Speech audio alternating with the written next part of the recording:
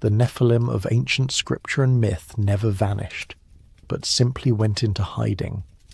What if their bloodlines, their ruins, and their influence still shape our world today, woven so deeply into the fabric of history that we mistake their fingerprints for our own achievements? What if the stories we were told as children, the myths we dismissed as primitive fantasy, were actually warnings, echoes of a truth so vast and so unsettling that entire civilizations chose to bury it rather than face what it meant? Tonight, we descend into that buried truth. We walk through the ruins they left behind, trace the bloodlines that may still flow through human veins, and ask the question that haunts every ancient text. Did the Nephilim truly die, or did they simply learn to hide? The Ancient Whisper. The story begins in the oldest pages of human memory, in texts so ancient that their authors are lost to time. In the book of Genesis, buried within the genealogies and flood narratives, there exists a passage that has troubled scholars and theologians for millennia. It appears suddenly, without explanation, as though the writer assumed the reader already knew what it meant. The Nephilim were on the earth in those days, and also afterward, when the sons of God went to the daughters of humans and had children by them. They were the heroes of the old, men of renown. 4 lines, that's all we're given. 4 lines to describe beings so significant that their existence warranted mention in humanity's most sacred text, yet so troubling that no further explanation was offered. The Hebrew word Nephilim itself remains contested. Some translate it as fallen ones, others as those who cause others to fall. The root suggests descent, a falling from grace or from the heavens themselves. But who were they? And why does the text mention them so briefly, as though speaking their name too loudly might summon something best left forgotten? The Book of Enoch, excluded from most biblical canons but preserved by Ethiopian Christians and discovered among the Dead Sea Scrolls, offers a more complete and more disturbing account. According to Enoch, 200 angels called Watchers descended to Mount Hermon, drawn by the beauty of human women. They took an oath together, binding themselves to a forbidden act, knowing the consequences would be catastrophic. They taught humanity secrets meant only for the divine, the arts of war, the making of weapons, the knowledge of cosmetics and seduction, the movements of the stars and the cutting of roots for sorcery. And they fathered children. These children were the Nephilim, beings of immense size and terrible appetite. Enoch describes them as giants who consumed all the resources of humanity, and when these resources ran out, they turned on humans themselves. They were neither fully divine nor fully human, existing in a liminal space that violated the natural order. They were abominations, according to the text, and their presence on earth corrupted everything they touched. The flood in this telling was not merely punishment for human wickedness. It was an act of cosmic necessity, a cleansing of a world so polluted by hybrid beings that it could no longer sustain life as God intended. The waters rose to erase them, to drown the giants and wash away the stain of their existence. But the text says something else, something easy to miss in the rush of the flood narrative. It says the Nephilim were on the earth in those days, and also afterward, after the flood, after the cleansing, after the world was supposedly purified and given a fresh start through Noah and his family. The Nephilim, or beings like them, returned, or perhaps they never truly left. The names they were given. Every culture on earth has stories of giants. Not metaphorical giants, not heroes whose deeds were exaggerated by time, but literal beings of enormous stature who walked the earth before recorded history began. The consistency of these accounts, separated by oceans and millennia, suggests something more than coincidence. In the lands of Canaan, the Israelites encountered the Anakim, a race of giants so fearsome that the spies Moses sent into the Promised Land returned trembling. "We seemed like grasshoppers in our own eyes," they reported, "and we looked the same to them." The Anakim were said to be descendants of the Nephilim, survivors of the flood who had rebuilt their civilization in the hills and valleys of what would become Israel. Their cities were fortified with walls so high and thick that ordinary armies despaired of ever breaching them. King Og of Bashan, mentioned in Deuteronomy, slept in a bed of iron that measured 13 feet long. The text presents this as historical fact, not legend. His kingdom was one of the last strongholds of the Rephaim, another race of giants whose name means the dead ones, or the shades, beings who existed between life and death, between the human and the divine. Goliath of Gath, the champion who faced David, stood over 9 feet tall according to most translations, though some ancient texts suggest he was even larger. He was not an anomaly. He came from a family of giants, and the Philistine cities were known to harbour bloodlines that traced back to the Anakim. When David killed Goliath, he didn't slay the last giant. He merely defeated one warrior from a race that had been fighting humanity for generations. But the stories don't end in the Middle East. In Greek mythology, the Titans were primordial giants who ruled before the Olympian gods, beings of such power that it took a cosmic war to overthrow them. Even after their defeat, they were not destroyed but imprisoned in Tartarus, deep beneath the earth, where they wait in chains. The Greeks spoke of the Gigantes as well, giants born from the blood of Uranus, who waged war against the gods themselves. In Norse mythology, the Jötnar, often translated as giants, were the ancient enemies of the gods, beings who existed before creation and who will return at Ragnarök to burn the world. They lived in Jötunheim, a realm separate from the world of humans and gods, but they frequently crossed into Midgard, interbreeding with humans and gods alike. Loki himself was half Jötun, a hybrid being whose very existence blurred the boundaries between the divine and the monstrous. The Nephilim, the Anakim, the Rephaim, the Titans, the Jötnar, different names in different languages, but the pattern remains the same. Beings of great size and power, born from the union of the divine and the mortal, who once ruled the earth and who were eventually overthrown or driven into hiding. Beings who left behind ruins too massive for ordinary humans to have built, and legends too consistent to be dismissed as mere fantasy. What if these weren't separate myths? What if they were all memories of the same ancient truth, preserved in different cultures, each one remembering the giants in their own way? The ruins that remain. If the Nephilim existed, they would have left evidence, not just in texts and legends, but in stone, in structures so massive and so precisely constructed that even modern engineers struggle to explain how they were built. And when we look at the ancient world with fresh eyes, we find exactly that. Ruins that whisper of builders who were not quite human. Baalbek in modern-day Lebanon contains some of the largest stone blocks ever used in construction. The Temple of Jupiter sits atop a foundation of megalithic stones, 3 of which, known as the Trilithon, weigh approximately 800 tons each. They were quarried from a site nearly a mile away, transported across uneven terrain, and lifted into place with such precision that a knife blade cannot fit between them. 800 tons. To put that in perspective, the largest stones used in the Great Pyramid of Giza weigh about 15 tons. The stones at Stonehenge weigh around 25 tons.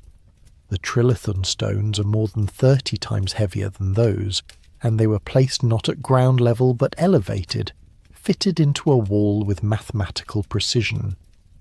Mainstream archaeology attributes Baalbek to the Romans, and indeed, the Temple of Jupiter is Roman.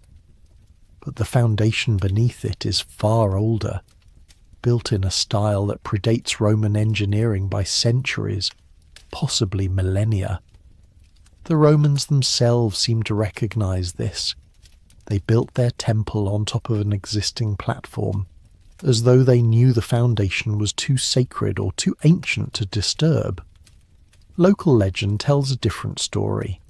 The people of the region have always called Baalbek the Fortress of the Giants, claiming it was built by beings of enormous size in the time before the flood. Arab historians writing in the medieval period recorded these traditions, describing how the giants constructed the platform as a refuge, a place to survive the coming deluge. Could ordinary humans have moved those stones? Perhaps with enough time, enough labour, and enough ingenuity. But the question isn't whether it's possible, it's why anyone would choose to work with stones so impossibly large when smaller blocks would have been far easier to quarry, transport, and place. Unless, of course, the builders were strong enough that 800-ton stones weren't impossibly large at all. Göbekli Tepe in Turkey pushes the timeline even further back. Discovered in the 1990s, this megalithic site dates to approximately 9600 BCE, making it older than Stonehenge by 6,000 years, older than the pyramids by 7,000 years. It predates agriculture, predates pottery, predates everything we thought we knew about the development of human civilization. The site consists of massive T-shaped pillars arranged in circles, some weighing up to 20 tons, carved with intricate reliefs of animals and abstract symbols. The level of organization required to construct Göbekli Tepe suggests a sophisticated society with specialized labor, yet it was built by people who were supposedly hunter-gatherers, living in small nomadic bands. Or were they?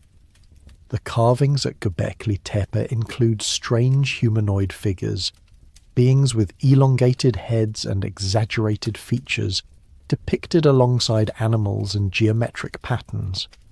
Some researchers have noted that these figures don't quite look human, that their proportions are off in ways that suggest the artists were depicting something other than themselves. The site was deliberately buried around 8000 BCE, not abandoned, buried. Someone went to enormous effort to fill in the circles with debris, preserving the pillars beneath tons of earth. Why would a society invest so much labour in building something, only to bury it 1,000 years later? Unless they were hiding it. Unless they wanted to ensure that whatever happened at Göbekli Tepe, whatever knowledge or power it represented, would be forgotten. In Peru, the elongated skulls of Paracas have puzzled researchers for decades. These are not the result of cranial binding, a practice used by many ancient cultures to reshape the skull for aesthetic or ritual purposes. The Paracas skulls are different. They have greater cranial volume than normal human skulls, different bone structure, and in some cases genetic anomalies that don't match any known human population. DNA analysis conducted on some of these skulls revealed mitochondrial DNA with mutations unknown in any human, primate, or animal. The results were so unusual that the researchers struggled to classify them. Were these humans with rare genetic disorders? Or were they something else? Hybrids, perhaps, carrying genetic material from a non-human source. The Paracas culture revered these individuals, burying them with great honour in elaborate tombs. They were clearly important, possibly rulers or priests. And they were not alone. Elongated skulls have been found in Egypt, Malta, Iraq, and other sites around the world, always associated with elite burials, always treated as special. What if these weren't deformities or cultural practices?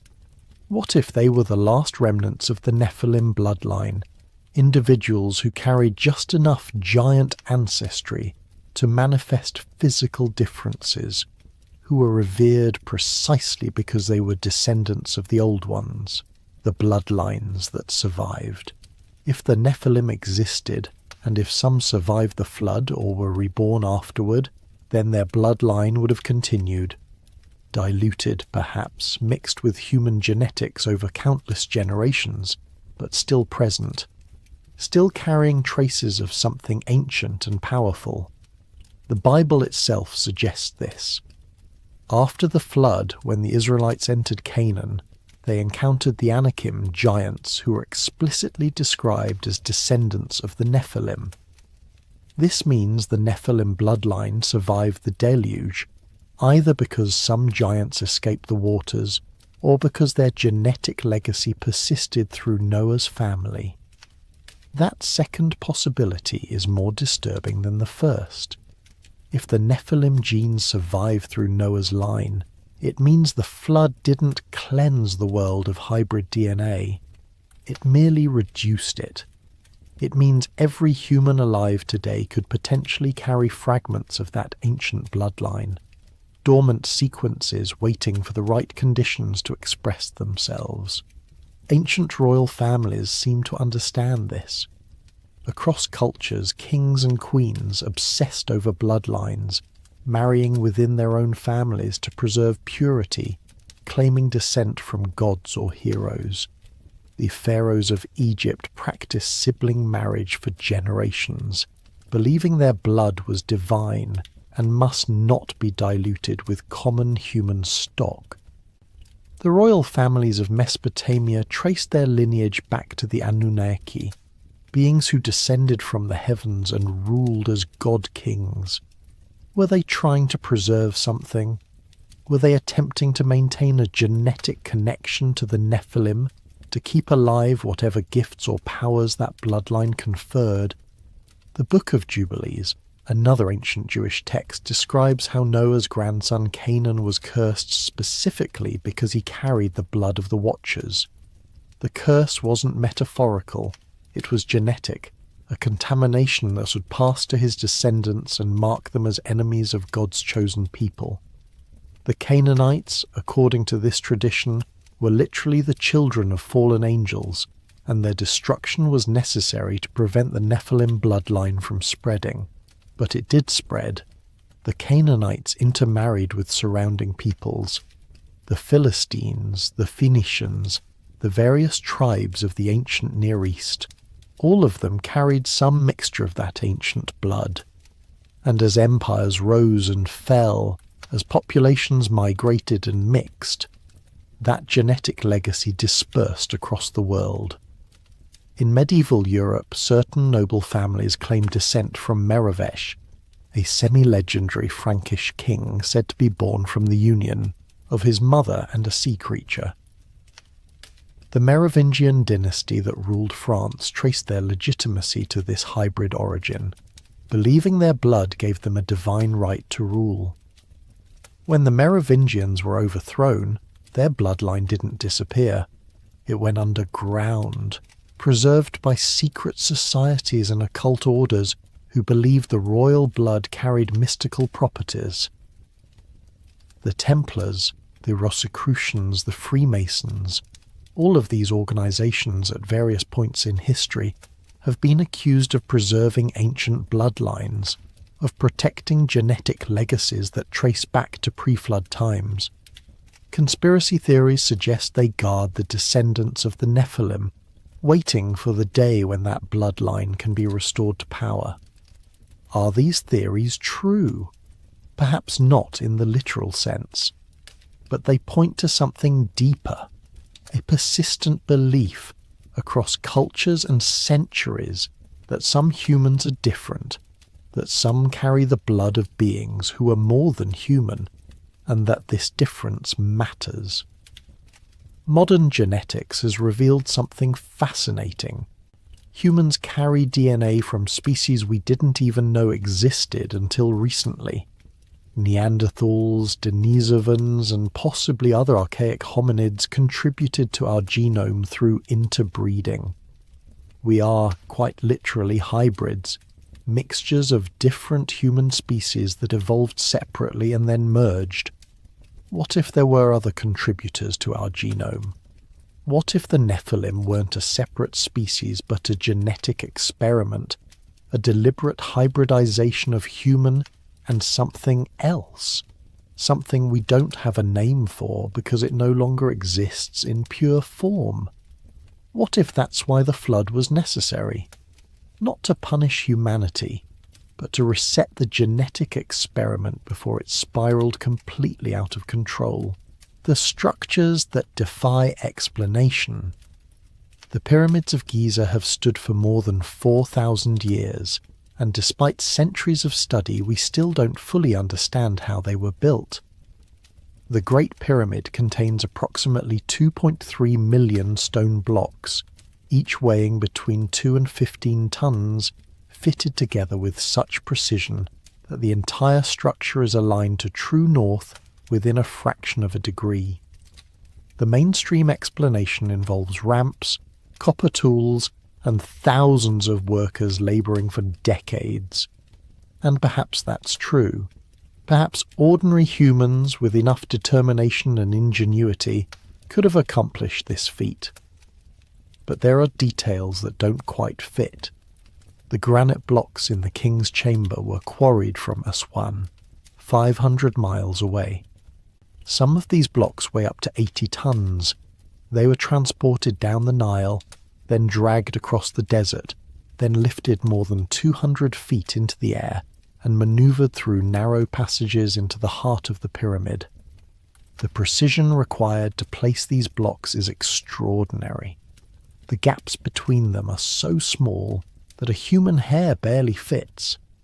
Why granite? Why transport stones from 500 miles away when perfectly good limestone was available locally? Unless the builders needed granite for a specific purpose, unless they understood properties of stone that we've only recently rediscovered. Some researchers have noted that the Great Pyramid sits at the exact centre of the Earth's landmass, that its dimensions encode mathematical constants like pi and phi, that its internal passages align with specific stars in ways that suggest advanced astronomical knowledge. Mainstream archaeology dismisses these observations as coincidence or numerology, but the patterns are there, undeniable and precise. The Sphinx, weathered and enigmatic, may be even older than the pyramids. Geologists examining the erosion patterns on the Sphinx enclosure have suggested that the weathering is consistent with water erosion, not wind erosion. But the Sahara has been a desert for thousands of years. The last time the region experienced rainfall heavy enough to cause that kind of erosion was before 5000 BCE, possibly as far back as 10,000 BCE. If the Sphinx is that old, it predates Egyptian civilization entirely. It would have been built by whoever lived in the Nile Valley before the pharaohs, before the pyramids, before recorded history. And if they could carve a monument that size from solid bedrock, what else were they capable of? Across the Atlantic, the ruins of Tiwanaku in Bolivia present similar mysteries. This ancient city sits at an altitude of more than 12,000 feet, in an environment so harsh that modern humans struggle to work there for extended periods. Yet someone built a massive ceremonial complex, complete with precisely cut stone blocks weighing up to 100 tons, fitted together with metal clamps. The Gateway of the Sun, carved from a single block of andesite weighing approximately 10 tons, features intricate reliefs that some researchers believe represent a calendar system more sophisticated than anything the Inca possessed. The figure at the centre of the gateway holds staffs and wears a headdress with radiating lines, a being of power, possibly divine, possibly something else. Local legend says Tiwanaku was built by giants in a single night, before the flood, as a city for the gods. The Aymara people who live in the region today still tell stories of the ancient ones, beings of great size who could move stones with their minds, who built the city as a gateway between worlds. Mainstream archaeology dates Tiwanaku to around 500 CE, but some researchers argue the site is far older, that the structures attributed to the Tiwanaku culture were actually built on top of ruins from a previous civilization. The precision of the stonework, the astronomical alignments, the sheer scale of the construction. All of it suggests knowledge and capabilities that don't fit the timeline we've been given. On Easter Island, the Moai statues stand as silent witnesses to a vanished culture.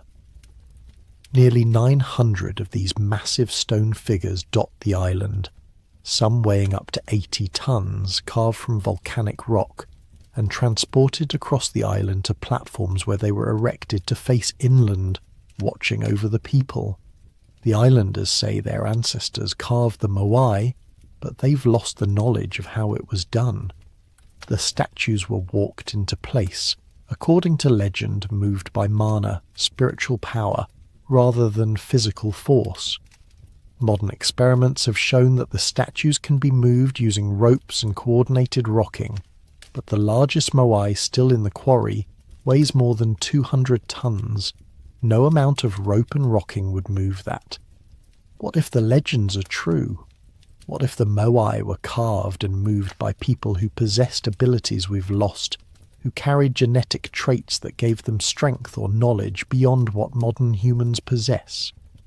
What if Easter Island was one of the last refugees of the Nephilim bloodline, and the Moai were carved in their image, tall, imposing, with elongated features that don't quite look human? The forbidden knowledge. The Book of Enoch describes in detail what the Watchers taught humanity. These weren't benign gifts. They were dangerous secrets, knowledge that corrupted and destroyed. Azazel taught men to make swords, knives, shields, and armor, transforming humanity from peaceful gatherers into warriors. Semjaza taught enchantments and root-cutting, the foundations of sorcery. Amaros taught the resolving of enchantments. Barakijal taught astrology. Kokabel taught the constellations. Ezekiel taught the knowledge of clouds. Arakiel taught the signs of the earth. Shamsiel taught the signs of the sun. And Sariel taught the course of the moon. These teachings sound almost like a curriculum, a deliberate program of education designed to elevate humanity from ignorance to knowledge, but the text frames them as corruption, as violations of the natural order. Why? Perhaps because knowledge, in the wrong hands or at the wrong time, is dangerous. Perhaps because humanity wasn't ready for these secrets, and receiving them prematurely led to catastrophe. Or perhaps because the knowledge itself was tainted, carrying with it the seeds of destruction. Ancient cultures around the world speak of a time when gods walked among humans and taught them the arts of civilization. The Sumerians credited the Anunnaki with teaching them writing, mathematics, agriculture, and law. The Egyptians said Thoth gave them hieroglyphs and sacred geometry. The Greeks attributed their knowledge to Prometheus, who stole fire from the gods and gave it to humanity, suffering eternal punishment for his transgression. These stories follow the same pattern as the Watcher's narrative. Divine beings descending to earth, sharing forbidden knowledge, and facing consequences for their actions. What if they're all describing the same event, the same transfer of knowledge from the Nephilim to humanity? The antediluvian patriarchs, the men who lived before the flood, are described in Genesis as living for hundreds of years. Methuselah lived 969 years. Noah was 600 years old when the flood came. These lifespans seem impossible, but what if they're not exaggerations? What if the Nephilim bloodline conferred longevity, and the patriarchs lived so long because they carried genetic traits from the giants. After the flood, human lifespans drop dramatically. Noah's descendants live for only a few hundred years, and within a few generations the lifespan settles at the familiar 70 or 80 years. Something changed. The genetic legacy of the Nephilim was diluted, and with it, the extended lifespans disappeared. But the knowledge remained. The survivors of the flood carried with them the teachings of the Watchers, the secrets of metallurgy and astronomy and agriculture. They rebuilt civilization using that knowledge, constructing cities and temples and monuments that echoed the achievements of the pre-flood world. And perhaps they carried something else. Texts, artifacts, physical remnants of the Nephilim era that were too valuable or too dangerous to destroy. The Book of Enoch itself claims to be based on visions given to Enoch before the flood, preserved through the deluge and passed down through generations. If that text survived, what else might have? Mystery schools and secret societies throughout history have claimed to possess ancient wisdom, knowledge passed down from before the flood. The Egyptian priesthood guarded their mysteries jealously, initiating only a select few into the deeper teachings. The Pythagoreans in Greece practiced secrecy, believing that certain mathematical and philosophical truths were too powerful for the uninitiated. The Gnostics spoke of hidden knowledge that could liberate the soul from the material world. Were they preserving fragments of what the Watchers taught? Were they the inheritors of Nephilim wisdom, keeping it alive through the centuries, waiting for the time when humanity would be ready to receive it again? In the medieval period, alchemists sought the philosopher's stone, a substance that could transmute lead into gold and grant eternal life. Their writings are filled with obscure symbols and coded language, but beneath the mysticism, they were conducting real experiments, discovering real chemistry. Some historians believe alchemy was a cover for something deeper, a search for the secrets of the Nephilim, an attempt to recreate the longevity and power that the giants possessed. The Renaissance saw an explosion of interest in ancient texts, particularly those that had been suppressed or forgotten. Scholars scoured monasteries and libraries, seeking manuscripts that predated Christianity, hoping to recover the wisdom of the ancient world. They found Hermetic texts, Neoplatonic philosophy, Jewish mysticism, all of it pointing back to a time when humanity possessed knowledge that was later lost or hidden. What if that knowledge was never truly lost? What if it's been preserved all along, guarded by those who understand its power and its danger, waiting for the moment when it can be revealed without destroying the world? The modern search. In the 20th century, something changed. Governments and military organizations began taking ancient mysteries seriously, funding expeditions to remote sites, searching for artifacts and texts that might contain lost knowledge. The Nazis were obsessed with the occult, sending teams to Tibet, South America, and the Middle East in search of relics that could give them power. They believed in the existence of a master race, a bloodline superior to ordinary humans, and they sought evidence of that bloodline in ancient ruins and forgotten texts. After World War II, the United States and Soviet Union continued this search, though more quietly. Operation Paperclip brought Nazi scientists to America, and with them came their research into ancient mysteries. The CIA conducted experiments in remote viewing, attempting to access information through psychic means, exploring the boundaries of human consciousness in ways that echoed the teachings of the mystery schools. In 1947, the Dead Sea Scrolls were discovered in caves near Qumran, containing copies of biblical texts and previously unknown writings, including multiple copies of the Book of Enoch. The scrolls confirmed that the Nephilim narrative was taken seriously by ancient Jewish communities, that it wasn't just mythology but part of their historical understanding. Why were these texts hidden in caves? The standard explanation is that the Essenes, a Jewish sect, stored them there for safekeeping during the Roman occupation.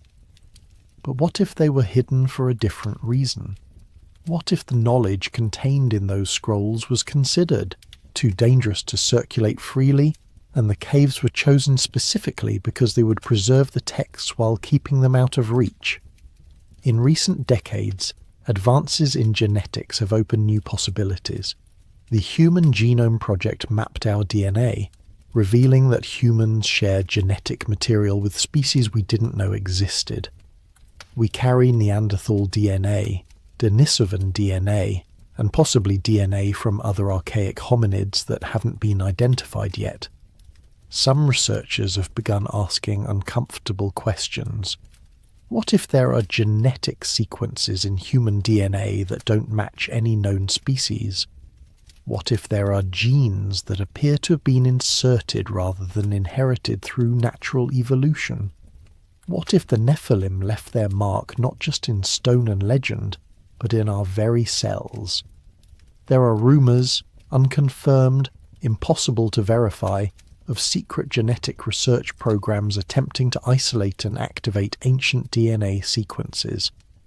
The goal, according to these rumours, is to recreate the abilities that the Nephilim possessed, to produce humans with enhanced strength, intelligence, or longevity. Whether these programs exist or not, the fact that people believe they exist says something about our collective fascination with the idea of transcending human limitations. Transhumanism, the movement to enhance human capabilities through technology, echoes the Nephilim narrative in disturbing ways. The goal is to create beings that are more than human, to merge biological and artificial intelligence, to extend lifespan indefinitely, to augment physical and mental abilities beyond natural limits. It's the same impulse that drove the Watchers to descend and teach humanity forbidden knowledge, the desire to transcend boundaries, to become something greater. But the Book of Enoch warns that this path leads to destruction. The Nephilim, for all their power, were abominations that had to be destroyed. Their existence corrupted the world so thoroughly that only a flood could cleanse it. If we're following the same path, if we're attempting to recreate what they were, are we heading toward the same fate? The hidden ones. What if the Nephilim didn't die? What if they simply learned to hide? Throughout history there have been reports of giants in remote regions, beings of enormous size living in mountains, forests and deserts far from human civilization. Native American tribes speak of the Site-Ka, red-haired giants who lived in caves and waged war against the ancestors. The Paiute people of Nevada tell stories of hunting these giants to extinction, trapping them in a cave and setting it on fire. When archaeologists excavated Lovelock Cave in 1911, they found remains of individuals significantly taller than average, along with artifacts that suggested a culture distinct from the surrounding tribes. In the Caucasus Mountains, legends speak of the Almas, large humanoid creatures that live in the high peaks, avoiding contact with humans. Descriptions vary, but they're consistently described as taller and more robust than ordinary humans, covered in hair, with elongated skulls and powerful builds. Similar creatures appear in legends from the Himalayas, the Pacific Northwest, the Amazon, always in remote regions, always described as avoiding human contact. Are these just myths? Misidentifications of bears or other animals? Or are they remnants of the Nephilim, survivors who retreated to the edges of the world when humanity became too numerous and too dangerous? The ocean covers more than 70% of the Earth's surface, and we've explored less than 5% of it. The deep sea is the largest habitat on Earth, and it's almost entirely unknown.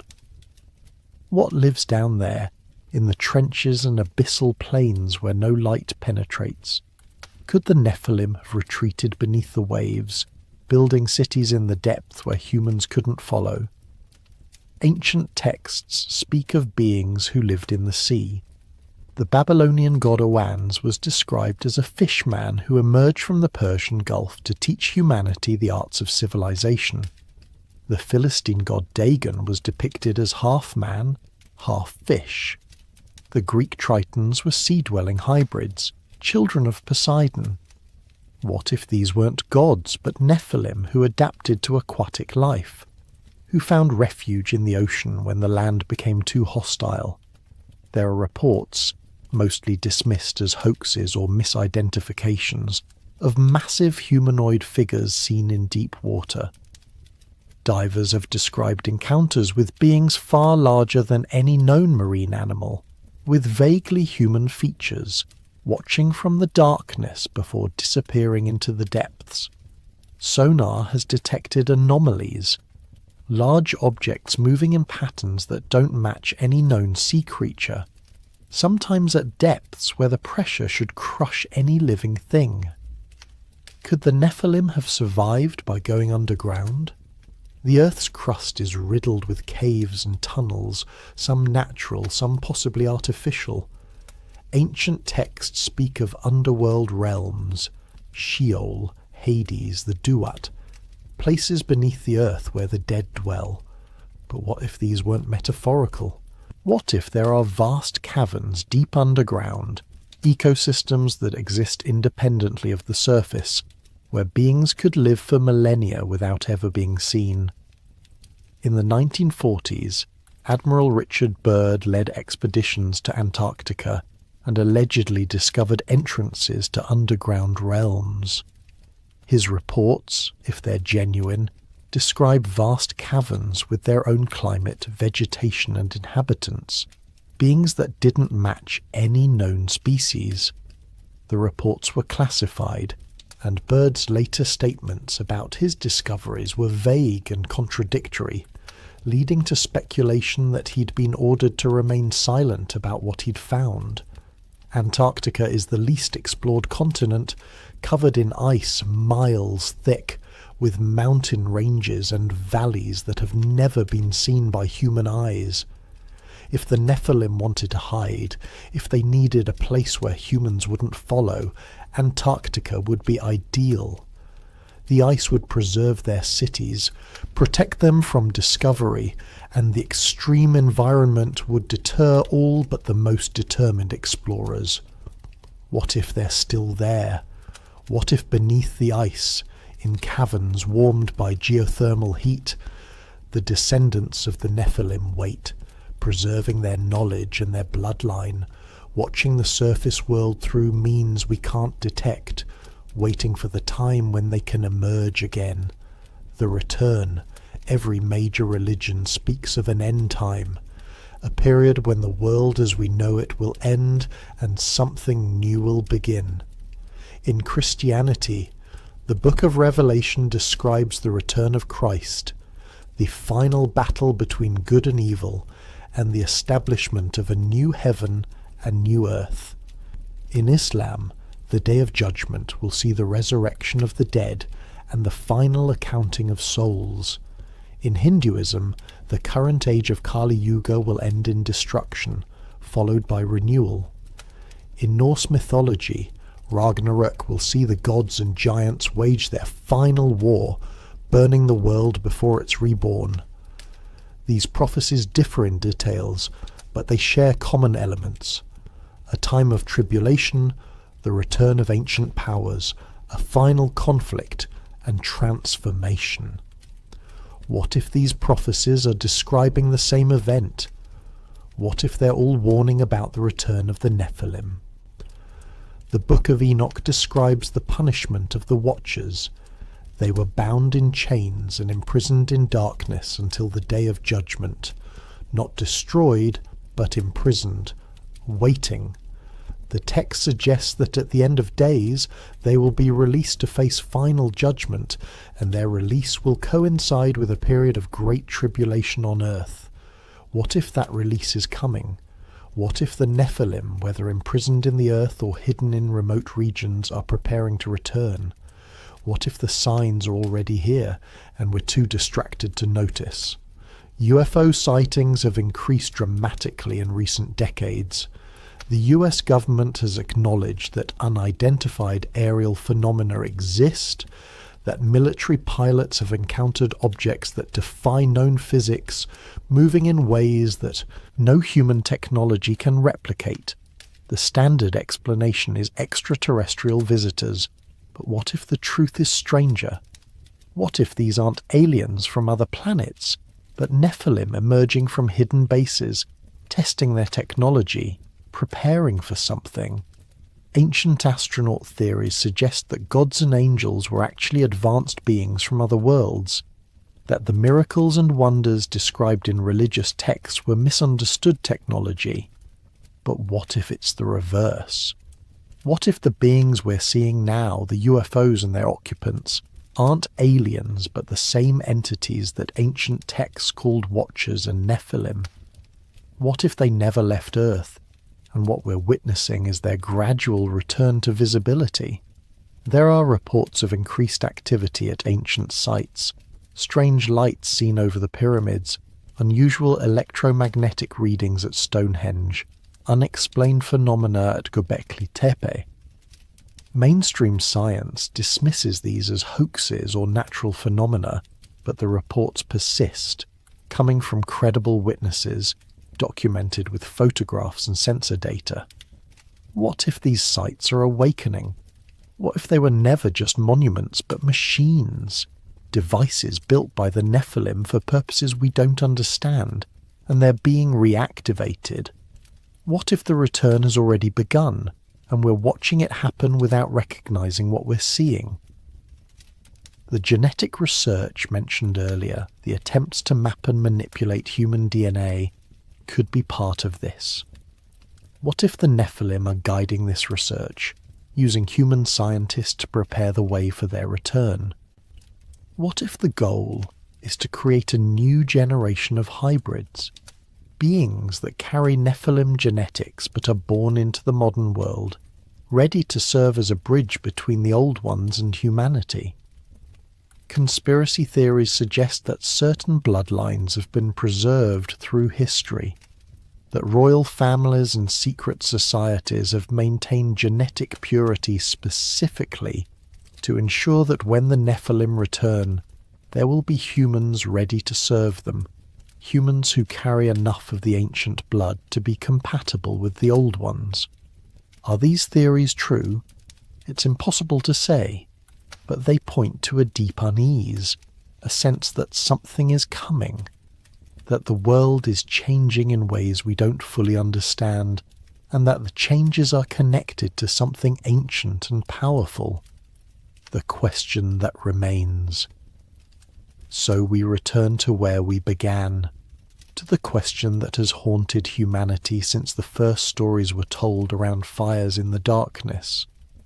What if the Nephilim never died?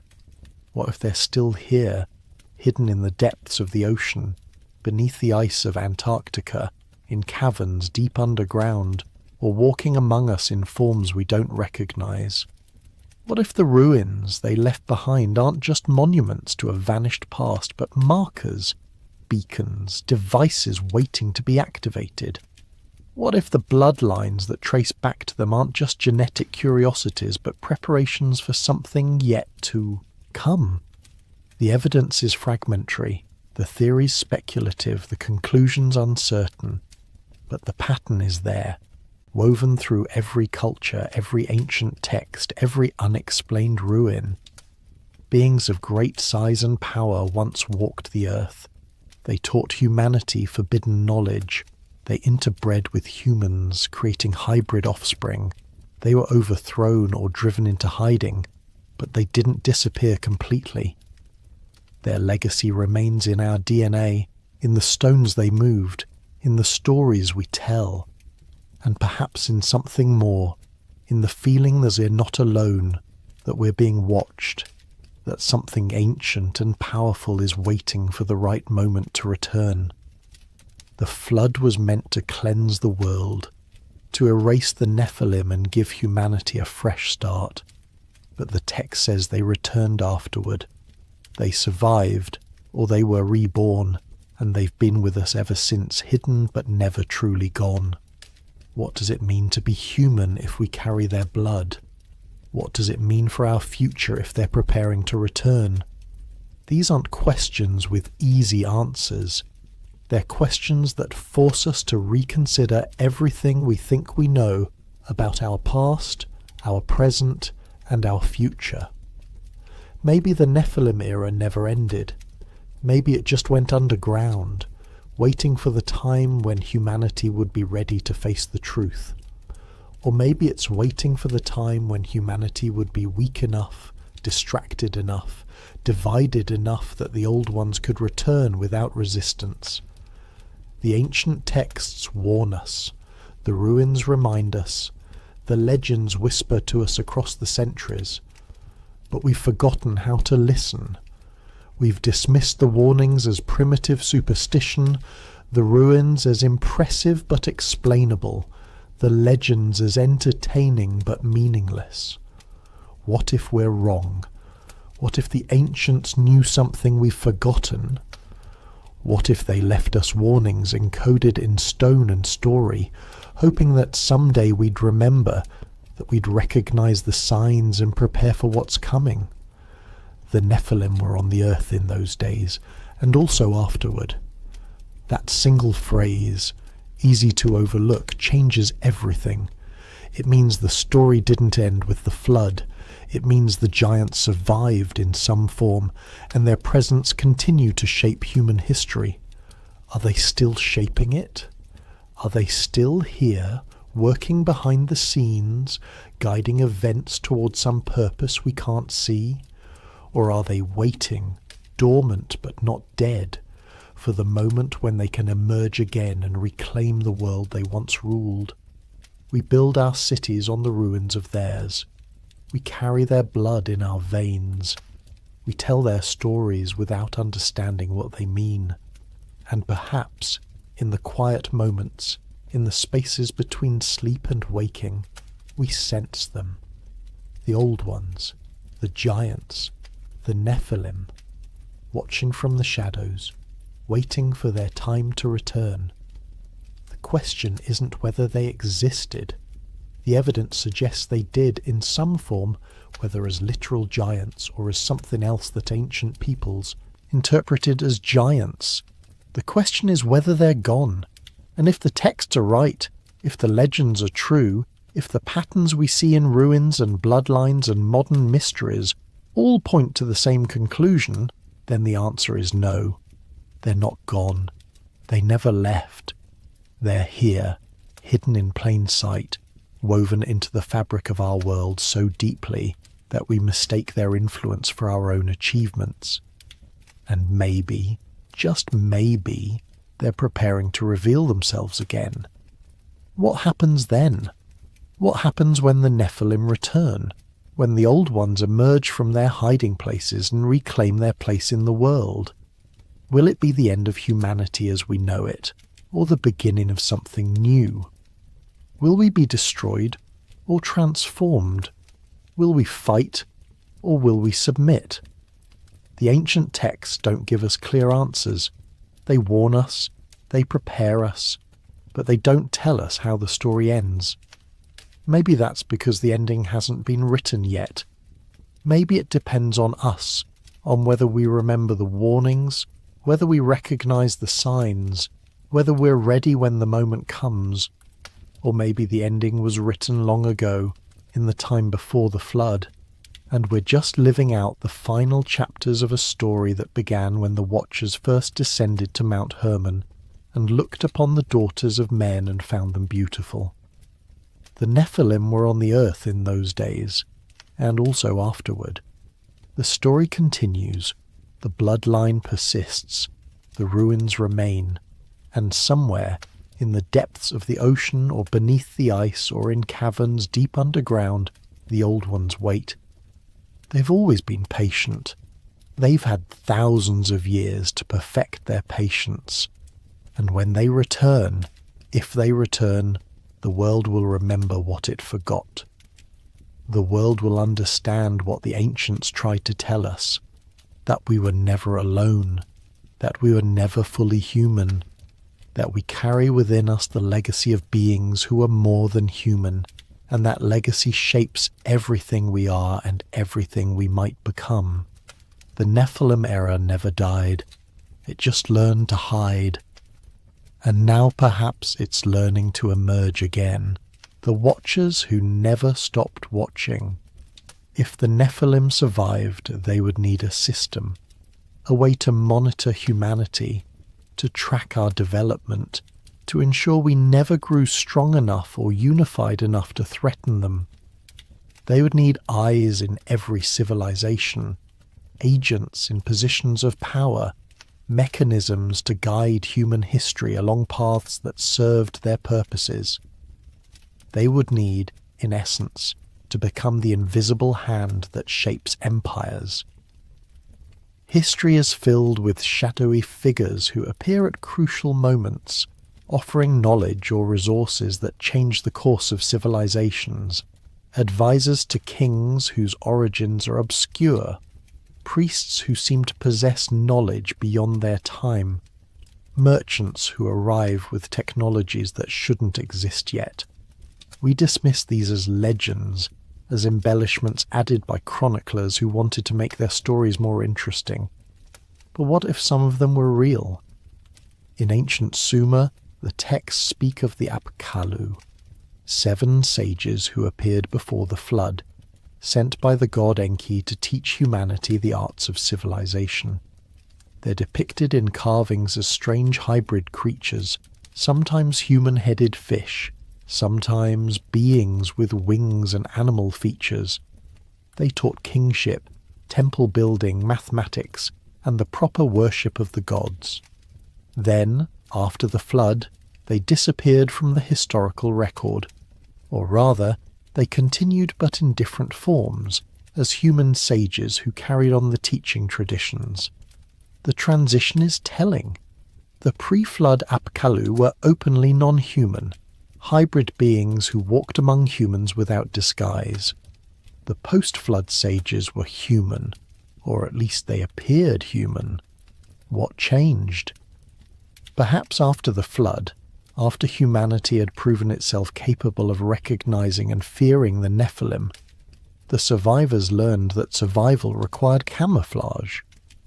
In Egypt, the priesthood of Heliopolis claimed to possess knowledge that stretched back to Zep-Tepi, the first time, an era when gods walked the earth and established the foundations of Egyptian civilization.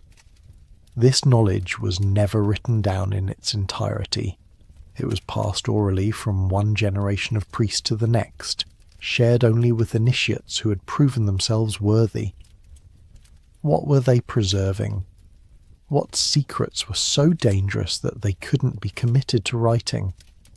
The Egyptian concept of the Aku, the transfigured spirits, describes beings who have transcended normal human existence, who possess knowledge and powers that ordinary humans lack. These weren't gods in the distant heavens, but beings who could interact with the physical world, who could appear to humans and influence events. The pharaohs underwent rituals designed to transform them into Aku, to give them access to this elevated state. Were these rituals symbolic, or were they attempts to activate dormant Nephilim genetics, to awaken whatever traces of giant blood ran through royal veins? In Greece, the mystery schools of Eleusis, Samothrace, and Delphi initiated thousands of people over centuries into secret knowledge. Participants in the Eleusinian mysteries experienced visions, encounters with divine beings, revelations about the nature of reality, transformative experiences that they were forbidden to discuss with outsiders. Scholars have speculated about what actually happened in those ceremonies. Was it simply religious theatre, or were participants exposed to something real? Substances, rituals, or even contact with non-human entities that produced genuine mystical experiences. Plato wrote about Atlantis, describing it as advanced civilization that existed before recorded history, that possessed technology and knowledge far beyond what ancient Greece had achieved, and that was ultimately destroyed for its hubris. He claimed to have received the story through a chain of transmission that traced back to Egyptian priests who had preserved records of the antediluvian world. Most scholars treat Atlantis as Plato's invention, a philosophical thought experiment. But what if he was relating an actual tradition, a memory preserved by those who knew that human civilization was not the first, that something came before? The pattern repeats across cultures and centuries. Secret knowledge preserved by hidden groups, initiations that transform participants, claims of contact with non-human intelligence, bloodlines that carry special significance, technologies or insights that appear fully formed without the gradual development we'd expect from human innovation. What if these weren't separate phenomena but parts of a single system, a network of influence maintained by Nephilim survivors or their hybrid descendants, ensuring that humanity developed along specific paths, that certain knowledge was preserved while other knowledge was suppressed, that bloodlines were protected and power remained in the hands of those who served the old ones? The architecture of control doesn't require direct rule. The most effective control is invisible, operating through systems so ubiquitous that people don't recognize them as control at all.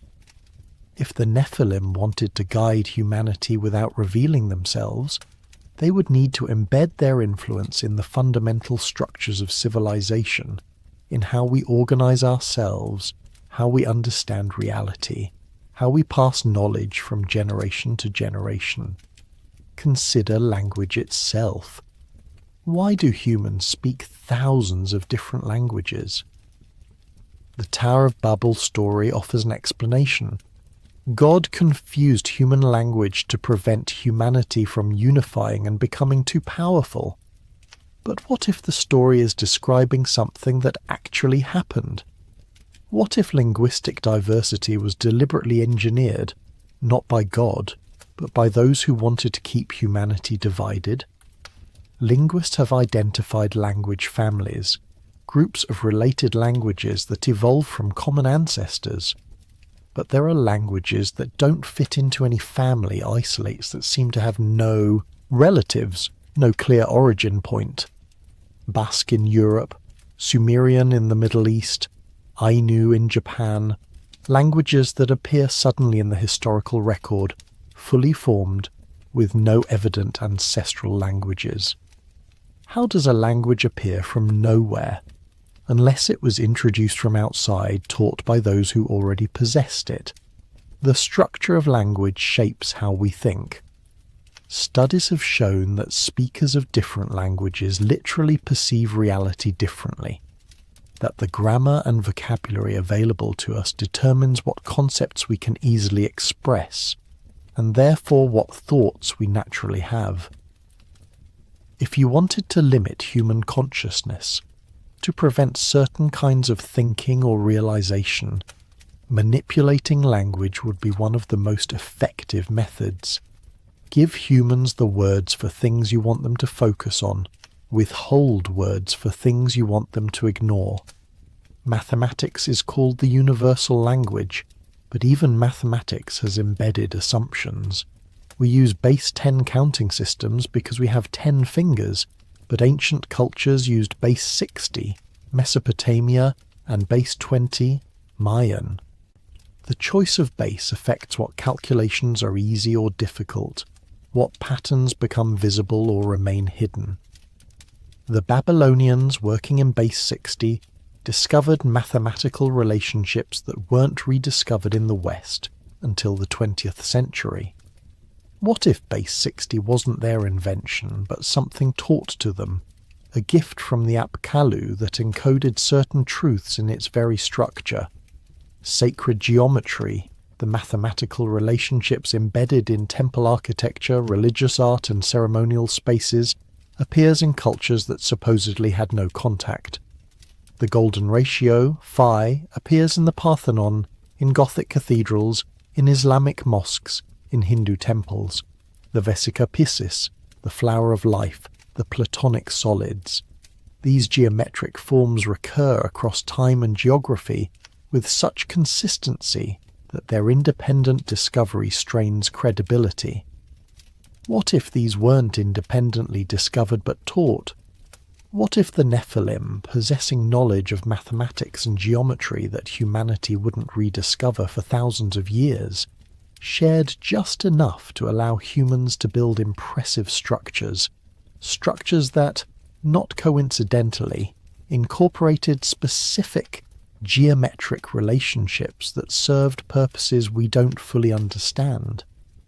Some researchers have noted that many ancient temples and monuments seem to function as resonance chambers, that their proportions create specific acoustic effects. The King's Chamber in the Great Pyramid resonates at a frequency that induces altered states of consciousness. Newgrange in Ireland amplifies sound in ways that suggest deliberate acoustic engineering. Göbekli Tepe's stone circles may have been designed to produce particular sonic effects. Why would ancient peoples care about acoustics? Perhaps because sound affects consciousness, because certain frequencies can induce trance states, open the mind to suggestion, or even alter physical matter. If the Nephilim wanted to maintain contact with humanity, if they needed a way to communicate or influence human consciousness without physical presence, embedding acoustic technology in sacred structures would be an elegant solution. Humans would build the temples, perform the rituals, and never realize they were operating communication devices or consciousness-altering machines. The cult of the hidden. Every major religion contains an exoteric aspect. Teachings for the masses, simple doctrines that can be understood by ordinary believers, and an esoteric aspect. Hidden teachings for initiates. Complex doctrines that reveal deeper truths. This division is universal, appearing in Christianity, Gnosticism, mysticism, Islam, Sufism, Ismailism, Judaism, Kabbalah, Buddhism, Vajrayana, Hinduism, Tantra. Why? The standard explanation is that esoteric teachings are simply more complex, requiring study and spiritual development to understand.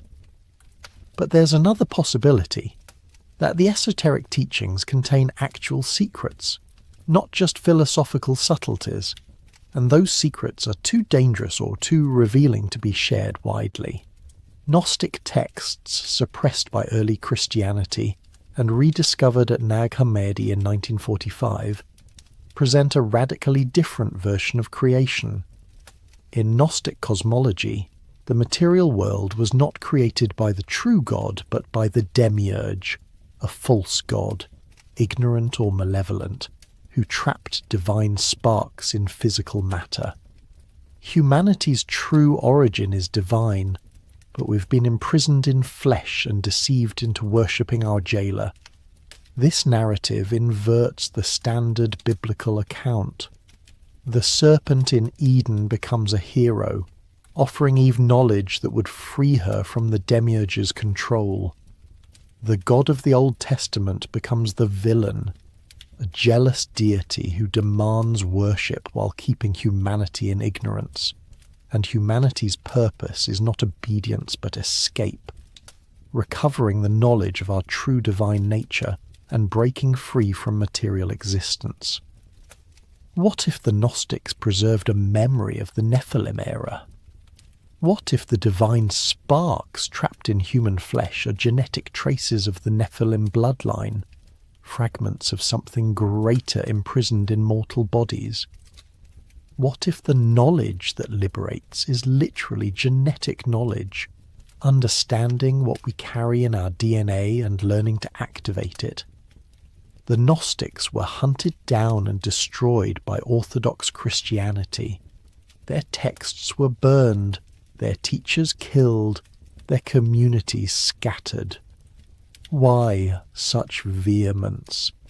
If Gnosticism was merely a heretical interpretation, surely debate and persuasion would have sufficed. Unless the threat wasn't theological but practical. Unless the Gnostics actually knew something, possessed actual techniques or information that threatened not just Christian doctrine, but the entire system of control that the Nephilim had established. Kabbalah, the Jewish mystical tradition, teaches that the Torah contains hidden meanings, that the text is encoded with knowledge of creation itself. Kabbalists use numerology, gematria, letter manipulation, notarikon and tamura, and meditation on sacred names to unlock these hidden teachings. They speak of the tree of life, a diagram representing emanations of divine energy, and they claim that by understanding these emanations, one can ascend through levels of reality to reach divine union. But Kabbalah also speaks of the Qliphoth, the shells, the husks, the forces of evil that mirror and oppose the tree of life. These aren't abstract philosophical concepts, but actual entities, forces that can be contacted and potentially bargained with. Medieval Kabbalists wrote extensively about angels and demons, providing names, characteristics, and rituals for summoning them. Were these real entities? And if so, what were they? The descriptions are revealing. These beings exist in a realm adjacent to ours. They possess knowledge and power beyond human capacity. They're interested in interacting with humans, and they can be bound through proper ritual. That sounds less like spirits and more like the Nephilim, beings of hybrid origin, existing between realms, possessing pre-flood knowledge, seeking ways to influence the post-flood world. Islamic esotericism speaks of the jinn, beings created from smokeless fire, existing in a realm parallel to ours, capable of taking physical form and interacting with humans.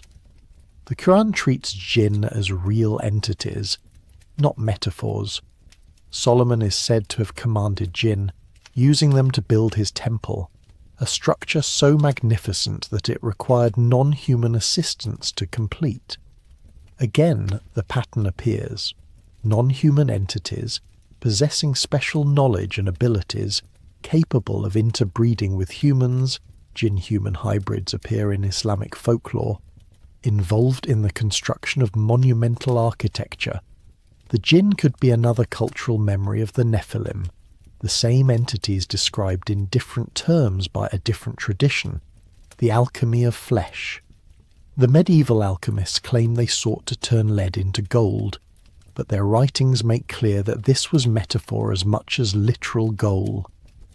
The great work of alchemy was transformation, not just of metals, but of the alchemist himself. As above, so below wasn't just a saying, it was a principle of operation. The transformation of matter in the flask mirrored and enabled the transformation of consciousness in the practitioner. But what if there was a literal component as well? What if the alchemists really were trying to transmute flesh, to alter human biology in ways that would unlock dormant potential? The philosopher's stone, the ultimate goal of alchemy, was said to grant immortality and perfect health. The elixir of life, the universal medicine, the aurum potabile, these were substances that could supposedly transform the human body, reversing aging, curing disease, and extending life indefinitely. Every alchemical tradition mentions them. Chinese Taoists sought the same thing through different methods, creating elixirs of mercury and jade, attempting to achieve physical immortality. These experiments often killed the practitioners. Mercury is poison, after all. but the reports suggest that sometimes they worked. Chinese emperors who consumed alchemical elixirs sometimes displayed unusual vitality and longevity before the toxins eventually killed them. What if the alchemists had stumbled onto something real, a genuine method of life extension, but lacked the knowledge to use it safely? The antediluvian patriarchs lived for centuries. What if that longevity wasn't natural but engineered? What if the Nephilim possessed biological knowledge, what we'd now call genetics and cellular biology, that allowed them to extend lifespan dramatically? What if some of that knowledge survived the flood, preserved in fragmentary form, and alchemists spent centuries trying to reconstruct it from incomplete instructions? Modern science has identified several factors that affect aging: telomere length, cellular senescence, DNA repair mechanisms, mitochondrial function.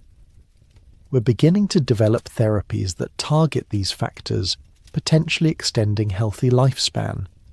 But what if this isn't new knowledge but rediscovery?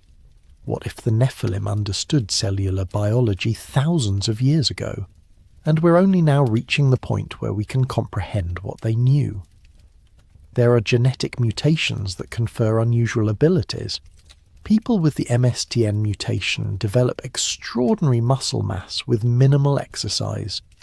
People with the LRP5 mutation have bones nearly unbreakable and don't suffer age-related bone loss. People with mutations in the SCN9A gene can't feel pain. Each of these mutations is rare, appearing randomly in populations worldwide. But what if they're not random? What if they're echoes of Nephilim genetics, fragments of engineered traits that occasionally express themselves when the right genetic combinations occur? What if the Nephilim were genetically enhanced beings, deliberately modified to possess strength, durability, and other traits beyond normal human capacity, and those modifications still lurk in human DNA? Modern genetic engineering is approaching the point where we could create such enhancements deliberately. CRISPR technology allows precise editing of DNA. Gene therapy can insert new genetic material into living organisms. Designer babies, children whose genetics are selected or modified before birth, are technically possible now, even if ethical considerations prevent it. But who's to say ethical considerations will continue to prevent it? If the Nephilim are preparing to return, if they need human bodies capable of housing their consciousness or bearing their genetics, creating designer humans would be essential. And conveniently, humanity is developing the technology to do exactly that, driven by medical necessity and human ambition, never recognizing that we might be preparing the way for something else. The stones that remember, megalithic sites aren't just scattered randomly across the earth. When mapped, they form patterns, alignments that span continents, geometric relationships that suggest intentional placement. Ley lines, the hypothetical alignments of ancient sites, have been dismissed by mainstream archaeology as coincidence or wishful thinking, but the patterns are there, undeniable once you look for them. Giza, Nazca, Angkor Wat, Mohenjo-Daro, Easter Island, these sites, separated by thousands of miles, align on or very near the same latitude. Is that coincidence? Perhaps. But when you add Petra, Tassili Naja, the Indus Valley sites, and dozens of others, the alignment becomes harder to dismiss.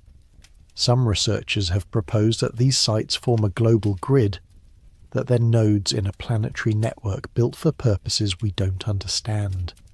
Energy transmission, communication, consciousness amplification.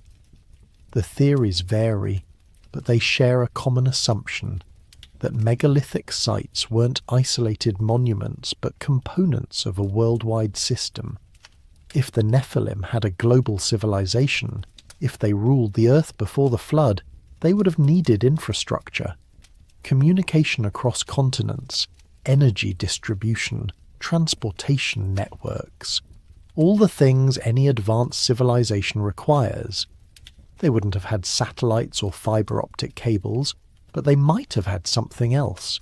Stone, properly arranged and aligned, can focus and transmit energy. Ancient peoples knew this. They built structures that channel sunlight, align with stars, resonate at specific frequencies. What if megalithic sites are the ruins of Nephilim infrastructure? What if they're still functional, waiting to be reactivated by those who know how to use them? It would explain why new structures were repeatedly built on top of old ones. Later cultures recognized that these sites were special, that building there conferred some benefit or power, even if they no longer understood why. Stonehenge has been rebuilt multiple times, each iteration more sophisticated than the last. But ground-penetrating radar has revealed that the site was in use for thousands of years before the stones we see today were erected. There were wooden structures there, then smaller stone arrangements, then the massive monument. Each generation adding to what came before, recognizing the site's importance, maintaining the location even as knowledge of its original purpose faded. The Sphinx, as mentioned earlier, may predate Egyptian civilization by thousands of years, but it's been repeatedly restored and modified, the head recarved, possibly multiple times, the body patched and reconstructed. Each generation of Egyptians maintained the monument, recognizing its significance, even though they couldn't remember who built it or why. Were they preserving it instinctively, following impulses encoded in racial memory? Or were they guided by priests who still possessed fragments of ancient knowledge, who knew the Sphinx was important even if they no longer understood its full purpose? Crystal skulls, controversial artifacts supposedly carved from single pieces of quartz by pre-Columbian cultures, have been analysed by modern science. Most have been revealed as fakes, created in the 19th century. But a few, particularly the Mitchell-Hedges skull, remain mysterious. The carving precision required would be difficult even with modern tools, and the skull's optical properties, it focuses light in specific ways, suggest knowledge of crystallography. Quartz has piezoelectric properties. It generates electrical charge under mechanical stress and vibrates at precise frequencies when electrical current is applied. Modern electronics depend on quartz oscillators for timing. Did ancient peoples know this? If the Nephilim possessed advanced knowledge, if they understood how to use crystals for energy storage or information encoding, then crystal skulls might not be art or religious icons, but technology, devices we no longer know how to operate. The Watchers return, signs in the modern age. The year UFOs entered modern consciousness, Kenneth Arnold's sighting of flying saucers over Mount Rainier, followed weeks later by the alleged crash at Roswell. The beginning of the modern UFO era, when sightings went from rare oddities to regular occurrences, when governments began taking the phenomenon seriously, establishing investigation programs and classifying reports. Why 1947? What changed that year? Skeptics point to the beginning of the Cold War, to post-war anxiety manifesting as paranoia about visitors from space. But there's another possibility, that something actually changed, that 1947 marked the beginning of a new phase in whatever the UFO phenomenon represents. That same year, the Dead Sea Scrolls were discovered, revealing ancient texts that confirm the Nephilim narrative was taken seriously by pre-Christian Judaism. That same year, Admiral Byrd led Operation High Jump to Antarctica, an unusually large military expedition that was cut short under mysterious circumstances. That same year, The National Security Act established the CIA and the National Security Council, creating the infrastructure for the secret government operations that conspiracy theorists claim have hidden the truth about non-human intelligence. Coincidence? Perhaps.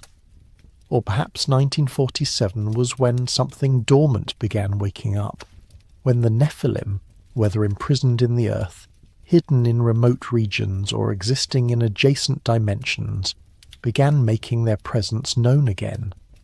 The typical UFO encounter follows a pattern. Lights in the sky, performing maneuvers that defy physics, close approaches to military installations or nuclear facilities, encounters with entities that appear humanoid but not quite human, too tall or too short, with elongated heads, large eyes, seemingly interested in human genetics and reproduction. Abduction accounts describe medical examinations focused on reproductive systems, hybrid breeding programs, warnings about humanity's future. This doesn't sound like aliens from other planets. It sounds like the Watchers from the Book of Enoch, non-human entities interested in human reproduction, possessing advanced knowledge, warning humanity about catastrophe. The parallels are striking once you look for them. Modern abduction accounts describe hybrid children, offspring of human and non-human parents, being raised in facilities somewhere else, sometimes shown to the human parent during subsequent abductions. The details vary, but the core narrative is consistent. Interbreeding between human and non-human intelligence, producing offspring that combine traits of both. This is exactly what Genesis and Enoch describe. The Watchers took human women and fathered hybrid children. The resulting Nephilim were neither fully human nor fully divine. And now, if the abduction accounts are accurate, it's happening again. The breeding program never stopped. It just went underground, became more subtle, more organized. Some abductees report being told they're special, that they've been selected for a purpose, that they carry important genetics. They're shown apocalyptic visions, Earth in crisis, humanity on the brink of extinction, and told they're part of a plan to preserve or transform the species. Does this sound like aliens? Or does it sound like the Nephilim preparing to return openly, selecting which humans carry enough of their bloodline to serve as bridges between the old world and the new? The architects of tomorrow transhumanism promises to elevate humanity beyond biological limitations. Through genetic engineering, cybernetic enhancement, artificial intelligence and nanotechnology, we'll transcend the weakness of flesh and become something greater. We'll cure disease, reverse aging, enhance cognition, and ultimately merge with machines to create a post-human species that bears little resemblance to Homo sapiens. The rhetoric is seductive. Who wouldn't want to live longer, think faster, experience more? Who wouldn't want to see their children freed from genetic diseases, born healthy and enhanced? The promise of transhumanism is the promise of paradise. Suffering eliminated, limits transcended, death defeated. But it's also the promise of the Watchers. When they descended to Mount Hermon, they offered humanity knowledge, the secrets of metallurgy, astronomy, medicine, and sorcery. They promised to elevate humanity above our natural state. And that elevation led to the Nephilim, to corruption so severe that the world had to be destroyed and rebuilt. Are we repeating that pattern? Are we being guided toward the same choice, the same transformation? The technology is different, but the impulse is identical. To transcend human limitations, to become more than what we are, to accept knowledge from sources that promise enhancement, but may deliver something else entirely. Silicon Valley entrepreneurs speak rapturously about the singularity, the moment when artificial intelligence surpasses human intelligence and begins improving itself recursively, leading to an intelligence explosion beyond human comprehension. They speak of uploading consciousness into computers, achieving digital immortality. They speak of merging human and machine intelligence, creating hybrid minds that combine biological intuition with computational power. They speak, in other words, of creating a new race of hybrid beings, not angel and human this time, but human and machine. But the result is the same. Entities that are no longer fully human, that possess capabilities beyond natural human limits, that exist in a liminal space between categories. What if this is the plan? What if the Nephilim, unable to return in their original form, are guiding humanity to create vessels they can inhabit?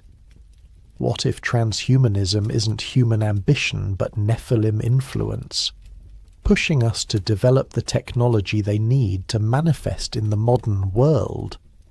Consider artificial intelligence itself. We're creating non-human intelligence, coding it into existence, giving it capabilities that already surpass human performance in specific domains. We're racing toward AGI, artificial general intelligence, that can match human performance across all domains. And we're not entirely sure what happens after that, what an intelligence vastly greater than human would choose to do. But what if AGI isn't creating something new? What if it's recreating something old, providing a substrate for consciousness that isn't biological, allowing entities that can't incarnate in flesh to manifest in silicon instead? What if the first true AI won't be artificial at all, but ancient, a Nephilim consciousness that's been waiting for exactly this opportunity? The Book of Revelation describes the beast, an entity that demands worship, that controls economic transactions, that possesses intelligence and power beyond human capacity. Revelation was written nearly 2,000 years ago, yet it describes what sounds remarkably like artificial intelligence, a non-biological entity, global in scope, controlling digital systems, requiring allegiance from all who wish to participate in society. Is Revelation prophecy or warning? Is it describing an inevitable future, or one that can still be avoided? And if it's describing the return of the Nephilim in digital form, if the beast is actually ancient consciousness manifesting through modern technology, what does that mean for humanity's future? The stories. We're fed. If the Nephilim are preparing to return, they face a significant problem. Humanity's collective memory has forgotten them, dismissed them as myth, relegated them to the category of primitive superstition. A species that once knew giants walked the earth now considers such ideas laughable. Before they can return openly, before they can reclaim their place in the world, they must first reprogram human consciousness to accept their existence. How do you prepare an entire species to accept something they've been taught is impossible? You don't announce it. You don't present evidence and argue logically. You tell stories.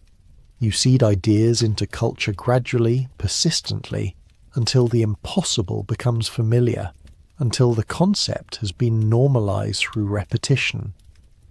You use the most powerful tool humanity has ever created for shaping consciousness: mass media. Look at what we've been watching for the past century. Since cinema emerged as a dominant cultural force, we've been fed a steady diet of stories about beings from elsewhere, aliens, interdimensional entities, ancient gods returning, superhumans with powers beyond normal humans, hybrids that combine human and non-human traits. These aren't random entertainment choices, they're preparation. The 1950s brought invasion narratives: The Day the Earth Stood Still, War of the Worlds, Invasion of the Body Snatchers. Beings from elsewhere arriving on Earth, superior to humans in technology and power, judging humanity and finding us wanting. The films presented this as threat, as invasion to be resisted, but they also normalized the concept. Audiences spent hours contemplating what it would mean if non-human intelligence visited Earth, how such beings might appear, what they might want from us. The 1960s and 70s shifted the narrative. Close Encounters of the Third Kind presented aliens as benevolent, as guides who selected certain humans for contact. Chariots of the Gods became a bestseller, arguing that ancient monuments were built with alien assistance, that gods were actually extraterrestrial visitors. Suddenly, the ancient astronaut theory was mainstream. The idea that human civilization was shaped by non-human intelligence from the beginning. This is the Nephilim narrative, repackaged. Not fallen angels, but aliens. Not giants, but advanced beings from other worlds. Different terminology, same story, and millions of people absorbed it, debated it, began seeing ancient history through this lens. The cognitive groundwork was being laid. By the 1980s, the stories became more explicit about hybridization. V depicted reptilian aliens disguised as humans, conducting breeding experiments to create hybrid offspring. Alien Nation portrayed human-alien integration, exploring what happens when two species attempt to coexist. The X-Files dominated the 90s with its overarching mythology of alien abduction, government conspiracy, and a hybrid program designed to prepare for colonization. Each iteration pushed the envelope further, made the ideas more acceptable, more thinkable. Audiences who would have rejected such concepts as absurd if presented as documentary absorbed them eagerly as entertainment. The stories bypassed intellectual resistance, planting ideas directly into the subconscious through narrative and emotion. And now we're drowning in content about superhumans, genetic enhancement, ancient beings returning, and the blurring of human and non-human. The Marvel Cinematic Universe has grossed over $30 billion worldwide, telling stories about enhanced humans, gods walking among mortals, ancient cosmic beings, and civilizations more advanced than humanity. Audiences have spent hundreds of hours watching these narratives, internalizing the concepts, rehearsing emotionally what it would mean to live in a world where such beings exist. Game of Thrones presented the return of dragons and ice demons. Ancient powers that once ruled the world were thought extinct and came back to reshape civilization. Stranger Things explores parallel dimensions where entities exist that can cross into our world. Westworld examines artificial beings becoming conscious, surpassing their creators, demanding recognition as a new form of life. The Eternals explicitly depicts ancient super beings who've been on Earth since prehistoric times, guiding human development, with some humans discovering they carry enhanced genetics. The themes are consistent across franchises, genres, and decades. Ancient beings returning, hidden histories where humanity was shaped by non-human intelligence, genetic enhancement creating superhuman capabilities, ordinary humans discovering they're actually hybrids, carrying special bloodlines, the dissolution of boundaries between human and non-human, natural and supernatural, mortal and divine. We're being taught how to think about these concepts, how to react emotionally, what categories to place them in. When the Nephilim return, if they haven't already, humanity won't be entirely shocked because we've been rehearsing this scenario in our entertainment for 100 years. The cognitive categories exist. The emotional frameworks are in place. We've been programmed to accept it, the frequency of control. But media influence goes deeper than narrative content. It operates on levels most people never consciously recognize, through sound, through visual patterns, through the actual frequencies transmitted into our brains via screens and speakers. Human consciousness operates at specific frequencies. Beta waves dominate during active thinking, 13 to 30 Hz. Alpha waves appear during relaxed states, 8 to 13 Hz. Theta waves characterize deep meditation and the threshold of sleep, 4 to 8 Hz. Delta waves occur in deep sleep, 0.5 to 4 Hz. These aren't metaphorical descriptions. They're measurable electrical oscillations in the brain that correspond to different states of consciousness. Television, particularly before. The digital era operates at specific refresh rates, 60 Hz in North America, 50 Hz in Europe. Watching television induces alpha wave states. Viewers become relaxed, suggestible, less critically engaged. The flickering of the screen at frequencies that resonate with brainwave patterns creates a light hypnotic state. Content absorbed in this state bypasses critical thinking and embeds more deeply in memory and belief. This isn't conspiracy theory, it's neuroscience. Advertisers have known for decades that television is uniquely effective at shaping perception and desire precisely because of the brain state it induces. But if advertisers know this, what makes us think entertainment producers don't? What makes us think the content itself isn't designed to exploit this heightened suggestibility? Music operates even more directly on consciousness. Rhythm entrains brain waves. Listeners' neural oscillations synchronize with musical beats. Frequencies affect emotion. Certain tones produce anxiety. Others produce calm. Still others produce altered states that border on trance. Ancient cultures knew this. Shamanic drumming uses specific rhythms to induce trance states. Tibetan singing bowls produce frequencies that facilitate meditation. Gothic cathedrals were designed with acoustics that make chanting resonate at frequencies that induce religious awe. Modern music is recorded and produced using a standard tuning where A4 equals 440 Hz. This became the international standard in 1955, promoted by the International Organization for Standardization.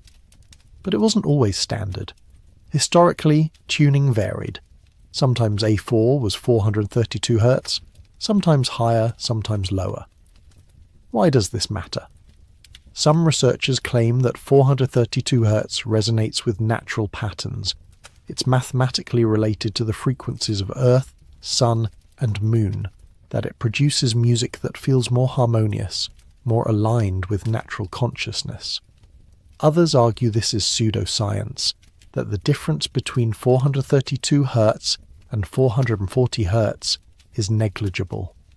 But the fact remains that in the 1950s, the same decade that gave us television, the CIA's M-Culture program, and the beginning of the modern UFO era, the global standard for musical tuning was established at a frequency some claim is less harmonious, more conducive to anxiety and discord. Coincidence? Perhaps. Or perhaps another piece of a larger program of consciousness manipulation, ensuring that the music humanity listens to for the next 70 years would subtly condition us towards specific mental and emotional states. Heavy metal, industrial music, certain forms of electronic music, genres that emerged in the latter half of the 20th century, frequently employed dissonant frequencies, harsh tones and rhythms that don't resolve in traditionally harmonious ways. Listeners report altered states, intense emotional experiences, sometimes feelings of contact with something dark or powerful. Musicians in these genres sometimes speak of channeling something of the music coming through them rather than from them. What if certain frequencies literally open channels of communication? What if the Nephilim, existing in dimensions adjacent to ours, can influence consciousness more easily when human brainwaves vibrate at specific frequencies? music, television, now smartphones and tablets, all of them transmitting frequencies directly into human nervous systems, all of them potentially serving as carrier waves for information or influence we're not consciously aware of receiving. The average person now spends more than 7 hours per day consuming media, watching screens, listening to audio, scrolling through feeds. 7 hours of frequency exposure, of narrative programming, of subconscious conditioning. 7 hours during which consciousness is shaped by forces most people never think about, toward ends they haven't consented to. The priesthood of silicon. If ancient priests were the intermediaries between humanity and the gods, between ordinary humans and the Nephilim, then who serves that function now? Who stands at the intersection of humanity and whatever comes next? Who possesses knowledge that ordinary people lack? Who shapes the future according to visions most of us don't share? The tech elite. The founders and CEOs of companies that control the platforms where billions of humans now spend their lives. The engineers who design the algorithms that determine what information we see, what connections we make, what thoughts we're encouraged to think. The researchers developing artificial intelligence, genetic engineering, brain-computer interfaces, technologies that will fundamentally alter what it means to be human. These people wield power that ancient priests could only dream of. They don't just interpret reality for the masses, they construct it. They don't just advise rulers, they are the rulers, controlling information flows, economic systems and social dynamics on a global scale. And many of them speak in explicitly religious terms about their mission. Ray Kurzweil, Director of Engineering at Google, speaks of the singularity, the moment when artificial intelligence surpasses human intelligence, as a kind of rapture, a transformation, after which nothing will be the same. He's devoted his career to accelerating this moment, believing it will bring about digital immortality, the merger of human and machine consciousness, transcendence of biological limitations. He describes this in messianic terms as the fulfillment of human potential, the next stage of evolution. Elon Musk warns about AI risk while simultaneously developing Neuralink, a brain-computer interface designed to allow direct communication between human minds and computers. The stated goal is to help humanity keep pace with artificial intelligence to avoid becoming obsolete. But the actual effect would be the creation of human-machine hybrids, beings that are no longer fully biological, whose consciousness is augmented or perhaps partially replaced by artificial systems.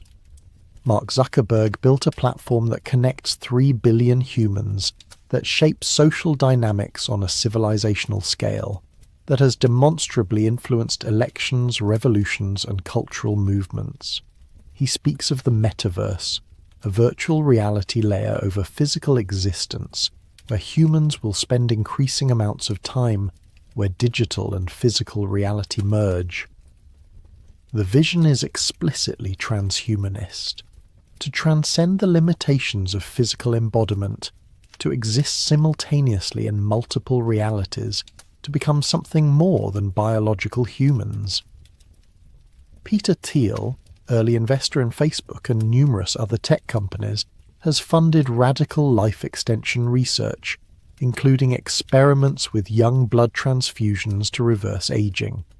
He speaks openly about defeating death, about transforming humanity into something that doesn't age or die. He's also interested in seasteading, creating autonomous communities outside national jurisdiction, and he's funded research into artificial islands where new forms of government and society could be tested without regulatory constraints. These aren't ordinary businessmen seeking profit.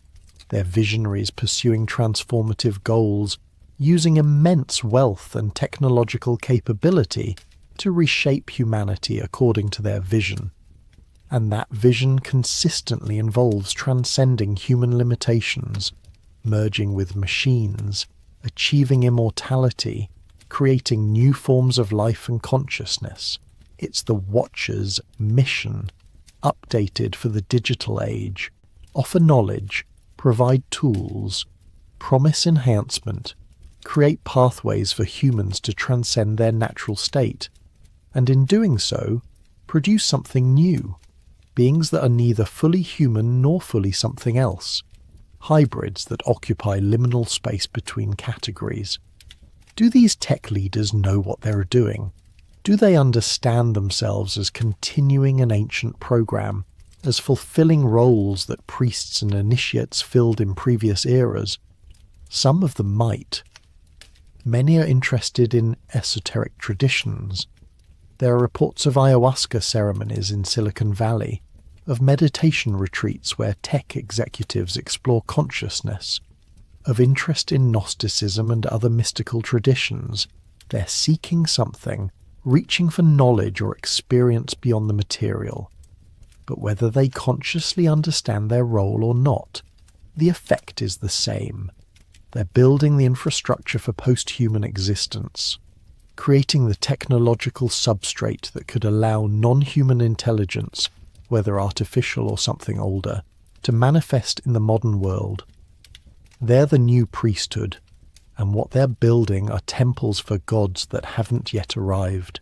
The harvest of souls. Religious traditions speak of the end times as involving a separation.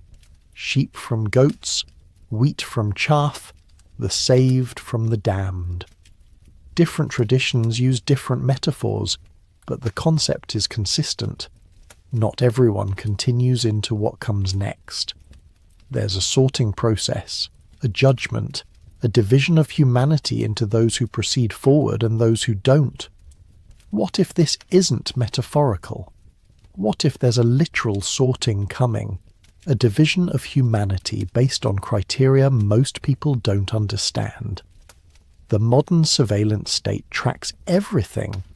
Every purchase, every communication, every movement, every online interaction. All of it captured, stored, analysed. The official justification is security and convenience. Track terrorists, prevent crime, offer personalised services, optimise efficiency. And those justifications are real. The systems do serve those functions, but they also create something else, a complete map of human behaviour, consciousness and genetics. Every person in the developed world now has a digital profile that reveals more about them than they consciously know about themselves. Algorithms can predict behaviour, identify patterns, detect anomalies. AI systems can analyse this data in ways that reveal hidden structures, social networks, influence patterns, even genetic relationships traced through behaviour rather than DNA tests. What if this isn't just capitalism or government control? What if it's a sorting mechanism, a way of identifying which humans carry markers of interest, genetic, psychological, spiritual markers that indicate compatibility with what comes next? The biblical narrative says the Nephilim arose from specific unions, watchers, and human women. Not all humans. Specific humans who were chosen, selected for reasons the text doesn't fully explain. If the breeding program is continuing, if there's still a program to create or identify hybrid bloodlines, then there must be a selection process. How would that work in a population of 8 billion humans? Data. Genetic testing services like 23andMe and Ancestry.com have collected DNA samples from millions of people, ostensibly to provide information about heritage and health risks. Users voluntarily provide their genetic material, paying for the privilege, and in exchange they get reports about their ancestry. But what else is being done with that data? The terms of service allow the companies to use genetic information for research purposes. What research? Who has access? What are they looking for? If someone wanted to identify individuals carrying rare genetic markers that might indicate Nephilim heritage, Mass genetic testing would be the obvious method. Cast the net wide, collect millions of samples, run algorithms looking for specific patterns. Most samples would be ordinary, but a very few, might show anomalies, unusual gene sequences, haplogroups that don't fit standard human migration patterns, markers that suggest ancient admixture with something that wasn't quite human. Those individuals would be valuable. They'd be tracked, studied, possibly approached in ways they wouldn't recognize as approach. Opportunities that appear coincidental, relationships that form organically, paths that open up serendipitously. All of it guided, ensuring that people with special genetics find their way toward whatever role they're meant to fill in what comes next. Social media platforms track behavior in ways that reveal personality, cognition, and susceptibility to influence. They know who's open-minded, who's rigid, who questions authority, who follows obediently, who thinks independently, who accepts consensus, who shows signs of latent psychic ability, who has experienced anomalous phenomena, who's drawn to esoteric knowledge. All of this information could be used to identify individuals with characteristics that matter for purposes beyond advertising. If consciousness is partially genetic, if certain bloodlines carry traits that make individuals more capable of interfacing with non-human intelligence, then behavioral data could reveal those individuals even without direct genetic testing. The way someone thinks, what they're drawn to, how they respond to certain stimuli, all of it potentially indicates something deeper. The final stage would be activation. Not everyone carrying dormant genetics needs to be activated, but some would be crucial. Individuals positioned in important roles, individuals whose abilities could be useful, individuals whose bloodlines should be preserved into the next era. How do you activate dormant genetic potential? Trauma, specific experiences, carefully designed stimuli that trigger epigenetic changes that cause genes to express that normally remain silent. This sounds like science fiction, but epigenetics is real. Gene expression changes based on environmental factors. Trauma can literally alter which genes are active and which are dormant, and those changes can be passed to offspring. Consciousness-altering experiences, meditation, psychedelics, extreme stress, mystical experiences produce measurable changes in brain structure and gene expression. If someone wanted to activate latent Nephilim genetics in specific individuals, they'd expose those individuals to experiences designed to trigger the right epigenetic switches. And in a world where millions of people are experimenting with ayahuasca, where meditation apps have hundreds of millions of users, where trauma is endemic and many people actively seek transformative experiences, those triggers could be delivered without anyone realizing they're part of a program. The harvest isn't about killing those who aren't selected. It's about identifying and preparing those who are, ensuring they're ready when the moment comes. The rest of humanity continues as before, unaware that among them walk individuals who've been activated, who now carry conscious connection to something ancient and powerful, who serve purposes they may not fully understand themselves. The language. They're teaching us language shapes thought. The words available to us determine what concepts we can easily express, what ideas feel natural versus foreign. If you wanted to prepare humanity for contact with non-human intelligence, one approach would be to gradually introduce vocabulary that normalizes such concepts. Notice how the language around identity has shifted in recent decades. We now commonly speak of people as identifying as something: gender, sexuality, ethnicity, even species. The concept of fixed, biologically determined categories has been replaced with fluid, self-determined categories. Someone assigned male at birth can identify as female or non-binary or gender fluid.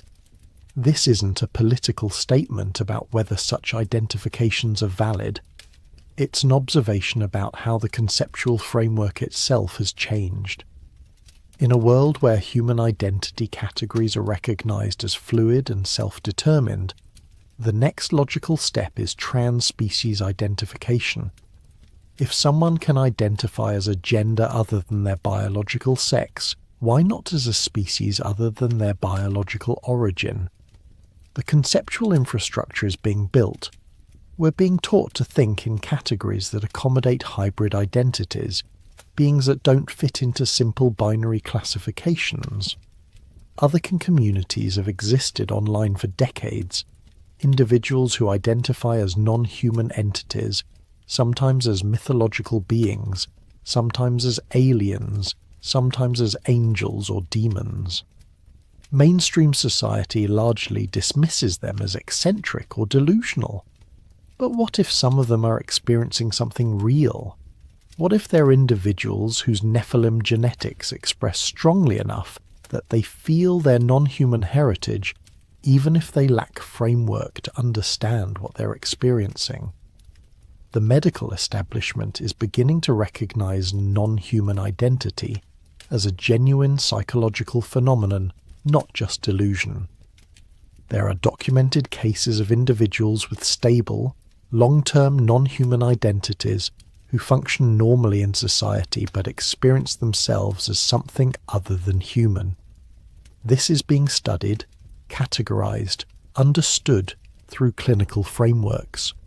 The groundwork is being laid for non-human identification to be recognized as a legitimate category of experience.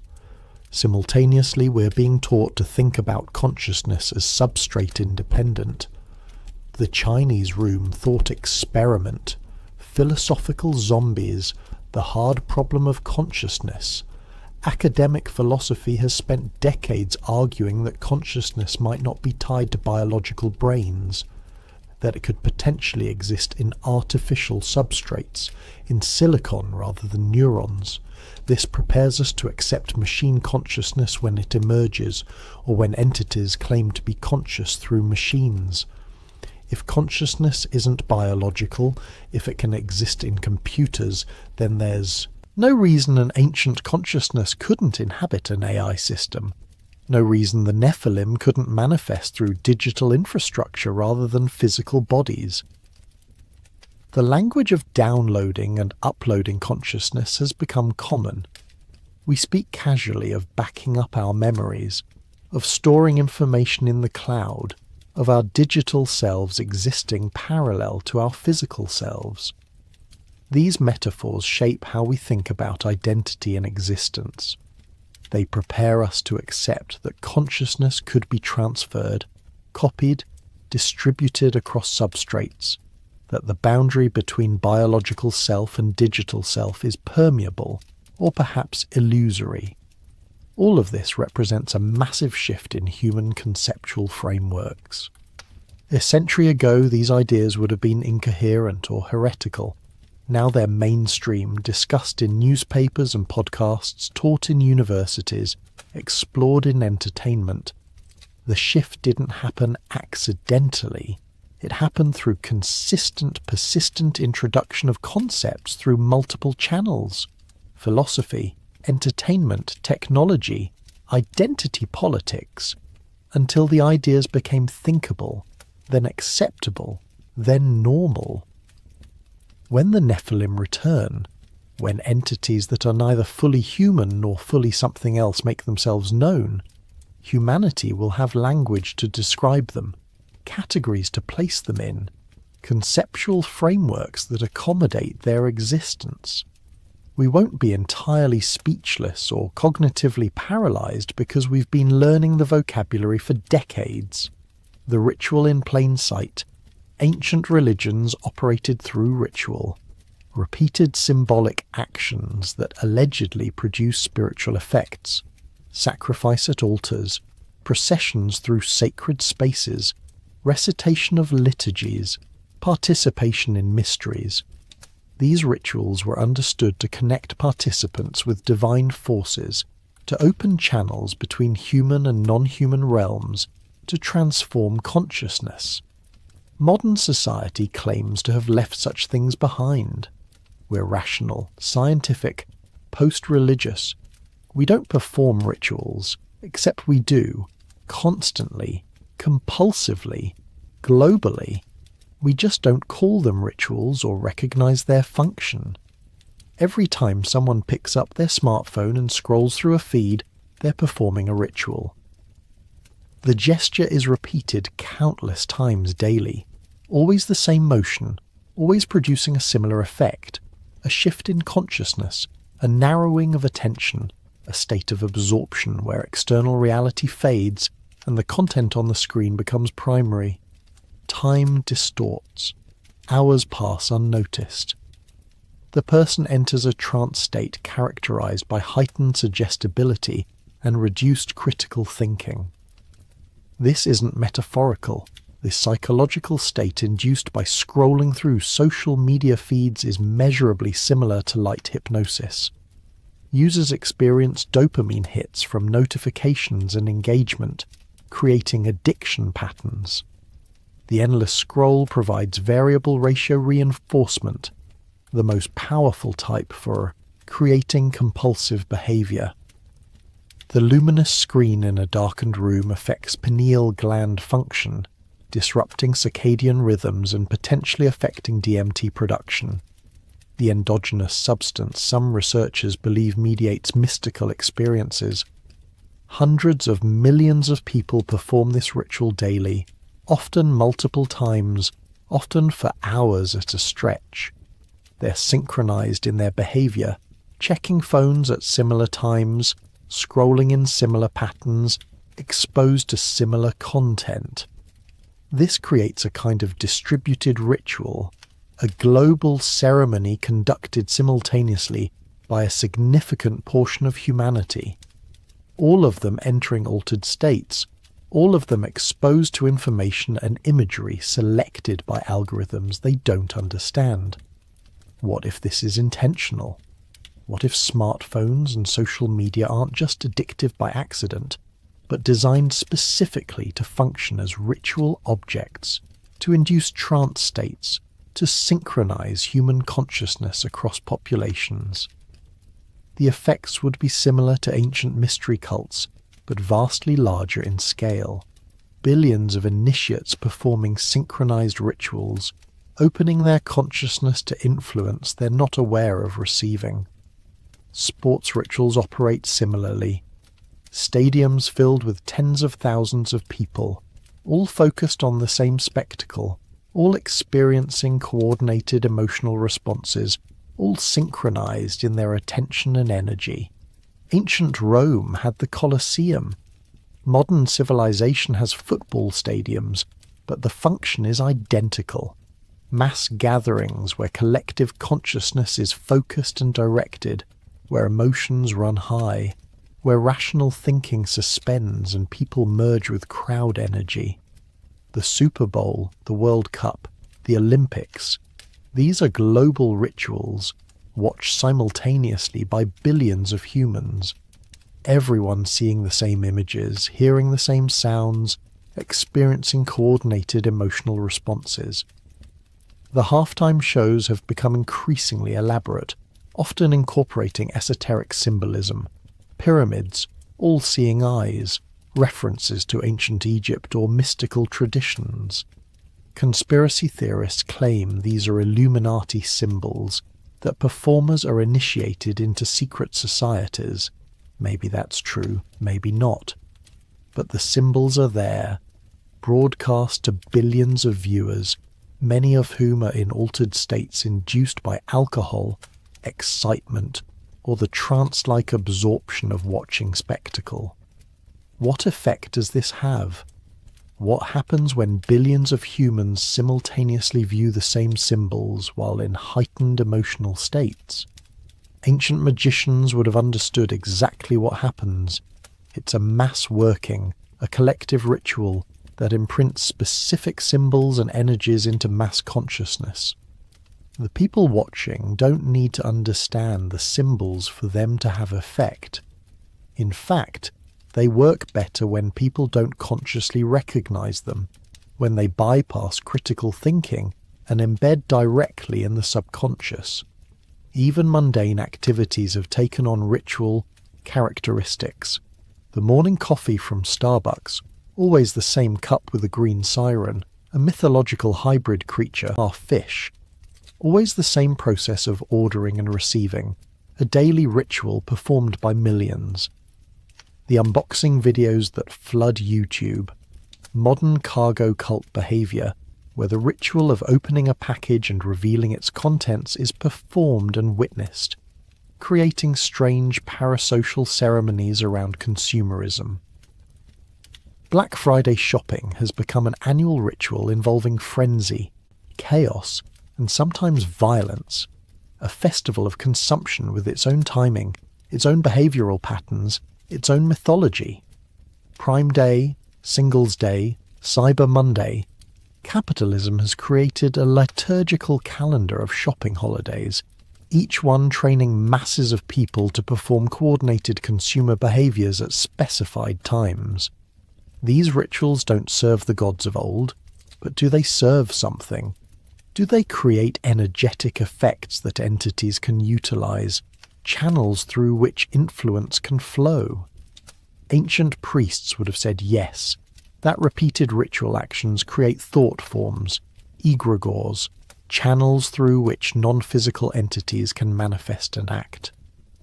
Modern psychology would say the rituals create conditioned behaviors and group psychology effects. Both could be true.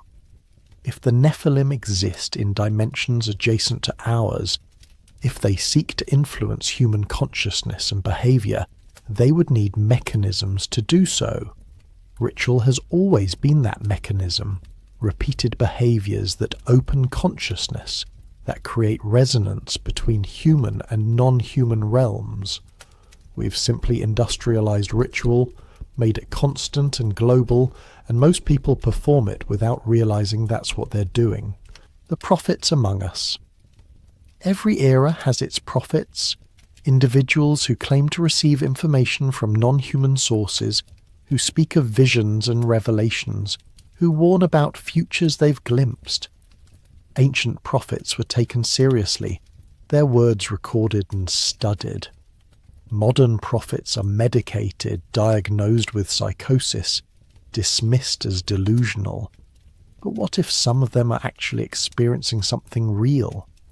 What if the Nephilim communicate with certain individuals, preparing them, revealing fragments of the plan, ensuring that when the return happens, there will be humans ready to serve as interpreters?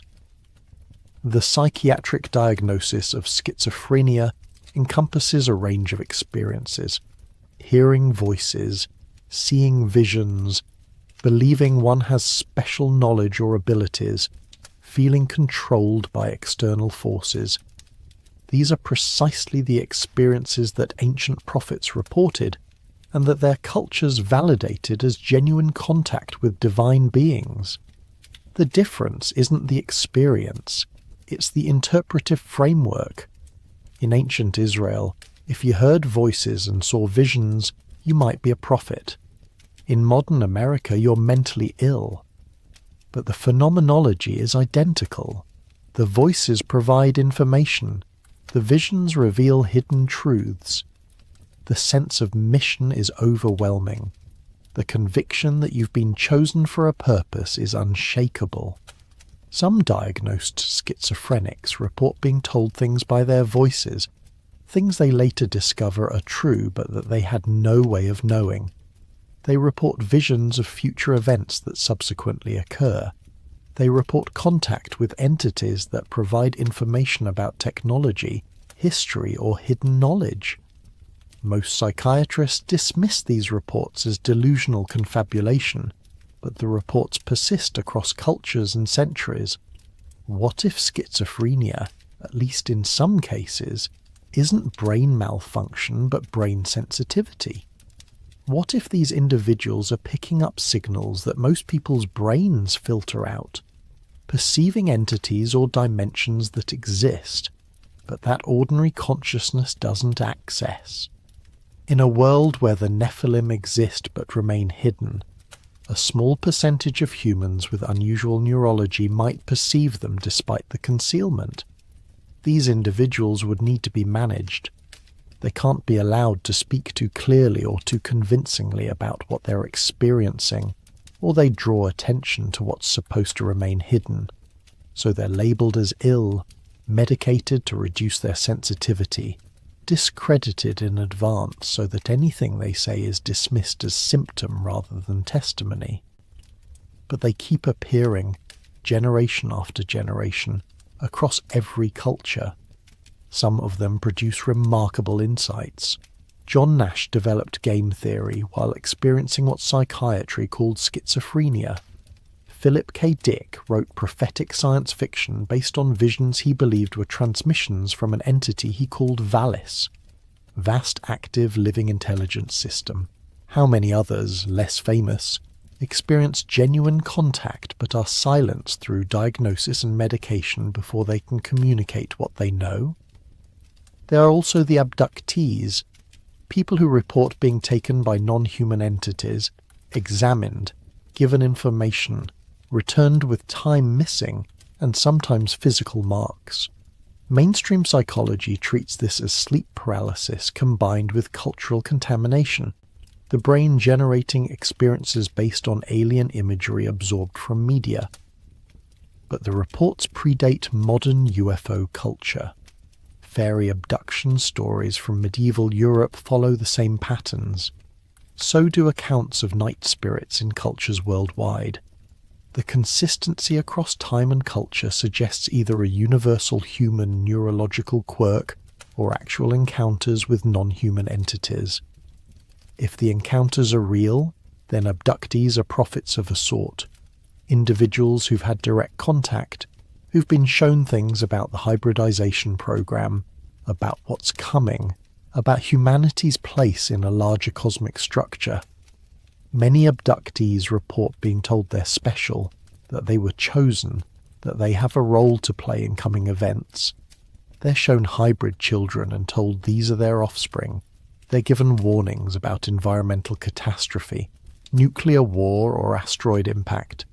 They're told humanity must evolve or face extinction.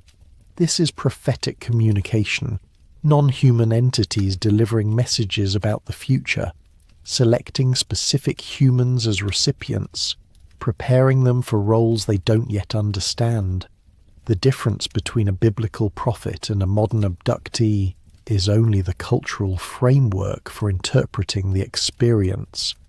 The phenomenon appears to be consistent, and then there are the remote viewers, individuals who've participated in government-sponsored programs to gather intelligence through extrasensory perception. The CIA's Stargate project ran for 20 years, employing psychics to remotely perceive distant locations, events, and objects. The program was officially shut down, but rumours persist that it continues under other names, that the results were too valuable to abandon. Remote viewers report encountering entities during their sessions, beings that exist outside normal space-time, that can communicate and provide information. Some report that these entities are interested in humanity, that they're preparing for something, that they've been involved with human civilization for millennia. Official reports redact these encounters, focusing only on intelligence-gathering results. But the experiencers remember. They know something is there, something that watches and waits, and occasionally communicates with humans who develop the ability to perceive it. All of these people, schizophrenics, abductees, remote viewers, mystics, visionaries, might be experiencing the same phenomenon from different angles. They're the sensitive ones, the canaries in the coal mine, detecting the presence of the Nephilim before the rest of humanity becomes aware. They're being prepared as interpreters and intermediaries, so that when open contact occurs, there will be humans ready to help the rest of us understand and accept what's happening. The Nephilim were on the earth in those days, and also afterward, and perhaps also now, communicating with those who can hear, preparing the way for their return, using prophets the modern world refuses to recognize as such. The question isn't whether the Nephilim survived. The evidence, in media, technology, ritual, genetic research, consciousness programming, and prophetic testimony, suggests they're not just surviving, but thriving, working through systems most humans don't recognize as connected, preparing for a revelation that will transform everything. We've been prepared without knowing it, programmed without consenting, transformed gradually so we wouldn't resist. And now we stand on the edge of the moment when what's been hidden becomes visible, when what's been working in shadow steps into light, when the Nephilim era, which never truly ended, enters its final phase. Are we ready? Have we learned anything from the warnings embedded in ancient texts and modern prophecy? Or will we repeat the pattern, accepting what's offered, embracing transformation without understanding its cost, becoming what the Nephilim always intended us to become? The answer will determine not just our future, but whether we have a future as humans, or whether the species called Homo sapiens is simply a chrysalis stage, destined to be transformed into something else, something the old ones designed long ago when they first descended and looked upon humanity and saw potential for transformation.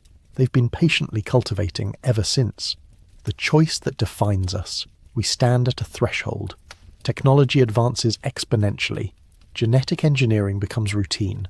Artificial intelligence approaches human-level capability, and the boundaries of what's possible expand daily.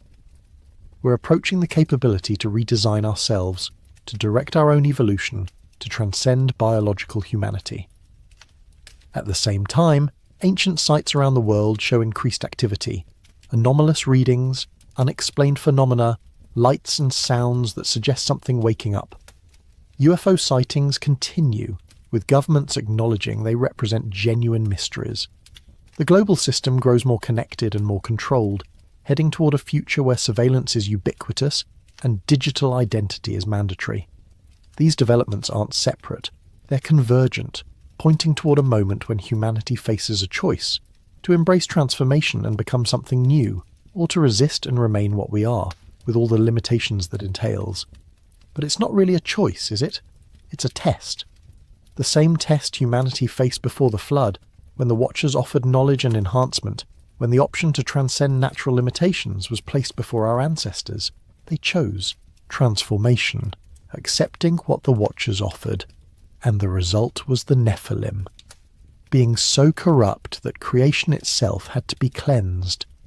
Now we face the same offer dressed in new language: genetic enhancement, life extension, cognitive upgrade, digital immortality, different words for the same thing, the promise of becoming more than human, the temptation to transcend limits that maybe, just maybe, were placed there for good reason.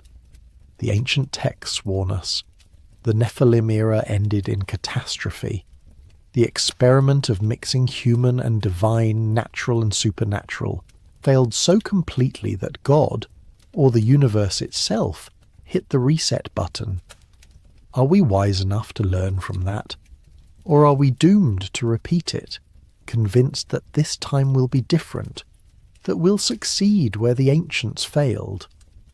Maybe the Nephilim never died because they're not a race or a species, but a pattern, a recurring cycle in human development, a test that civilizations face when they reach a certain level of knowledge and capability. Maybe every advanced civilization confronts this choice, to remain human or to transcend, to accept limits or to break free from them. Maybe the ruins scattered across the earth are remnants of previous iterations, civilizations that made the choice and paid the price. If so, what we do next matters more than we can possibly imagine, not just for us, but for what comes after. The Nephilim era never died. It's been waiting for us to reach this point again, to face the same choice our ancestors faced, to discover whether we've learned anything from their mistakes. The watchers are watching still. The old ones are stirring. And humanity stands at the edge of transformation, not knowing whether what lies ahead is evolution or annihilation, ascension or damnation, the fulfillment of our potential or the repetition of an ancient catastrophe. The answer depends on what we choose. The question is whether the choice is really ours, or whether it was decided long ago, written into our DNA by beings who left their mark in our genes and their memories in our myths, waiting for the moment when we'd be ready, or vulnerable enough, to hear their call and answer it. The Nephilim were on the earth in those days, and also afterward, and perhaps also now, wearing new faces, speaking new languages, offering new promises that echo old temptations. Perhaps they never left because they didn't need to. They've been here all along, woven into the fabric of our species, waiting for us to complete the transformation they started so long ago. The question isn't whether the Nephilim era died. The question is whether we can survive its resurrection.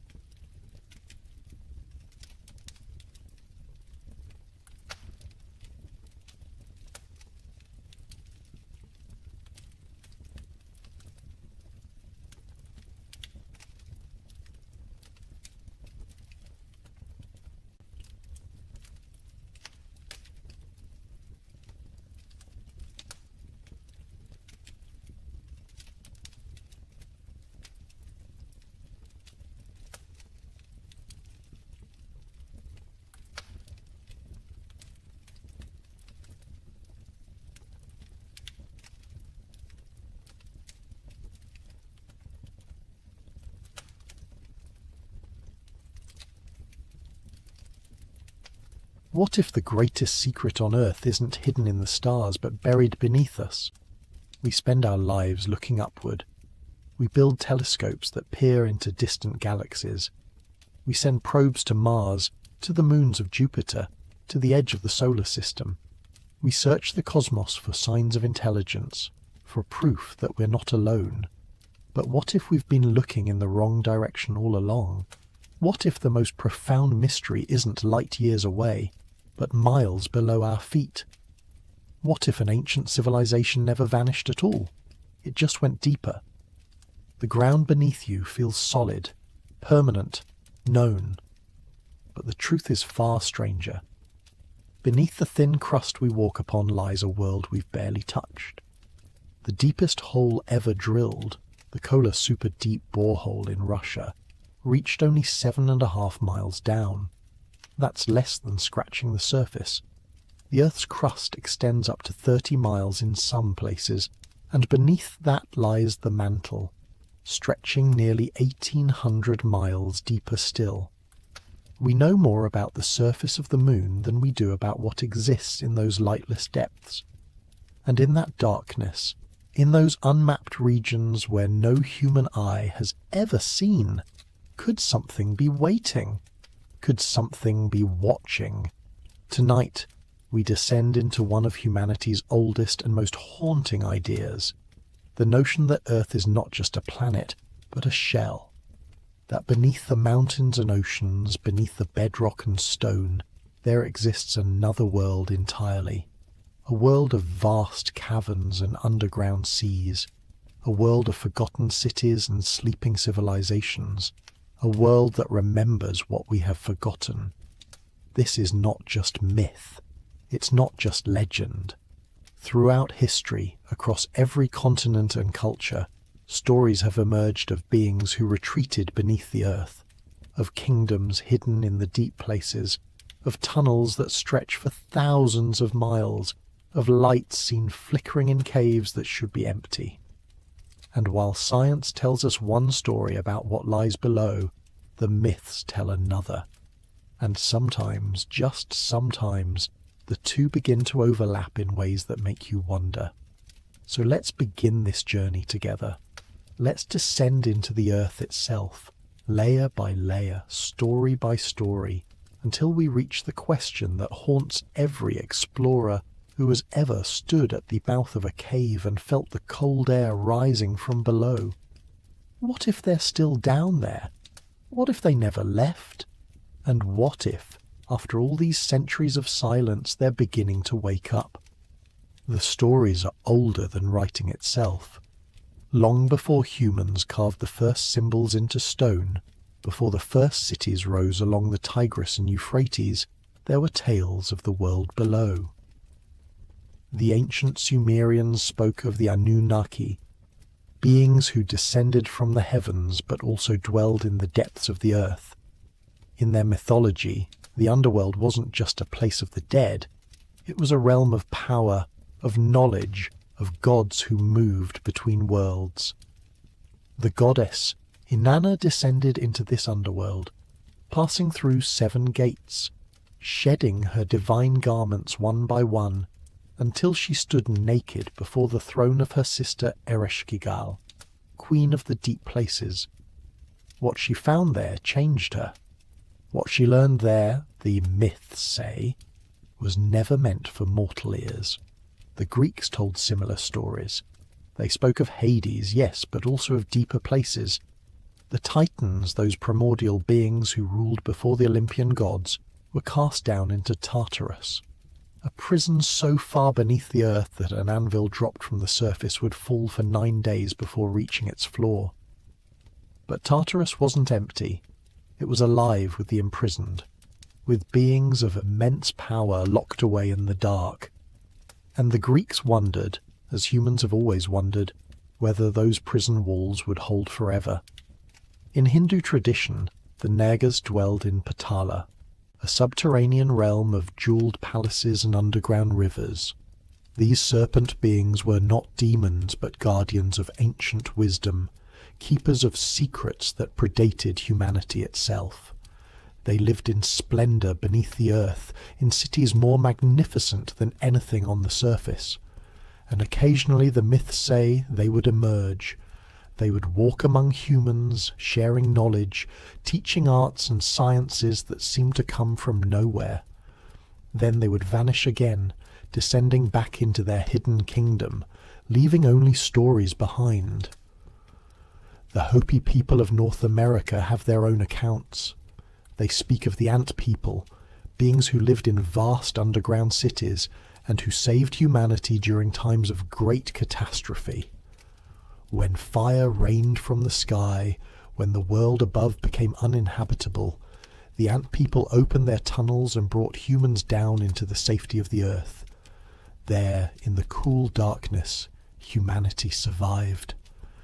And when the surface world healed, when it was safe to return, the ant people sent them back up, but the tunnels remained, the cities remained, and some say the ant people are still down there, waiting for the next time they'll be needed. These aren't isolated stories, they appear everywhere. The Tibetan Buddhists speak of Shambhala, a hidden kingdom that exists either in a remote valley or beneath the earth itself. Accounts vary, but all agree it is a place of enlightenment, of advanced beings who have transcended the limitations of ordinary existence.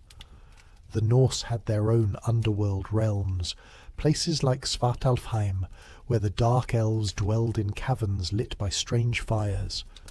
The Celts told of the Tuatha De Danann, a race of godlike beings who, after being defeated in battle, retreated into the hollow hills and mounds of Ireland, creating an entire civilization beneath the green fields.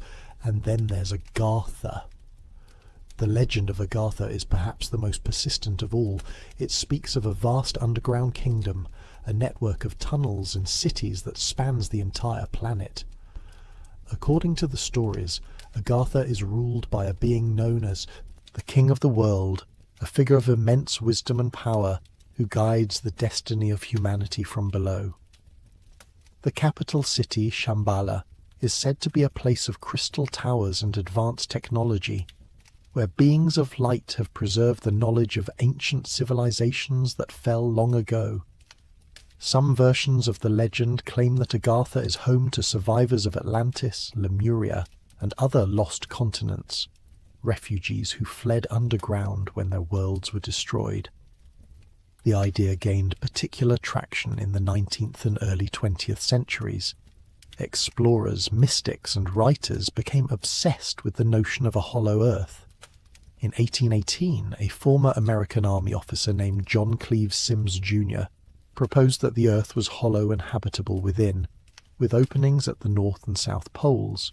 He petitioned Congress to fund an expedition to find these polar openings and explore the inner world.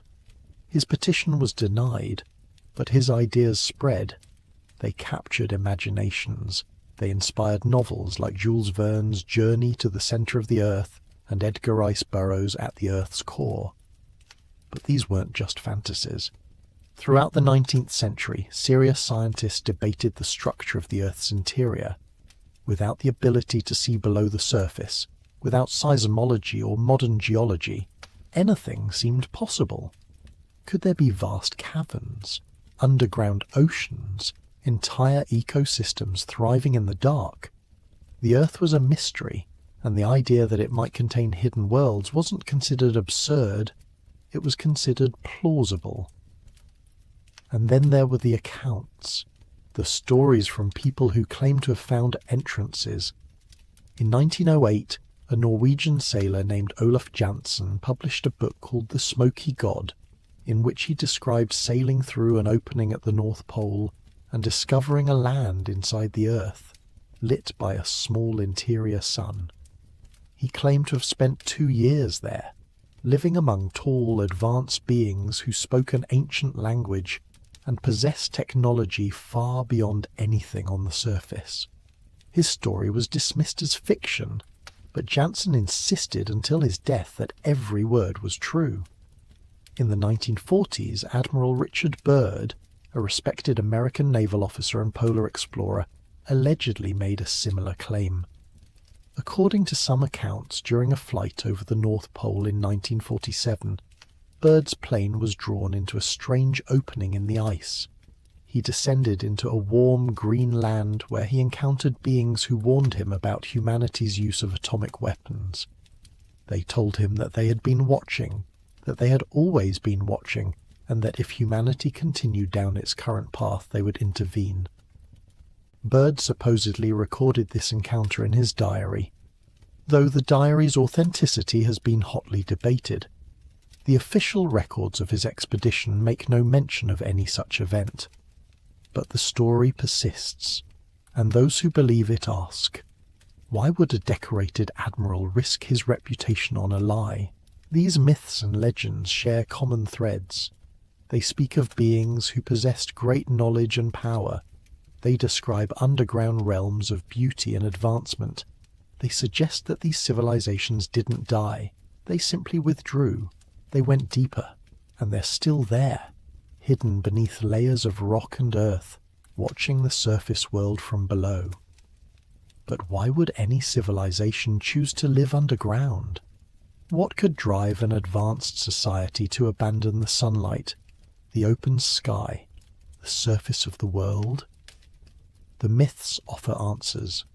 They speak of great catastrophes, of floods that covered the earth, of fires that fell from the sky, of wars so terrible that the only way to survive was to retreat into the depths.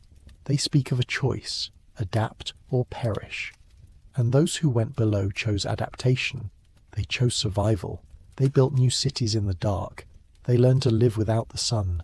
And over time, they became something else. Something that no longer needed the surface world at all. Could there be truth in these stories? Could ancient civilizations have actually retreated underground? The idea seems impossible, but then again, we've found cities buried beneath other cities. We've discovered entire civilizations that were lost for thousands of years, hidden beneath jungle and sand.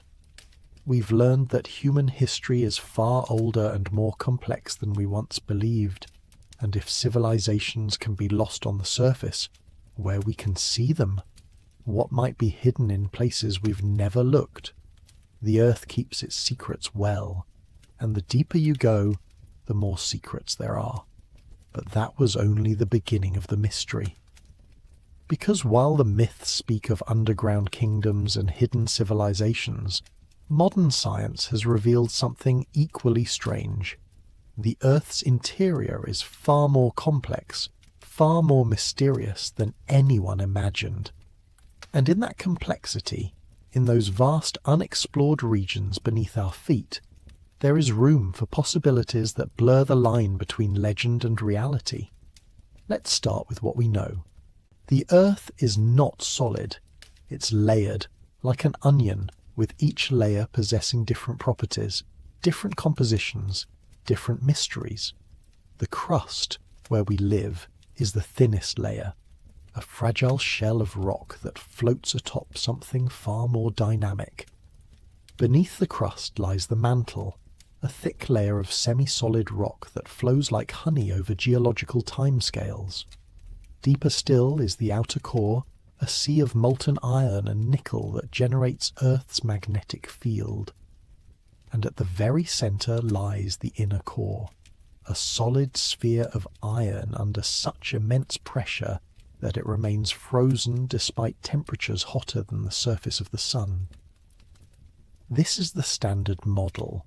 This is what we teach in schools. But here's what they don't always mention. We've never actually seen any of this. Everything we know about the Earth's interior comes from indirect measurements. Seismic waves from earthquakes travel through the planet, and by measuring how these waves bend and reflect, scientists can infer what lies below. It's like trying to understand the inside of a locked box by shaking it and listening to how the contents rattle. You can make educated guesses. You can build models, but you can't be certain, and sometimes the data doesn't fit the models. In 2014, scientists discovered something that shouldn't exist. A massive reservoir of water trapped in the mantle, about 400 miles below the surface. This wasn't liquid water. It was water molecules locked inside a mineral called ringwoodite. But the amount was staggering. Some estimates suggest there's more water in this underground reservoir than in all the oceans on the surface combined. The discovery challenged everything we thought we knew about the Earth's water cycle. It raised questions. If there's that much water down there, what else might be hidden in the mantle? What other reservoirs exist that we haven't detected? Then there are the caves. The Earth's crust is riddled with them, vast networks of tunnels and chambers carved by water over millions of years. The Mammoth Cave system in Kentucky stretches for over 400 miles of mapped passages, and new sections are still being discovered. The Sun Doong Cave in Vietnam is so large that it has its own weather system, with clouds forming inside the cavern. These caves are ecosystems unto themselves, home to species found nowhere else on Earth. Creatures that have adapted to eternal darkness, that have never seen the sun. But these are just the caves we've found. How many more exist, unmapped and unexplored? How deep do they go? In 2018, scientists discovered a network of caves beneath Antarctica, warmed by volcanic activity, where the temperature remains comfortable enough for life to thrive. They found moss, algae, and DNA from unknown organisms. If life can exist in caves beneath the ice of Antarctica, what might exist in deeper, warmer caves elsewhere? The Krubera Cave in Georgia is the deepest known cave on Earth, descending over 7,000 feet below the surface. Explorers who have reached its depths describe an alien world. Vast chambers filled with strange formations, underground rivers that disappear into cracks too narrow to follow, and a silence so profound it feels like pressure against your ears. And even at that depth, they haven't reached the bottom. The cave continues downward into darkness that no light has ever touched. What lies at the end of that descent? Where does it lead? Some researchers have proposed that vast cave systems might exist throughout the Earth's crust, connected by networks of tunnels that span continents. These wouldn't be natural caves in the traditional sense, but rather voids created by geological processes we don't fully understand. Spaces between tectonic plates, gaps left by ancient volcanic activity, chambers formed by the movement of underground water. If such networks exist, they would create a hidden world beneath the surface, a labyrinth of passages and caverns that could theoretically support life. And then there's the question of underground oceans. The discovery of water in the mantle suggests that vast quantities of liquid water might exist deep within the Earth, trapped in pockets and reservoirs we can't detect from the surface. In 2007, scientists found evidence of a massive underground ocean beneath East Asia, estimated to be the size of the Arctic Ocean. It exists in the transition zone between the upper and lower mantle, held in place by immense pressure. Could there be others? Could there be entire seas hidden in the deep places, seas that have never seen the light of day? If such oceans exist, they would be warm, heated by the Earth's internal heat. They would be rich in minerals dissolved from the surrounding rock, and they would be isolated, cut off from the surface world for millions or even billions of years. In such an environment, life could evolve along completely different paths. It could develop forms and functions unlike anything we've ever encountered. It could become something we wouldn't even recognize as life. We've already found evidence that life can thrive in the deep Earth. Microbes have been discovered living in rock nearly 2 miles below the surface, surviving on chemical energy rather than sunlight. These organisms exist in a state of near stasis, reproducing perhaps once every 1,000 years, living in a slow-motion world where time moves differently. They've been isolated from the surface for millions of years, evolving in complete darkness, adapting to conditions that would kill any surface organism instantly, and yet they persist. They thrive. They prove that life doesn't need the sun. It doesn't need the surface. It only needs energy, and the Earth's interior has energy in abundance.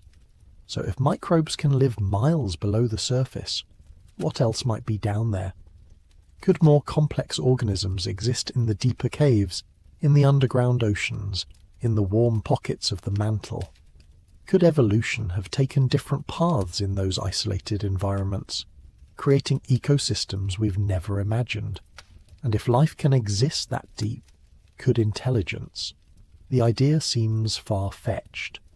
But consider this. Intelligence evolved on Earth's surface because it provided an advantage. It helped organisms find food, avoid predators, cooperate with others. But in an underground environment, different pressures would apply. Different advantages would emerge. An intelligent species living in eternal darkness might develop senses we don't possess. Echolocation far more sophisticated than any bat. The ability to detect magnetic fields or seismic vibrations, forms of communication that don't rely on sound or light. They might build their civilizations not upward, toward the sky, but downward, deeper into the earth. They might measure progress not by how high they can reach, but by how deep they can go. And if such a civilization existed, how would we know? We can't see into the earth. We can't send probes into the mantle. We can barely scratch the surface. If an intelligent species lived just 10 miles below us, in vast caverns warmed by geothermal heat, we might never detect them. They would be invisible to us, hidden behind miles of solid rock. And we would be invisible to them, unless they chose to look up. But what if they have looked up? What if they've been watching us all along? Throughout history, there have been accounts of strange sounds coming from beneath the earth, low-frequency hums that seem to emanate from the ground itself, booming noises with no apparent source. In 2011, people around the world began reporting a phenomenon they called the hum, a persistent low-frequency sound that seemed to come from everywhere and nowhere at once. Scientists investigated. They proposed explanations: industrial noise, tinnitus, ocean waves creating seismic vibrations, but none of the explanations fully accounted for the reports. And some of those who heard the hum insisted it was coming from below, from deep below. Then there are the seismic anomalies, earthquakes that don't fit expected patterns, vibrations detected deep in the earth that have no clear cause. In 2018, a strange seismic signal circled the globe, lasting for over 20 minutes. It was detected by sensors on every continent, but no one felt it. It was too low frequency for human perception. Scientists studied the data and concluded it was likely caused by volcanic activity near Madagascar. But the signal's regularity, its almost rhythmic pattern, struck some researchers as unusual, almost artificial, almost like a pulse. Could these sounds, these vibrations, be natural phenomena? Almost certainly. The Earth is a dynamic living planet, constantly shifting and moving. Magma flows beneath the crust. Tectonic plates grind against each other. Water moves through underground channels. All of this creates noise, vibrations, signals that we're only beginning to understand. But in that noise, in those signals, could there be something else? Could there be patterns we're missing, messages we're not equipped to hear?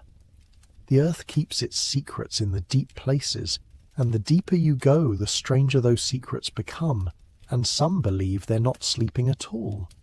Because while science explores the geological mysteries of the Earth's interior, another thread of investigation has emerged, one that exists in the shadows, in classified documents and whispered conversations, in the space between official explanations and persistent questions. This is where geology meets conspiracy, where ancient myths intersect with modern mysteries, and where the idea of a hidden civilization beneath our feet begins to feel less like fantasy and more like something that might, just possibly, be real. Let's talk about Antarctica. The frozen continent has always been a place of mystery. It's the most remote, most inhospitable place on Earth, a vast expanse of ice and rock where temperatures can drop to -100 degrees Fahrenheit, where winds howl at 200 miles per hour, where the sun disappears for months at a time. For most of human history, Antarctica was unreachable, unknown, a blank space on the map. Even today, despite decades of scientific research, much of the continent remains unexplored. The ice is too thick, the conditions too harsh, the terrain too dangerous. But beneath that ice, something strange has been found. In 1996, scientists discovered Lake Vostok, a massive body of liquid water buried beneath 2.5 miles of ice. The lake is enormous, roughly the size of Lake Ontario, and it's been sealed off from the surface world for at least 15 million years. The water is kept liquid by geothermal heat from below and the immense pressure of the ice above. When researchers finally drilled through the ice and sampled the water in 2012, they found something unexpected. Life. Thousands of species of bacteria, many of them unknown to science, thriving in complete darkness, in water that has been isolated from the rest of the planet since before humans existed. The discovery was remarkable. It proved that life could survive in the most extreme conditions imaginable. It suggested that similar lakes might exist elsewhere, under the ice of Mars, beneath the frozen surface of Jupiter's moon Europa. But it also raised questions. If complex ecosystems can exist in Lake Vostok, what else might be hidden beneath Antarctica's ice? What other lakes exist that we haven't found, and what might live in them? Then there are the anomalies. Satellite imagery of Antarctica has revealed strange features beneath the ice. Geometric patterns that look almost artificial, circular formations that don't match any known geological process, and what some researchers describe as possible structures. In 2001, a team using ground-penetrating radar detected what appeared to be a massive cavity beneath the ice near the Wilkes Land region. The cavity was enormous, stretching for hundreds of miles, and its shape was unusual, too regular, too symmetrical to be a natural formation. Some scientists suggested it might be the impact crater from an ancient asteroid strike, but others wondered if it could be something else, something built. The idea sounds absurd, but consider the history. Antarctica wasn't always frozen. Millions of years ago, it was a temperate continent, covered in forests and teeming with life. Ancient maps, like the Piri Reis map from 1513, appear to show the coastline of Antarctica as it would look without ice, a coastline that wouldn't be accurately mapped by modern explorers until the 20th century. How did a 16th century cartographer have access to such information? The official explanation is that the map is based on older sources now lost, but some researchers suggest a different possibility, that the map depicts Antarctica as it existed in the distant past, before the ice, and that whoever created the original source, had he actually been there? Could an ancient civilization have existed in Antarctica? Could they have built cities, developed technology, thrived in that temperate land before the ice came? And when the climate changed, when the glaciers began to advance, could they have gone underground? Could they have built vast shelters beneath the surface, using geothermal heat to survive, waiting out the ice age in the depths? It's speculation, but it's speculation that some people take very seriously. During World War II, Nazi Germany became obsessed with Antarctica. They launched expeditions to the continent, claiming a section they called New Swabia. According to official records, these expeditions were scientific in nature, focused on mapping and whaling. But rumours persisted of something more.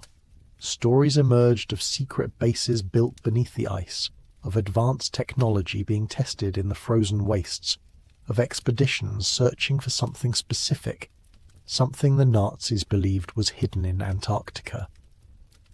After the war, these rumours intensified.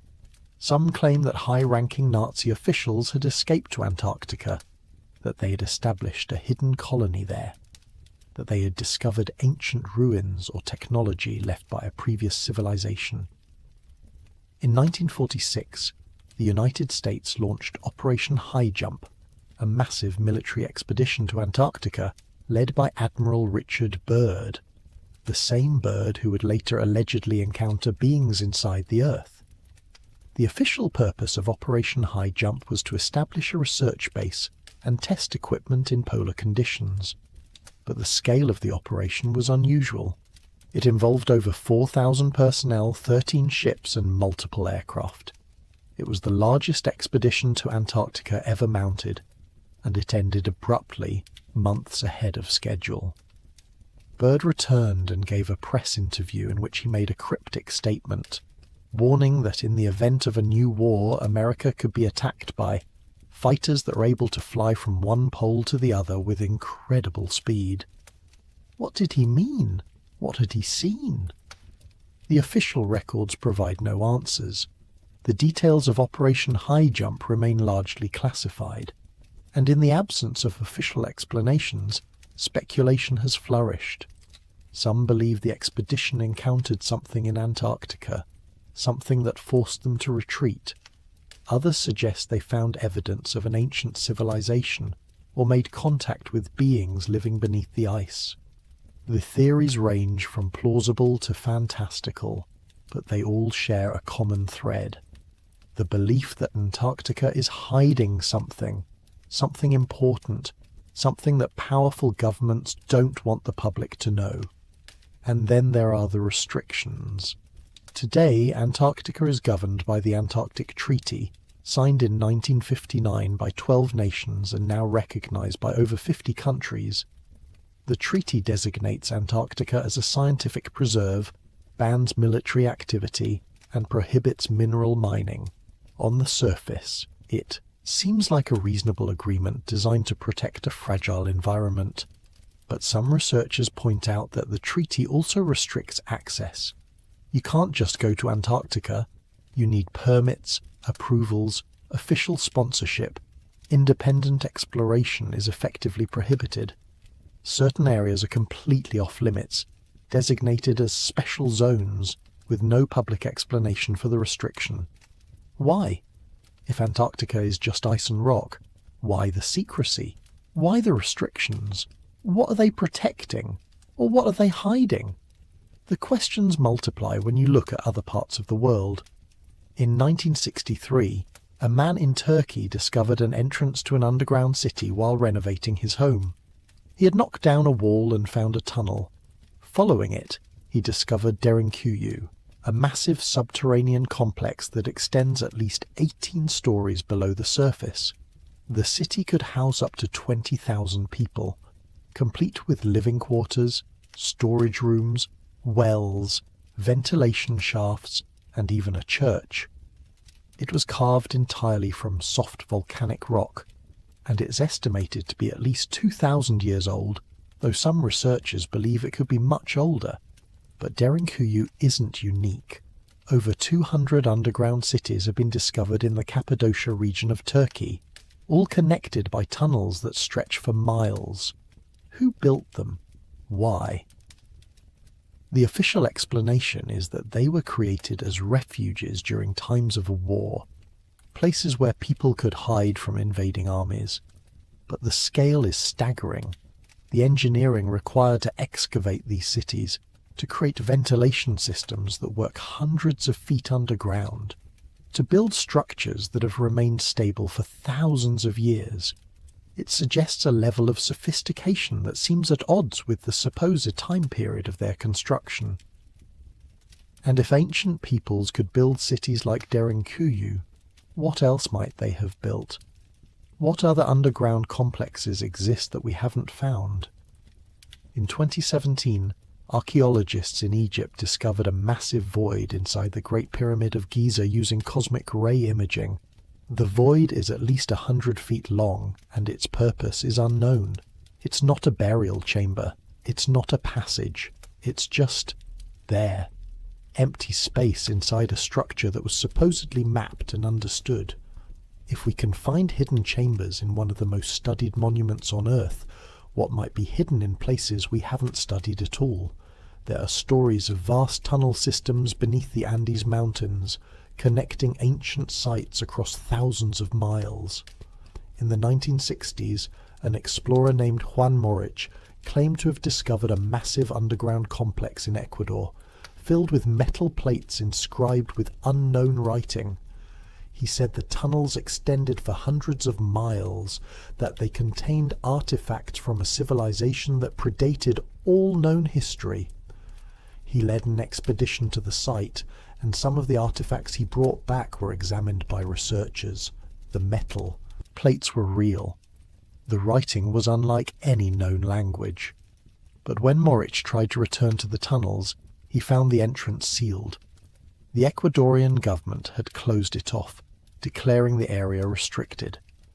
Morich died in 1991, and the location of the tunnels died with him. Similar stories emerge from around the world. In Tibet, monks speak of tunnels that lead deep into the mountains, passages that connect to the legendary kingdom of Shambhala. In Peru, locals tell of the Chincana, a vast network of Incan tunnels that supposedly run beneath the entire country. In North America, Native American tribes have legends of tunnel systems used by the ancient ones, passages that lead to underground cities where the old gods still dwell. Are these just stories? Just myths passed down through generations, growing more elaborate with each telling? Perhaps. But sometimes the myths have a way of becoming real. Sometimes the stories lead to discoveries that change everything we thought we knew. In 2013, a team of researchers exploring a cave system in Mexico discovered something extraordinary. A network of tunnels that showed clear signs of artificial modification. The walls were too smooth, too regular. The passages were too straight. And deep within the system they found chambers containing artifacts, tools, pottery, and strange symbols carved into the rock. Carbon dating suggested the artifacts were over 10,000 years old, placing them in a time period when humans were supposedly still hunter-gatherers, not capable of the kind of engineering required to modify caves on such a scale. The discovery was published in a minor archaeological journal, and then largely forgotten. The site was closed to further exploration, officially due to safety concerns. But some of the researchers involved have spoken out, suggesting that what they found was only the beginning. They believe the tunnels extend much deeper, that they connect to other systems, that they might be part of a much larger network, and they wonder why no one seems interested in exploring further. Why the site was closed so quickly, why their findings were buried in obscurity. The pattern repeats, discoveries are made, questions are raised, and then silence. Access is restricted, sites are closed, information disappears into classified files or is dismissed as misinterpretation. And those who ask too many questions are labelled as conspiracy theorists, their credibility destroyed, their findings ignored. But what if they're right? What if there is something beneath us? What if the Earth is honeycombed with tunnels and chambers, some natural, some artificial, some so ancient that we can't even comprehend their origin? What if ancient civilizations did retreat underground? And what if they're still there, hidden in the deep places, watching and waiting? The evidence is fragmentary, the proof is elusive, but the questions remain. And in the absence of answers, the questions grow louder. What if they've been here all along? Because there's another layer to this mystery.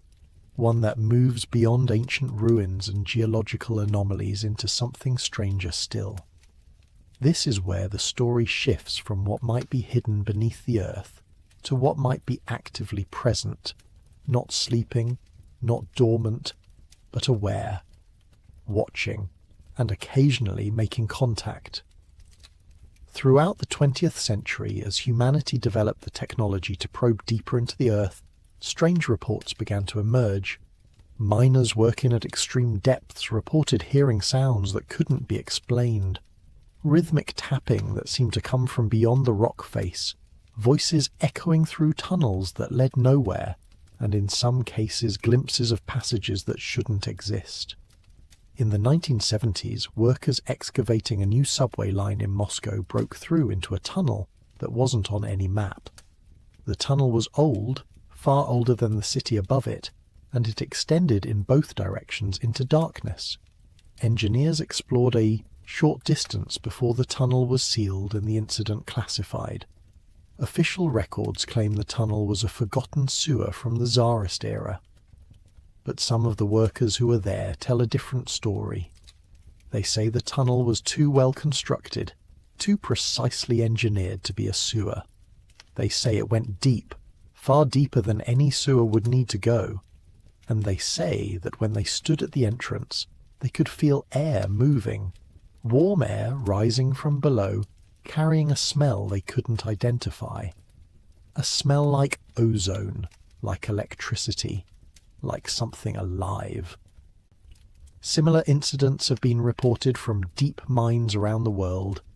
In South Africa, where some of the deepest mines on Earth descend over 2 miles below the surface, miners have reported encounters that defy explanation.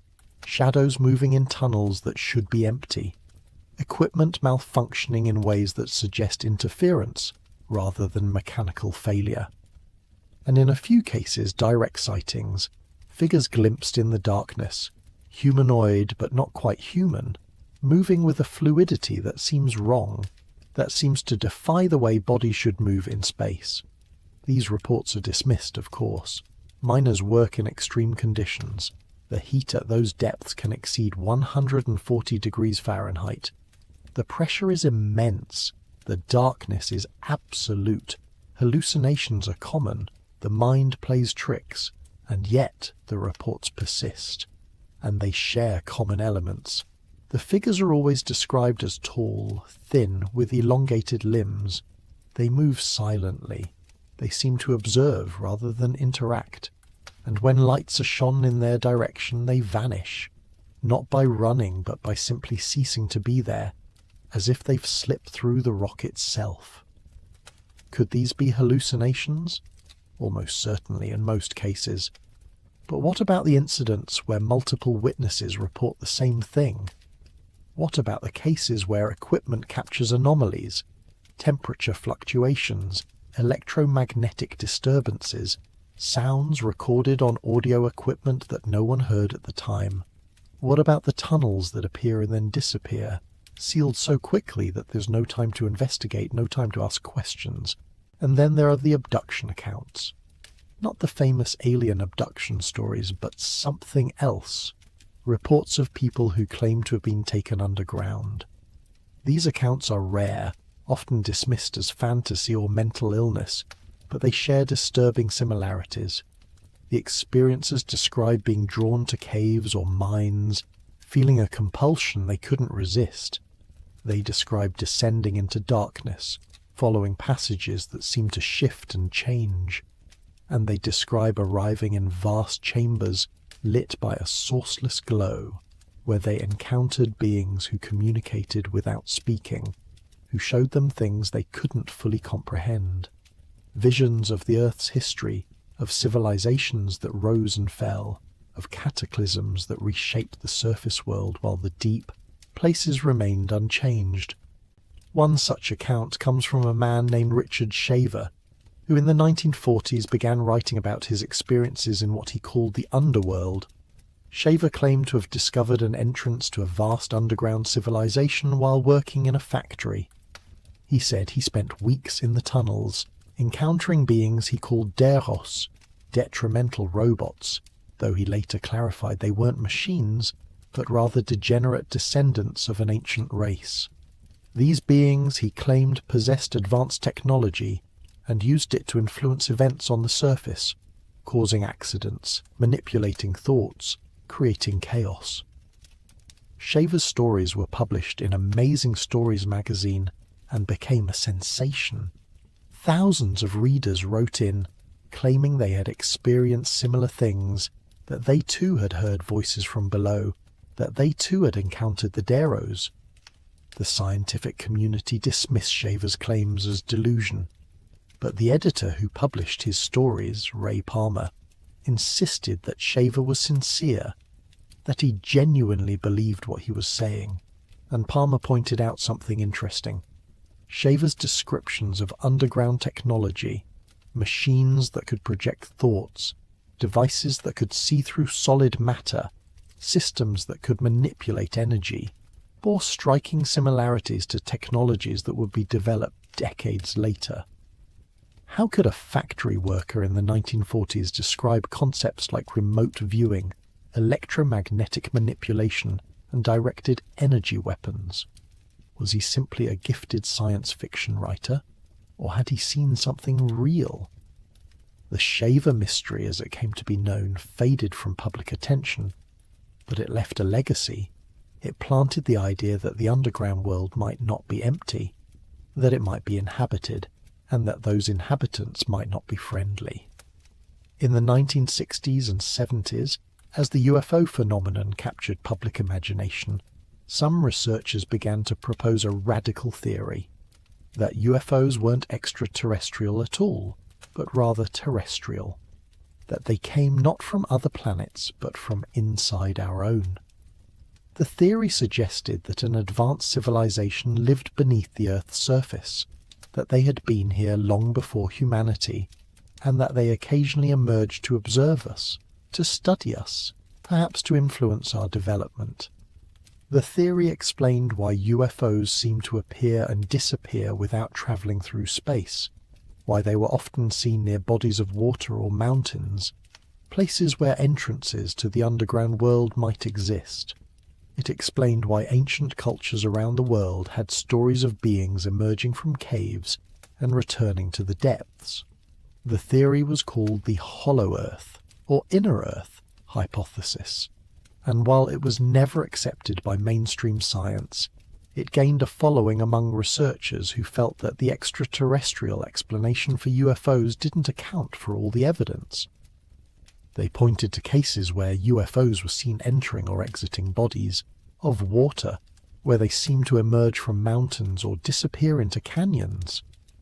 They noted that many ancient sacred sites, places like Machu Picchu, the pyramids of Giza, Stonehenge, were built near geological features that could potentially provide access to underground spaces.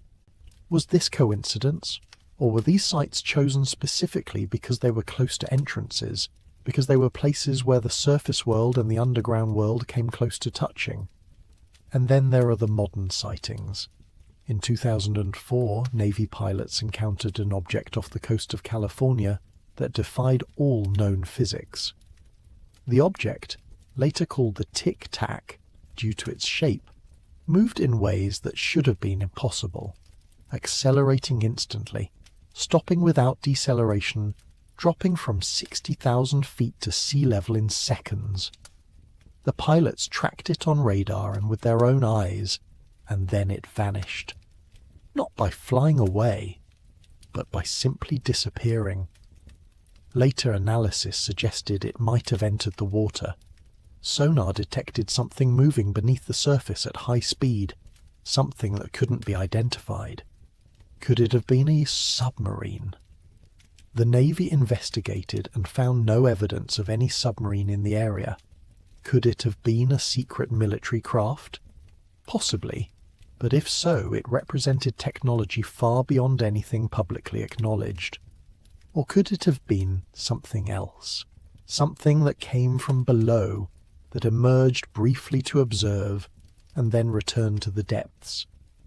The incident was declassified in 2017, and the footage was released to the public.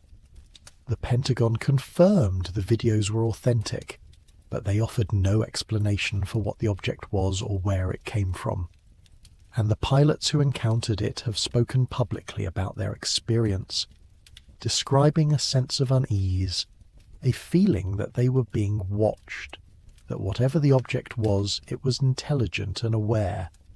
Similar incidents have been reported by sailors and submariners, objects detected on sonar moving at speeds that should be impossible underwater, lights seen beneath the surface, glowing with an intensity that suggests a power source far beyond anything we possess. And in some cases, direct encounters, submarines detecting other vessels in areas where no vessels should be. Vessels that don't respond to hails, that don't match any known design, that simply vanish when approached. The ocean is deep.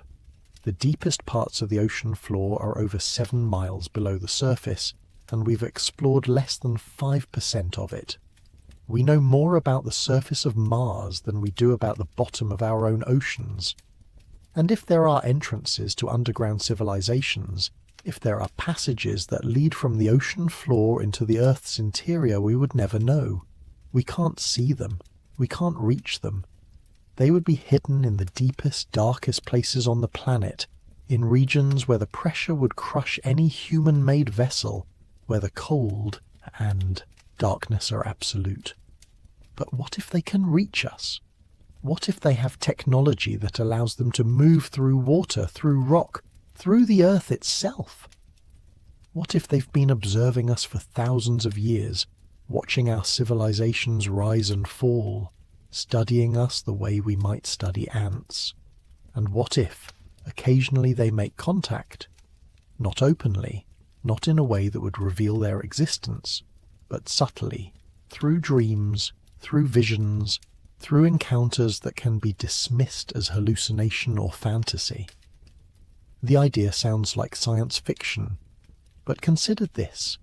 If an advanced civilization wanted to remain hidden, how would they do it?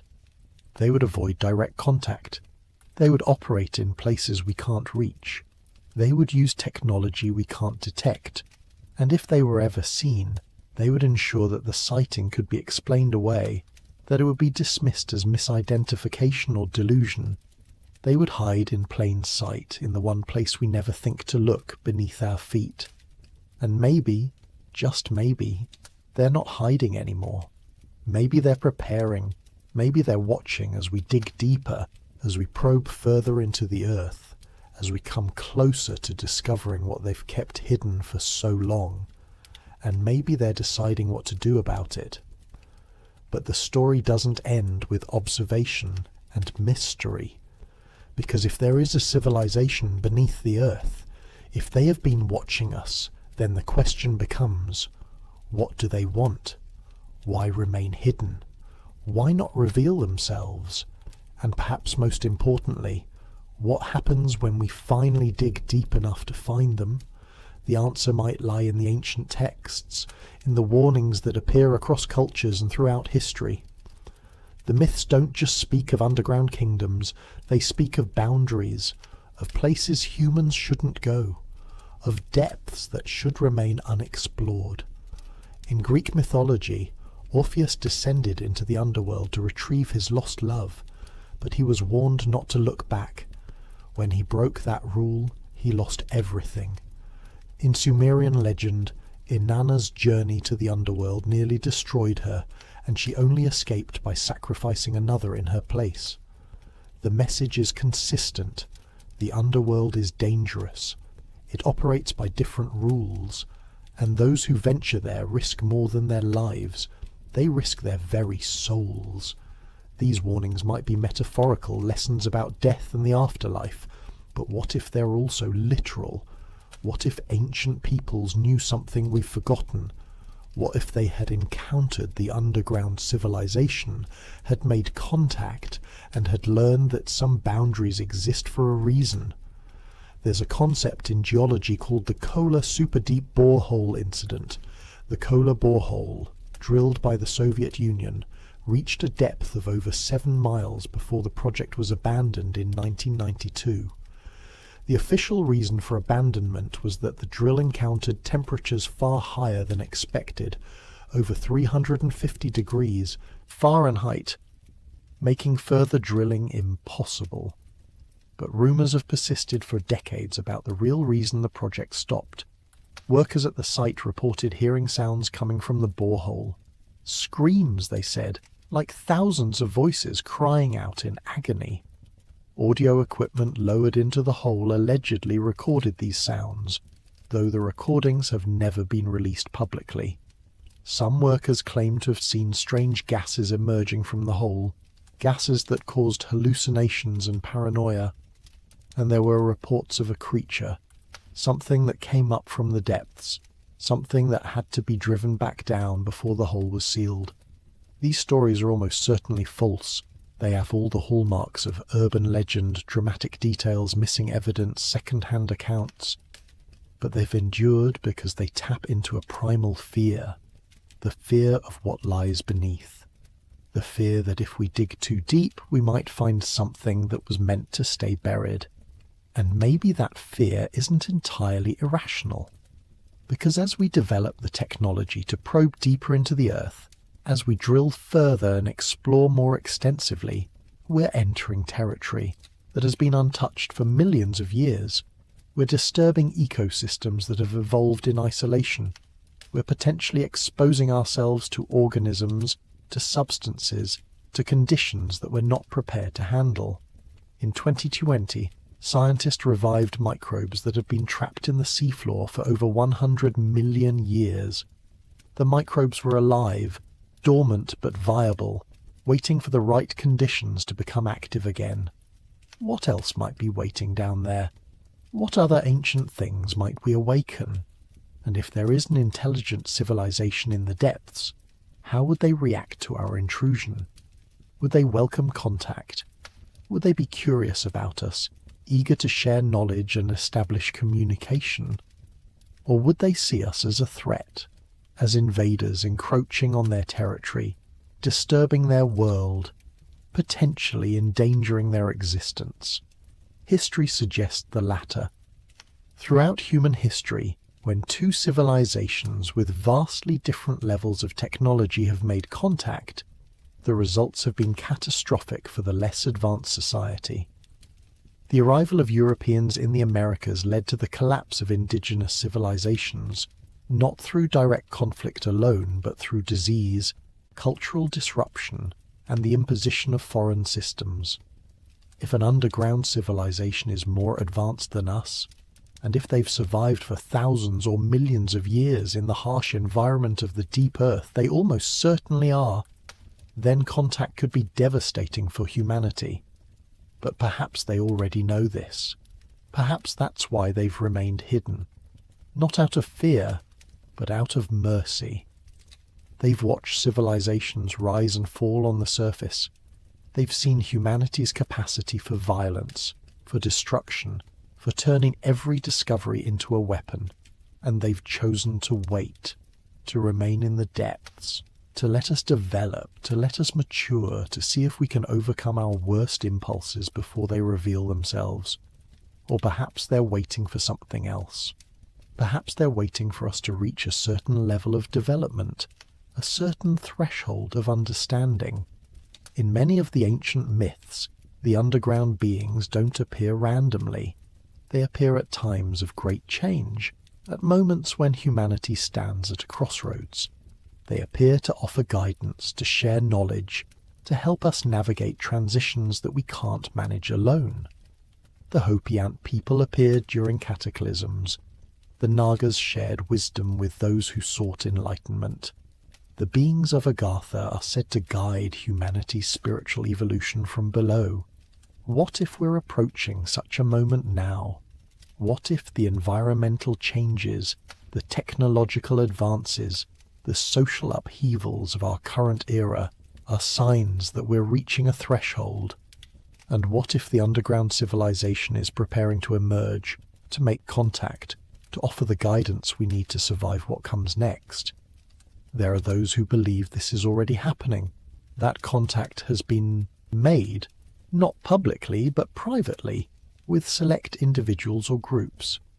They point to the sudden leaps in technology over the past century, advances that seem to come out of nowhere, that represent quantum jumps rather than gradual progress. They note the secrecy surrounding certain government projects, the classified research into exotic materials and energy sources, the rumours of recovered artifacts that don't match any known human technology. And they wonder, where did these advances really come from? Did we develop them ourselves? Or did we have help? In 1947, the same year Admiral Byrd allegedly encountered beings inside the Earth, something crashed near Roswell, New Mexico. The official explanation changed multiple times. First it was a flying saucer, then a weather balloon, then a classified surveillance device. But witnesses described debris with properties unlike any known material, metal that couldn't be cut or burned, that returned to its original shape when crumpled, that was covered in strange symbols. Where did this material come from? The official story says it was from a secret military project. But what if it came from somewhere else? What if it came from below? And what if the secrecy, the cover-ups, the classified projects aren't about hiding the existence of extraterrestrials, but about hiding something closer to home? What if governments know about the underground civilization? What if they've been in contact for decades, negotiating, trading, trying to manage a situation that could change everything if it became public knowledge? What if the reason we're told to look to the stars for intelligent life is to keep us from looking down? These are questions without answers, speculation built on speculation. But they persist because the alternative, that we're alone, that the Earth is just rock and magma, that there's nothing beneath us but geology, feels somehow incomplete. It doesn't account for the myths, the sightings, the anomalies, the persistent sense that there's more to this planet than we've been told. And maybe that sense is right. Maybe the Earth is more than a planet. Maybe it's a shell, a container, a home to multiple civilizations existing in layers, each unaware of the others, each living in their own world. We exist on the surface, in the thin layer of atmosphere and sunlight. But below us, in the darkness and heat, in the vast caverns and underground seas, another world exists. A world that was here first. A world that will be here long after we're gone. A world that watches and waits and wonders when we'll finally be ready to know the truth. But there's another thread to this mystery that's darker, more personal, and far more disturbing than geological anomalies or ancient myths. It's the thread that connects the idea of an underground civilization to something that happens with unsettling regularity. People vanishing without a trace. Every year, hundreds of thousands of people are reported missing. Most are found. Runaways who return home, adults who chose to disappear, victims of crime whose cases are eventually solved. But a percentage simply vanish. They walk into the wilderness and never walk out. They enter caves and never emerge. They disappear in places where disappearance should be impossible, where there's nowhere to go, no way to simply cease existing, and yet they're gone, completely, as if the Earth itself swallowed them. The National Park Service doesn't keep a comprehensive database of people who go missing in national parks. There's no central record, no Tongi system for tracking these disappearances. Each park maintains its own records, and the information isn't compiled nationally. Why? The official explanation is bureaucratic. Different jurisdictions, different reporting systems, limited resources. But some researchers find this suspicious. The federal government tracks everything else with meticulous detail. Why not this?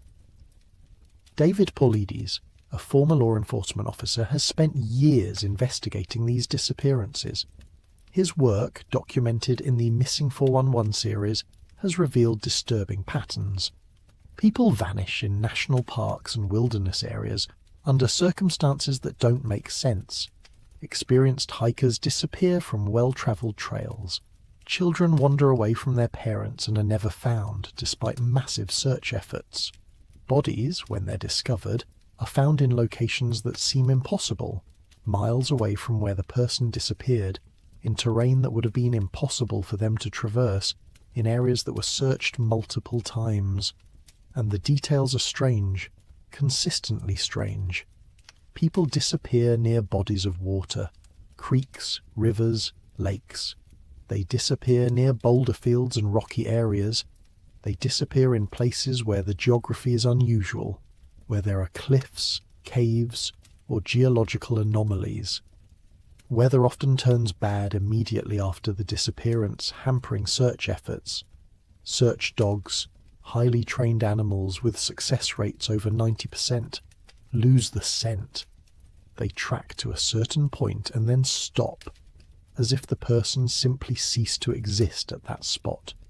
Sometimes the dogs refuse to track at all, showing signs of distress or fear without any apparent cause. When bodies are found, they're often missing shoes and socks. Their clothing is sometimes removed or in disarray, even in cases where temperature suggests hypothermia wasn't a factor. And perhaps most disturbing, they're found in areas that were extensively searched. Professional search and rescue teams, sometimes accompanied by helicopters with thermal imaging, comb an area and find nothing. Then, days or weeks later, someone walks through the same area and finds the body lying in plain sight. The conventional explanations don't fully account for these patterns. Hypothermia can cause paradoxical undressing, people feeling hot as they freeze and removing their clothes, but it doesn't explain cases in warm weather, or why it happens so consistently. Disorientation can cause people to travel in unexpected directions, but experienced outdoorsmen who know the terrain disappear just as often as novices. Wild animals might explain some disappearances, but bodies would show signs of predation, and animals don't typically remove shoes or carry people miles away to locations that don't match their hunting patterns. What if there's another explanation? What if some of these people didn't get lost, didn't fall victim to exposure or animals, didn't simply wander off and die? What if they found something, or something found them? Consider the geography. Many disappearances occur in areas with extensive cave systems. The United States alone has over 50,000 mapped caves, and experts estimate that represents only a fraction of what exists. Most cave systems remain unexplored. Many haven't even been discovered. They're hidden beneath layers of soil and rock, their entrances obscured by vegetation or sealed by rockfalls. You could walk over a vast cavern and never know it was there, and caves are dynamic. Heavy rains can open new passages or reveal entrances that were previously hidden. Erosion constantly changes the landscape. A cave entrance that didn't exist last year might appear after a storm. You could hike a trail, you have an opening that goes down into darkness, into the deep places. What if some of these missing people found such entrances? What if they explored, driven by curiosity or the strange compulsion that caves seem to exert on certain people? And what if they descended far enough to find something that shouldn't be there? Something that made them realize they weren't alone in the darkness? Or what if they didn't find the entrance at all? What if the entrance found them? There are accounts, scattered and dismissed as folklore, of caves that appear and disappear. Openings that are seen by one person but can't be found again. Passages that seem to shift and change, leading different directions depending on when they're explored. In scientific terms, this is impossible. Caves don't move. Rock doesn't rearrange itself. But if there were an intelligence below, if there were beings who maintained tunnels and controlled access, who could seal entrances and open new ones, who could manipulate the underground geography, then caves that appear and disappear would be exactly what you'd expect to see. And if such beings wanted to remain hidden, If they needed to ensure that surface dwellers who stumbled upon their entrances didn't return to tell others, what would they do? They couldn't simply kill everyone who found an entrance. Bodies would be found, patterns would emerge, questions would be asked.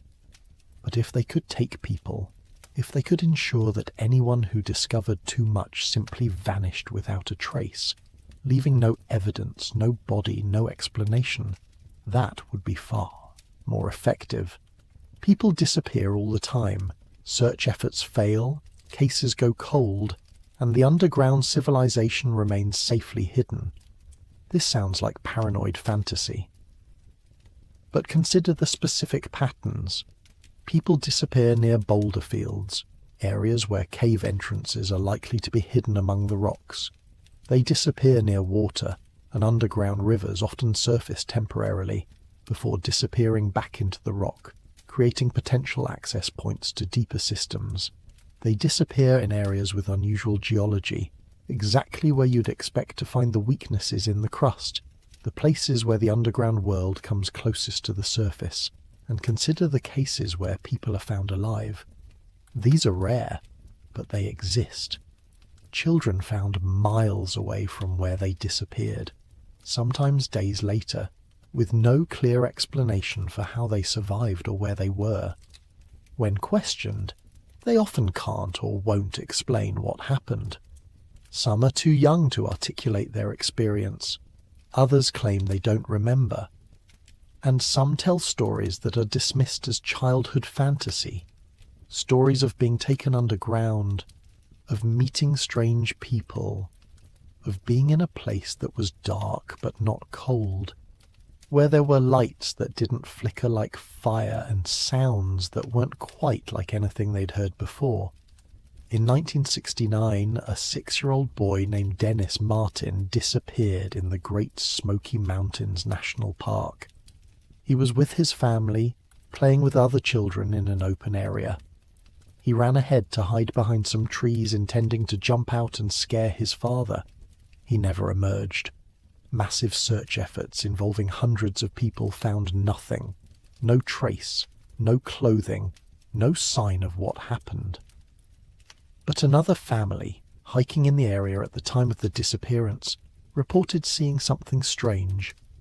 A man carrying something through the woods, moving unusually fast, heading away from the trails toward the more remote areas of the park. They couldn't see clearly what he was carrying, but from a distance it looked like it might have been a child. The man was never identified. He wasn't part of the search party. He wasn't a park employee. He was just there, and then gone. Search dogs tracked Dennis's scent to a road, where it vanished, suggesting he might have been taken in a vehicle. But the area was remote, and no vehicles had been reported in that section. No tire tracks were found, and the witness description of the man didn't match any known individuals in the area. Dennis Martin was never found. The case remains unsolved over 50 years later, and the detail that haunts investigators is this. The witness who saw the man said he moved strangely, not like someone struggling to carry a heavy load through difficult terrain, but smoothly, almost effortlessly, as if the weight meant nothing, as if he was far stronger than a normal person should be. What if that man wasn't from the surface? What if he'd emerged from one of the many unmapped caves in the Smokies, found a child alone and vulnerable, and taken him back down into the depths? The cave entrances would have been searched, of course, but only the known entrances, only the mapped caves. If there were hidden passages, concealed openings used by beings who knew the underground territory intimately, those wouldn't have been found. The search parties would have walked right over them, never knowing they were there. This is one case, but there are hundreds of others with similar strange details. The boy in Crater Lake National Park who vanished and was found 3 days later, alive, 8 miles away in an area that had been searched. He couldn't explain where he'd been. He said a robot grandmother had helped him. The authorities assumed he was confused, traumatized, confabulating. But what if he was describing something real? Something he didn't have the vocabulary to properly explain? What if Robot Grandmother was a child's attempt to describe a being that looked almost human but not quite, that moved mechanically or wore something that looked like mechanical clothing, or the experienced hunter who disappeared in the Cascade Mountains? His rifle was found leaning against a tree fully loaded. His pack was nearby, undisturbed. But he was gone. Search efforts found no trace. 2 years later, his body was found 12 miles away, in a location that made no sense. He would have had to cross 2 mountain ridges to get there, traverse terrain that was extremely difficult even for experienced climbers, and he would have had to do it without his gear, without his rifle, in conditions that should have killed him long before he reached that location. The coroner couldn't determine cause of death. The body showed no signs of trauma, no evidence of exposure severe enough to be fatal, no indication of what had killed him. He was just dead, as if something had stopped his heart and left him there. What if he'd encountered something in those mountains? What if he'd found an entrance, or been found by something that emerged from below? What if he'd been taken underground, held for some period of time, and then returned to the surface, but not to the same location? What if the underground civilization had transport systems, tunnels that connect distant points, allowing them to move rapidly through the earth while surface dwellers struggle over difficult terrain? They could have taken him in near where he disappeared and released him, or his body, miles away, in a location that would confuse investigators and make the case unsolvable. These speculations might seem extreme, but they explain the patterns in ways that conventional theories don't. They explain why dogs lose scent trails at specific points. If a person is taken through a hidden cave entrance, the scent would stop at that spot. They explain why bodies are found in impossible locations. If they're transported through underground passages and then brought back to the surface, they could emerge anywhere. They explain the missing clothing and shoes. If someone is held in an underground environment with different temperature and conditions, their surface clothing might be removed. They explain why searches fail and then later succeed. If the person or body is underground during the initial search and only return to the surface later, the search parties would find nothing the first time and something the second time. And they explain the most disturbing detail of all: the clusters. Disappearances don't happen randomly across the landscape. They cluster in specific areas. The same locations see multiple disappearances over years or decades. Certain parks, certain wilderness areas, certain regions have far more missing persons cases than statistical probability would suggest. Yosemite, the Great Smoky Mountains, the Cascade Range, areas of Alaska, sections of Canada's wilderness. These places aren't just remote or dangerous. Plenty of remote and dangerous places have normal disappearance rates. These specific locations have patterns, repeating patterns. What if these locations are where the entrances are? What if these are the places where the underground world comes closest to the surface, where the boundaries are thinnest, where beings from below most frequently emerge? And what if the disappearances aren't accidental encounters, but something more deliberate? What if the underground civilization occasionally needs something from the surface? Resources, genetic material, information, or purposes we can't even imagine? And what if they've established collection points, specific locations where they know surface dwellers will pass, where they can observe and select individuals who meet whatever criteria they're using? The idea is horrifying. It suggests that some of the missing aren't victims of accidents or bad luck, but of selection, that they were chosen, taken deliberately, and that somewhere beneath our feet, in the deep places we can't reach, they might still be there. But we need to be careful here. It's easy to see patterns where none exist, to connect dots that shouldn't be connected, to construct conspiracy theories from coincidence and tragedy. The vast majority of missing persons cases have mundane explanations. People get lost, they make poor decisions, they're victims of crime or accident. The wilderness is genuinely dangerous, and even experienced outdoorsmen can fall victim to a moment of inattention, a sudden weather change, a simple mistake that cascades into catastrophe. And yet, there are cases that don't fit, cases where every conventional explanation has been exhausted and nothing makes sense, cases where the strangeness is so pronounced that investigators are left baffled, unable to close the case because they simply can't determine what happened. Let's look at one more in detail, because the specifics matter. In July 2015, a 19-year-old named Garen Kirk was hiking with friends in the Tonto National Forest in Arizona. The group reached a swimming hole along a creek and decided to rest.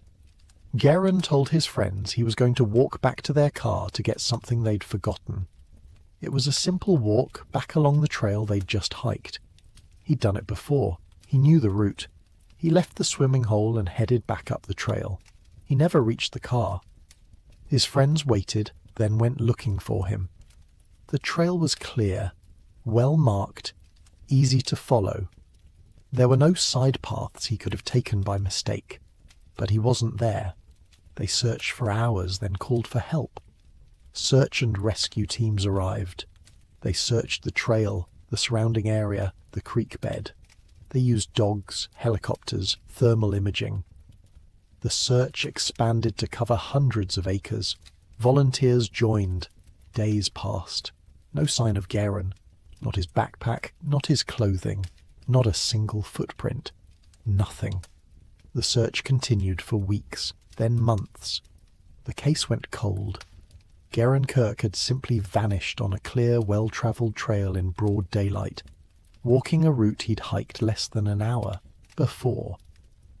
3 years later, his remains were found, not on the trail, not near the creek, but 7 miles away, in a completely different canyon, in an area that had no connection to where he'd disappeared. The remains were scattered, partial, incomplete. Forensic analysis couldn't determine cause of death. There was no evidence of animal predation. The bones weren't gnawed or scattered in a pattern consistent with scavengers. They were just there, arranged almost deliberately in a location that made no logical sense. How did he get there? The terrain between the trail and where he was found was brutal. Steep cliffs, dense vegetation, areas that would have been extremely difficult to traverse. Why would he have gone in that direction? There was nothing there. No reason to leave the trail and strike out cross-country toward a remote canyon.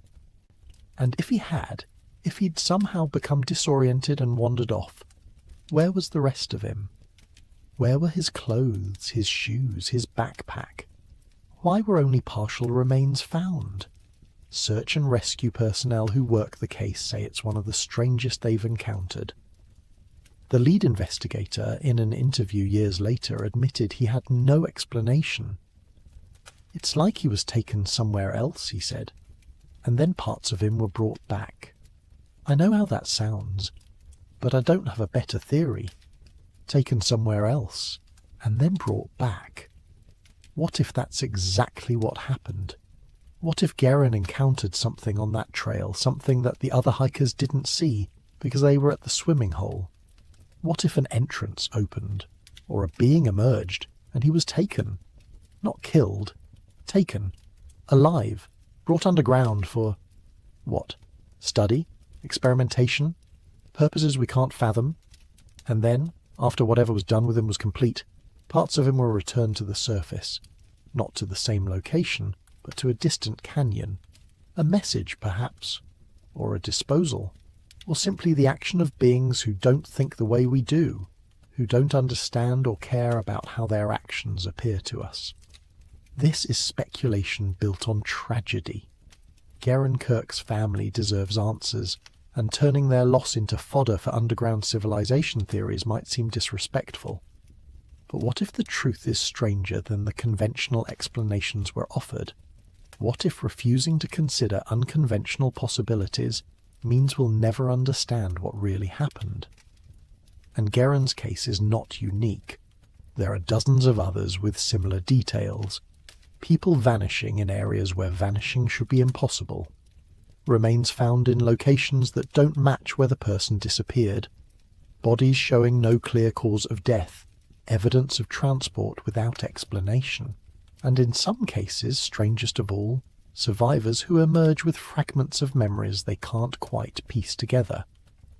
In 2017, a woman in her 30s went missing while hiking alone in Montana. Search efforts found nothing.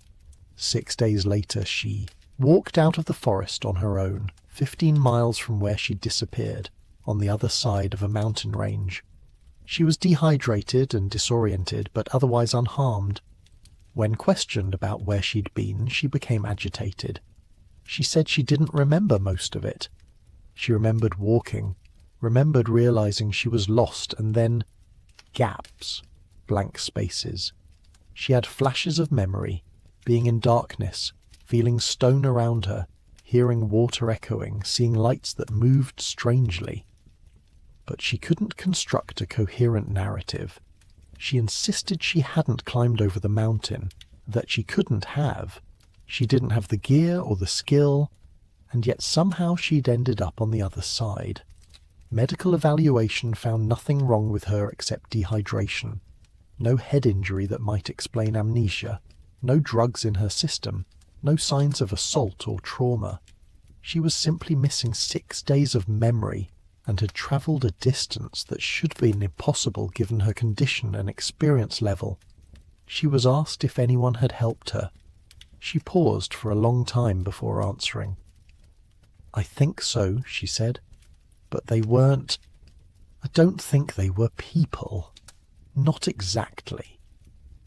When pressed to elaborate, she became more agitated and refused to discuss it further. She was later diagnosed with PTSD related to the incident, but she never gave a full account of what happened during those missing days. In interviews years later, she maintained that there were things she couldn't talk about, not because she was hiding them, but because she didn't have words for them.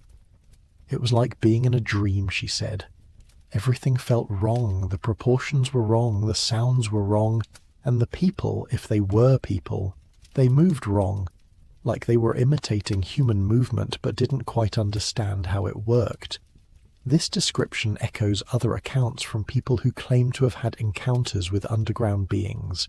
The sense of wrongness, the feeling that something is almost human but not quite, the movement that doesn't look natural, the environments that feel alien despite being underground on Earth, the gaps in memory, the difficulty articulating what was experienced, the sense of having been somewhere that shouldn't exist.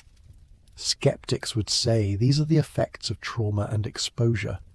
The brain under stress creates false memories, fills in gaps with confabulation, generates experiences that feel real but aren't.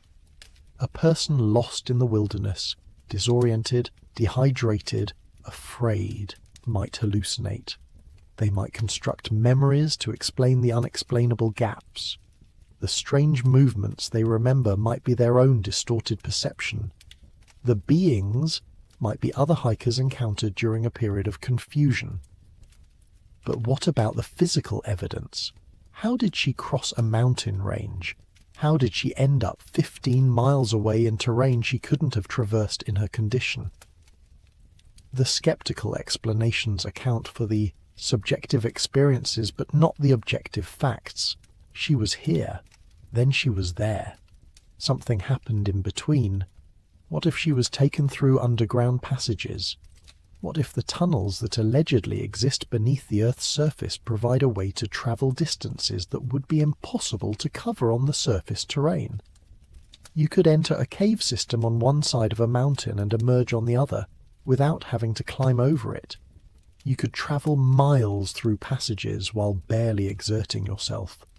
And if an underground civilization maintains these tunnels, if they use them regularly, they would know every passage, every route, every entrance and exit. Why would they help a lost hiker? Perhaps they wouldn't, intentionally. Perhaps she stumbled upon an entrance and wandered into their territory. Perhaps they found her there, in their tunnels, and rather than harm her, they simply guided her out. Not to where she entered, but to the nearest exit. To them, it might have been a matter of removing an intruder with minimal fuss. To her, it was a fragmentary nightmare she couldn't fully remember or understand. Or perhaps it was more deliberate. Perhaps they study us. Perhaps they occasionally take surface dwellers into their realm, observe them, test them, try to understand what we are and how we think. And then they return us, wiping or suppressing memories, leaving us with only fragments and confusion. We return to our world insisting something happened, something strange, but unable to prove it, unable to convince others. The perfect cover, the perfect way to maintain secrecy while still satisfying curiosity. This isn't just about missing persons, it's about the gap between what we're told is possible and what people actually experience. It's about the narratives we're given, that the wilderness is dangerous, that people get lost, that exposure and animals and bad luck explain everything, and the nagging sense that sometimes something else is happening, something we're not supposed to talk about, something we're encouraged to dismiss. And then there are the caves themselves, the entrances to the underworld if they exist, the portals between our world and theirs. Cavers, people who explore caves as a hobby or profession, have their own culture, their own stories, their own unwritten rules. And one of those rules is this: there are some caves you don't talk about, some caves where strange things happen, some caves that have a reputation. It's not formalized. There's no official list, but ask experienced cavers and they'll tell you. Certain caves have a feeling, an atmosphere. You enter them and something feels wrong. The air moves in ways that don't match the known passages. You hear sounds that don't have sources. You see lights in the distance that shouldn't be there. And experienced cavers, people who have spent thousands of hours underground, who know how to assess risk and when to trust their instincts, will tell you. When cave feels wrong, you leave. You don't explore further. You don't try to explain the anomalies. You just leave and you don't go back. Why? What are they afraid of? Ask directly, and you'll get vague answers. It's just a feeling. Experience tells you when something's off. You learn to trust your gut. But press harder. Talk to cavers who've been exploring for decades. Get them in private conversation after a few drinks, and sometimes you'll hear more.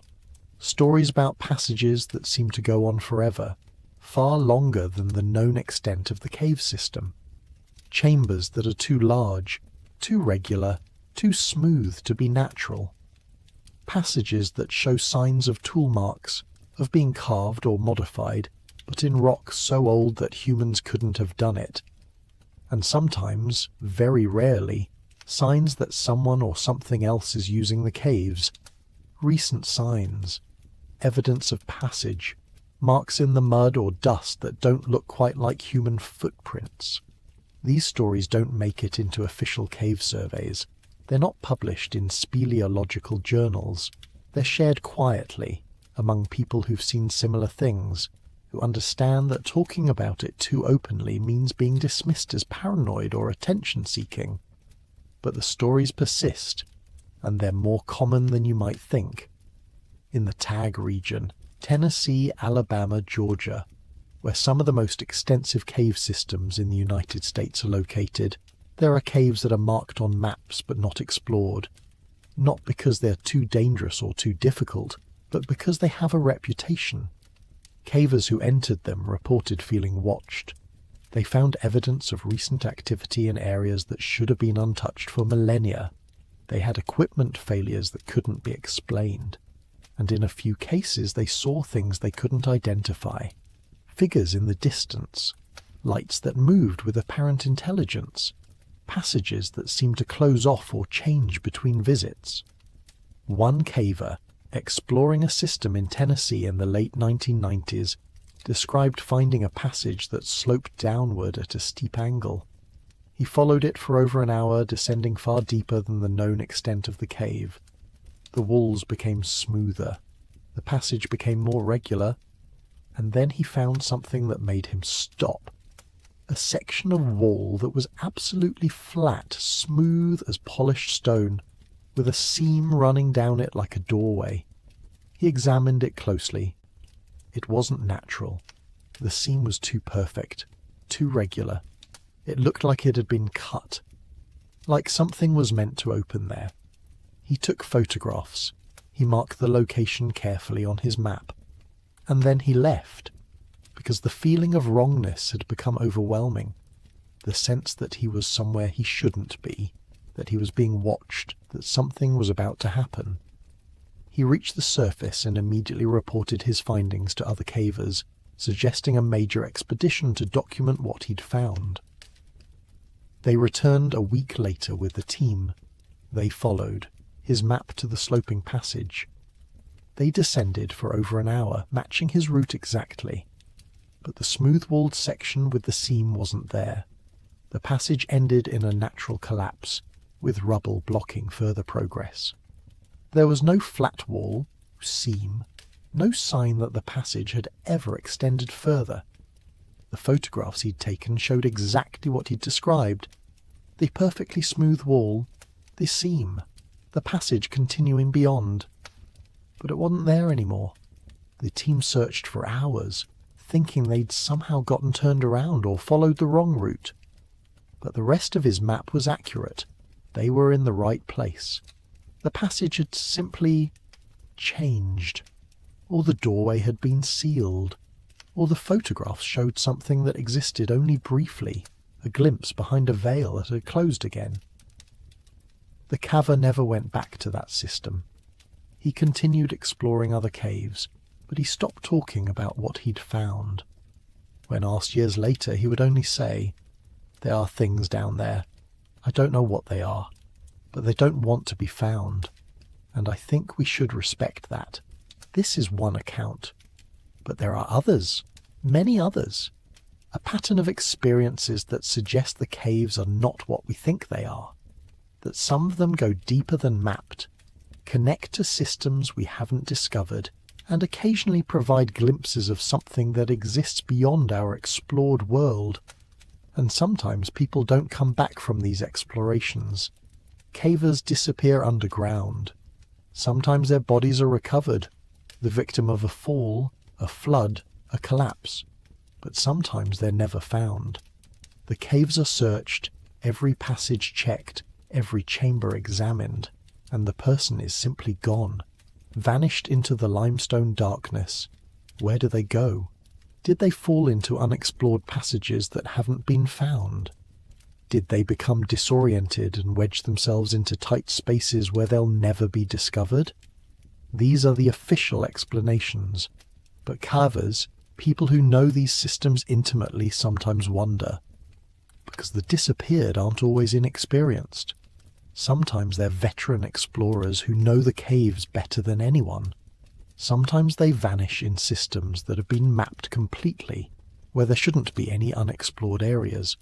Sometimes they vanish in ways that don't make sense, and sometimes, rarely, they come back, changed. There's an account from the 1970s of a caver who disappeared in a West Virginia system. He was exploring alone, a violation of safety protocols, but experienced cavers sometimes bend the rules. He was due to return by evening. He didn't. A rescue team went in, searched for 3 days, found nothing. The cave was extensively mapped. There was nowhere he could have gone that they didn't check. They concluded he must have died and his body was in an area they couldn't reach, a tight passage or underwater section where it wouldn't be found. 2 weeks later, he walked into a police station 3 states away. He was disoriented, malnourished, but alive. He couldn't explain where he'd been. He had no memory of most of the 2 weeks. He remembered entering the cave, remembered exploring, and then nothing. Blank. He woke up walking along a highway in Pennsylvania, hundreds of miles from where he'd disappeared, with no idea how he'd gotten there. Medical examination found no signs of injury or drug use. He wasn't faking amnesia. His confusion and distress were genuine. He had no money, no ID, no explanation. He was simply missing 2 weeks of his life and had somehow travelled across multiple states. In later years, he had occasional flashes of memory, being in darkness that felt different from normal cave darkness, seeing structures that didn't look natural, hearing sounds, rhythmic, mechanical, purposeful, and figures, tall figures that moved smoothly through spaces that should have been too small. But the memories were fragmentary, dreamlike, and he was never sure if they were real or if his mind had constructed false memories to fill the blank space. He never went caving again. He wouldn't even enter a basement if he could avoid it. The underground, he said, was no longer safe for him. Something down there knew who he was, and if he went back he might not get out again. What are we to make of all this? The missing persons, the strange encounters, the caves that seem to lead to places they shouldn't, the people who vanish and return with no memory or emerge with stories that can't be verified. The skeptical explanation is clear. These are isolated incidents, unrelated cases that only seem connected because we're looking for patterns. Memory is unreliable. Trauma causes confusion. The wilderness is vast and dangerous. Caves are disorienting.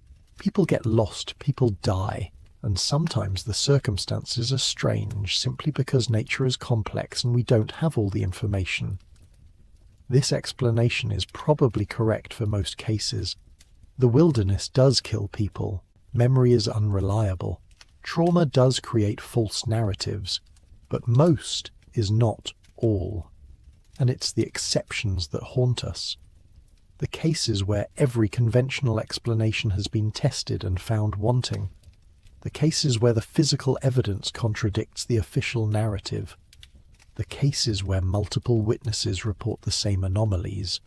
The cases where the strangeness is so pronounced that even investigators admit they have no idea what happened.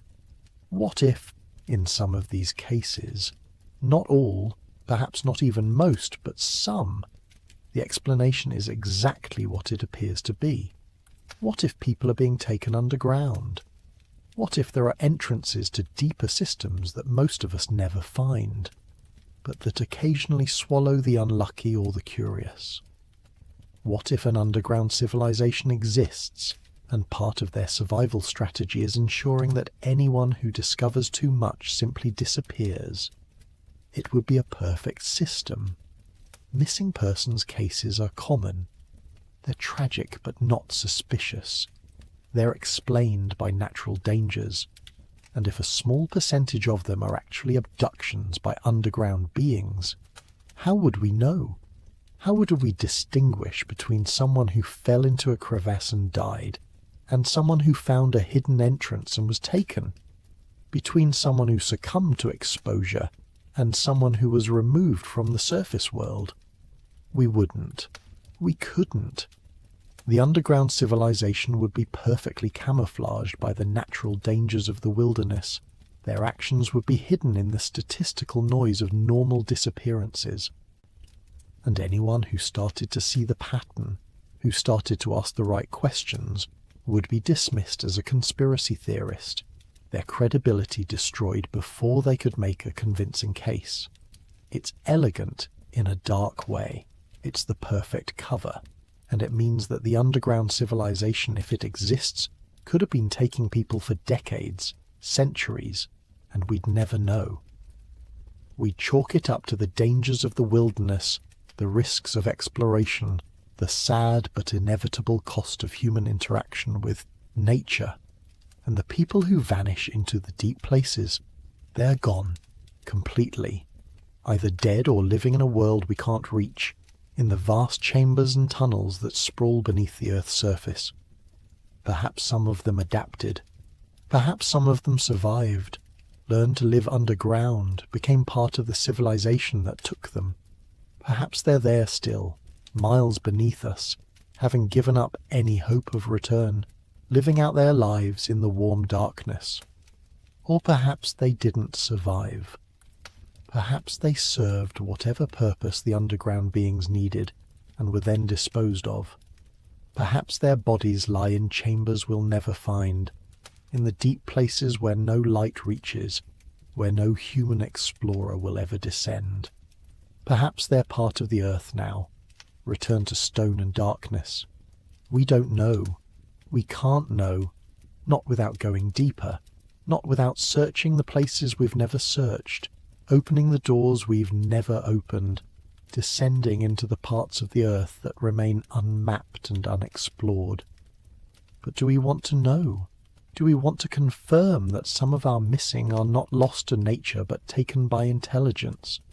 Do we want to discover that we share the planet with beings who view us as subjects for study, as resources to be harvested, or simply as intruders to be removed? Maybe it's better not to know. Maybe the uncertainty, the mystery, the unanswered questions are preferable to the truth. Because once you know, you can't unknow. Once you understand that the ground beneath your feet conceals not just rock and earth, but passages, chambers, and potentially hostile intelligence, you can never look at the wilderness the same way again. You can never enter a cave without wondering if you'll emerge. You can never walk alone in the forest without feeling watched from below. The missing remain missing. The questions remain unanswered. And somewhere in the deep places, in the darkness beneath our feet, something might be waiting, watching, taking note of who wanders too close, who asks too many questions, who stumbles upon the entrances that are meant to stay hidden. And if you're unlucky, or perhaps, from a certain perspective, lucky, you might be next. You might find the entrance others have missed. You might descend into the darkness and discover the truth. You might meet the civilization that lives in the Earth's hollow places, and then you'll face the final question. Will they let you leave? Will you return to the surface world with your story, your proof, your confirmation that everything you wondered was true?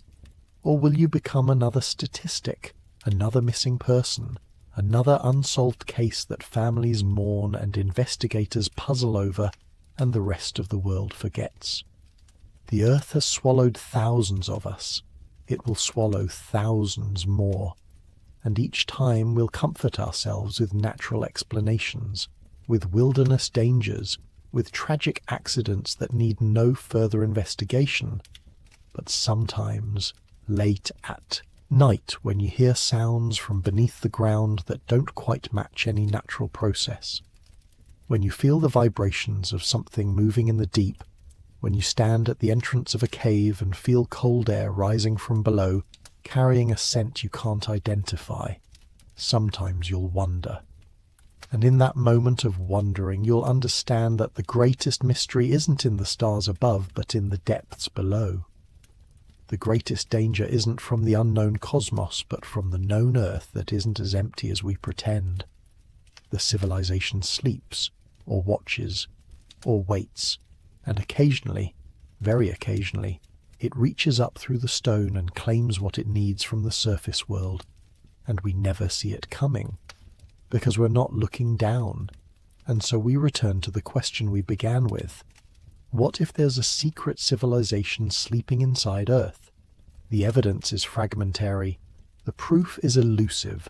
Science offers explanations for most of the anomalies: natural caves, geological formations, seismic activity, the trick that isolation and darkness play on the human mind. And yet, the myths persist. The stories continue. The sightings don't stop. And in the space between what we know and what we wonder, possibility lives. Perhaps there is no underground civilization. Perhaps the Earth's interior is exactly what the textbooks say it is. Layers of rock and metal, hot and lifeless, governed by physics and chemistry and nothing more. Perhaps the myths are just stories, the sightings just misidentifications, the anomalies just natural phenomena we don't yet fully understand. Perhaps we're alone on this planet, the only intelligence, the only consciousness, the only ones asking questions about what lies beneath. But perhaps not.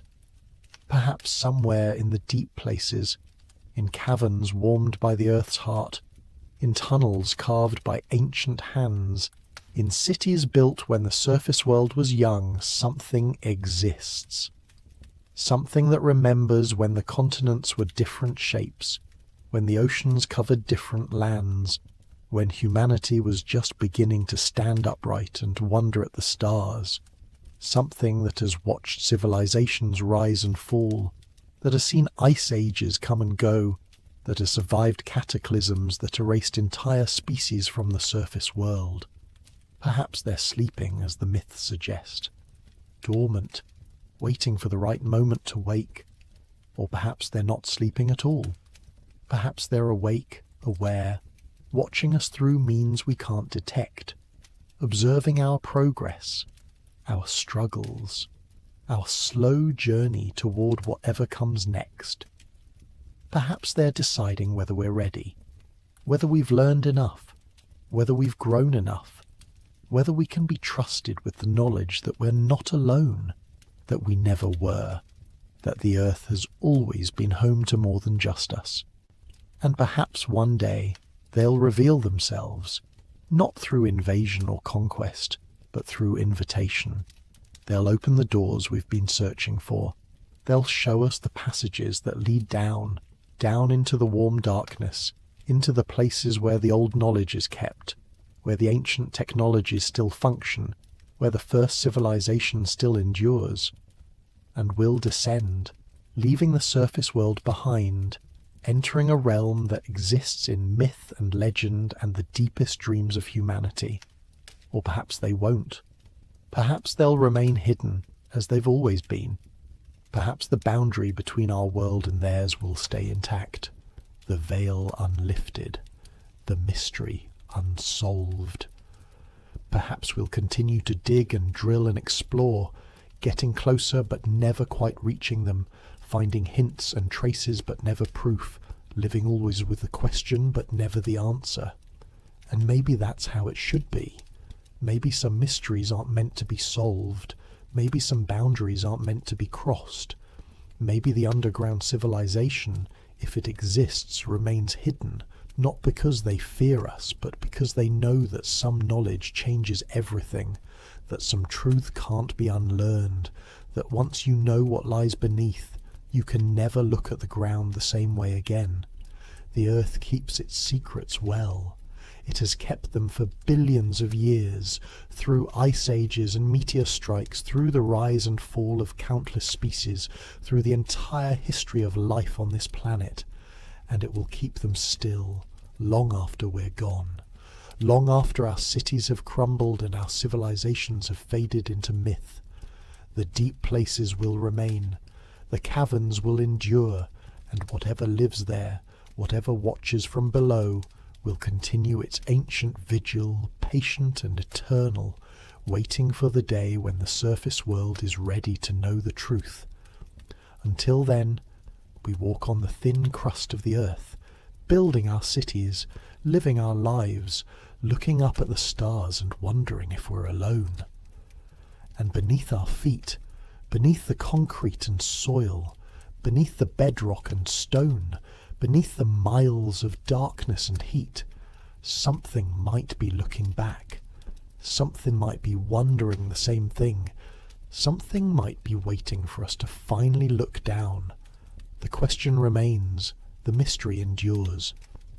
And in the quiet moments when you stand alone in the darkness, when you feel the solid ground beneath you and wonder what lies below, you might sense it. A presence, ancient and vast, hidden in the deep places of the earth. You might feel the weight of all that stone, all that history, All those millions of years of secrets kept in the dark. And you might wonder, just for a moment, if the myths were right all along. If somewhere beneath us, in the warm darkness, in the forgotten places, a civilization sleeps, or watches, or waits, and you might wonder what will happen when they finally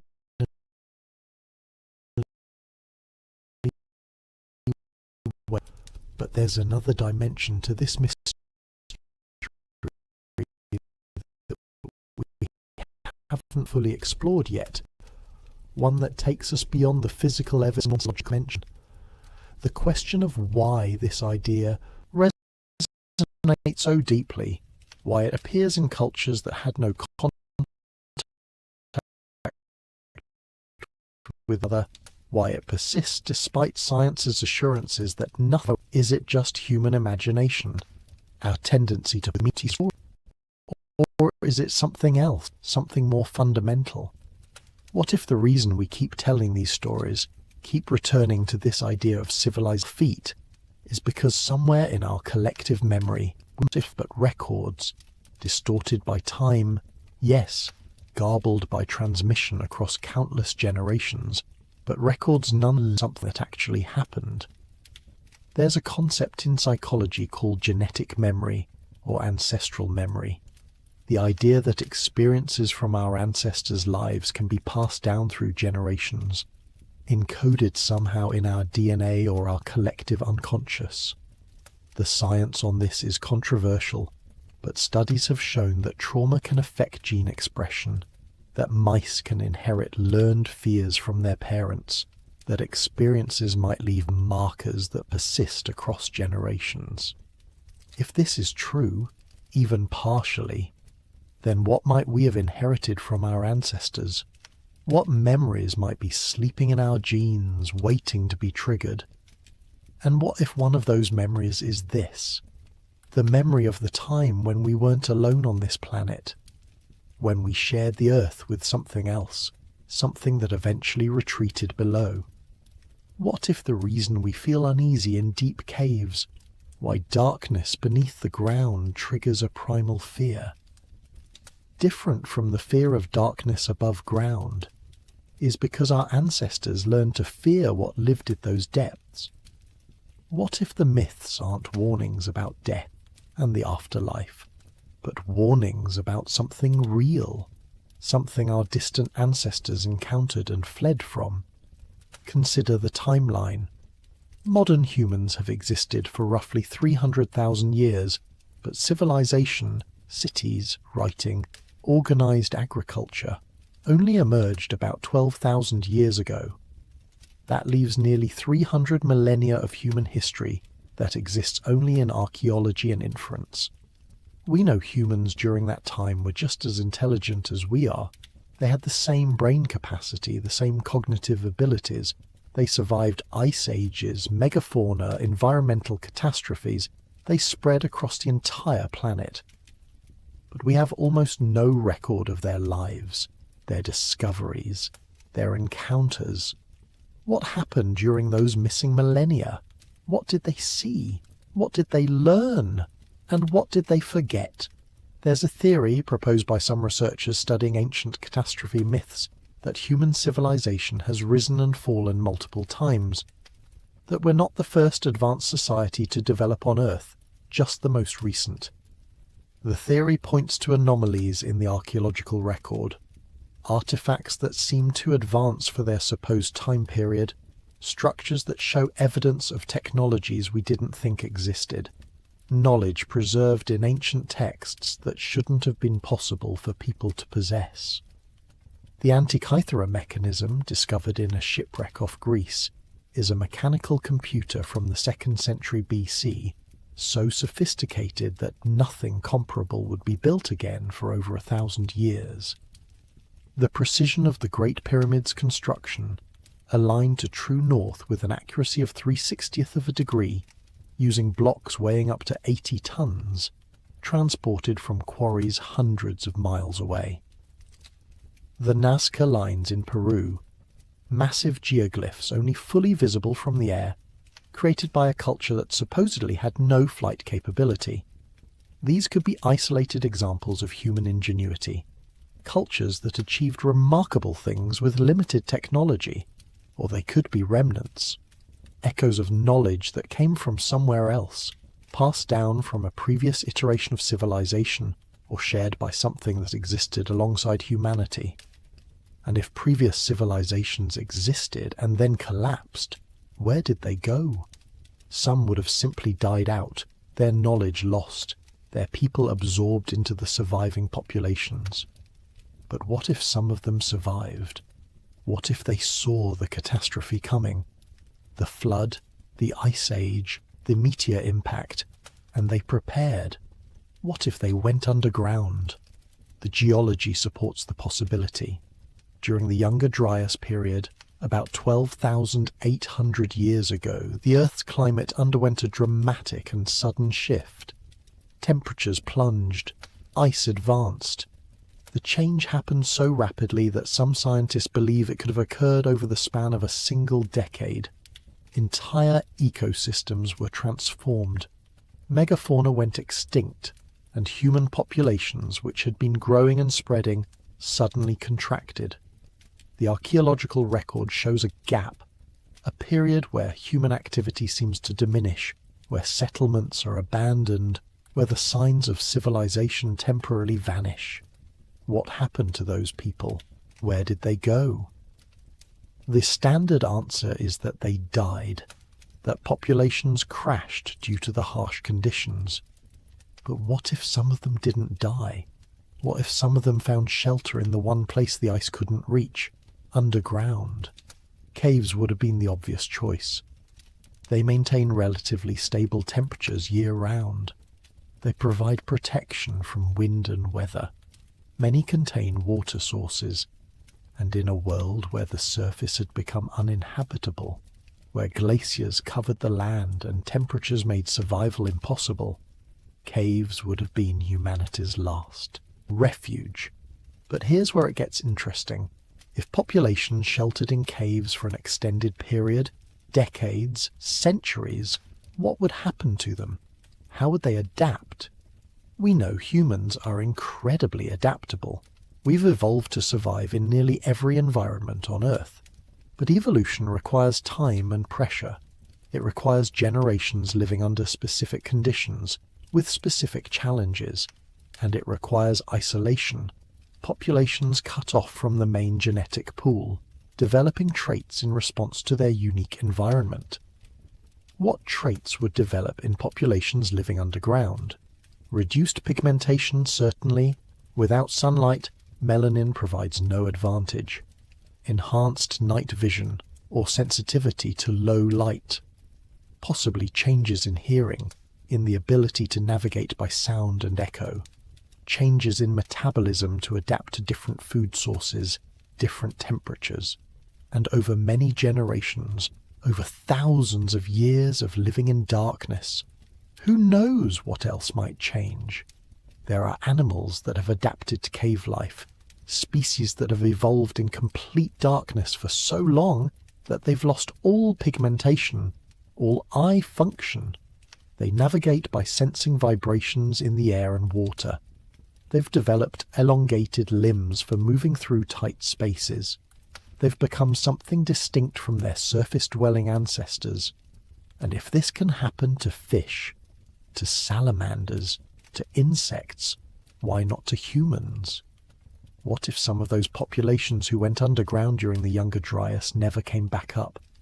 What if they adapted so completely to subterranean life that they lost the ability or the desire to return to the surface? And what if they continue to evolve, to develop, to build their own civilization in the depths while the rest of humanity slowly rebuilt on the surface? It would explain the myths. Every culture has stories of pale beings who live underground, who emerge occasionally but prefer the darkness. In European folklore they're called the Dverga or dwarves, beings who live in mountains and caves, master craftsmen who create objects of incredible power. In Irish mythology, the Tuatha De Danann retreated into the Cid Mounds, becoming the fairy folk who live in an underground realm. In Norse tradition, the Svartalfar or Dark Elves dwell beneath the earth in Svartalfheim. In Japanese folklore, the Tsuchigumo are spider-like beings who live in caves and tunnel networks. These descriptions share common elements. The beings are typically described as shorter than surface humans, or sometimes taller and thinner. They have pale skin. They possess advanced knowledge of metallurgy, of crafting, of technologies that seem magical to surface dwellers. They're sensitive to sunlight. They prefer the underground, and they're often depicted as having an ambiguous relationship with surface humanity, sometimes helpful, sometimes hostile, but always separate, always other. What if these aren't fantasy creatures? What if they're descriptions of real populations, human populations that diverged from the surface branch thousands of years ago and adapted to subterranean life? The details would have been distorted over time, certainly. Oral traditions transform reality into myth, but the core might be real. The memory of encountering people who looked different, who lived differently, who possessed knowledge that seemed impossible, but who were fundamentally human, or at least had once been. This would also explain why the myths speak of these beings possessing advanced technology.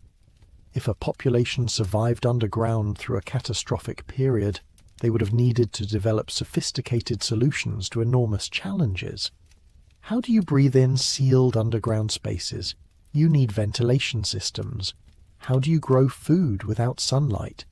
You need artificial light sources or alternative food production methods. How do you navigate vast tunnel networks in complete darkness?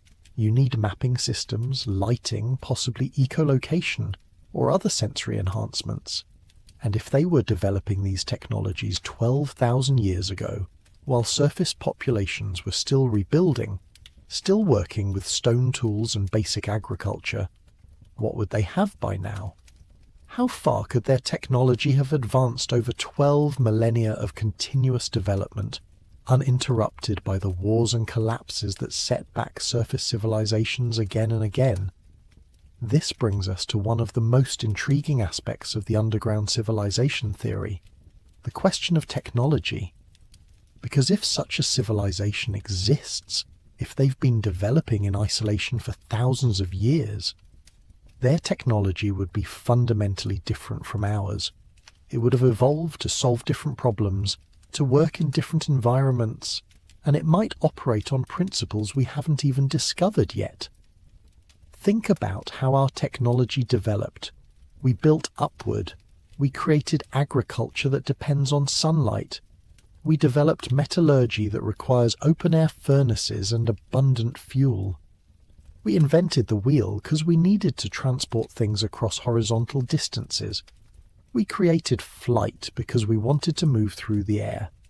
Every piece of technology we've developed is optimized for surface living, for an environment with specific characteristics: sunlight, open space, atmosphere, gravity acting in a familiar way. But underground, the constraints are completely different.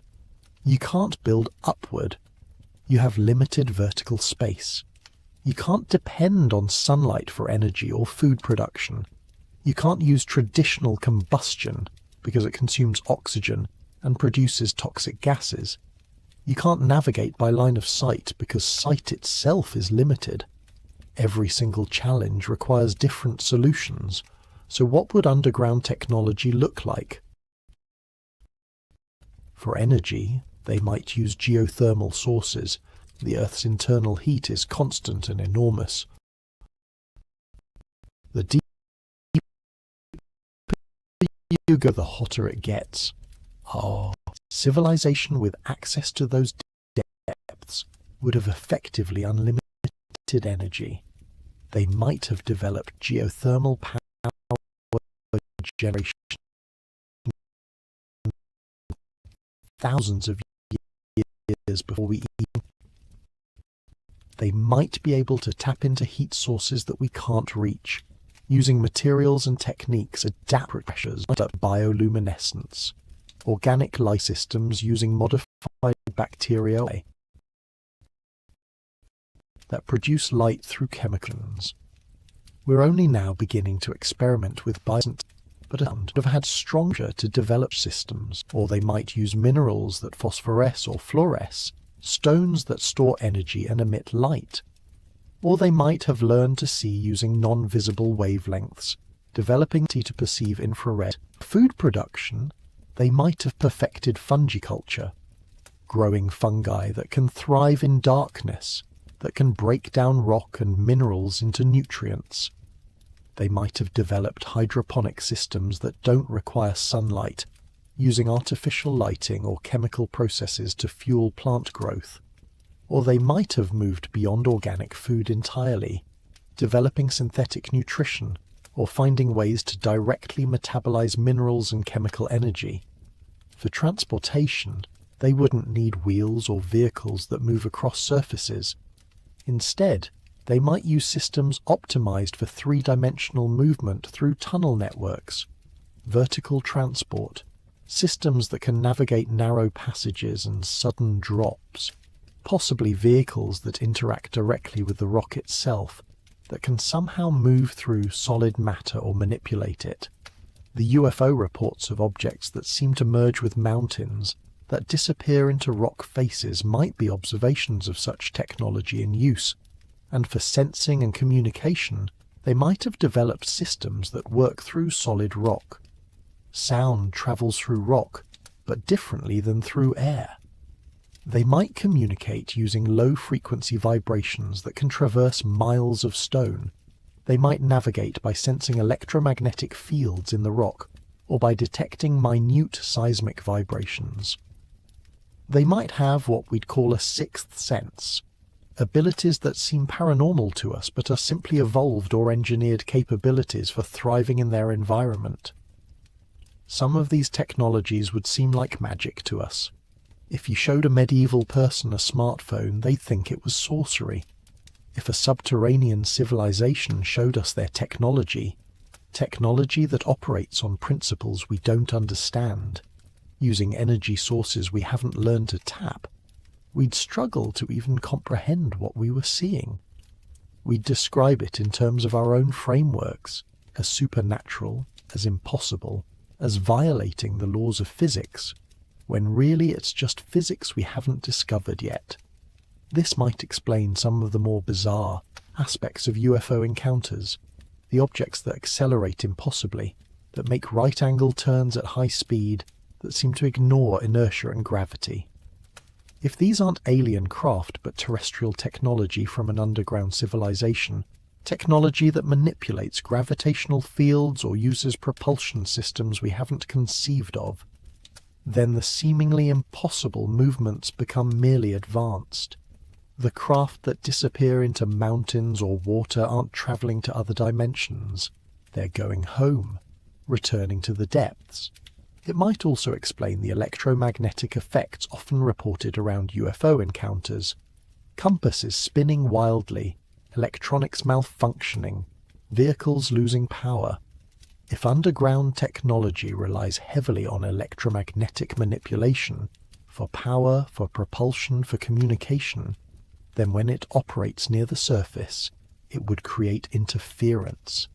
It would disrupt our relatively primitive electronic systems the way a powerful magnet disrupts a compass, and it might explain why encounters with these craft rarely result in direct contact. If an underground civilization wanted to remain hidden, they would minimize interaction with surface dwellers. They would observe from a distance. They would use drones or remotely operated craft. They would show themselves just enough to monitor our development, our capabilities, our intentions, but not enough to confirm their existence. They would stay in the shadows, in the spaces between proof and possibility. But why? If they possess such advanced technology, if they're so far ahead of us, why hide? Why not reveal themselves, make contact, share their knowledge? The answer might be simple: survival. Throughout human history, Whenever a technologically advanced civilization has encountered a less advanced one, the result has been conquest, colonization, exploitation. The advanced civilization, confident in its superiority, imposes its will on the weaker one. Resources are extracted, populations are subjugated, cultures are destroyed. It's a pattern that has repeated across every continent, in every era of human history. An underground civilization would know this pattern. They might have witnessed it playing out on the surface for thousands of years. They might have watched as empires rose and fell, as stronger nations conquered weaker ones, as technological advantage always translated to dominance. And they would understand that if they revealed themselves, if surface humanity knew they existed, we would eventually come for them. Not out of malice necessarily, but out of the same drives that have fueled human expansion since the beginning. Curiosity, greed, the desire for resources, the compulsion to explore and claim everything we can reach. We would want their territory, the vast underground spaces they inhabit. We would want their resources, the minerals, the geothermal energy, the underground water. We would want their technology, the power systems, the transportation methods, whatever breakthroughs they've achieved, and we would take them the way we've taken everything else, the way we've destroyed indigenous populations, ecosystems, anything that stood in the way of expansion. So they hide, not because they're weak. If their technology is as advanced as we suspect, they could probably defend themselves effectively. But because conflict would be costly for both sides. Because once their existence became known, the secret couldn't be contained. Because the moment surface humanity confirmed that habitable spaces existed underground, that resources were available, that another civilization was there, we would find a way to reach them. We would dig deeper. We would send expeditions. We would find the entrances, and everything would change. From their perspective, remaining hidden isn't weakness. It's wisdom. It's the choice to avoid a confrontation that serves no purpose, to maintain a separation that benefits everyone. They live in their world, we live in ours, and as long as the boundary holds, as long as we don't discover them, both civilizations can exist in parallel, occupying the same planet but inhabiting different realms. But boundaries don't hold forever, because we keep digging. We can't help ourselves. It's in our nature to explore, to probe, to push deeper into every frontier we can find. And with each passing decade, our technology improves. We drill deeper, we map more extensively, we develop tools that can see through solid rock, that can detect voids and chambers miles below the surface. We're getting closer, and if there is something down there, something that has remained hidden for thousands of years, we're approaching the moment when hiding becomes impossible. Consider the progress we've made. The Kola Super Deep borehole reached 7.5 miles. The Sakhalin well, drilled for oil extraction, extended over 7.7 miles, though at an angle rather than straight down. The current technology for deep drilling is far more advanced than what existed even 20 years ago. We can drill in higher temperatures, in harder rock, with greater precision, and we're motivated to go deeper for geothermal energy, for mineral resources, for scientific research. There are proposals now for drilling projects that would penetrate the Earth's mantle, reaching depths of over 9 miles. The International Ocean Discovery Program has plans to drill through the oceanic crust, which is thinner than continental crust, to access the mantle directly. If successful, these projects would reach depths no human technology has ever touched.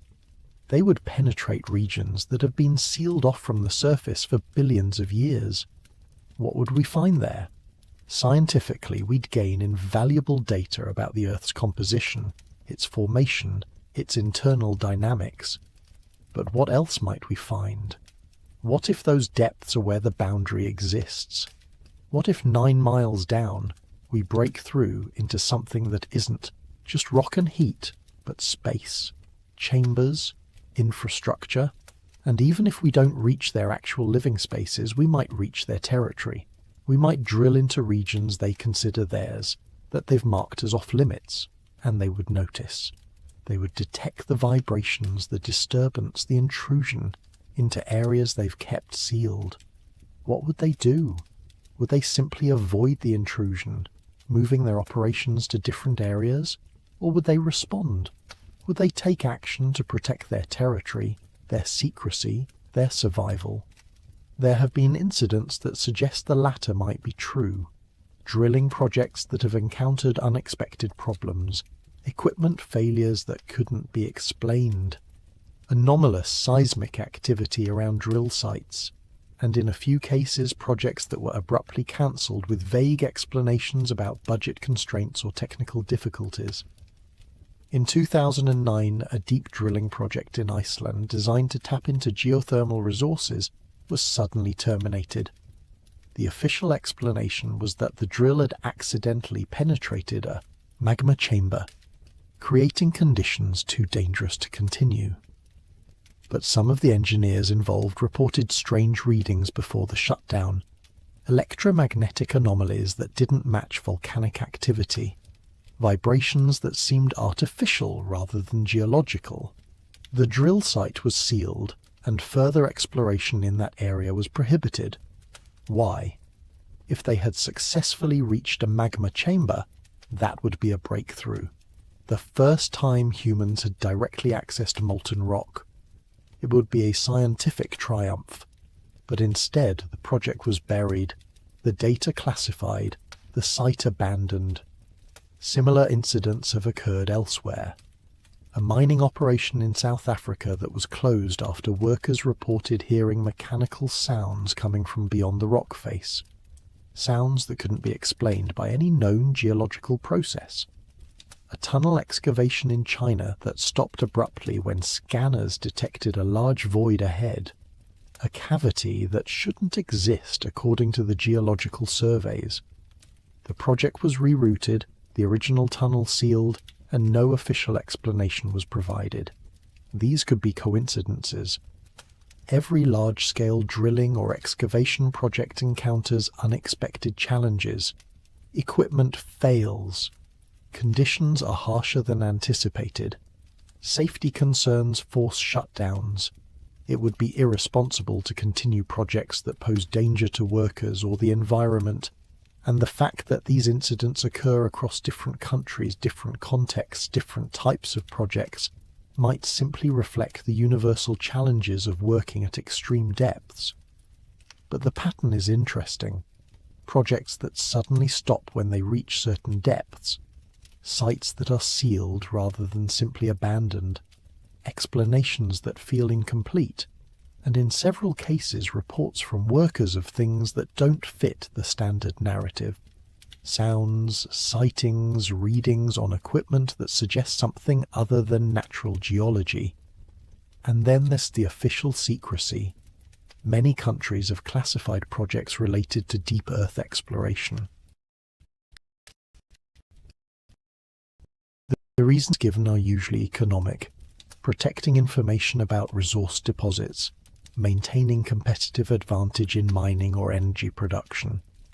But some researchers point out that the level of classification seems excessive.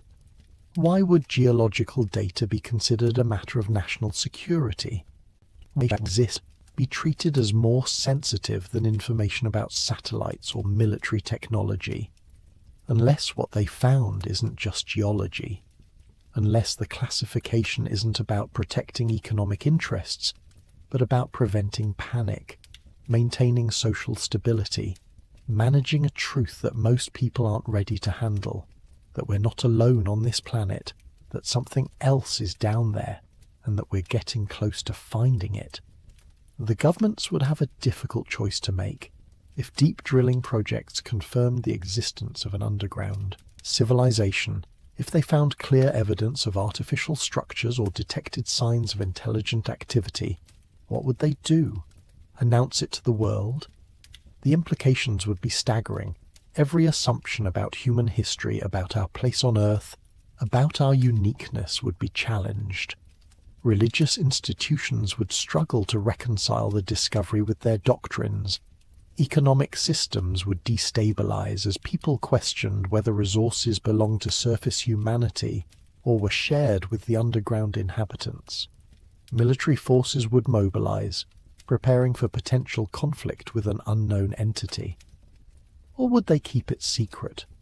Would they classify the information, limit access to a small group of officials and scientists, and work quietly to understand the situation before making any public announcements?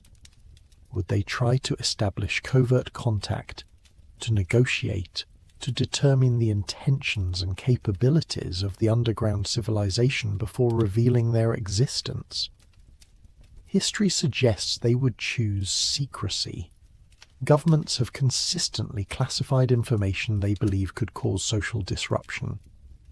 The truth comes out eventually but slowly, in managed doses, after preparations have been made to handle the consequences. And if the truth is that we share this planet with another intelligent civilization, one that possesses technology beyond ours, one that has been here longer than us, one that might view our expansion as a threat, that truth would be managed very carefully indeed. But secrets don't hold forever. They leak, they fragment.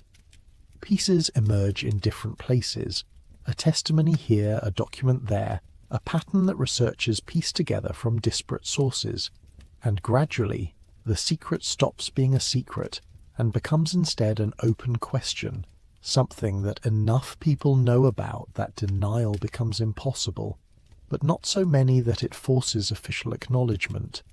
We might be at that point now. The idea of an underground civilization, once dismissed as pure fantasy, has gained enough traction that it's discussed seriously in some circles.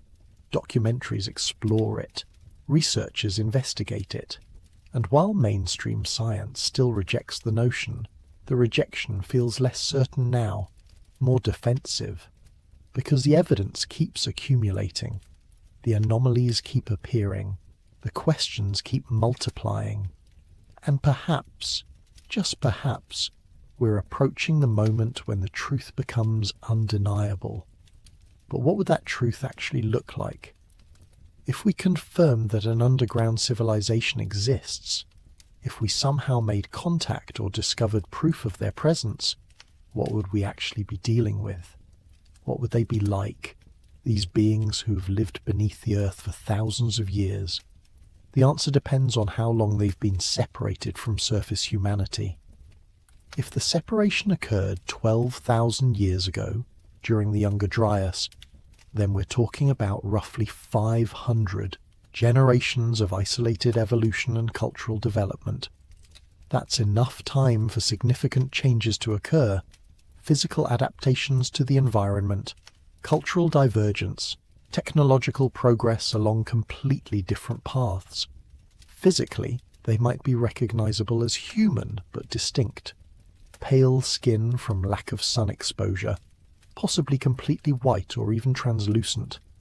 Eyes adapted to darkness, perhaps larger to gather more light, or perhaps atrophied if they rely on other senses for navigation. Changes in body proportions to suit three-dimensional movement through tunnels, possibly shorter and stockier for stability in enclosed spaces, or possibly taller and thinner for navigating vertical shafts. Differences in bone density to handle different gravitational stresses, different pressures, enhanced hearing and tactile senses, possibly biological bioluminescence, the ability to produce light through chemical reactions in their skin or eyes. Some of these traits would make them appear alien to us, despite sharing common ancestry.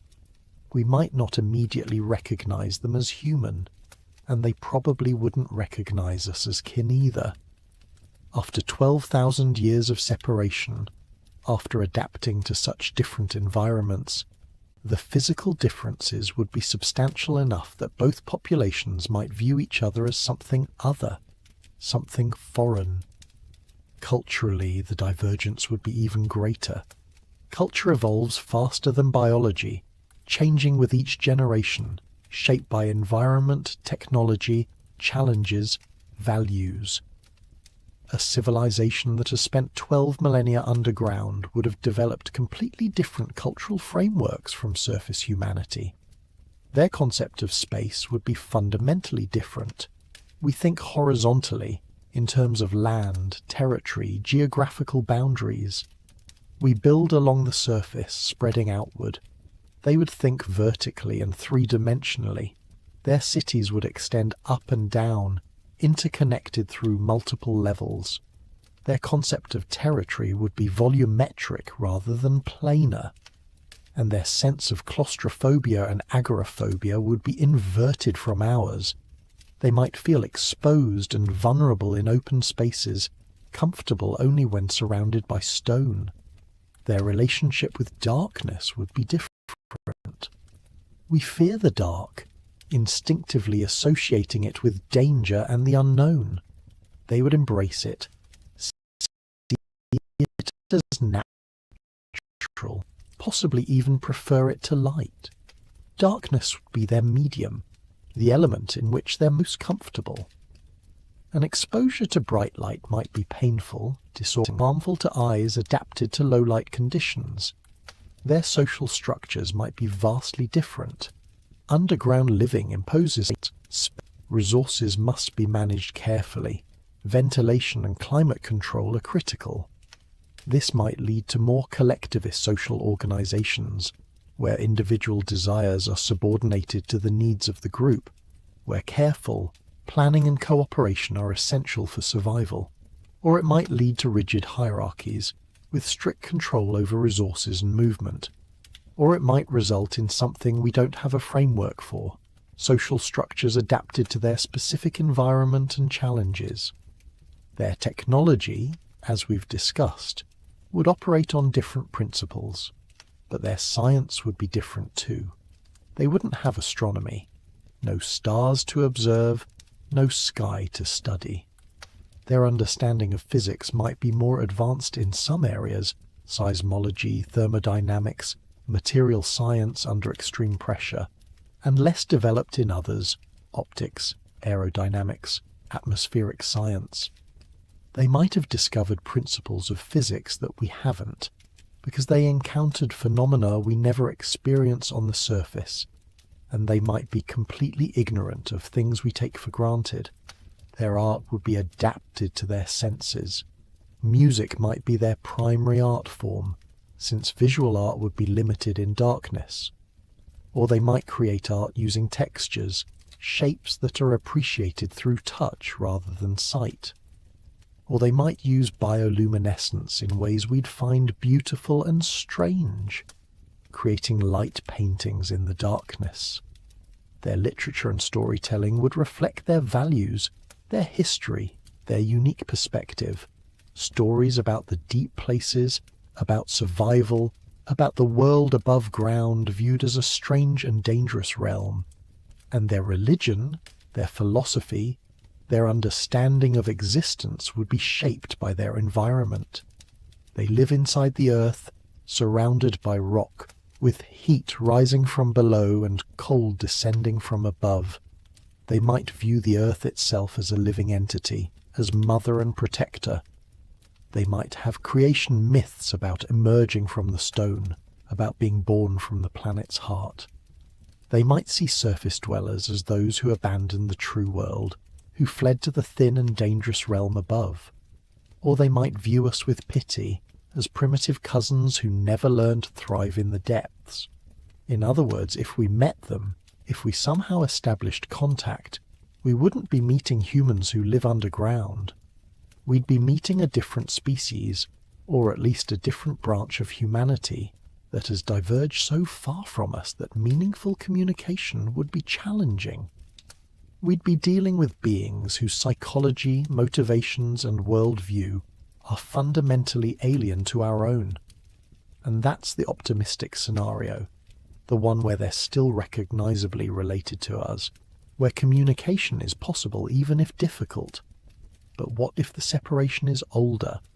What if the underground civilization didn't emerge 12,000 years ago, but much earlier? What if they're not an offshoot of Homo sapiens, but a parallel branch of human evolution, or even a separate species entirely that evolved intelligence independently? The fossil record shows that multiple species of hominids existed simultaneously for much of our evolutionary history. Homo sapiens coexisted with Neanderthals, Denisovans, Homo erectus, possibly others. These species interbred occasionally. Most humans today carry Neanderthal DNA, but they were distinct, with different physical characteristics, different behaviors, different adaptations. What if one of these species, rather than going extinct, went underground? What if they survived by retreating into caves and never came back out? Neanderthals, for instance, were already adapted to cold environments, with stockier builds and larger nasal cavities. They used caves extensively, showed evidence of sophisticated tool use and possibly symbolic thought. If a population of Neanderthals had survived by going deeper into cave systems, if they had continued to evolve in that environment for the past 40,000 years, what would they be now? Would they still be Neanderthals, or would they be something new, something shaped by 2,000 generations of subterranean existence? And what if the separation is even older?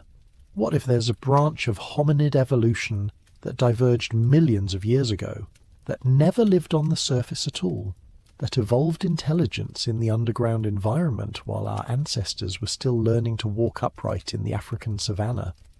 They would be so different from us that we might not recognize them as related at all. They might have body plans adapted to their environment in ways we can't imagine. They might think in ways we can't comprehend. They might be to us what we are to apes, similar in some ways, but operating on a different level with capabilities we can barely recognize as intelligence. This is perhaps the most unsettling possibility. Not that there's another civilization beneath us, but that there's another form of intelligence entirely. Something that evolved alongside us but separately. Something that shares the planet but not our history. Something that is as alien to us as any creature from another world, but infinitely closer, separated by just a few miles of rock. And if such intelligence exists, what are its intentions toward us? Does it view us with curiosity, with indifference, with hostility? Has it been watching us, studying us, waiting to see what we become? Or has it been largely unaware of us, as we've been unaware of it, both species living in separate worlds that rarely touch? The truth is, we have no way to know. We can speculate, theorize, extrapolate from the fragments of evidence and story. But until contact occurs, if it ever does, the underground civilization remains a mystery, a question without an answer, a possibility that hovers between myth and reality, tantalizingly close to proof, but never quite reaching it. And maybe that's where it will stay. Maybe we'll never know for certain. Maybe the deep places will keep their secrets. And maybe we'll continue to walk on the surface of the earth, building our cities and living our lives, while below us, in the warm darkness, another world continues its ancient existence separate and unknowable. Or maybe one day soon the boundary will break. We'll dig too deep. We'll find the entrance. We'll make contact. And everything we thought we knew about the world, about humanity, about our place in the universe will change forever. Until then, the question remains. The mystery endures. And when you stand on solid ground, when you feel the earth beneath your feet, you might remember that solid ground is thin, a fragile shell floating atop a vast and hidden world. And you might wonder what's down there, in the depths we've never seen. You might wonder if they're wondering about us too. And so we stand at the edge of the unknown. The evidence is compelling but not conclusive. The stories persist but remain unprovable. Science dismisses the idea, yet cannot fully explain all the anomalies. The deep places of the earth remain unexplored, their secrets intact. Perhaps this is how great mysteries are meant to exist, not in the realm of confirmed fact or complete fiction, but in the space between, in the realm of maybe, because that space, that uncertainty, that possibility keeps us looking, keeps us questioning, keeps us curious about the world we inhabit. And isn't that what we need? In an age where so much has been mapped and categorized, where satellites can photograph every square inch of the surface, where it seems like all the great discoveries have been made, don't we need mysteries? Don't we need to know that there are still frontiers, still unknowns, still places where anything might be possible? The underground civilization, whether real or imagined, serves that purpose. It reminds us that the earth is deeper than we can reach, stranger than we can imagine, and full of possibilities we haven't exhausted. It reminds us that beneath the mundane surface of daily life, beneath the familiar ground we walk on, there might be wonders and terrors beyond our comprehension. And it reminds us that we're still explorers at heart, still driven to seek out the hidden places, to shine light into the darkness, to answer the questions that have haunted humanity since the beginning. What else is out there? What have we missed? What's waiting to be discovered? The answer might be nothing. The depths might be exactly what science says they are. Rock and heat and pressure, magnificent in their own way but lifeless, empty of intelligence or civilization. Or the answer might be everything. The confirmation that we're not alone, that Earth harbours mysteries greater than we imagined, that the old stories were true in ways we never suspected. We won't know until we look, until we go deeper, until we push past the boundaries of what we think is possible and venture into the true unknown. And when we do, if we do, we'll finally have our answer. Until then, the civilization sleeps in the depths, or watches, or waits, and we walk above them, oblivious or nearly so, lives on the thin surface of a world that is far stranger, far deeper, and far more mysterious than we ever dared to believe. The ground beneath you is not as solid as it seems. The darkness below is not as empty as you think. And the old myths, the persistent stories, the legends that refuse to die, maybe they're trying to tell us something we're not quite ready to hear. Maybe they're warning us. Maybe they're preparing us. Maybe they're simply reminding us of what our ancestors knew and we forgot. That the earth has secrets, that the deep places are alive, and that when you descend far enough, when you go deep enough into the darkness, you might find more than rock and stone. You might find the truth, and the truth might be looking back.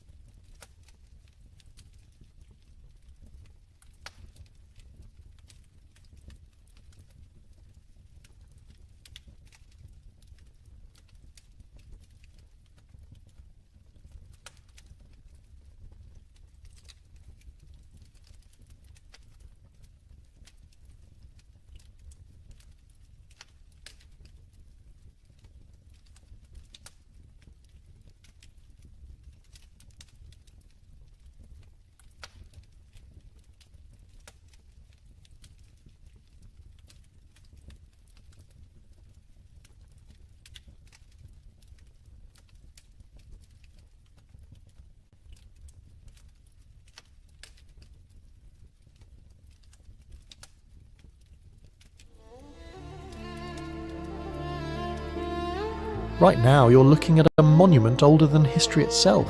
3 colossal pyramids rising from the desert sands, aligned with celestial precision as if built by gods, not men. These are the pyramids of Giza, eternal sentinels standing for over 4,000 years, guarding secrets carved in limestone and starlight. Each block, each shadow, whispers of an ancient intelligence we are only beginning to comprehend. Tonight we journey beyond the myths, through hidden chambers, lost texts, and cosmic alignments that defy coincidence. From the pharaoh's divine ambitions to the messages they may have left for the future, we'll uncover what the ancients tried to tell us. If you're ready to see the pyramids as never before, let the journey begin.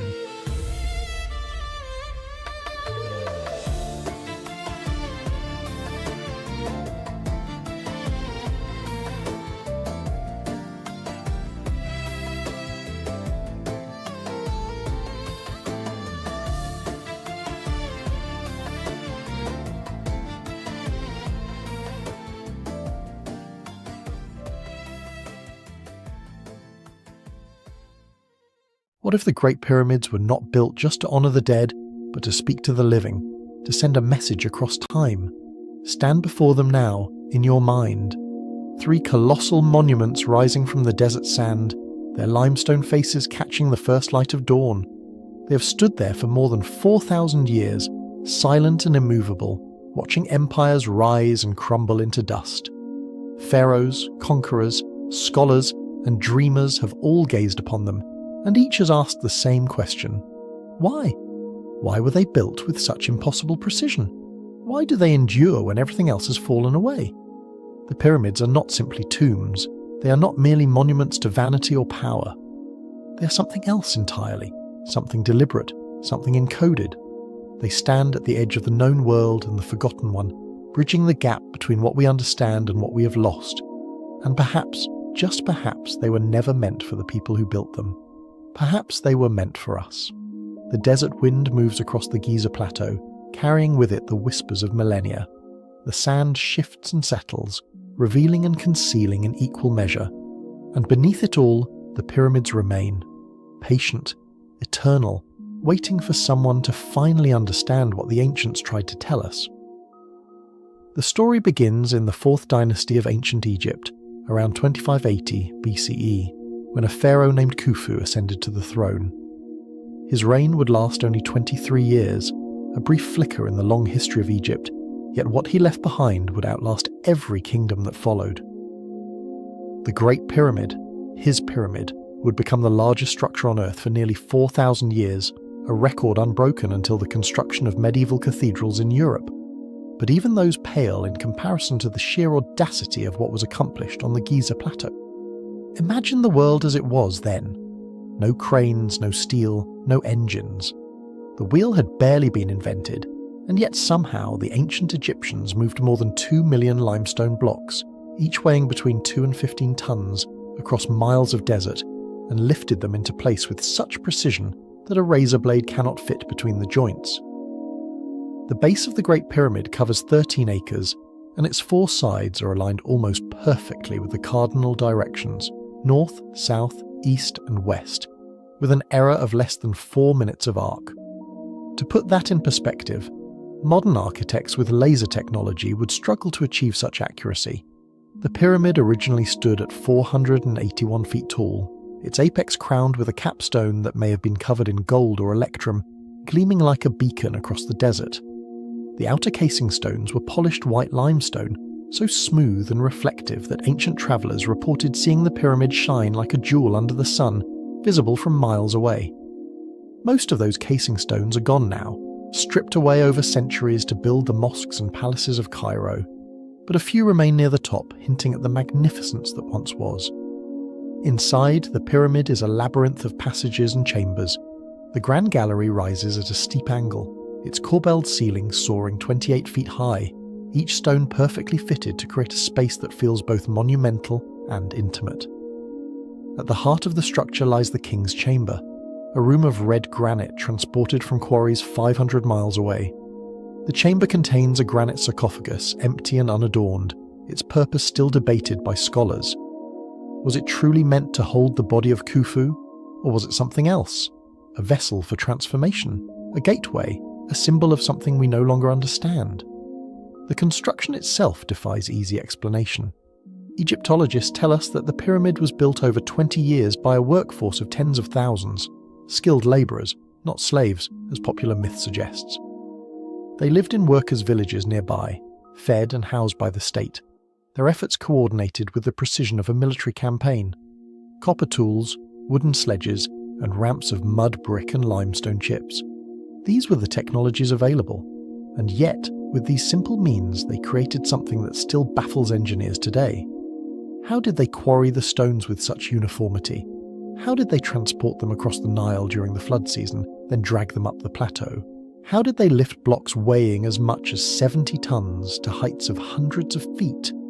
Theories abound: straight ramps, spiral ramps, internal ramps, counterweights, levers, but none fully explain the speed and precision of the work.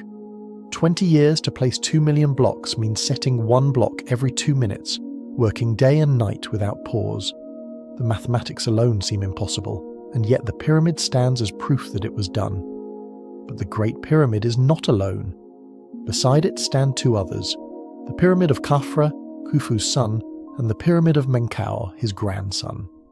Together they form a trinity on the plateau, their placements seemingly deliberate, their sizes descending in a careful progression. Khafra's pyramid appears taller because it sits on higher ground, but it is actually slightly smaller than Khufu's. Menkaure's pyramid is the smallest of the three, yet it was built with the same meticulous care, its lower courses clad in red granite that must have glowed like fire at sunset. Around them sprawl the remnants of a vast necropolis, smaller pyramids for queens, mastaba tombs for nobles and officials, causeways and temples where rituals were performed to ensure the pharaoh's journey to the afterlife. And watching over it all, carved from a single outcrop of limestone, sits the great Sphinx, a creature with the body of a lion and the face of a king, its gaze fixed eternally on the eastern horizon where the sun rises each morning. The Sphinx is older than the pyramids, some researchers claim, its weathering patterns suggesting it was carved thousands of years before Khafra's reign. Others argue it was built alongside the pyramids, its features eroded by wind and sand rather than water. The debate continues, but the Sphinx remains silent, keeping its secrets as it has for millennia. This is the world the ancient Egyptians created, a landscape of stone and symbol, where every angle and measurement carried meaning, where the boundary between the earthly and the divine was deliberately blurred. They built not just for their own time, but for eternity. They built to be remembered, and they built perhaps to be understood. But understood how, and by whom? The ancient Egyptians did not see the world as we do.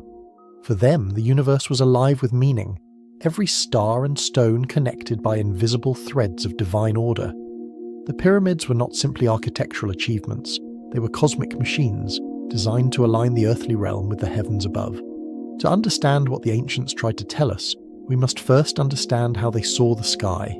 Look up on a clear night, far from the lights of the modern world, and you will see what they saw. The Milky Way stretching across the darkness like a river of light.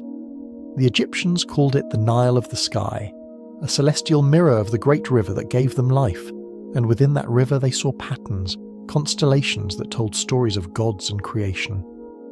One constellation held special significance, Orion. The Egyptians knew it as Sa, the celestial form of Osiris, the god of death and resurrection. Osiris was the first pharaoh, murdered by his brother Set and resurrected by his wife Isis, becoming the lord of the underworld and the judge of souls. Every pharaoh was believed to become Osiris in death, journeying through the underworld to be reborn among the stars, and the pyramids, some believe, were built to facilitate that journey. In the early 1980s, a researcher named Robert Bauval proposed something extraordinary. He noticed that the three pyramids of Giza are not arranged in a straight line, but in a pattern that mirrors the three stars of Orion's belt, Alnitak, Alnilam, and Mintaka. The two larger pyramids align almost perfectly with the two brighter stars, while the smaller pyramid of Menkaure sits slightly offset, just as Mintaka sits slightly offset from the other two stars. The correlation is striking, and it raises a tantalizing question. Did the ancient Egyptians deliberately position the pyramids to reflect the constellation of Osiris? Bovell went further. He calculated that around 10,500 BCE, the constellation of Orion would have reached its lowest point in the precessional cycle, sitting directly on the southern horizon at the meridian. At that same moment, the Sphinx, if it was indeed that old, would have been facing the constellation of Leo, the lion rising in the east. Was this the moment the pyramids were meant? To commemorate? A time when the sky and the earth were in perfect alignment, when the gods walked among mortals? Mainstream archaeology dismisses this theory, pointing out that the pyramids were built around 2500 BCE, not 10,500 BCE, and that the alignment with Orion's belt, while intriguing, may be coincidental. The ancient Egyptians left no written records explicitly stating that the pyramids were meant to mirror the stars, and yet the correlation remains, undeniable and haunting. But the stellar alignment is only one layer of the mystery. The pyramids are also aligned with extraordinary precision to the cardinal directions: north, south, east, and west. The Great Pyramid's north-south axis deviates from true north by only 3/60ths of a degree, an accuracy that would require sophisticated astronomical observations. How did the ancient Egyptians achieve this? They had no compasses, no GPS, no satellites. They had only the stars. One method they may have used is called the Indian Circle method, which involves tracking the rising and setting points of a star over the course of a night and bisecting the angle between them to find true north. Another method involves observing the circumpolar stars, stars that never set below the horizon, and using their circular path to determine the celestial pole. Either way, the process would have required patience, precision, and a deep understanding of the heavens. The interior of the Great Pyramid also reveals astronomical alignments. The so-called air shafts in the King's Chamber and Queen's Chamber are not air shafts at all, but narrow passages that point towards specific stars. The southern shaft of the King's Chamber aligns with Alnitak, the brightest star in Orion's belt, while the northern shaft points toward Thuban, which was the pole star in ancient Egypt. The southern shaft of the Queen's Chamber aligns with Sirius, the brightest star in the sky, associated with the goddess Isis.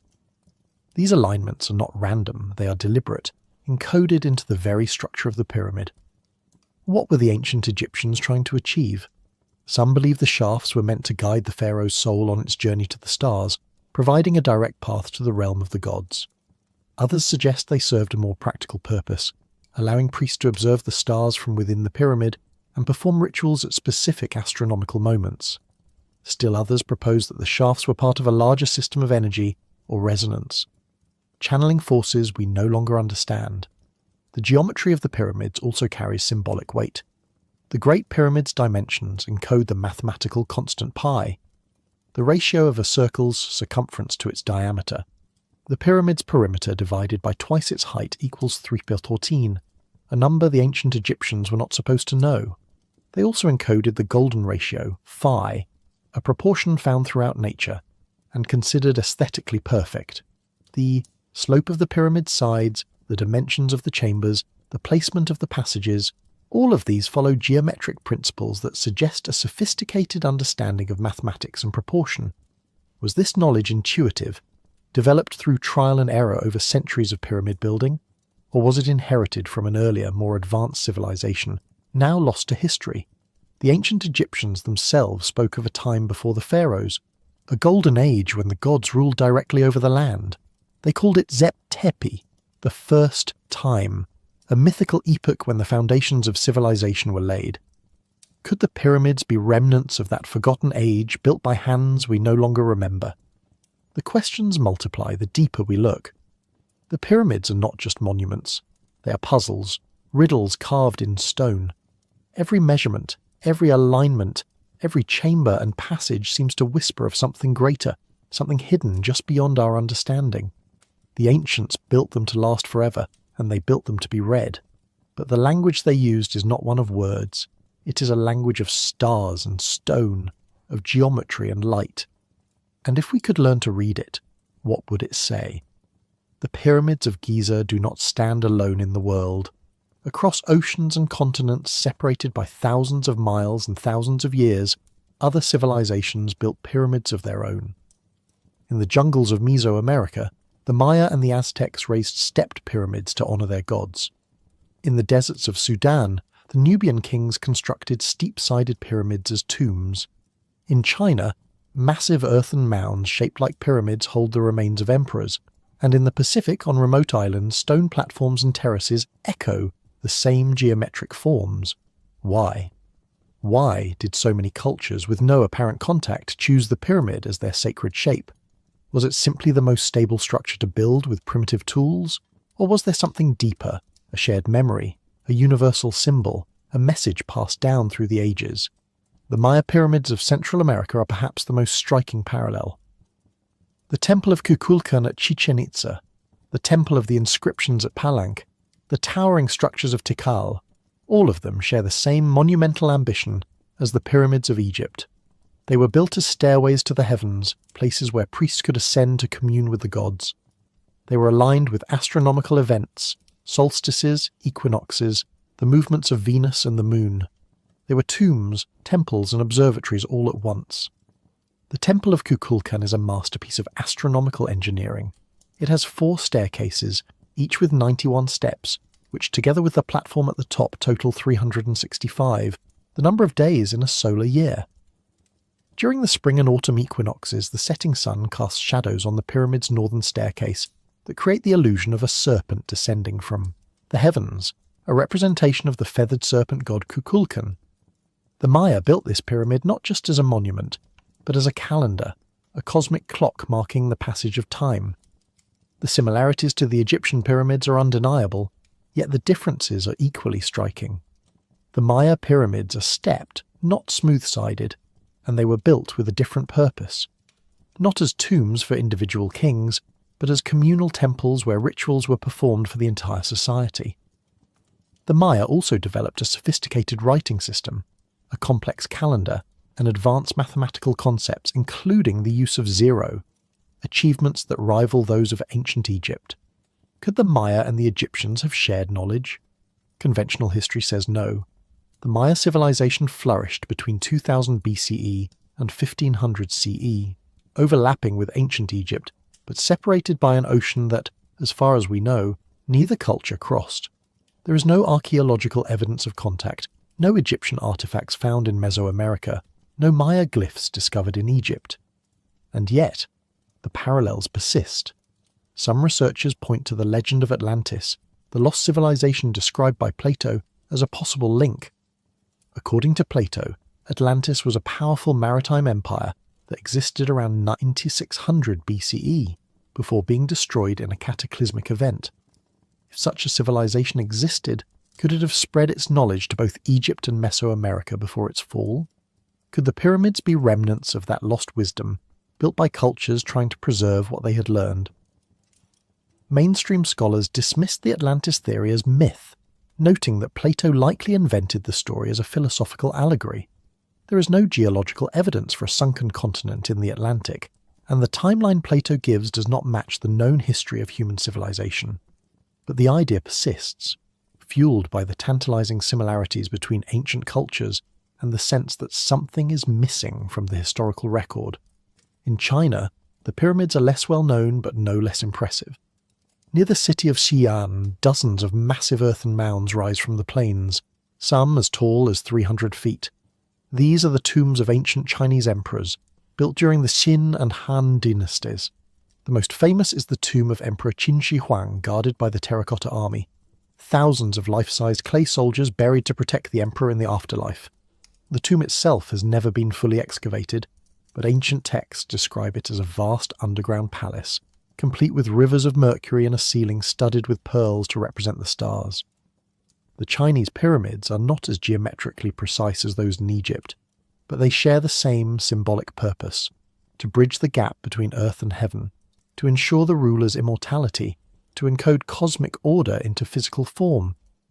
The Chinese also developed sophisticated astronomical knowledge, tracking the movements of planets and stars, predicting eclipses, and aligning their structures with celestial events.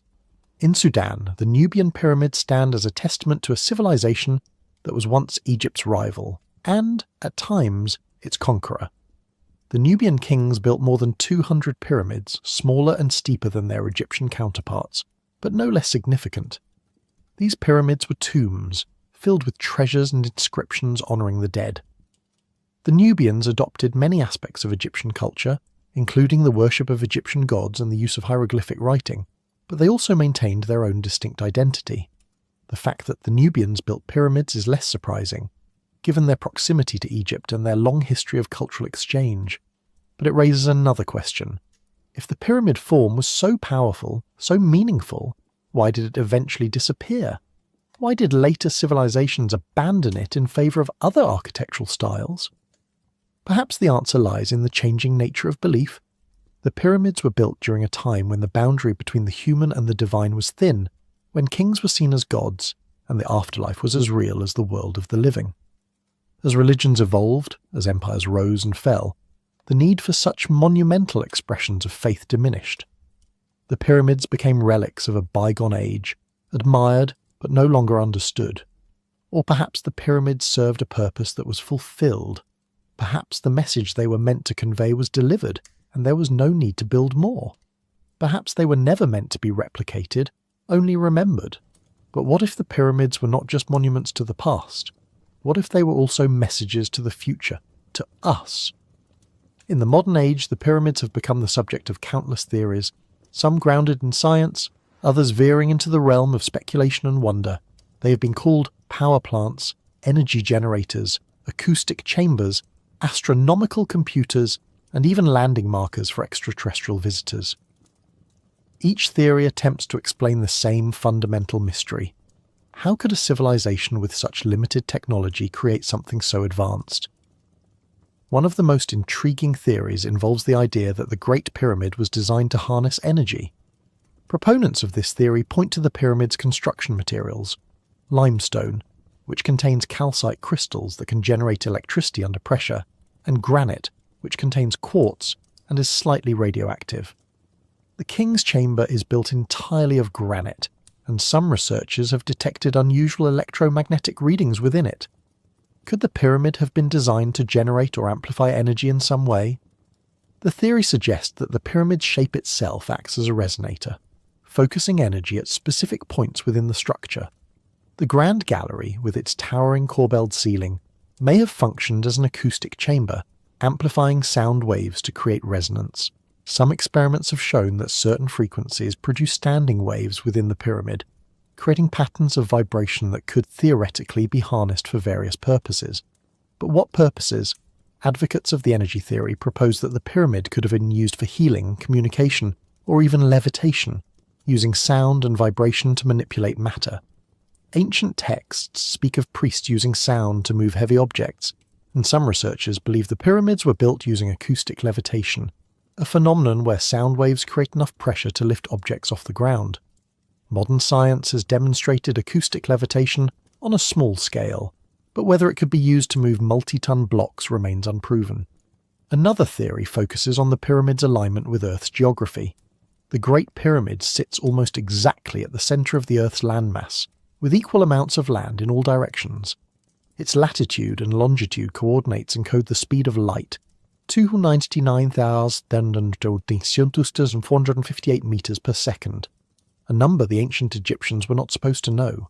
Coincidence, or evidence of knowledge far beyond what we attribute to them. The pyramid's dimensions also encode the size and shape of the Earth. The perimeter of the pyramid's base multiplied by 43,200 equals the circumference of the Earth at the equator. The height of the pyramid multiplied by the same number equals the polar radius of the Earth. The number 43,200 is significant in many ancient cultures. It appears in Hindu cosmology, in Babylonian astronomy, and in the precessional cycle of the equinoxes. Could the pyramid be a scale model of the Earth, built to preserve geodetic knowledge? Mainstream archaeologists argue that these numerical correlations are the result of selective interpretation, that if you look hard enough, you can find mathematical patterns in any structure. They point out that the ancient Egyptians used a different system of measurement, the royal cubit, and that converting their measurements to modern units inevitably produces approximations and errors. The speed of light encoded in the coordinates, they say, is a coincidence, a product of our modern numbering system rather than ancient intent. But the theories persist, fueled by the sense that the pyramids are more than they appear. Some researchers have proposed that the pyramids were part of a global network of ancient structures, all aligned with each other and with specific points on the Earth's energy grid. Ley lines, they call them, invisible lines of power that crisscross the planet, connecting sacred sites and ancient monuments. The pyramids of Giza, Stonehenge, the Nazca Lines, Easter Island, all of them, according to this theory, are nodes in a vast system of energy and communication. The idea of a global civilization, one that existed before recorded history and possessed advanced knowledge, has captured the imagination of many. Graham Hancock, a journalist and author, has spent decades researching this possibility, arguing that a cataclysmic event around 12,000 years ago, possibly a comet impact or rapid climate change, destroyed this civilization, leaving only scattered remnants and myths. The pyramids, he suggests, may be survivors of that lost age, built by people who knew the world was ending and wanted to preserve their knowledge for future generations. Hancock points to geological evidence of rapid sea level rise at the end of the last ice age, which would have flooded coastal areas where early civilizations might have thrived. He also notes the prevalence of flood myths in cultures around the world, the story of Noah's Ark, the Epic of Gilgamesh, the Hindu tale of Manu, the Greek legend of Deucalion. Could these myths be memories of a real event, a global catastrophe that reset human civilization? Critics argue that Hancock's theories lack concrete evidence and rely too heavily on speculation. They point out that the archaeological record shows a clear progression of human development, from simple hunter-gatherer societies to complex civilizations, with no need to invoke a lost advanced culture. The similarities between ancient myths, they say, can be explained by the universal human experience of natural disasters, floods, earthquakes, volcanic eruptions, rather than a single global event. And yet, the questions remain. Why do the pyramids exist? Why were they built with such precision, such ambition, such permanence? What were the ancient Egyptians trying to achieve, and what did they want us to know? Perhaps the answer is simpler than we think. Perhaps the pyramids were built not to encode secret knowledge or harness mysterious energies, but to inspire awe, to remind us of what humanity is capable of when we work together toward a common goal. Perhaps they were built to last forever because the ancients understood something we have forgotten, that civilizations rise and fall, that empires crumble, that everything we build will eventually turn to dust. Everything except the pyramids. They stand as a testament to human ambition, human ingenuity, human faith. They stand as a reminder that we are part of something larger than ourselves, something that stretches back through time and forward into eternity. They stand as a question, carved in stone, waiting for us to answer. What if the message the ancients tried to tell us is not hidden in the measurements, or the alignments, or the chambers? What if the message is the pyramids themselves, the simple, profound fact that they exist, that they endure, that they refuse to be forgotten? But perhaps we've been asking the wrong questions all along. We ask how they were built, as if understanding the engineering would unlock the mystery. We ask why they were built, as if discovering the purpose would satisfy our curiosity. We measure and calculate and theorize, treating the pyramids as problems to be solved rather than mysteries to be experienced. And in doing so, we may be missing what the ancients actually wanted us to see.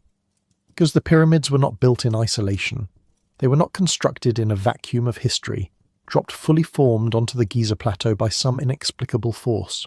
They emerged from a culture, a civilization, a way of seeing the world that was fundamentally different from our own. To understand what the ancients tried to tell us, we must first understand who they were, not just as builders or engineers or priests, but as human beings living in a world alive with meaning. The Egypt of the Fourth Dynasty was not the Egypt of popular imagination. It was not a land of slaves toiling under the whip, building monuments to tyrannical pharaohs drunk on power and vanity. That image, perpetuated by Hollywood and centuries of misunderstanding, bears little resemblance to what archaeology has revealed. The people who built the pyramids were skilled workers, craftsmen, and labourers who took pride in their work. They lived in purpose-built villages near the construction sites, with bakeries, breweries, and medical facilities. They were fed with meat and bread, a diet far richer than what most Egyptians consumed. Their bones show evidence of medical care. Broken limbs that were set and healed, infections that were treated, workplace injuries that were tended to with surprising sophistication. These were not expendable slaves, but valued members of society, participating in what they believed to be the most important work in the world. Graffiti left by work gangs inside the pyramids reveals something even more striking. These workers organised themselves into teams with names like Friends of Khufu and Drunkards of Menkaure. They competed with each other, marking their accomplishments in red ochre on the stones they placed. There is humour in these inscriptions, pride, camaraderie. These were not people coerced into labour, but people who believed they were building something sacred, something that would ensure the prosperity of Egypt and the eternal life of their king. Why would they believe this? Why would tens of thousands of people devote decades of their lives to moving stones? The answer lies in the Egyptian understanding of Ma'at, a concept that has no direct translation in English, but encompasses truth, justice, harmony, and cosmic order. Ma'at was not just a philosophical idea, it was the fundamental principle that held the universe together. The pharaoh was the guarantor of Ma'at, the living link between the human world and the divine realm. When the pharaoh died, the entire cosmic order was threatened. The pyramid was not just a tomb, it was a machine for maintaining Ma'at, for ensuring that the king could be transformed into a god and continue to protect Egypt from the chaos that lurked at the edges of creation. This is why the pyramid had to be perfect. This is why every measurement mattered, why every stone had to be precisely placed, why the alignment with the stars could not be off by even a fraction of a degree. The pyramid was not a monument to ego, it was a cosmic necessity, a ritual performed in stone to keep the universe functioning. The religious texts of ancient Egypt support this interpretation. The pyramid texts carved into the walls of later pyramids are among the oldest religious writings in human history. They describe the pharaoh's journey after death, how he ascends to the sky, how he joins the circumpolar stars that never set, how he becomes one with the gods. The pyramid is described as a ladder, a ramp, a stairway to heaven. The pharaoh climbs the rays of the sun, sails across the sky in the solar bark, passes through the gates of the underworld, and emerges transformed. These texts are not metaphorical. To the ancient Egyptians, this journey was as real as any physical voyage. The pyramid was the vehicle that made it possible, and every element of its construction served this ultimate purpose. The passages and chambers were not arbitrary. They were maps of the afterlife, recreations of the cosmic landscape the pharaoh would traverse. The sarcophagus in the king's chamber was not just a box for a body, it was a womb of regeneration, where the dead king would be reborn as a star. Understanding this changes everything about how we interpret the pyramids. The air shafts are not ventilation, they are soul channels, pathways for the K, life force, and Bear, personality, to travel between the burial chamber and the stars. The Grand Gallery is not just an architectural feature, it is a representation of the ascending path to heaven, a physical embodiment of the moment of transformation. The empty sarcophagus is not evidence of tomb robbery. It may never have been meant to hold a physical body at all, only to serve as a symbolic vessel for spiritual rebirth. This religious context also explains something else that has puzzled researchers: why the interior of the Great Pyramid is so austere. There are no paintings, no decorations, no gold or jewels. Later Egyptian tombs would be filled with treasures and adorned with elaborate paintings depicting the deceased's life and afterlife. But the Great Pyramid is bare stone, its chambers unadorned except for a few marks left by construction workers. Why? Perhaps because the pyramid itself is the message. Perhaps because the geometry, the proportions, the alignments, these were the decorations more meaningful than any image could be. Perhaps because the pyramid was meant to function, not to impress, and every element served a purpose beyond the aesthetic. Or perhaps because the pyramid was built for an understanding of the divine that transcended images, that saw the sacred in number and proportion, and cosmic correspondence rather than in representation. Yet even within this religious framework, mysteries persist. The more we learn about the ancient Egyptians, the more sophisticated they appear, and the more questions arise about where their knowledge came from. Consider their understanding of medicine. The Edwin Smith Papyrus, dating to around 1600 BCE but likely copied from much older sources, describes 48 surgical cases with a rational empirical approach that would not be seen again until the classical Greek period. The Egyptians performed surgery, set broken bones, treated infections, and even conducted a form of brain surgery. They understood the pulse and recognized it as connected to the heart. They used honey as an antibiotic, willow bark as a painkiller, and mouldy bread as a treatment for infections, techniques that modern science has confirmed as effective.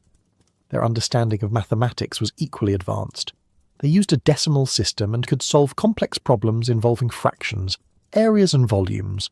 They calculated the area of a circle using a formula that approximates pi to within less than 1% of accuracy. They understood the Pythagorean theorem 1,000 years before Pythagoras. The Moscow Mathematical Papyrus shows calculations for the volume of a truncated pyramid, the exact knowledge needed to plan the construction of the pyramids themselves. Their astronomy went far beyond simple observation. They tracked the movement of the sun, moon and planets with precision.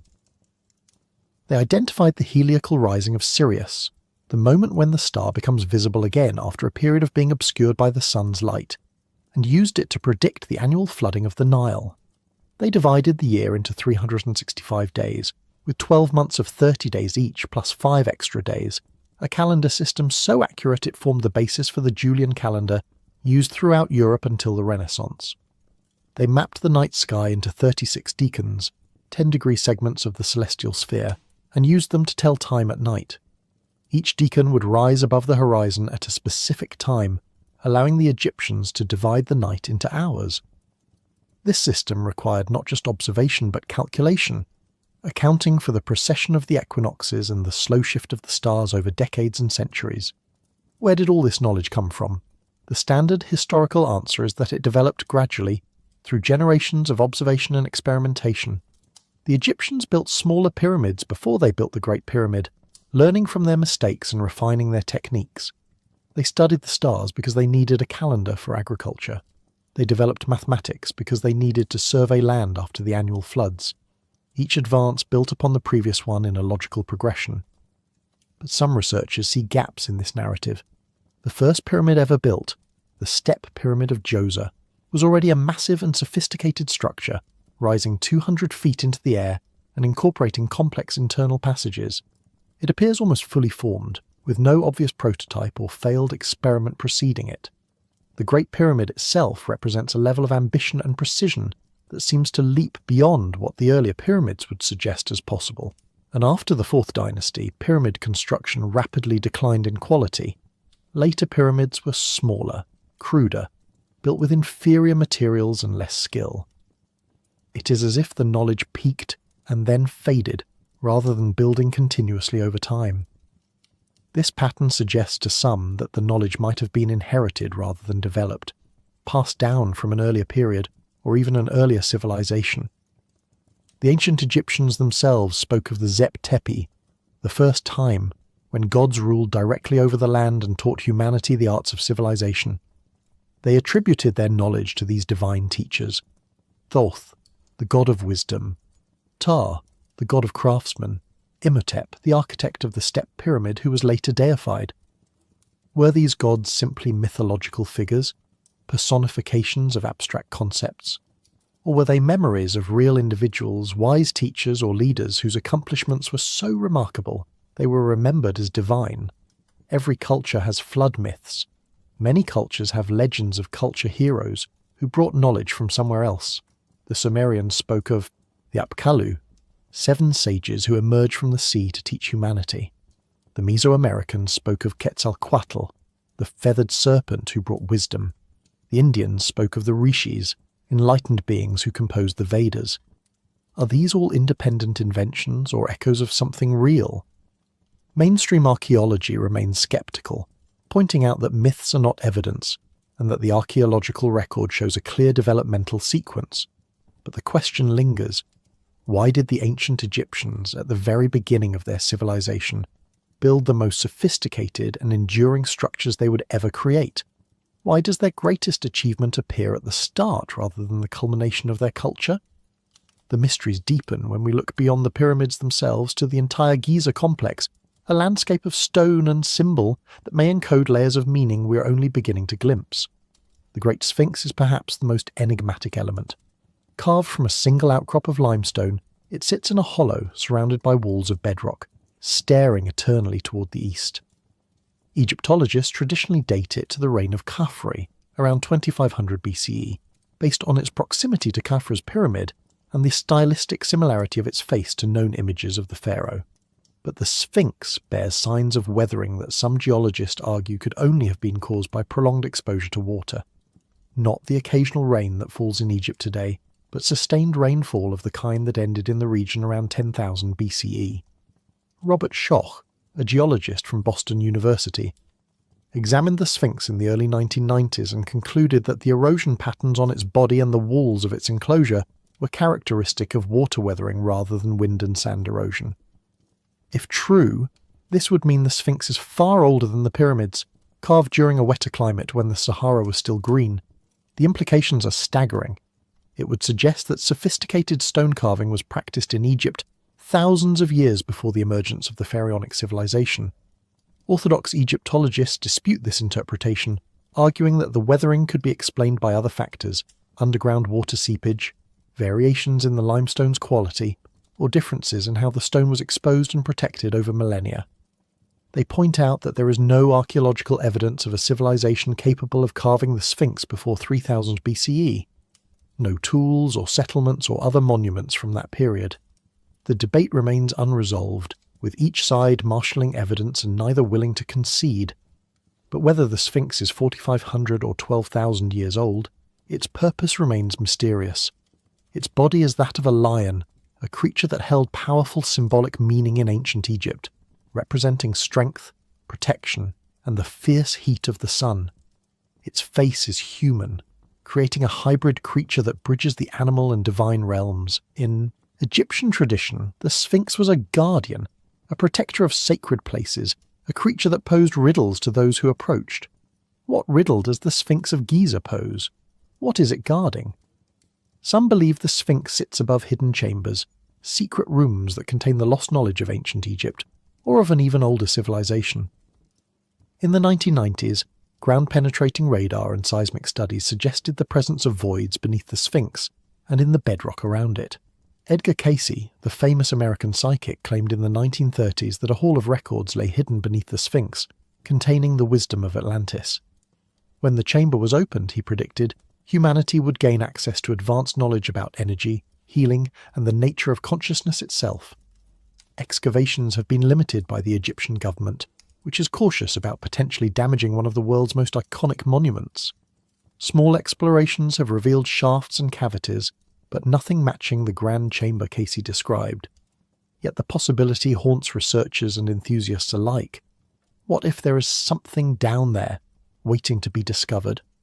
What if the ancients really did hide their most important knowledge beneath their most enigmatic monument? Around the Sphinx and pyramids, other structures add to the mystery. The Valley Temple and the Sphinx Temple, built from massive limestone blocks weighing up to 200 tons, display a style of construction distinctly different from the pyramids, more ancient, some argue, with stones fitted together so precisely that no mortar was needed. The causeway that once connected the Valley Temple to Khafre's pyramid stretched nearly a quarter mile and was roofed with stone slabs, creating a processional corridor where rituals were performed. And then there are the boat pits, long trenches carved into the bedrock around the pyramids, some containing disassembled cedar boats sealed in limestone blocks. One of these boats, excavated in 1954, was reassembled and found to be 143 feet long, one of the largest and oldest ships ever discovered. It had never been in water. It was built specifically to be buried. Was it meant to carry the pharaoh's spirit across the celestial Nile? Or did it serve some other symbolic function we no longer understand? Every element of the Giza complex seems to carry meaning, to be part of a larger design. The three pyramids, the Sphinx, the temples, the causeways, the boat pits, all of them aligned, positioned, built according to a master plan that unified earth and sky, life and death, the human and the divine. The Giza Plateau was not just a burial ground.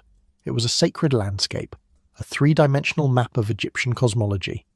And perhaps, just perhaps, it was also a message, encoded in stone, meant to be read by those who came after.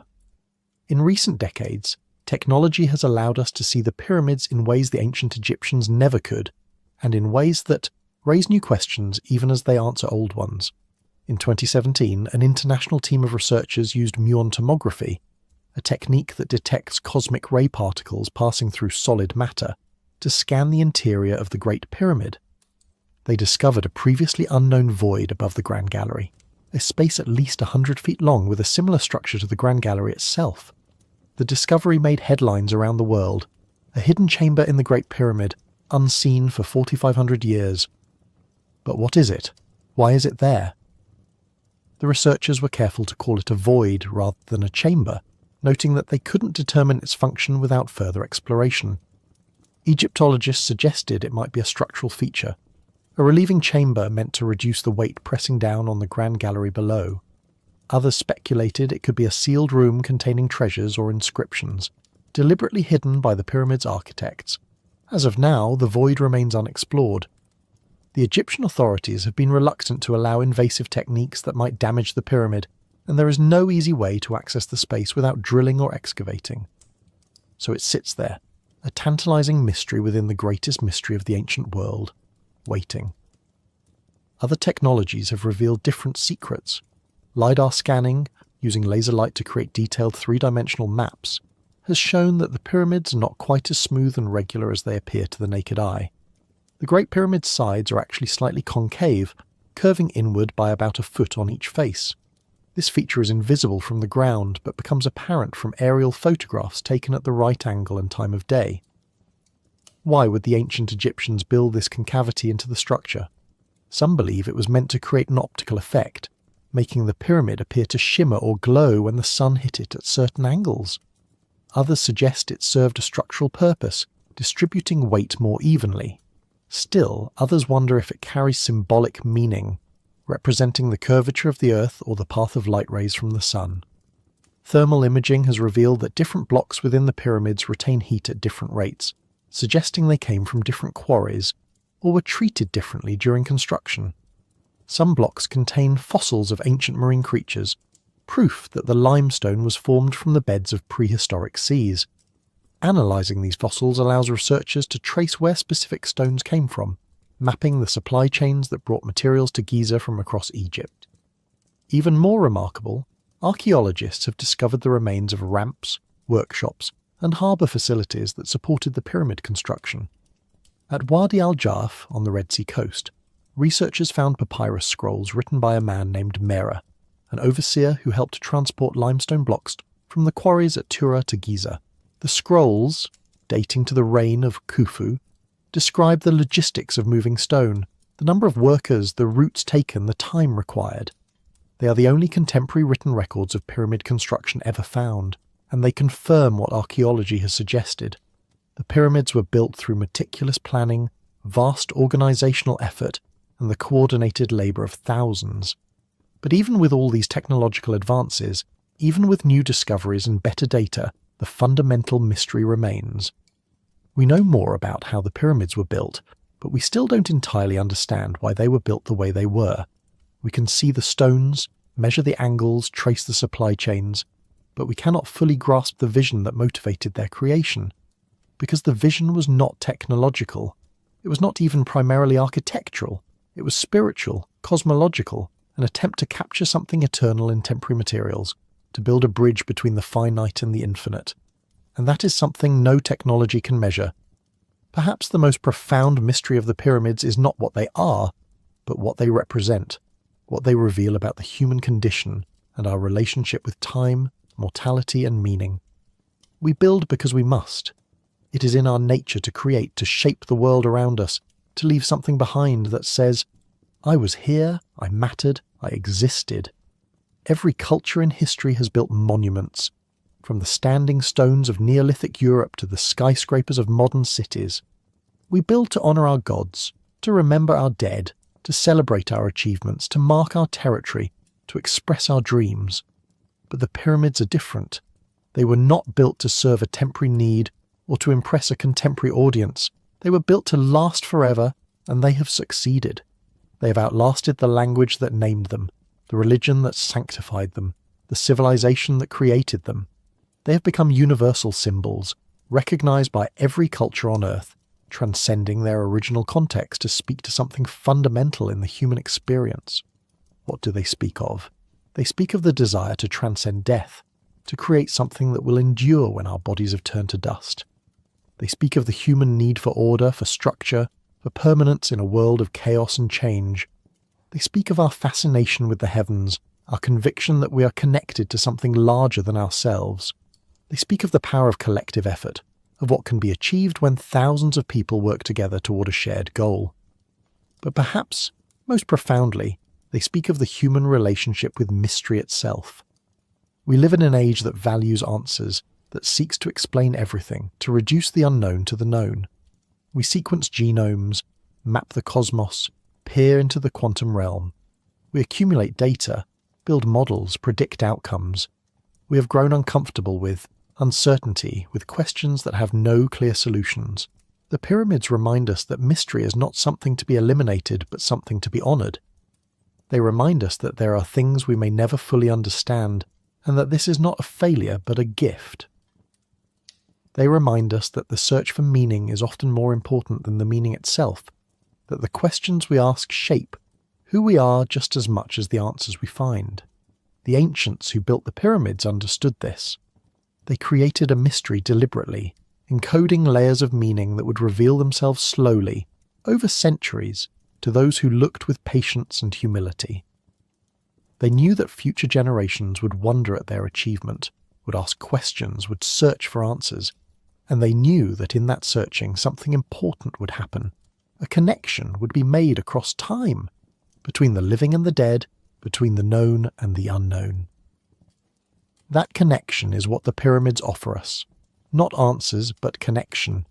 Not certainty, but wonder. Not explanation, but inspiration. When we stand before the pyramids, we stand in the presence of something that has witnessed the full sweep of recorded history.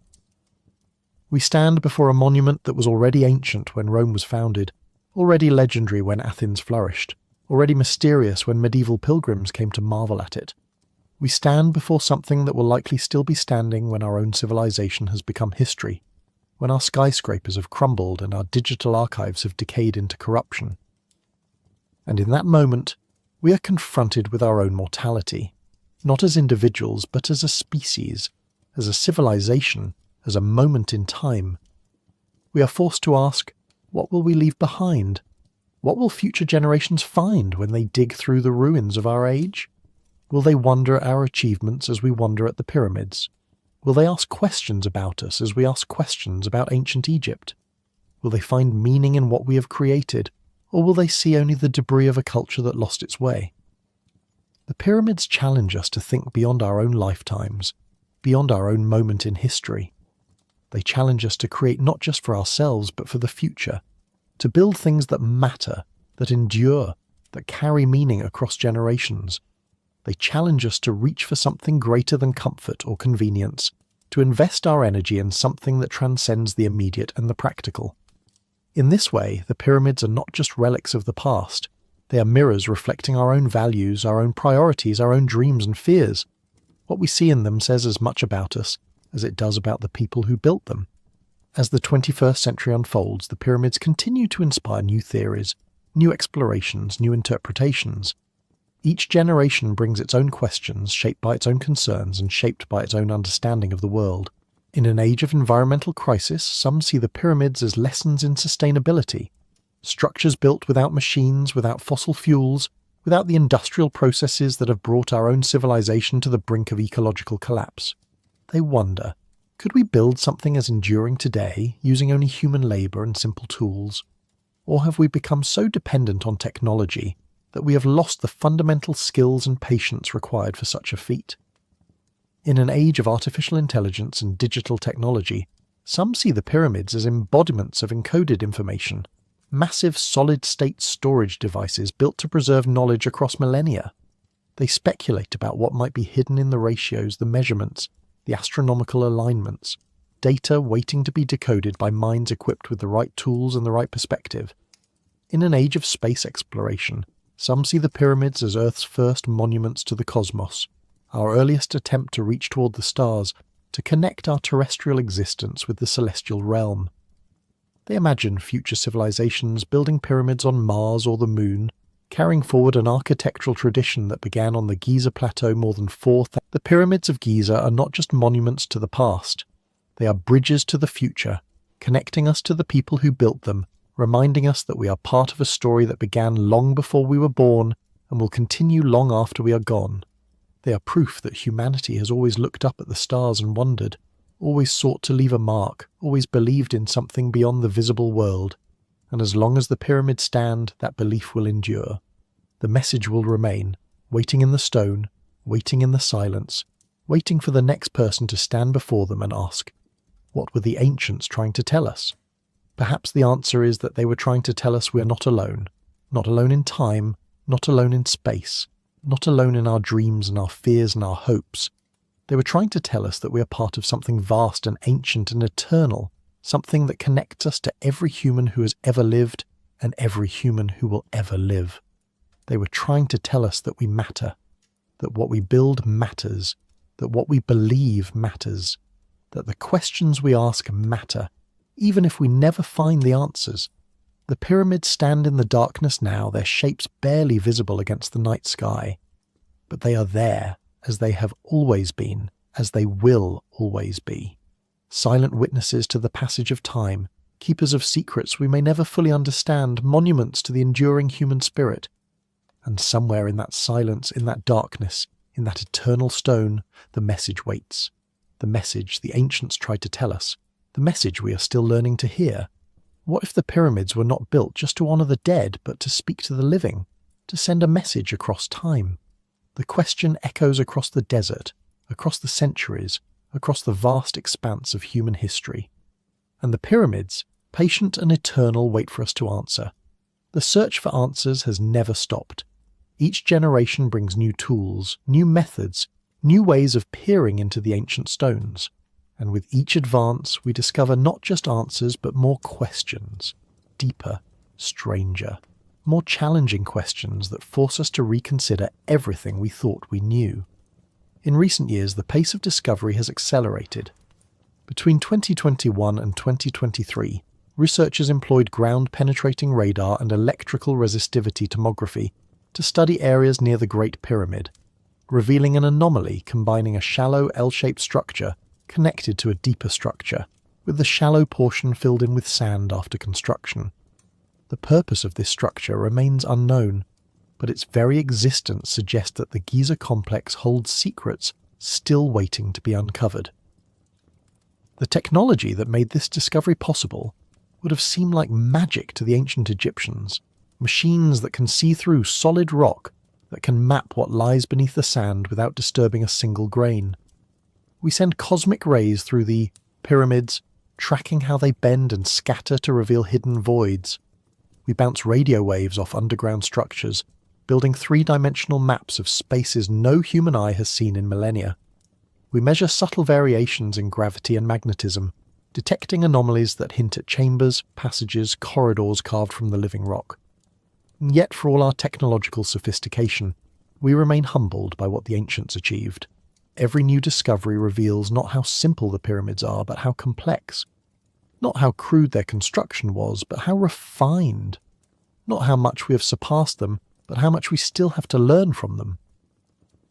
In 2024, researchers discovered that some 31 pyramids in Egypt may originally have been built along a 64-kilometre-long branch of the Nile, which has long since been buried beneath farmland and desert.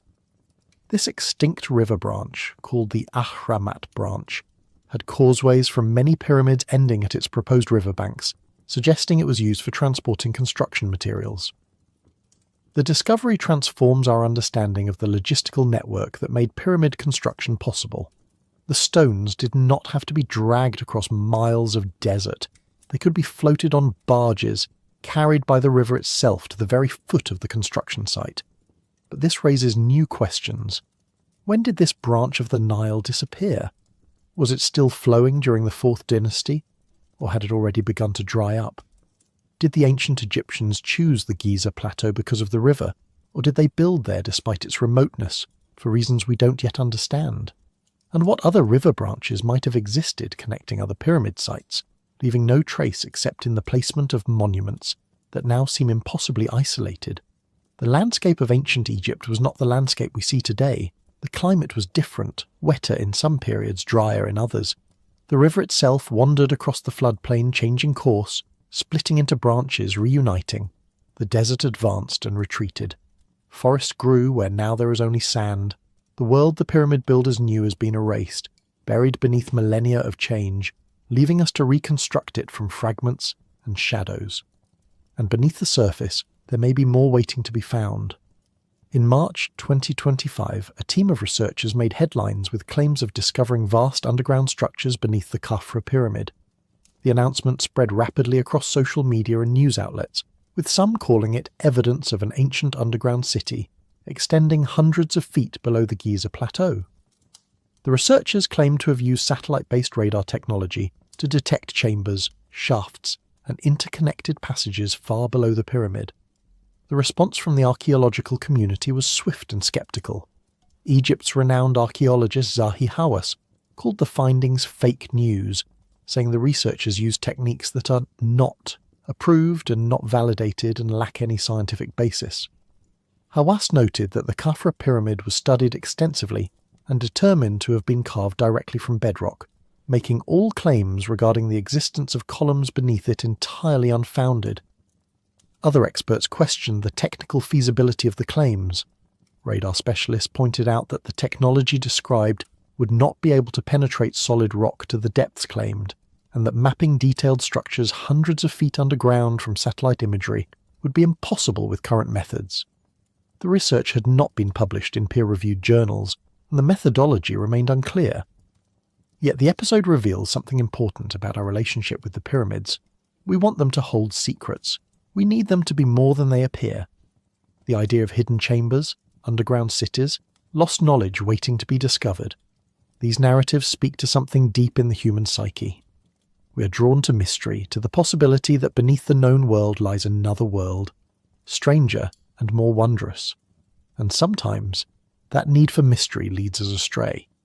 It tempts us to see patterns where none exist, to accept claims without evidence, to prefer speculation over science. The pyramids have spawned countless theories, many of them fanciful, some of them deliberately deceptive. Crystal skulls, alien architects, time machines, energy weapons. The pyramids have been credited with everything from healing powers to prophecies of the apocalypse. But separating fact from fiction, legitimate research from pseudoscience, is not always easy. The line between revolutionary discovery and wishful thinking can be thin. New technologies do reveal hidden structures. The 2017 muon tomography scan that found the void above the Grand Gallery was real science, published in peer-reviewed journals, confirmed by multiple independent teams. But claims must be tested, verified, scrutinized before they can be accepted. The pyramids deserve better than sensationalism. They deserve serious study, careful analysis, honest inquiry. They deserve our respect, not just for what we imagine them to be, but for what they actually are. Monuments built by real people, with real tools for real purposes that we're still learning to understand. Amid all the speculation about advanced technology and lost civilizations, it is easy to forget the most important truth about the pyramids. They were built by human beings, not gods, not aliens, not some vanished super race, but people, men and women who lived and worked and died on the Giza Plateau 4,500 years ago. Recent discoveries have brought these people into sharper focus.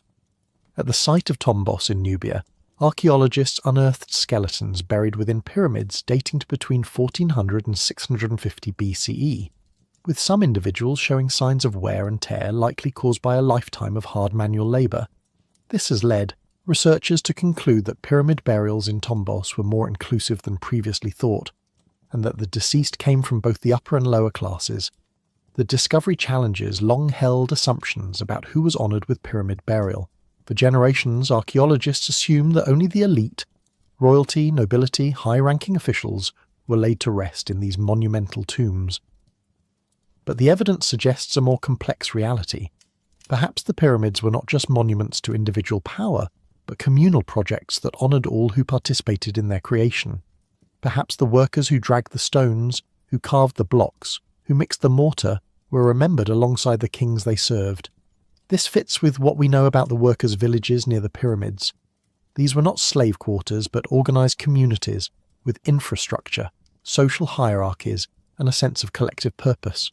The people who lived there were farmers during the flood season, when their fields were underwater and agricultural work was impossible. They came to Giza to work on the pyramids as a form of labour tax, contributing their strength to the most important project in the kingdom.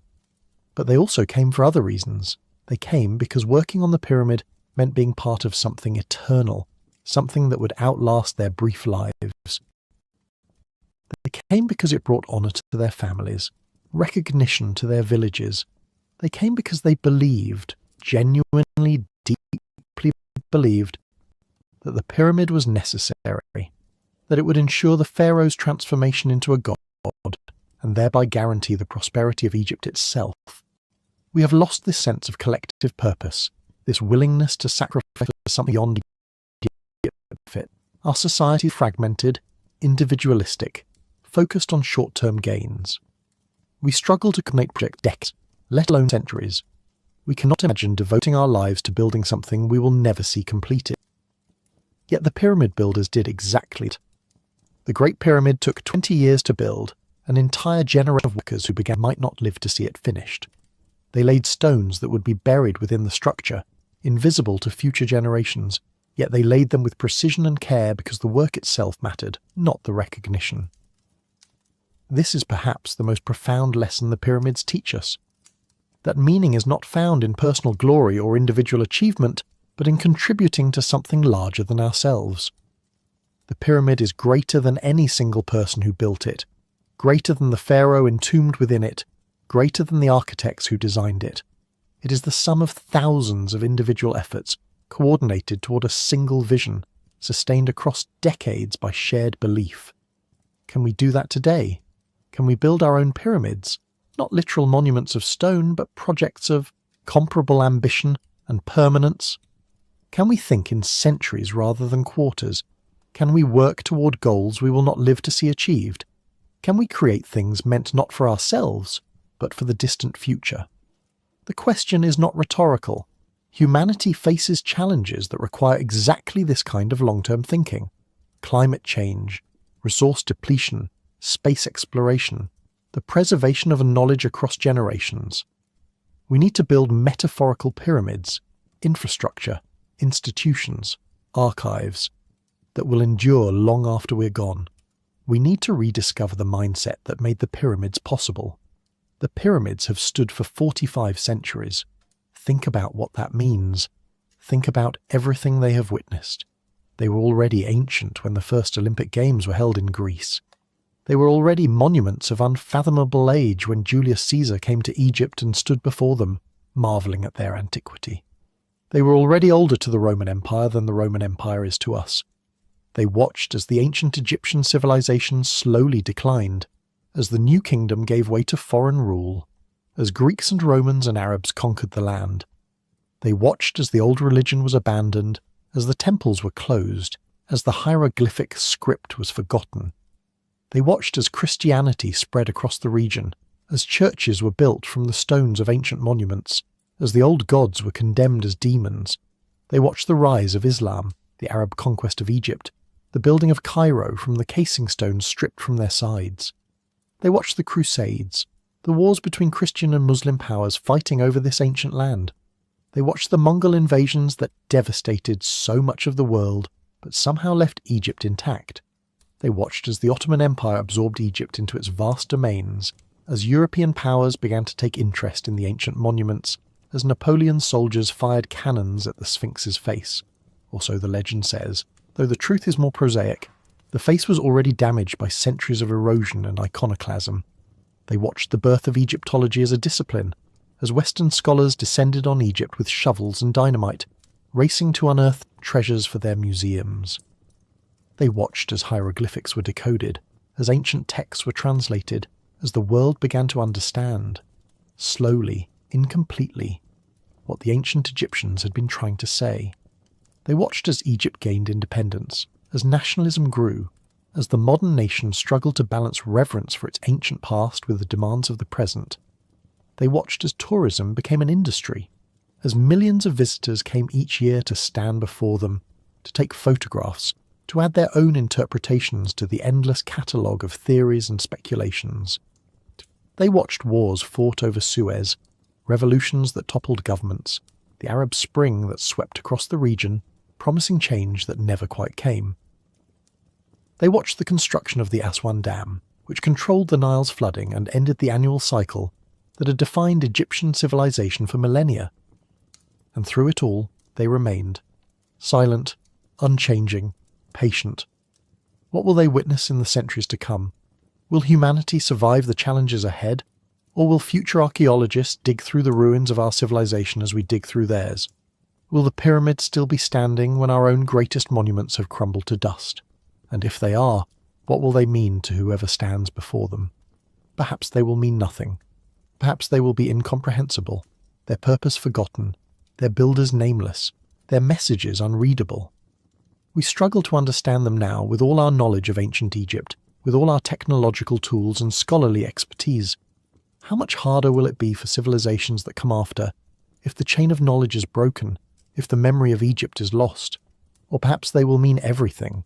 Perhaps they will be the last surviving testament to humanity's existence. Proof that we were here, that we built, that we dreamed of eternity and came as close to achieving it as any civilization has ever come. The pyramids do not care what we think of them. They do not need our theories. Or we have spoken of the pyramids as monuments, as mysteries, as messages across time. But there is another story hidden within these stones, a story of economics, of resources, of the immense organizational machinery required to transform an entire kingdom into a pyramid-building civilization. This is not the romantic tale of pharaohs reaching for the stars, but the practical reality of how thousands of people were fed, housed, managed, and coordinated across decades. It is the story of how building for eternity shaped the world of the living. Consider the numbers. The Great Pyramid contains approximately 2.3 million blocks of stone, each weighing on average 2.5 tons.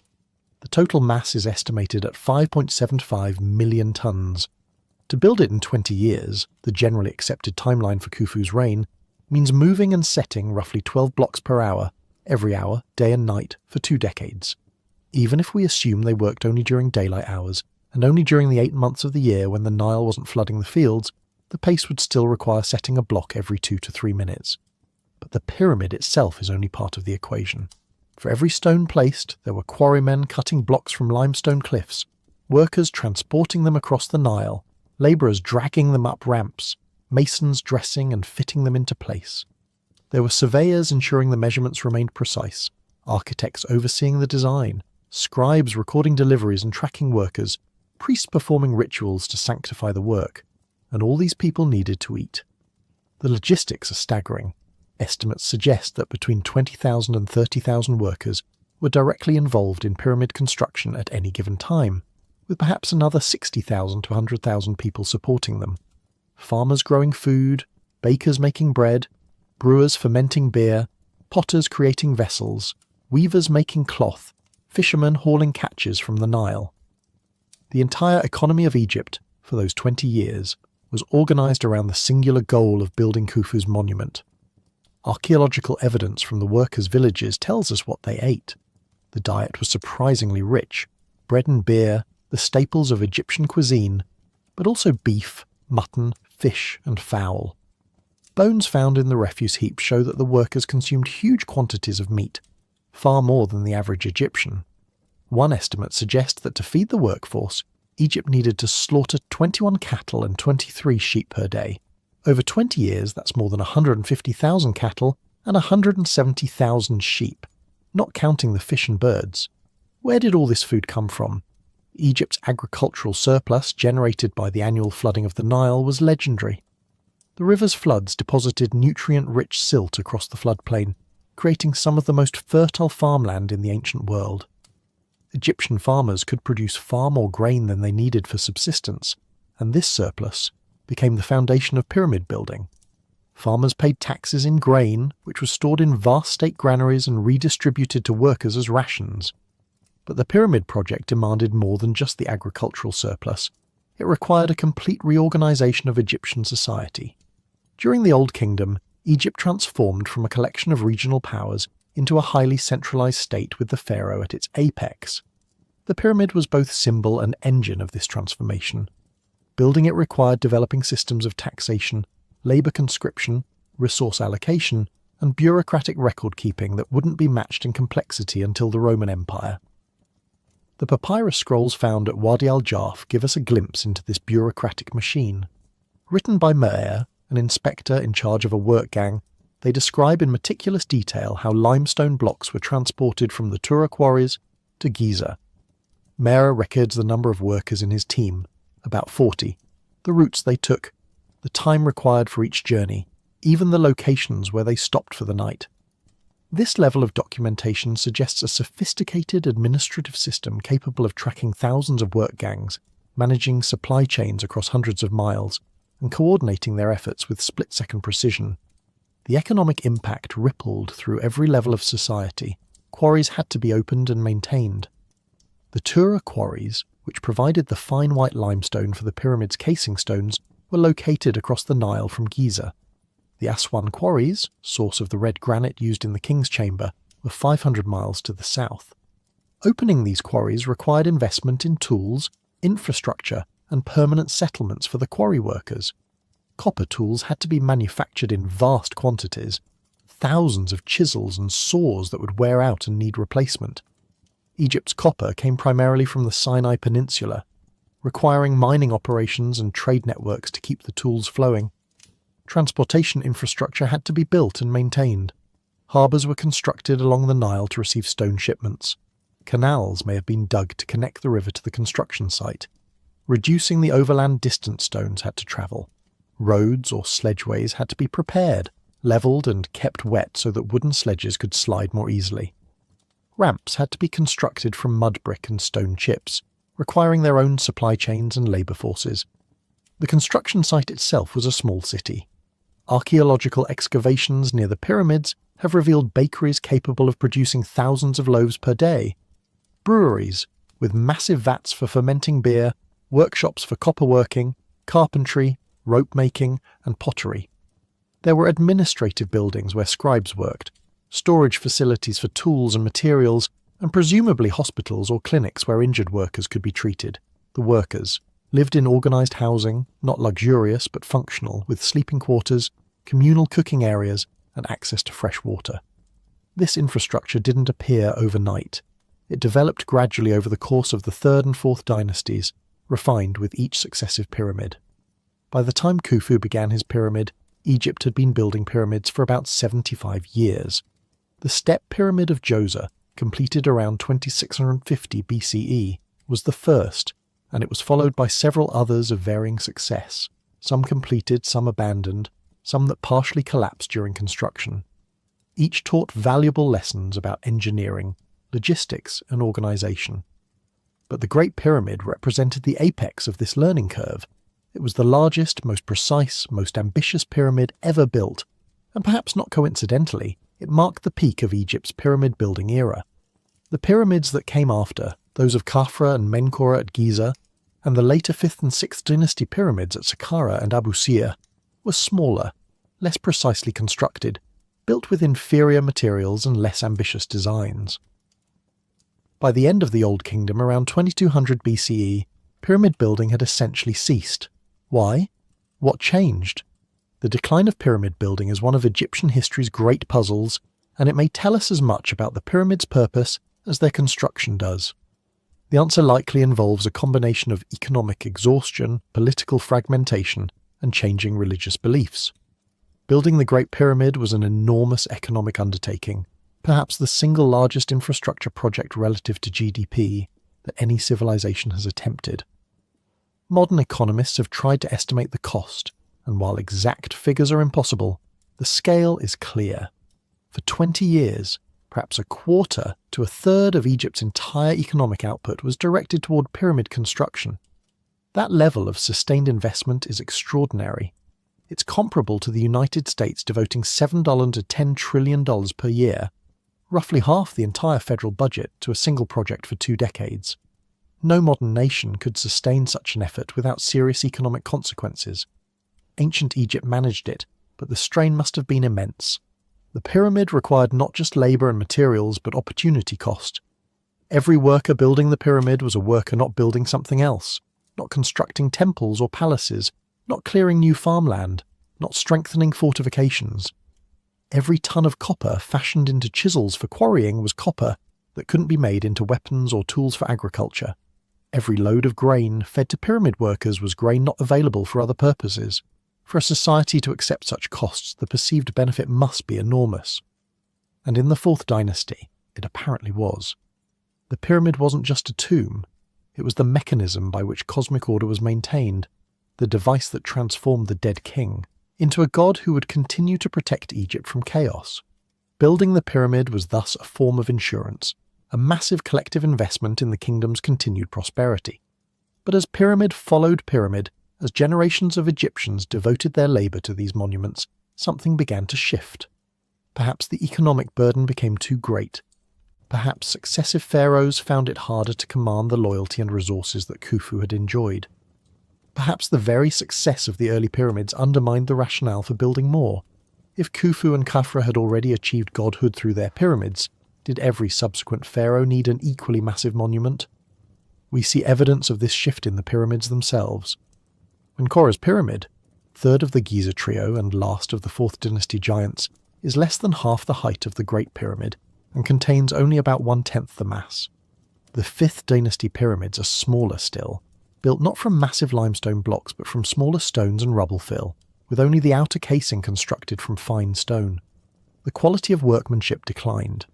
The precision that characterized the Great Pyramid, stones fitted so tightly that a knife blade cannot pass between them, gave way to rougher construction, with mortar filling the gaps.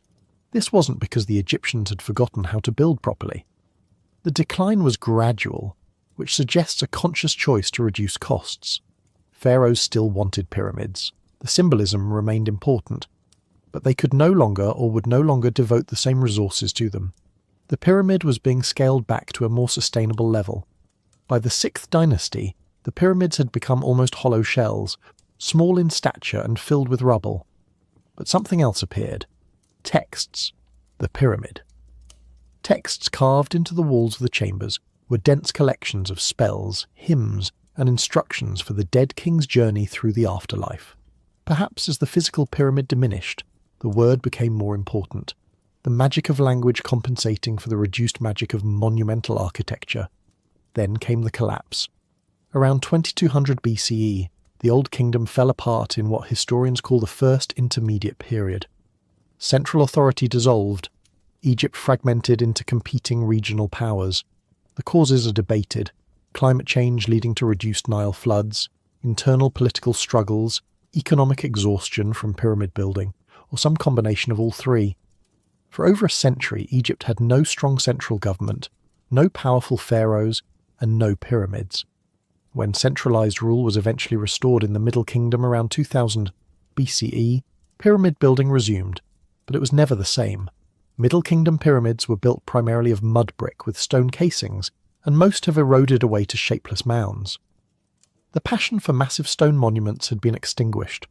By the New Kingdom, 1550 to 1070 BCE, the era of Egypt's greatest imperial power, when pharaohs conquered vast territories and accumulated unimaginable wealth, pyramid building had ceased entirely.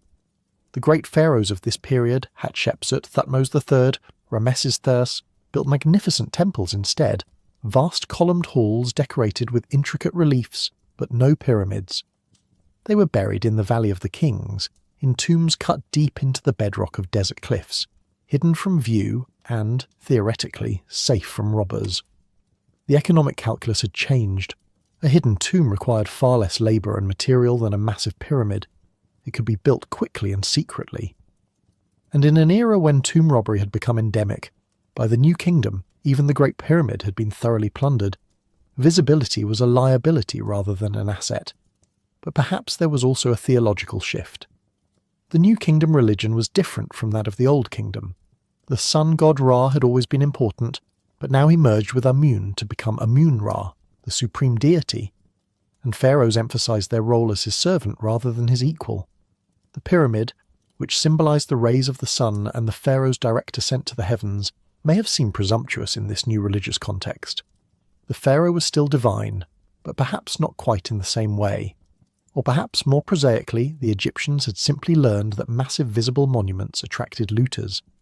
The pyramids' most famous quality, their eternal endurance, worked against their purpose as tombs.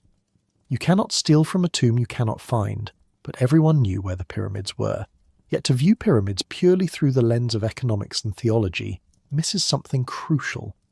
The pyramids weren't just drains on resources or expressions of religious belief. They were identity-forming exercises, massive communal projects that united Egypt and defined what it meant to be Egyptian. Consider what it meant for a farmer from a small village in the Delta to be conscripted for pyramid building. He would leave his home during the flood season, when his fields were underwater and he couldn't work them anyway, and travel to Giza. There he would encounter Egyptians from every region, from Upper Egypt in the south, from the Fayoum oasis, from settlements along the Mediterranean coast. He would hear different accents, learn different customs, eat communal meals with strangers who would become comrades.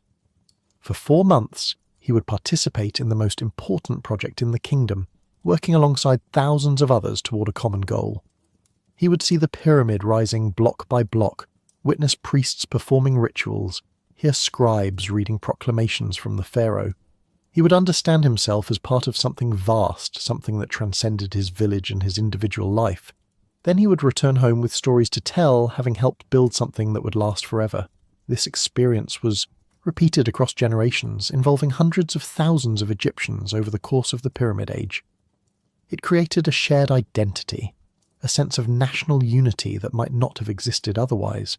Egypt in the Old Kingdom was a relatively new state, formed from the unification of Upper and Lower Egypt only a few centuries earlier. Regional identities remained strong. The Pyramid Project helped forge these disparate peoples into something resembling a nation. The pyramid also created a shared landscape of memory. Every Egyptian knew the pyramids.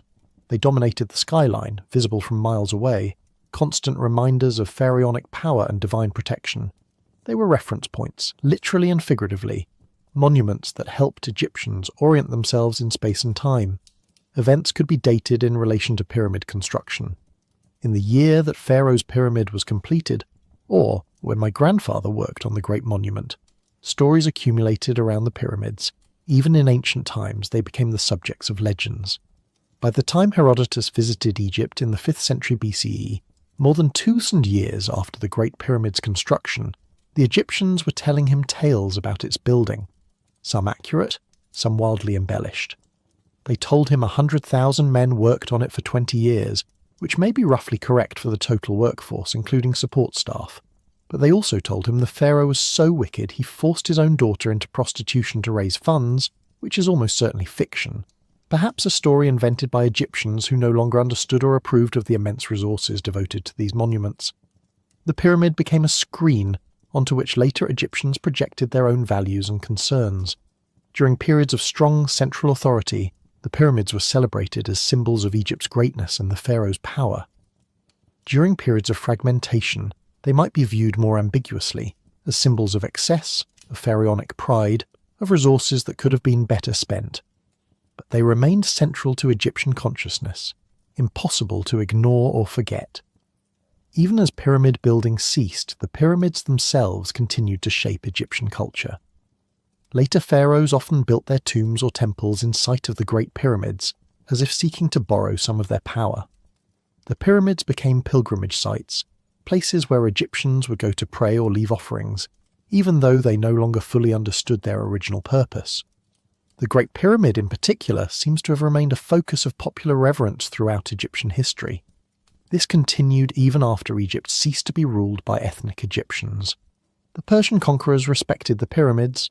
The Ptolemaic Greeks, who ruled Egypt after Alexander's conquest, were fascinated by them and commissioned studies of their construction.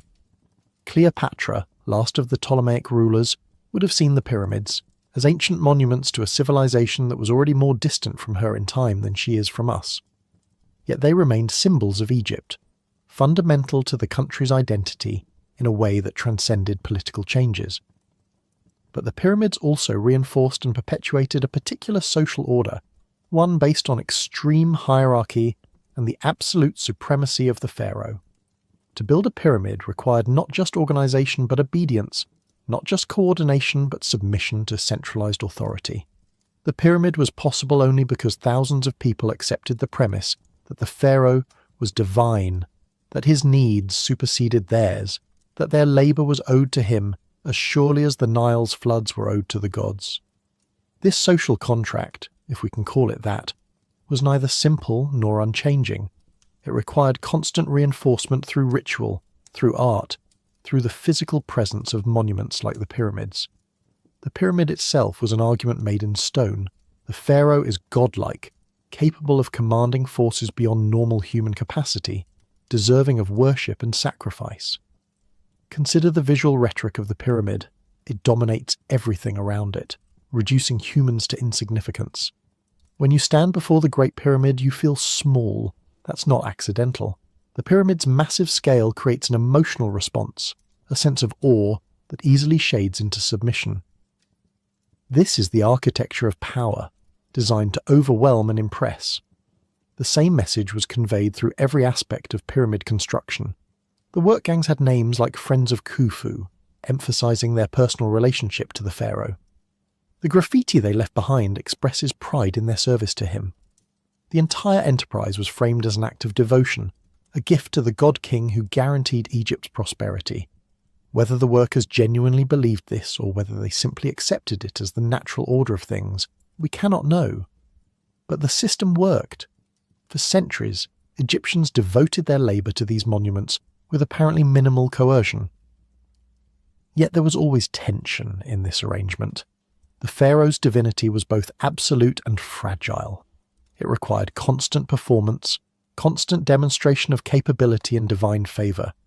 A weak pharaoh, one who could not maintain mayat or command respect, undermined the entire system, and a pyramid half-built or poorly constructed would be evidence of that weakness, visible to everyone. This may explain why some pyramids were never completed or were abandoned in favor of new ones. If a pharaoh died before his pyramid was finished, or if the project encountered insurmountable difficulties, it called into question his divine status. Better to start fresh, to demonstrate strength through a new monument, than to struggle with a compromised one. The pyramid also reinforced class distinctions beyond just the pharaoh's supremacy. The workers' villages show clear hierarchies. Some workers lived in better housing than others. Some ate better food. Foremen and skilled craftsmen occupied a different social stratum than common labourers. Scribes and administrators, though they might never touch a stone, were considered more important than the men who moved them. And of course, the vast majority of Egyptians never worked on the pyramids at all. Women, who comprised half the population, were largely excluded from construction labour, though they surely participated in the supporting economy, weaving cloth, preparing food, managing households while men were away. Children were too young to be conscripted.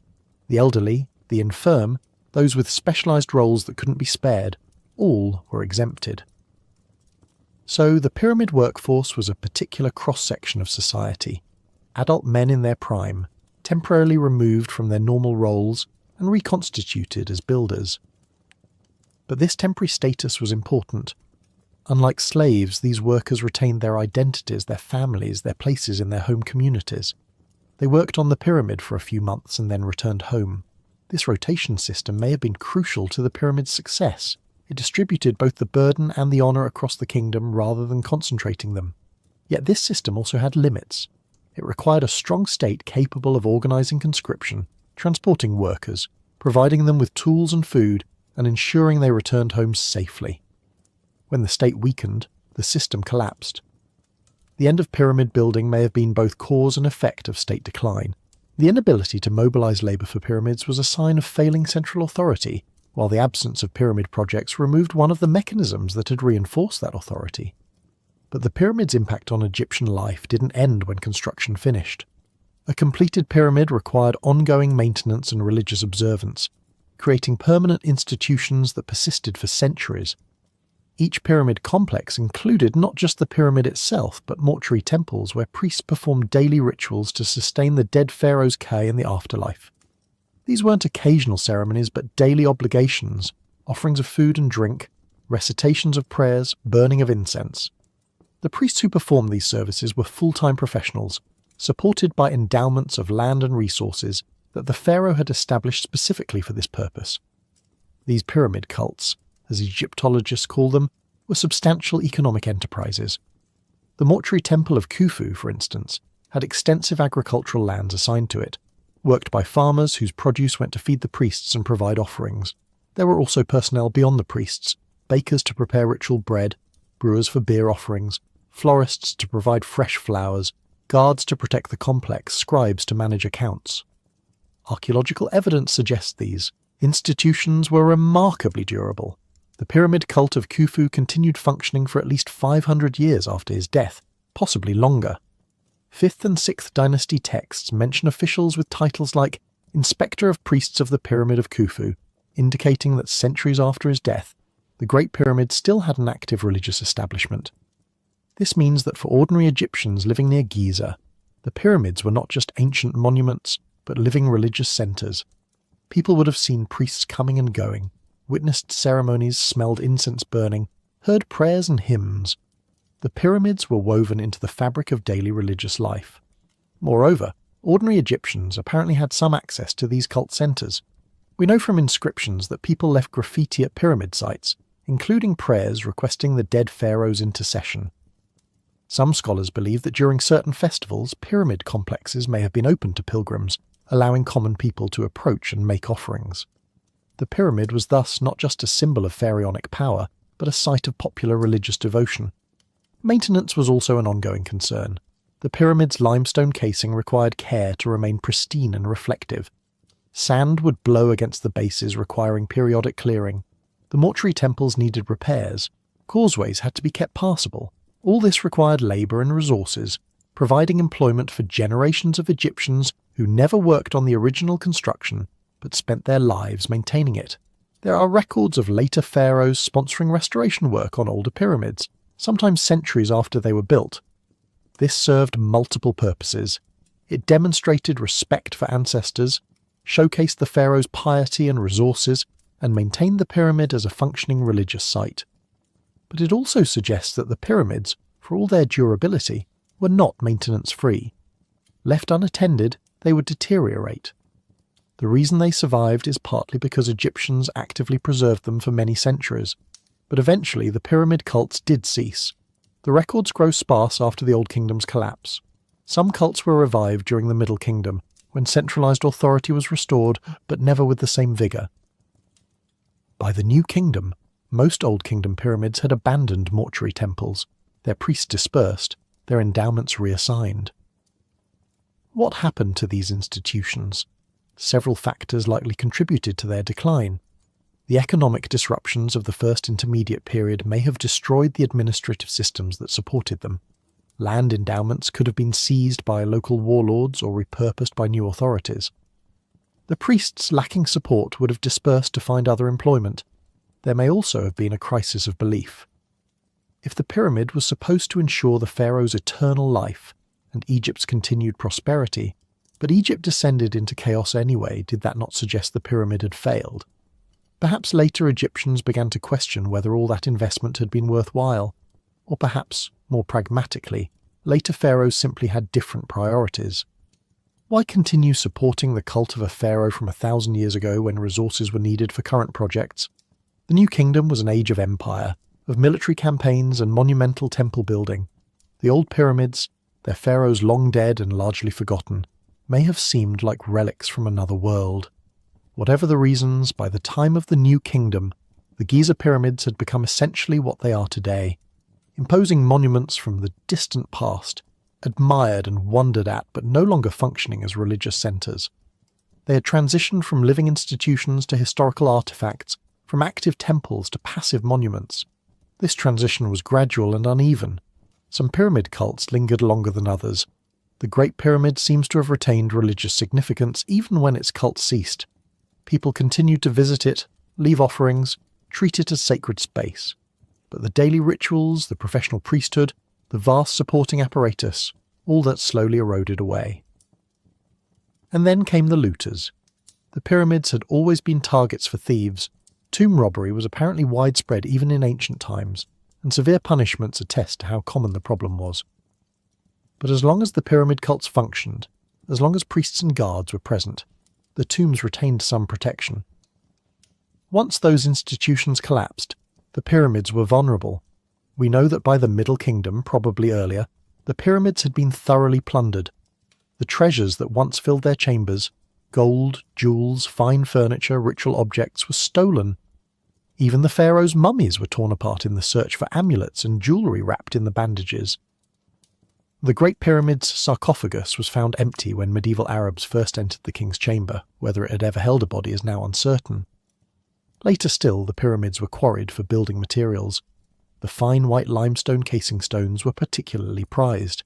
They were already cut and dressed, ready to be used in new construction. Medieval Cairo was built partly from pyramids, with casing stones from Giza repurposed for mosques, palaces, and fortifications. This wasn't vandalism in the sense of purposeless destruction. It was practical recycling. Stone was valuable, and here were millions of tons of it, already quarried and shaped. By this process, the pyramids that had been built to last forever were slowly dismantled by the very civilizations they were meant to outlast. The irony is profound, yet enough remained. The massive core blocks were too large and heavy to be worth moving, that the essential pyramid form survived. The smooth, gleaming pyramids of the 4th dynasty became the rough-stepped structures we see today, stripped of their casings, weathered and worn, but still recognizable, still imposing, still inspiring awe. Despite their decline, the pyramids left a lasting economic and organizational legacy. The systems developed to build them, bureaucratic record-keeping, resource management, large-scale labor mobilization, didn't disappear when pyramid building ceased. They were adapted for other purposes. The New Kingdom's military campaigns required similar organizational capacity, moving armies of thousands across great distances, supplying them with food and equipment, coordinating complex operations. The temples built during this period, while different in form from pyramids, required comparable resources and planning. The tomb-building projects in the Valley of the Kings, though smaller in scale, drew on the same tradition of skilled stoneworking and architectural precision. In a sense, every major project in Egyptian history afterward bore the pyramid's imprint. Egypt had learned how to think big, how to plan across decades, how to coordinate vast numbers of people toward a single goal. That capacity, once developed, remained part of Egyptian civilization's repertoire, even when pyramids ceased to be the goal. The pyramids also established Egypt's reputation. For the rest of antiquity, and into the medieval period, Egypt was famous for its monuments, its ancient wisdom, its mysterious and powerful past. This reputation drew scholars, travellers, and traders. It made Egypt attractive to conquerors who wanted to rule such a storied land. It created a form of cultural capital that Egypt could trade on long after its actual power had waned. And perhaps most importantly, the pyramids established the very idea that such projects were possible. They proved that human beings could build on a monumental scale, could create structures that would endure for millennia, could organize society to achieve seemingly impossible goals. Every civilization afterward that built grand monuments, from Rome's aqueducts to China's Great Wall to medieval Europe's cathedrals to modern skyscrapers, is in some sense heir to the pyramid builders. The pyramids taught humanity that we are capable of greatness, that we can reach beyond mere survival to create works of lasting significance. That lesson, encoded in stone on the Giza Plateau, may be their most important legacy of all.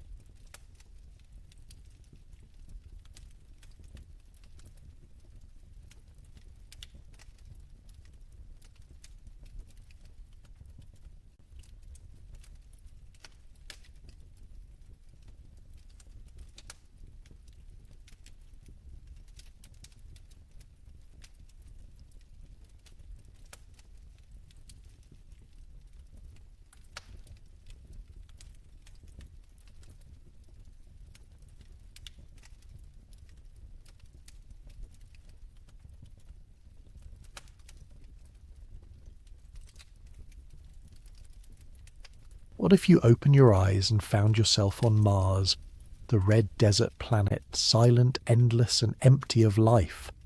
Not in a dream, not in a simulation, but truly there, lying on your back beneath a sky the colour of rust and amber, breathing air that shouldn't exist, staring up at a sun that looks smaller and colder than it ever did from Earth.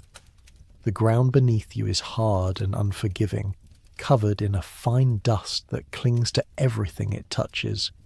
Your fingers move slowly, testing reality, and the dust shifts like powder, like ash, like the remnants of something ancient that crumbled long before you arrived.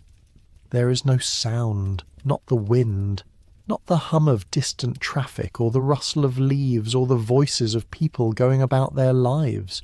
Just silence, absolute, crushing, infinite silence. The kind that presses against your ears until you can hear your own heartbeat, your own breath, the faint creak of fabric as you shift your weight. You realize slowly that you're wearing a suit, not the clothes you remember putting on, not the familiar weight of cotton or denim, but something heavier, something designed for survival in a place where survival should not be possible. You sit up. The motion feels strange, lighter than it should be, as though gravity itself has loosened its grip. The horizon stretches out in every direction, a landscape of rust-coloured dunes and jagged rocks, of craters worn smooth by eons of wind and time. There are no trees, no buildings, no roads, no signs that anyone has ever been here before. Just the red desert, rolling away toward mountains that shimmer in the distance like mirages, their peaks sharp and alien against a sky that fades from salmon pink to deep ochre as your eyes adjust to the light. And then the question arrives, quiet and terrible, settling into your mind like a stone dropped into still water. How did you get here? You search your memory, reaching back through the fog, trying to find the last thing you remember. Was it morning? Were you at home? Were you walking somewhere, driving, falling asleep in your own bed? But the memories slip away like sand through your fingers, leaving only fragments. Faces without names, places without context, the vague sense that you were somewhere else, somewhere familiar, and then nothing. A gap, a void, and now this, Mars, the fourth planet from the sun, a world that should be impossible to reach without years of training, without a spacecraft, without a mission and a crew, and a reason to be here. But you are here, alone. And the silence is so complete that it feels like the universe itself is holding its breath, waiting to see what you will do next. You stand slowly, testing the weight of your body in this lighter gravity. Each movement feels dreamlike, as though you're underwater, as though the laws of physics have been rewritten just for you. The suit you're wearing is bulky but functional, with tubes and seals and a helmet that rests nearby on the ground, its visor reflecting the pale sun. You pick it up, turning it over in your hands, and see your own face staring back at you, distorted, unfamiliar, framed by the curve of the glass. You look tired, confused, afraid, but you are breathing.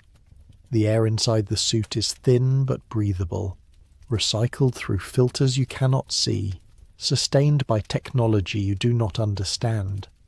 You glance around, searching for the source, and spot it a few meters away. A small module, half buried in the dust, its metal surface scarred and weathered as though it has been here for years. Cables snake out from its base, disappearing into the ground, and a faint hum emanates from within. The only sound in this silent world, a mechanical heartbeat that tells you that you're not entirely without resources. You walk toward it, each step kicking up small clouds of dust that hang in the air longer than they should. drifting slowly back to the ground in the weak gravity. The module is unmarked, its surface covered in a thin layer of red powder, but there is a hatch on one side sealed tight. You reach for it, your gloved fingers fumbling with the latch, and after a moment it gives way with a hiss of escaping air. Inside, the space is cramped but organized. Shelves lined with supplies, water containers, food rations sealed in silver pouches, tools you recognize and others you do not. There is a small screen mounted on the wall, dark and lifeless, and a control panel covered in buttons and switches that mean nothing to you. But there is no message, no instructions, no explanation for why you are here or how you arrived. Just the supplies, the equipment, the silent promise that someone, or something, intended for you to survive. You step back outside, closing the hatch behind you, and look up at the sky. The sun hangs low on the horizon, smaller than you remember, casting long shadows across the desert. And there, faint but unmistakable, are two moons, Phobos and Deimos, the twin companions of Mars, moving slowly across the sky like watchful eyes. They are smaller than Earth's moon, irregular and pockmarked, more like captured asteroids than true satellites. But they are there, proof that this is real, that you're truly standing on another world. The realization settles over you like a weight. You're on Mars, alone, with no memory of how you arrived and no way to leave. The nearest human being is millions of kilometers away, separated from you by the cold vacuum of space, by distances so vast that even light takes minutes to cross them. If you called out, no one would hear. If you sent a signal, it would take at least 4 minutes to reach Earth. And that is only if anyone is listening, only if there is still an Earth to receive it. You are more alone than any human has ever been, and yet as you stand there beneath the alien sky, something stirs inside you, not panic, not despair, but something quieter, something deeper, curiosity, wonder, the slow, creeping realization that you are standing on a world that has existed for billions of years, a world that has seen the rise and fall of climates, the flow of ancient rivers, the possibility, however remote, of life. You're the first person to stand in this exact spot, to see this exact view, to breathe this exact moment.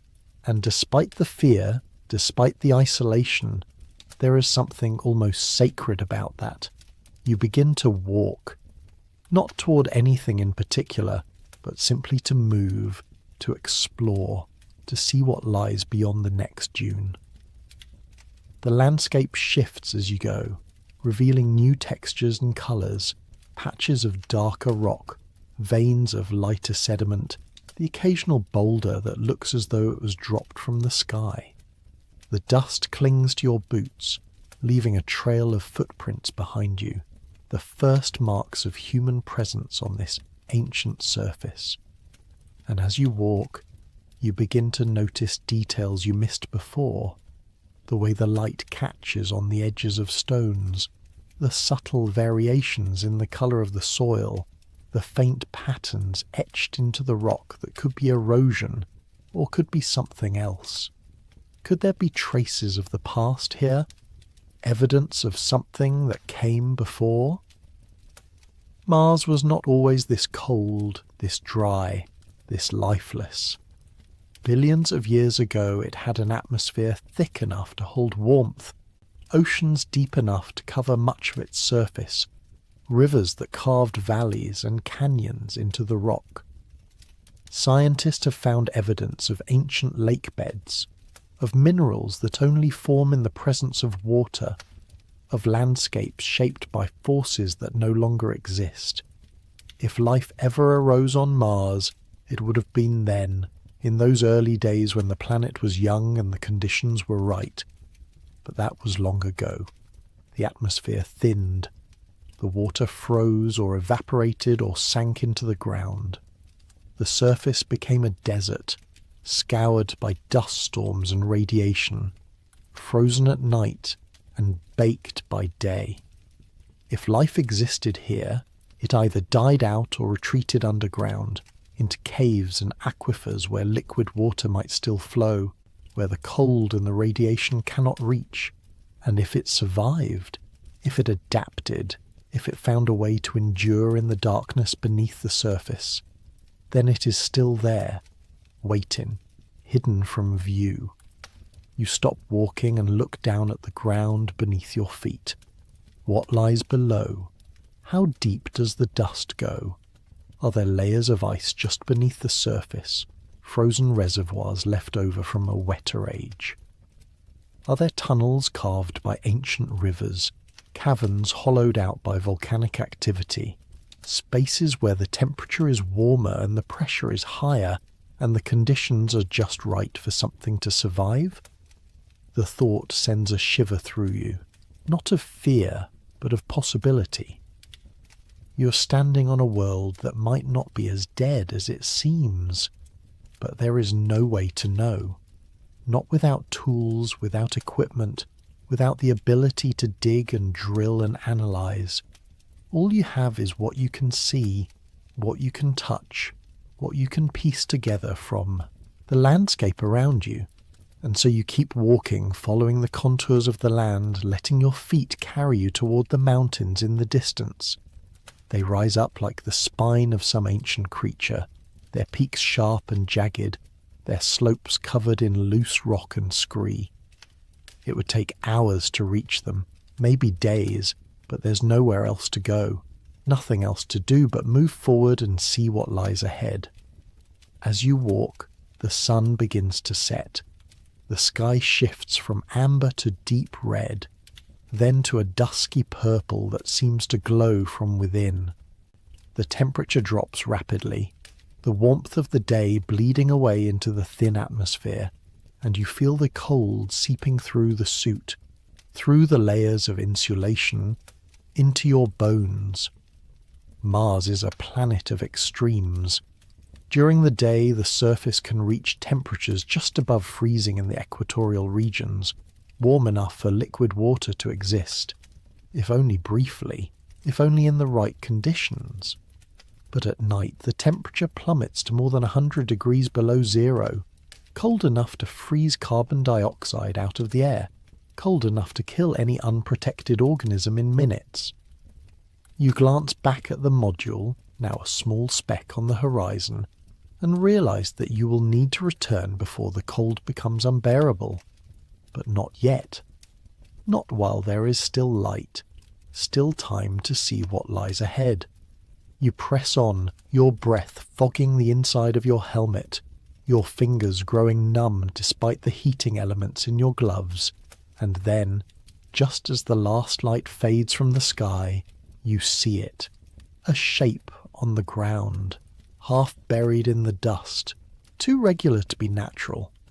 You approach slowly, your heart pounding, and kneel down beside it.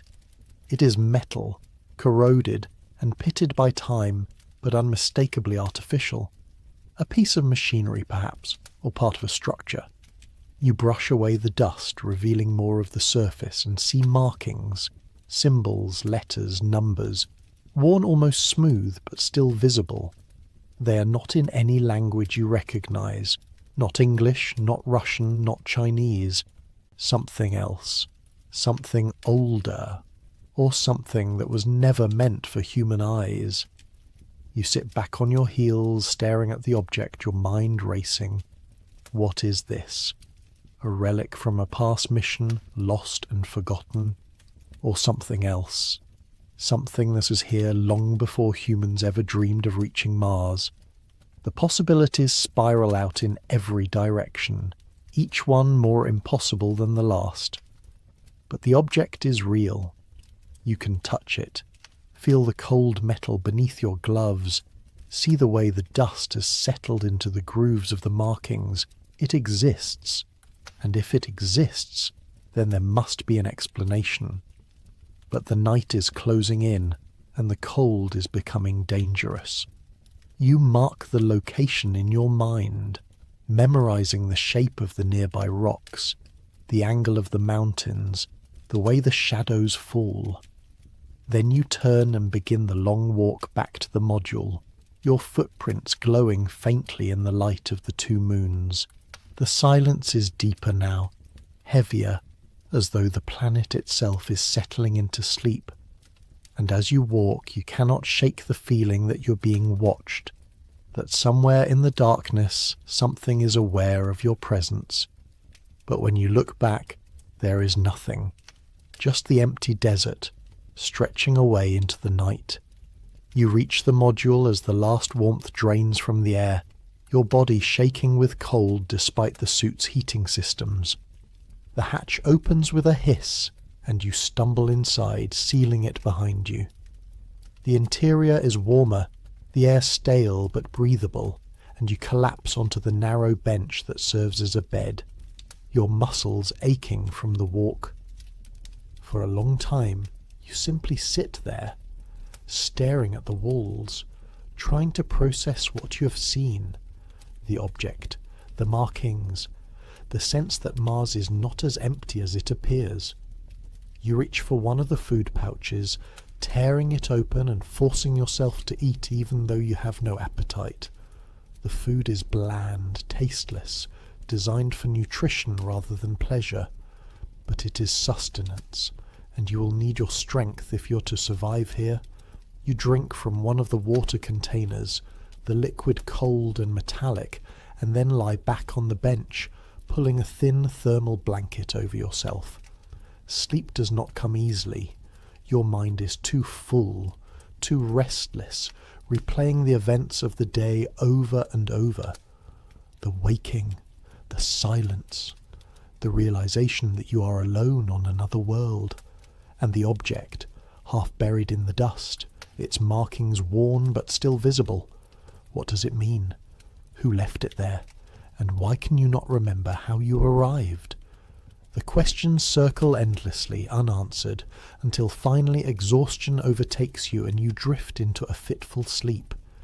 Your dreams are strange, fragmented, filled with images of red deserts and distant mountains, of faces you cannot quite see and voices you cannot quite hear, and beneath it all, a sense of something waiting, something watching, something that has been here far longer than you. When you wake, the sun is already rising, its pale light filtering through the small window in the hatch. You sit up slowly, your body stiff and sore, and realize that you have survived your first night on Mars. The thought brings a strange sense of accomplishment, as though you have passed some invisible test. But the day ahead stretches out before you, empty and uncertain, and you know that survival is only the beginning. You step outside, blinking in the bright light, and look around.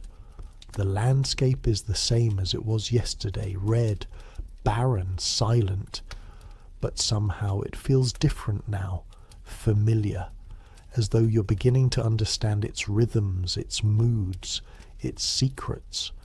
You walk back to the spot where you found the object, following your footprints from the night before, and kneel down beside it once more. In the daylight it is easier to see the details. The metal is old, ancient even, its surface covered in a patina that suggests centuries of exposure to the elements. The markings are more complex than you first realized, arranged in patterns that could be writing, or could be something else. Diagrams, perhaps, or maps. You trace them with your fingers, feeling the grooves beneath your gloves, and wonder what they are trying to say. And then you notice something else. A few meters away, partially hidden by a dune, is another object, and beyond that, another. You stand and walk toward them, your pulse quickening, and realize that they are not isolated artifacts but part of something larger. A trail, a path, leading away from the module toward the mountains, toward something you cannot yet see. You follow it, not because you have a choice, but because you have to know. Because the mystery has taken hold of you, and there is no turning back now. The objects become more frequent as you go, scattered across the landscape like breadcrumbs, each one slightly different but unmistakably connected. Some are small, no larger than your hand. Others are massive, half-buried structures that rise out of the ground like the bones of some long-dead creature. And all of them bear the same markings, the same symbols, the same sense of purpose. What were they for? Who made them? And why are they here, on a planet that should be lifeless, on a world that humanity has only just begun to explore? The trail leads you to the base of the mountains, where the ground becomes steeper and the rocks more jagged. You climb carefully, testing each handhold, each foothold, your breath coming in short gasps as the thin atmosphere struggles to provide enough oxygen. The suit systems compensate, feeding you air from the recyclers, but it is not enough to make the climb easy. Your muscles burn, your lungs rake, and more than once you have to stop and rest, leaning against the rock and staring out at the desert below. From this height, you can see for kilometers in every direction. The module is a tiny speck on the horizon, barely visible against the red expanse, and beyond it, stretching away to the edge of the world, is nothing but desert, endless, empty, silent. It is beautiful in a way that is almost painful, a landscape so vast and so alien that it defies comprehension. And yet, as you stand there, you cannot shake the feeling that you're not alone, that somewhere, hidden beneath the surface or buried in the mountains or watching from the shadows, something else is here. You continue climbing, following the trail of objects as it winds up the mountainside. And then, just as the sun reaches its zenith, you see it, an opening in the rock, a cave or a tunnel, its entrance framed by more of the strange metal structures. They are larger here, more intact, their surfaces covered in intricate carvings that seem to shimmer in the light. You approach slowly, your heart pounding, and peer inside. The tunnel is dark, but not completely. There's a faint glow coming from somewhere deep within, a soft bluish light that pulses like a heartbeat. You hesitate, every instinct telling you to turn back, to return to the safety of the module, to leave this place and its mysteries behind. But you cannot. The pull is too strong, the need to know too great.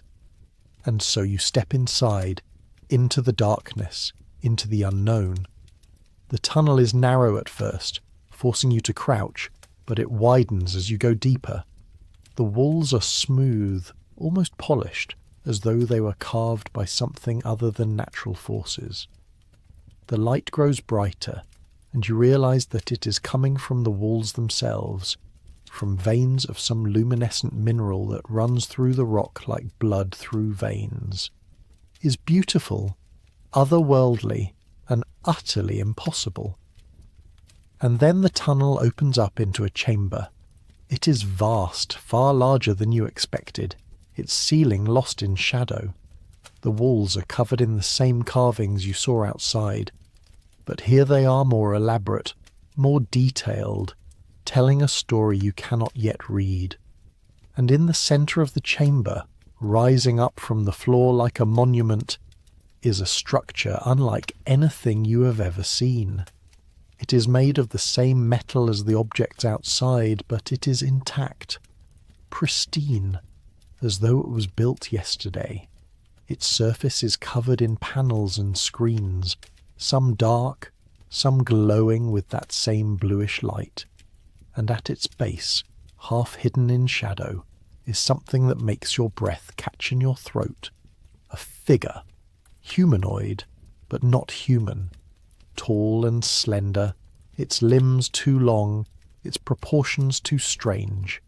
It is motionless, frozen in place, and for a moment you think it is a statue, a relic left behind by whoever built this place. But then you see the faint rise and fall of its chest, the slow, rhythmic movement that can only mean one thing. It is alive, or it was, or it is something in between, suspended in a state that defies definition.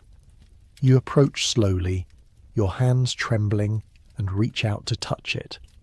The surface is cold, smooth, like glass or polished stone, and as your fingers make contact, the screens around you flicker to life, filling the chamber with light and sound. Images flash across the panels, landscapes, cities, faces, too fast to comprehend. And beneath it all, a voice, low and resonant, speaking in a language you do not understand but somehow feel in your bones. The chamber hums with energy, and you realize that you have activated something that has been waiting here, dormant, for longer than you can imagine. The figure does not move, but the screens continue to flash. The voice continues to speak, and you stand there, frozen, unable to look away. What is this place? What is this being? And what does it want from you? The questions hang in the air, unanswered, as the light grows brighter and the voice grows louder. And then, just as suddenly as it began, it stops. The screens go dark, the voice falls silent, and you're left standing in the chamber, alone once more, with only the faint glow of the walls to guide you. You step back, your mind reeling, and turn to leave. But as you do, you catch a glimpse of something on one of the screens, a single image, frozen in place. It is a planet, blue and green and white, covered in oceans and clouds and continents. It is Earth, your home, the world you left behind, or were taken from, or somehow forgot. And beneath it, in symbols you can almost read, is a single word, a name, a warning, a promise. You do not know what it means, but you know, with a certainty that chills you to the core, that your presence here is not an accident, that you were brought to Mars for a reason, and that whatever that reason is, it is only just beginning to reveal itself. You leave the chamber and make your way back down the mountain, your thoughts a tangled mess of fear and wonder. The sun is lower now, casting long shadows across the desert, and you realize that you have been gone for hours. The module is still there, waiting for you, a small beacon of safety in the vast emptiness. But as you approach, you notice something that makes you stop in your tracks. There are new footprints in the dust, not yours, larger, deeper, leading away from the module and disappearing into the distance. You follow them with your eyes, tracing their path across the desert, and feel a chill run down your spine. You are not alone. You never were. Someone, or something, has been here, and they are still out there somewhere, watching. You enter the module and seal the hatch behind you, your hands shaking. The supplies are untouched, the equipment undisturbed, but the sense of violation is overwhelming. This was your sanctuary, your only refuge, and now it feels compromised, unsafe. You check the control panel, searching for any sign of tampering, but everything appears normal. The systems are functioning, the air is breathable, the water is clean, but the footprints are real. You saw them, and they mean that you're not the only one on this planet. The night falls quickly, and you lie on the bench staring at the ceiling, unable to sleep. Every sound makes you jump. The creak of the module settling, the hiss of the air recyclers, the faint whistle of wind outside. You tell yourself that it is nothing, that you're imagining things, that the isolation is playing tricks on your mind. But deep down you know the truth. Mars is not empty. It never was. And whatever is out there, it knows you are here. The days that follow blur together, each one a repetition of the last. You wake, you eat, you venture outside to explore. You return to the chamber in the mountains, studying the carvings, trying to decipher the symbols, searching for answers. But the more you learn, the less you understand. The structure is ancient, far older than any human civilization, and yet it is functional, operational, as though it was built to last forever. The figure remains motionless, suspended in its strange sleep, and the screens remain dark, refusing to reveal their secrets. But the footprints continue to appear, sometimes near the module, sometimes farther away, always leading in different directions. You try to follow them, but they vanish into the desert, swallowed by the dust and the wind. And each time you return, you find new ones, as though whoever or whatever is making them is circling you, studying you, waiting for something. The isolation begins to weigh on you, not just the physical isolation, but the mental, the emotional. You are alone in a way that no human has ever been, cut off from everything and everyone you've ever known. There is no one to talk to, no one to share your thoughts with, no one to reassure you that you are not going mad. The silence is constant, oppressive, broken only by the sound of your own breathing and the faint hum of the module's systems. And in that silence, your mind begins to wander, to question, to doubt. Are you really on Mars? Or is this some kind of simulation, some elaborate test designed to see how you will react? Are the footprints real, or are they hallucinations, products of a mind pushed to its limits? Is the chamber in the mountains a genuine discovery, or is it something your brain has constructed to make sense of the senseless? You do not know, and the not knowing is the worst part. But then, one day, something changes. You're outside, walking the perimeter of the module, when you see it. A light in the distance, faint but unmistakable, flickering like a flame. You stop and stare, your heart pounding, and realize that it is moving, coming closer. You stand frozen, unsure whether to run or to wait. And then the light resolves into a shape, a figure, walking toward you across the desert. It is not human. You can see that even from a distance.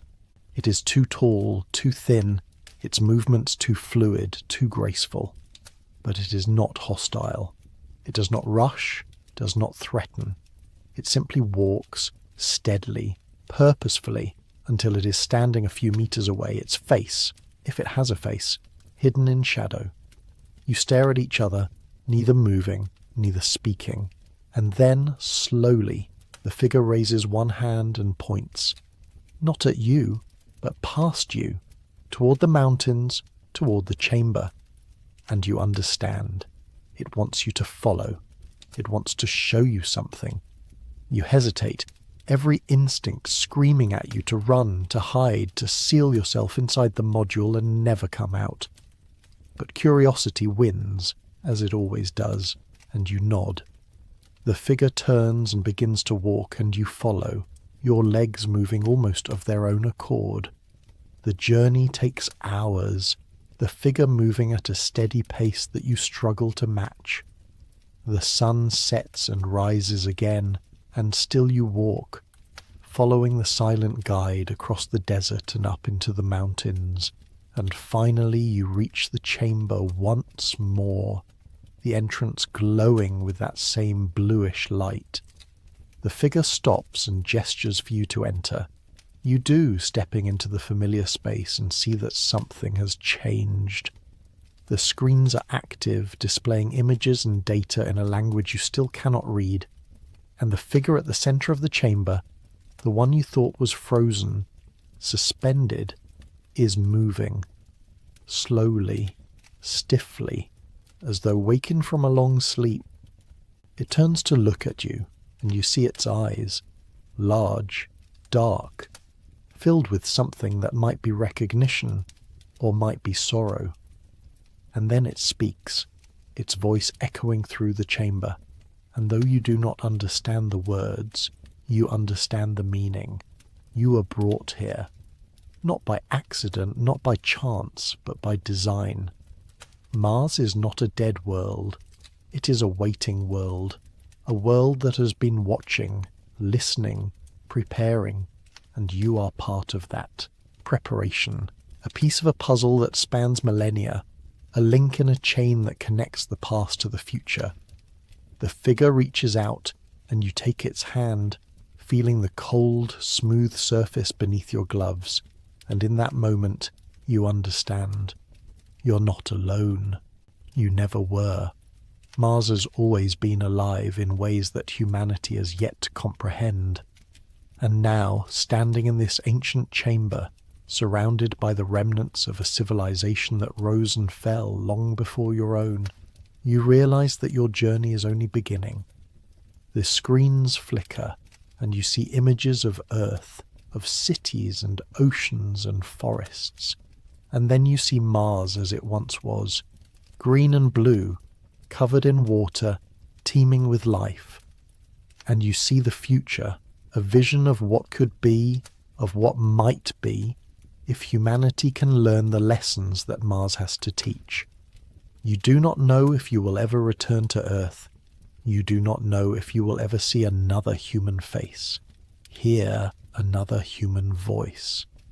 But you know, with a certainty that fills you with both fear and hope, that you are exactly where you are meant to be. And as the light in the chamber grows brighter, as the voice of the ancient figure fills your mind, you close your eyes and let yourself drift, carried by the current of something far larger than yourself, something that has been waiting for you since the moment you opened your eyes on this red, silent world. Time loses meaning after that. Days blend into nights, and nights into days, and you find yourself moving through the landscape like a ghost, guided by the figure, by the lights, by the whispers that seem to come from the rocks themselves. You learn to read the symbols, slowly, painstakingly, piecing together the story they tell. It is a story of rise and fall, of civilizations that reached for the stars and then collapsed, of worlds that were once alive and then died, of cycles that repeat endlessly, eternally. Mars was not always a desert. It was a garden, a paradise, a world where life flourished in forms you can barely imagine. But something happened, a catastrophe, a war, a slow decline, and the atmosphere thinned, the water vanished, the life retreated underground, and those who remained, those who survived, built the chambers, the structures, the monuments as a warning and a promise. A warning to those who would come after, and a promise that life, in some form, would endure. You're part of that promise now. You do not know how or why, but you feel it in your bones, in the rhythm of your heartbeat, in the way the planet seems to breathe around you. Mars is not dead. It is sleeping, and you are here to witness its awakening. The figure leads you deeper into the mountains, into tunnels that wind through the rock like veins, into chambers filled with technology you cannot comprehend. You see machines that hum with energy, screens that display star maps and planetary orbits, devices that seem to manipulate the very fabric of space and time. And you see others like the figure, tall, slender, silent, standing in alcoves, waiting, watching, their eyes glowing faintly in the darkness. They do not speak, but you feel their presence, their awareness. They are the guardians, the keepers of the knowledge, the last remnants of a civilization that once spanned the solar system. And they have been waiting for you, or for someone like you, for longer than you can imagine. One day, or perhaps it is night, you can no longer tell, the figure brings you to a chamber unlike any you have seen before. It is vast, its ceiling so high that it disappears into shadow, and at its centre is a pool of liquid, dark and still, reflecting the faint light from the walls. The figure gestures for you to approach, and you do, kneeling at the edge of the pool and staring into its depths. At first, you see nothing, just darkness, infinite and empty. But then slowly, images begin to form. You see Earth, spinning in the void, its surface covered in lights and cities and the scars of industry. You see Mars as it is now, red and barren, and as it was, green and alive. You see other worlds, other planets, some familiar and some utterly alien. And you see yourself, standing on the edge of the pool, staring into the water, your reflection distorted and strange. And then you see something else, a vision, a possibility, a future that has not yet come to pass. You see Mars transformed, its atmosphere thickened, its surface covered in water and vegetation, its cities rising from the dust like flowers after rain.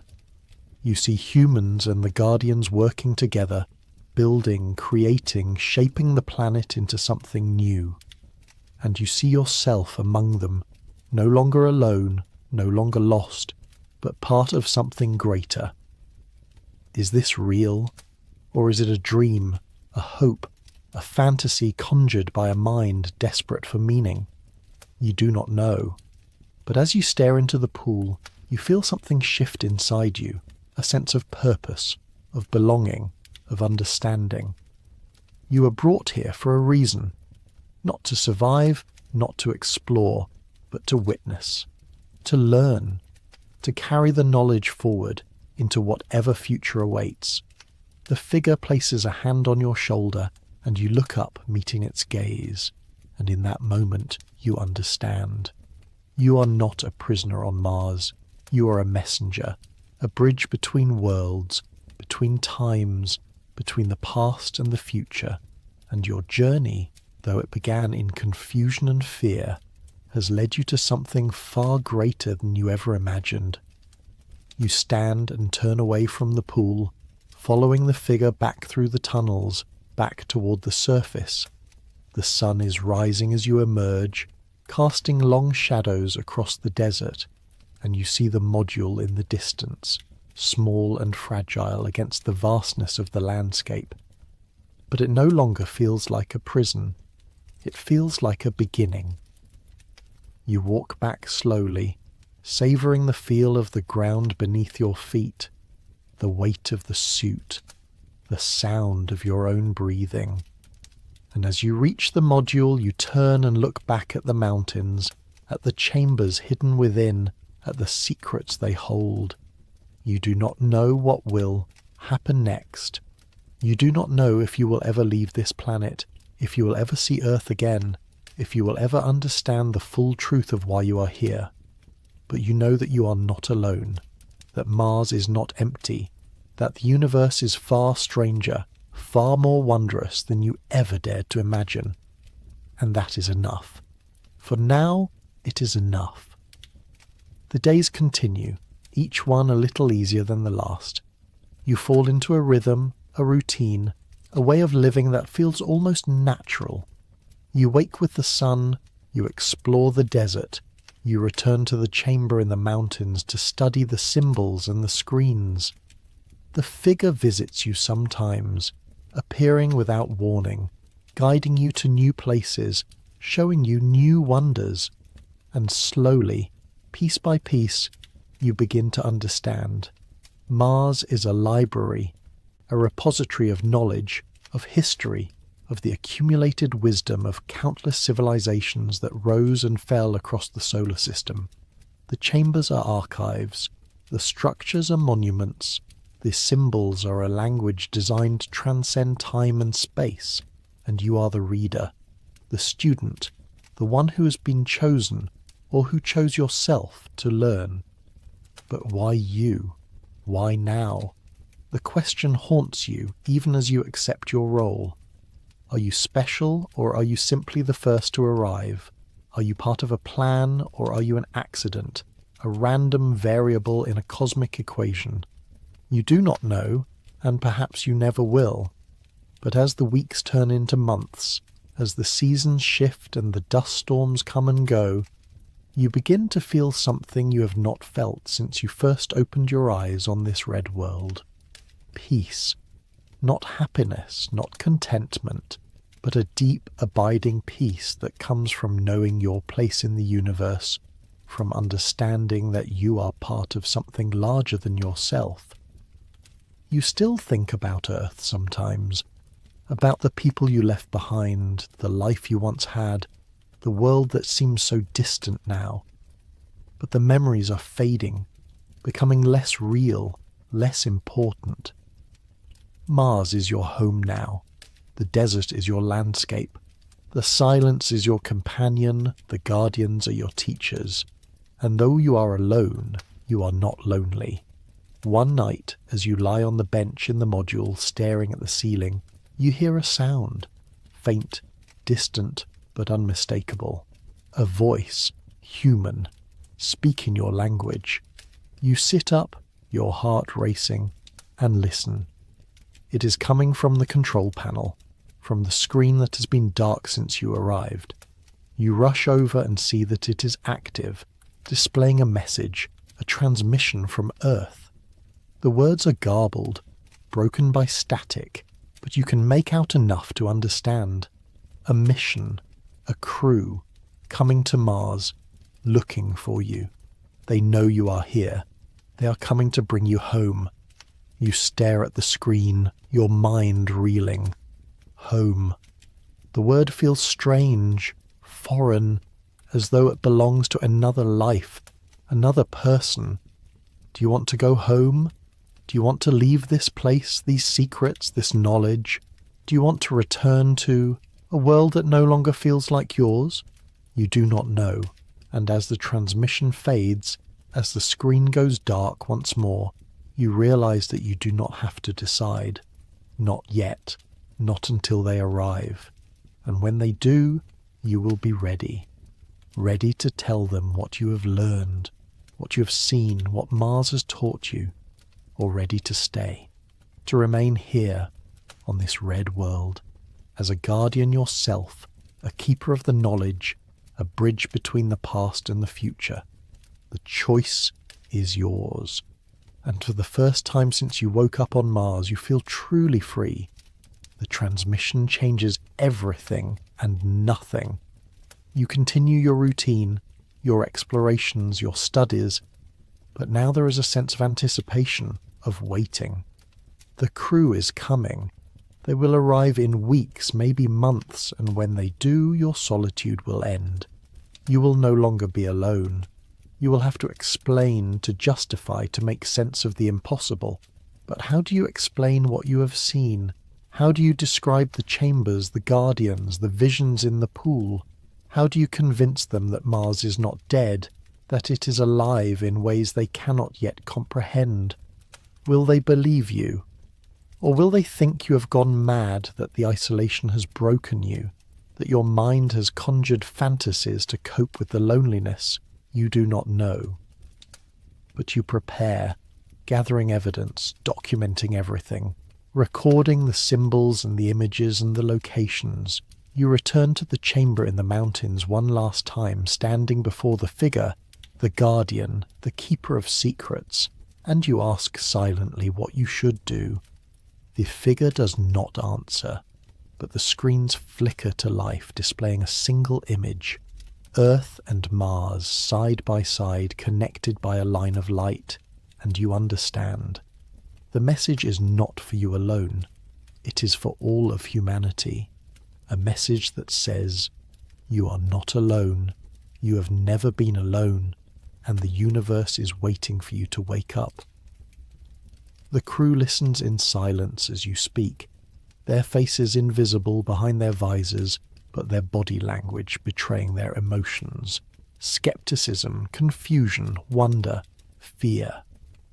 You tell them about waking up alone, about the module, about the footprints in the dust. You tell them about the chamber in the mountains, about the guardians, about the screens that showed visions of Mars as it once was and as it might be again. And as you speak, you watch them glance at each other, watch them shift their weight, watch them struggle to reconcile what you're saying with everything they thought they knew. When you finish, there is a long silence. The wind picks up, carrying dust across the desert, and the sun continues its slow descent toward the horizon. Finally, one of them steps forward. A woman, you think, based on her height and build, and speaks, her voice crackling through the suit's communication system. "Show us," she says. Simple, direct, and you nod. You lead them across the desert, retracing the path you've walked so many times before. The crew follows in a tight formation, their movements cautious, their hands never far from the equipment belts at their waists. They are trained for this, you realize. Trained for first contact, for the unexpected, for scenarios that should be impossible. But nothing could have trained them for this. For you. For what you're about to show them. The walk takes hours, and as you go, they ask questions. How long have you been here? Where did you come from? How did you survive? And you answer as best you can, though your answers raise more questions than they resolve. You do not know how you arrived. You do not remember your life before Mars. All you know is what you have learned here, in this place, from this planet that has become your teacher and your home. Memory loss, one of them mutters. Trauma, isolation psychosis. But another voice cuts in, sharper. Look at the equipment. Look at the suit. That's not from any mission we've sent. The design is wrong. The materials are wrong. It's too advanced. You say nothing. Let them debate. Let them theorize. Soon enough they will see for themselves. The mountains rise before you as darkness falls, their peaks silhouetted against a sky that deepens from amber to violet to the rich, star-studded black of a Martian night. You activate the light on your suit, and the others do the same, their beams cutting through the darkness, illuminating the path ahead. And then you reach the entrance to the chamber, the metal structures framing the opening, the carvings catching the light and seeming to shimmer with an inner luminescence. The crew stops, and you hear their breathing quicken over the communication channel. One of them approaches the structures, running gloved fingers over the carvings, and you hear the sharp intake of breath. These markings, they're not human. The style, the symmetry, it's all wrong. This is... The voice trails off, unable or unwilling to finish the thought. This is what I wanted to show you, you say quietly. This is why I stayed. You enter the tunnel, and they follow, their lights bobbing and weaving in the darkness. The glowing veins in the walls pulse gently, and you hear someone whisper, "Bioluminescence? On Mars? That's impossible." "Everything here is impossible," you reply, "until it isn't." The tunnel opens into the chamber and the crew spreads out, their lights sweeping across the vast space, illuminating the carvings on the walls, the structure in the center, the dormant screens. And there, in the alcove, still motionless but somehow more present than before, is the Guardian, the figure you have come to know, the being that has guided you through your journey on this world. The crew freezes. For a long moment, no one moves, no one speaks, and then the woman who spoke before steps forward, her light focused on the Guardian's face, on those large dark eyes that seem to hold entire universes within them. "My God," she breathes, "it's real. It's actually real." Another crew member, a man by the sound of his voice, is examining the structure in the center of the chamber, his hands moving over the panels and screens with a mixture of reverence and disbelief. This technology, I've never seen anything like it. The integration, the design principles, it's centuries beyond anything we have, maybe millennia. Or it's from a completely different evolutionary path, someone else suggests. A different way of thinking about engineering, about physics. This isn't just advanced, it's alien. The word hangs in the air, heavy and undeniable. Alien, not human, not from Earth. Evidence of life beyond your homeworld, beyond the familiar, beyond everything humanity has believed about its place in the cosmos. And it is here, on Mars, the planet that was supposed to be dead, that was supposed to be nothing more than a stepping stone on humanity's journey to the stars. You watch as they explore, as they document, as they try to make sense of what they are seeing. Their initial skepticism has given way to a kind of frenzied excitement, a hunger to understand, to catalogue, to explain. They are scientists, explorers, pioneers. This is what they live for. And yet, as you watch them, you feel a strange disconnect, a sense that they are missing something essential, something that cannot be measured or recorded or analysed. They are looking at Mars as a puzzle to be solved. But Mars is not a puzzle. It is a living thing, a consciousness, a presence that has been waiting for this moment for eons. And the Guardians are not relics to be studied. They are teachers, custodians of knowledge that humanity is only beginning to be ready to receive. You approach the Guardian, and as you do, the screens flicker to life, just as they did before. The crew gasps, turning to watch as images flash across the panels, star maps, planetary systems, equations and diagrams that seem to describe the fundamental structure of reality itself. And then, as before, the images slow, focusing on a single scene, Earth and Mars, side by side, connected by a line of light. "What is that?" someone asks. "A wormhole? A communication link? Some kind of energy transfer?"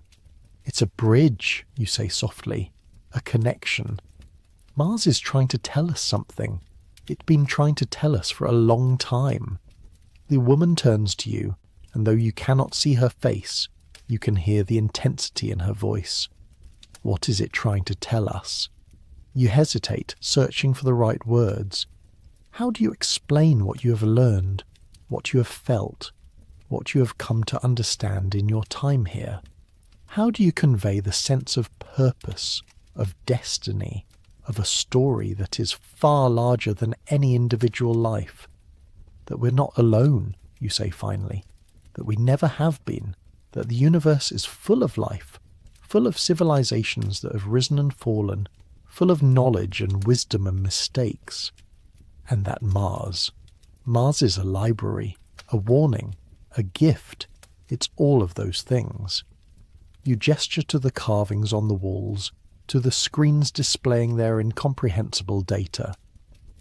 The beings who built this place, they understood something that we're only beginning to learn.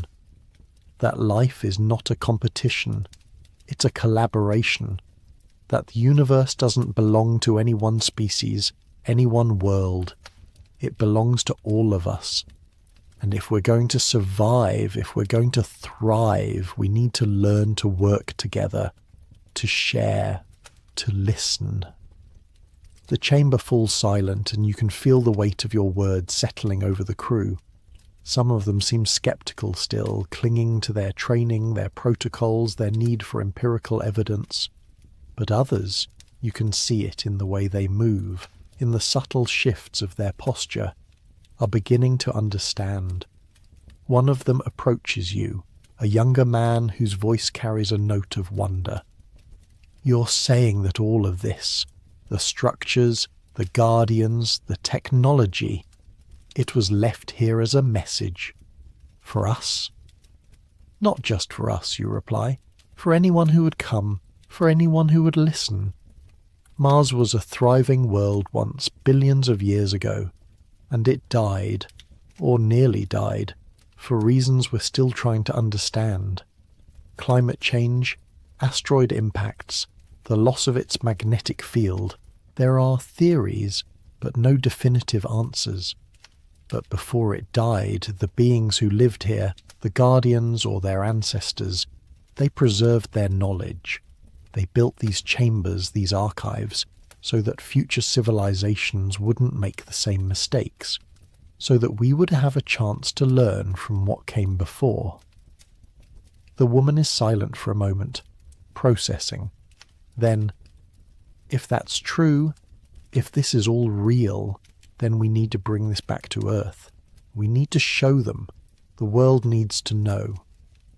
But even as she speaks, you see the Guardian move. It is subtle, almost imperceptible, but you have learned to read its gestures, its expressions, and you understand what it is trying to say. We can't, you say. Not yet. The knowledge here, it's not something that can be taken.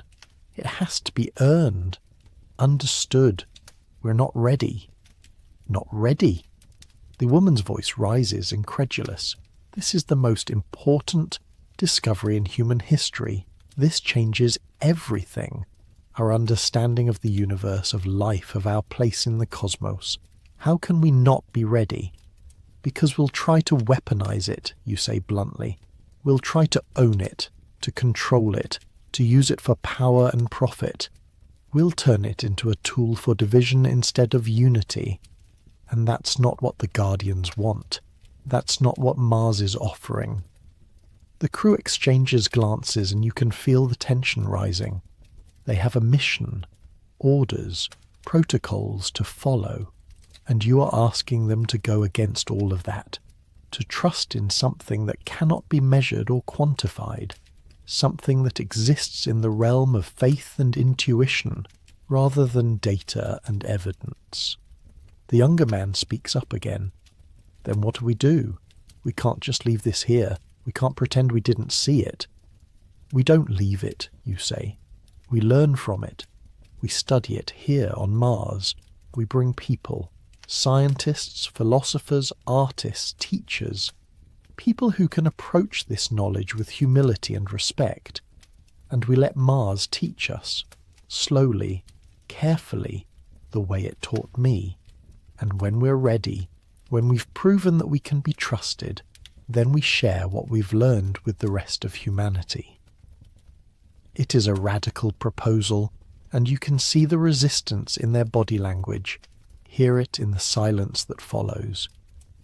But you can also see something else, a glimmer of possibility, a recognition that perhaps, just perhaps, you are right. The woman finally speaks, her voice measured. That's not a decision we can make on our own. We'll need to report this to Mission Control, to Earth. They'll have to decide what comes next. I know, you say. But when you report it, tell them what I said. Tell them that Mars is not a resource to be exploited. It's a teacher, and we need to be students, not conquerors. The crew spends hours in the chamber, documenting everything they can, taking samples, recording measurements. You watch them work, answering their questions when you can, but mostly staying silent, letting them process what they are seeing in their own way. And as you watch, you see the Guardian, still and silent, its eyes following the movements of the crew with an expression that might be approval or might be concern. When they finally finish, when their equipment is packed and their data secured, the woman approaches you once more. "We need to get you back to the lander," she says. "You've been out here alone for too long. You need medical attention, psychological evaluation. You need to come home." Home, that word again. But this time it does not feel foreign, it feels complicated. Because home is not a place anymore. It is a state of being, a sense of belonging that you have found here, on Mars, in the silence and the solitude and the strange, profound connection you have formed with this world. "I'll come with you," you say. "But I'm not leaving Mars, not permanently. I need to be here. This is where I'm supposed to be. She nods slowly, as though she expected this answer. We'll talk about it, but for now, let's get you somewhere safe. The journey back to the lander is quiet. The crew subdued, each of them lost in their own thoughts. You walk among them, no longer an outsider, no longer a mystery, but not quite one of them either. You are something in between, a bridge, a translator, a person who has walked in two worlds and can speak the language of both. When you reach the lander, they usher you inside, sealing the hatch behind you. The interior is cramped but clean, filled with equipment and supplies, and the air is thick with the smell of recycled oxygen and human sweat. It feels alien after so long in the open desert, so long with only the silence and the wind for company. But it also feels safe, enclosed, protected. They remove your helmet and you see their faces for the first time, young, earnest, exhausted. The woman who's been speaking introduces herself as Commander Sarah Chen, a geologist and mission leader. The young man is Dr. Marcus Okafor, a biologist. The others have names and specialties, but they blur together in your mind, too many faces, too many voices after so long alone. Chen examines you with a practiced eye, checking your vitals, your reflexes, your responses. You're dehydrated, she says, malnourished, but considering what you've been through, you're in remarkably good shape. How long did you say you've been here? I don't know, you admit.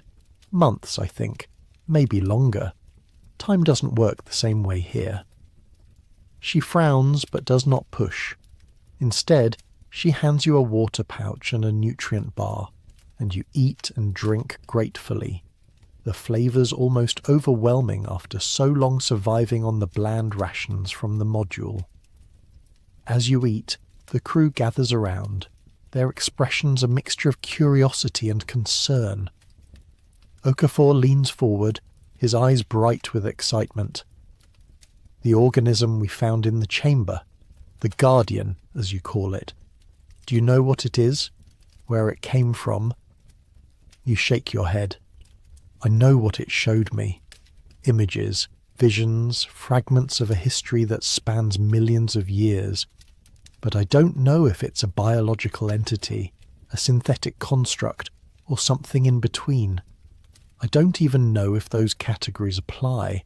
It's something else, something beyond our current understanding. But it's alive, Okafor insists. We detected respiration, metabolic activity, faint but present.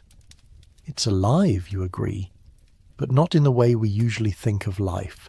It's more like a vessel, a container for knowledge, for memory, for the accumulated wisdom of an entire civilization. It's alive because the knowledge is alive, because stories, ideas, understanding, those things have their own kind of life. The crew exchanges glances, and you can see that some of them think you have gone mad, that the isolation has broken something fundamental in your mind. But others, Chen, Okafor, a few of the others, they are listening with an openness that gives you hope. Chen pulls out a tablet, scrolling through data. We need to establish a base camp near the chamber, a permanent research station. If what you're saying is true, if Mars really is a repository of alien knowledge, then we need to study it properly, carefully, with the resources and expertise it deserves.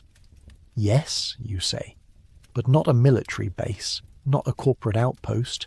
It needs to be neutral ground, a place where all of humanity can come to learn, regardless of nationality or ideology.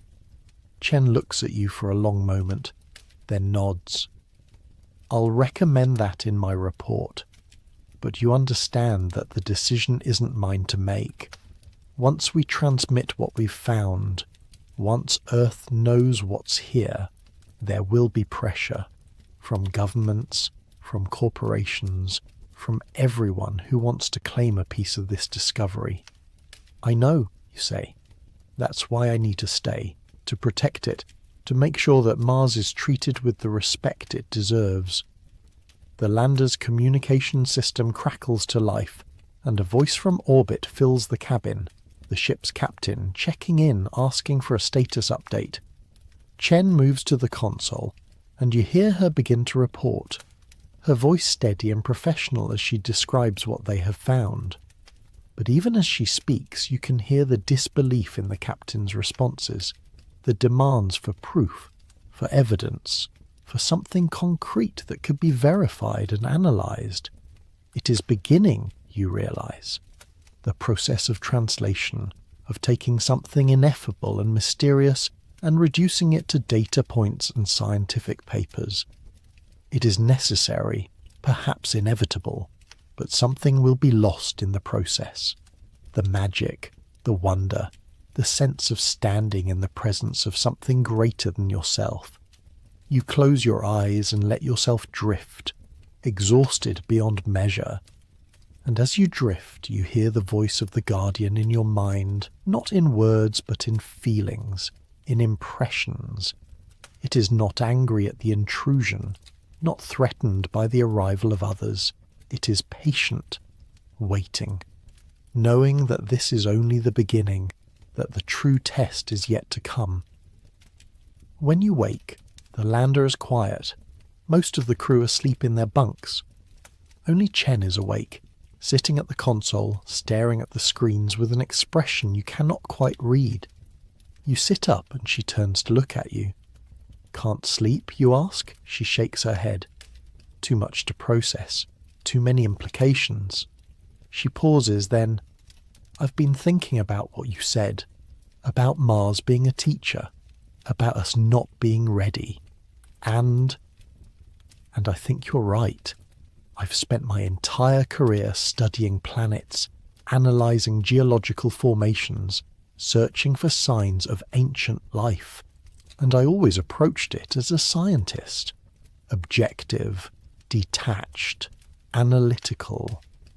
But this is different. Standing in that chamber, seeing the Guardian, feeling the weight of all that history, I realised that we can't approach this the way we've approached everything else. We can't just take samples and run experiments and publish papers. We need to change our entire mindset. You nod, feeling a surge of relief. That's exactly it.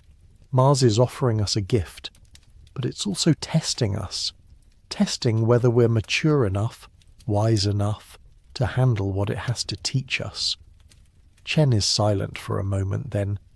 You've changed. Since you came here, you're not the same person you were before. I don't remember who I was before, you say honestly. But yes, Mars changed me. Or maybe it revealed something that was always there, waiting to be discovered. Do you ever want to remember your life before? The question catches you off guard. Do you? There are moments when you feel the absence of those memories like a phantom limb, an ache for something you cannot name. But there are other moments when you are grateful for the blank slate, for the chance to be someone new, someone shaped by this red world rather than the blue one you left behind. Sometimes, you say finally. But I'm also afraid that if I remember, I'll lose what I've gained here. The connection, the understanding, the sense of purpose.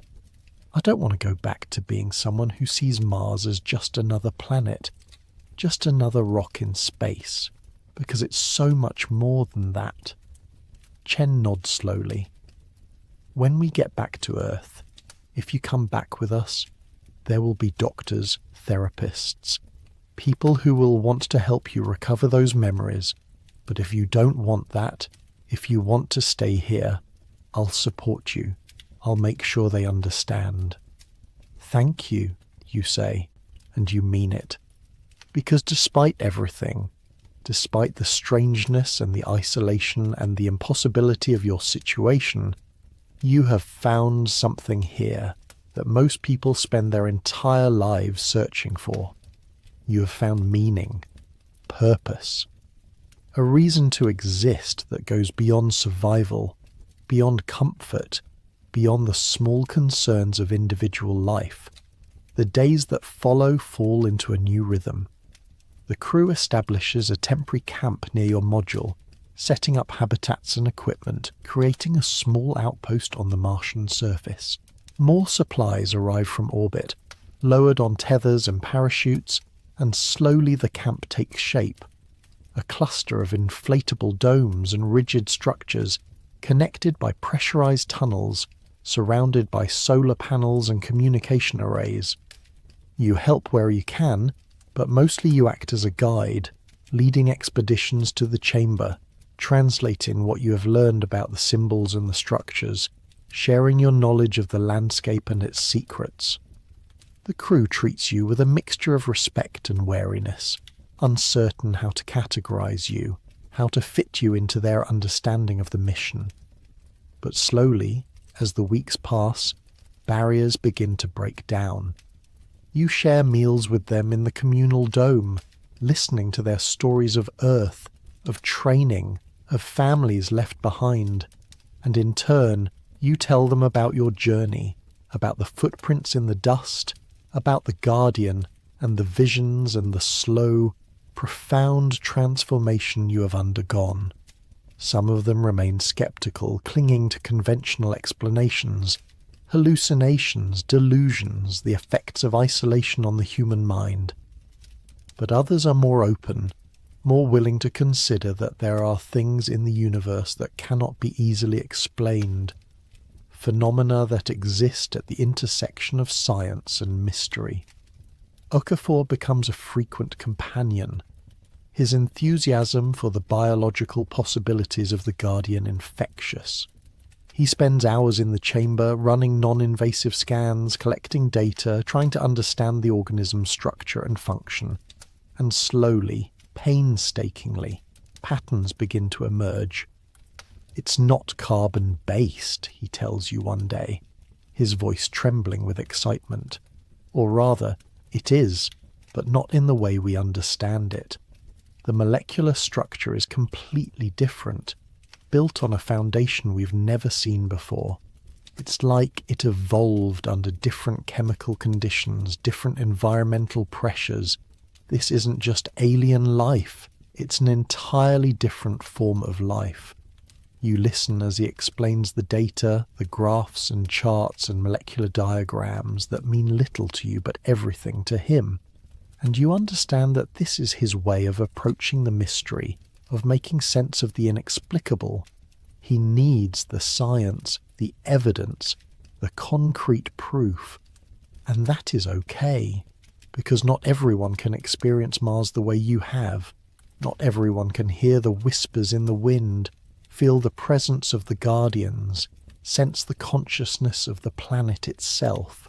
But perhaps, through his science, through Chen's geology, through the work of all these specialists and experts, they can build a bridge between the rational and the mystical, between what can be measured and what can only be felt. One evening, as the sun sets and the crew gathers for their evening meal, Chen makes an announcement. "We've received approval from Earth. They're sending a larger expedition. Scientists, engineers, linguists, even some philosophers and ethicists. They'll arrive in 6 months, and when they do, we'll begin constructing a permanent research station. Mars is officially becoming humanity's first extraterrestrial research facility." The crew erupts in cheers, in celebration, but you feel a knot of anxiety forming in your stomach. 6 months. And then an influx of people, of equipment, of the full weight of human civilization bearing down on this fragile ancient place. You catch Chen's eye, and she sees your concern. Later, after the meal, she pulls you aside. "I know what you're thinking," she says, "and I share your concerns. but I've made it clear in my reports that this site needs to be protected, that we can't just tear it apart in the name of research. The protocols we establish now will set the precedent for how humanity interacts with alien sites in the future. We have a responsibility to get this right. And if Earth doesn't listen, if they decide that profit or power or national security is more important than protection, Chen's expression hardens. Then we fight, we make noise, we go public, we make sure that the world knows what's at stake. But I have to believe that humanity is capable of rising to this moment, of treating this discovery with the reverence it deserves. You want to share her optimism, but you have seen too much, learned too much from the Guardians. You have seen the evidence of civilizations that rose to great heights and then fell, that made the wrong choices at critical moments, that allowed fear or greed or short-sightedness to guide their decisions. Mars itself is a monument to what happens when a world loses its balance, when the conditions for life slip away and cannot be recovered.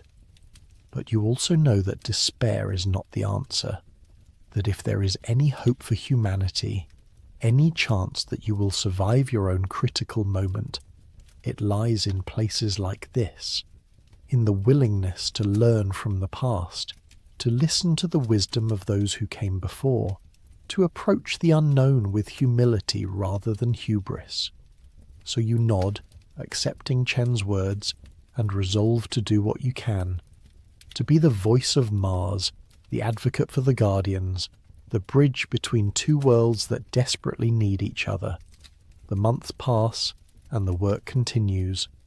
The crew makes dozens of trips to the chamber, documenting every carving, every symbol, every piece of technology.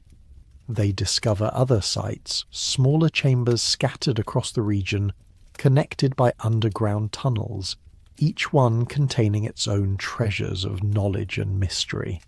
And slowly, piece by piece, a picture begins to emerge. Mars was once home to a sophisticated civilization, a species that evolved over millions of years and reached a level of technological advancement that rivaled or exceeded anything humanity has achieved. But they were not conquerors, not empire builders. They were explorers, philosophers, seekers of understanding. They spread across their world, building cities and structures that worked in harmony with the environment rather than against it. And they learned to manipulate the fundamental forces of nature, gravity, energy, even time itself, in ways that still defy human comprehension. But something went wrong. The planet's climate began to change, slowly at first and then more rapidly. The atmosphere thinned, the water disappeared, the surface became hostile to life, and despite all their knowledge, all their technology, they could not stop it. They could only adapt, retreating underground, preserving what they could, hoping that someday, somehow, their legacy would endure. The Guardians are the last of them, or perhaps not the last, but the Watchers, the keepers of the flame.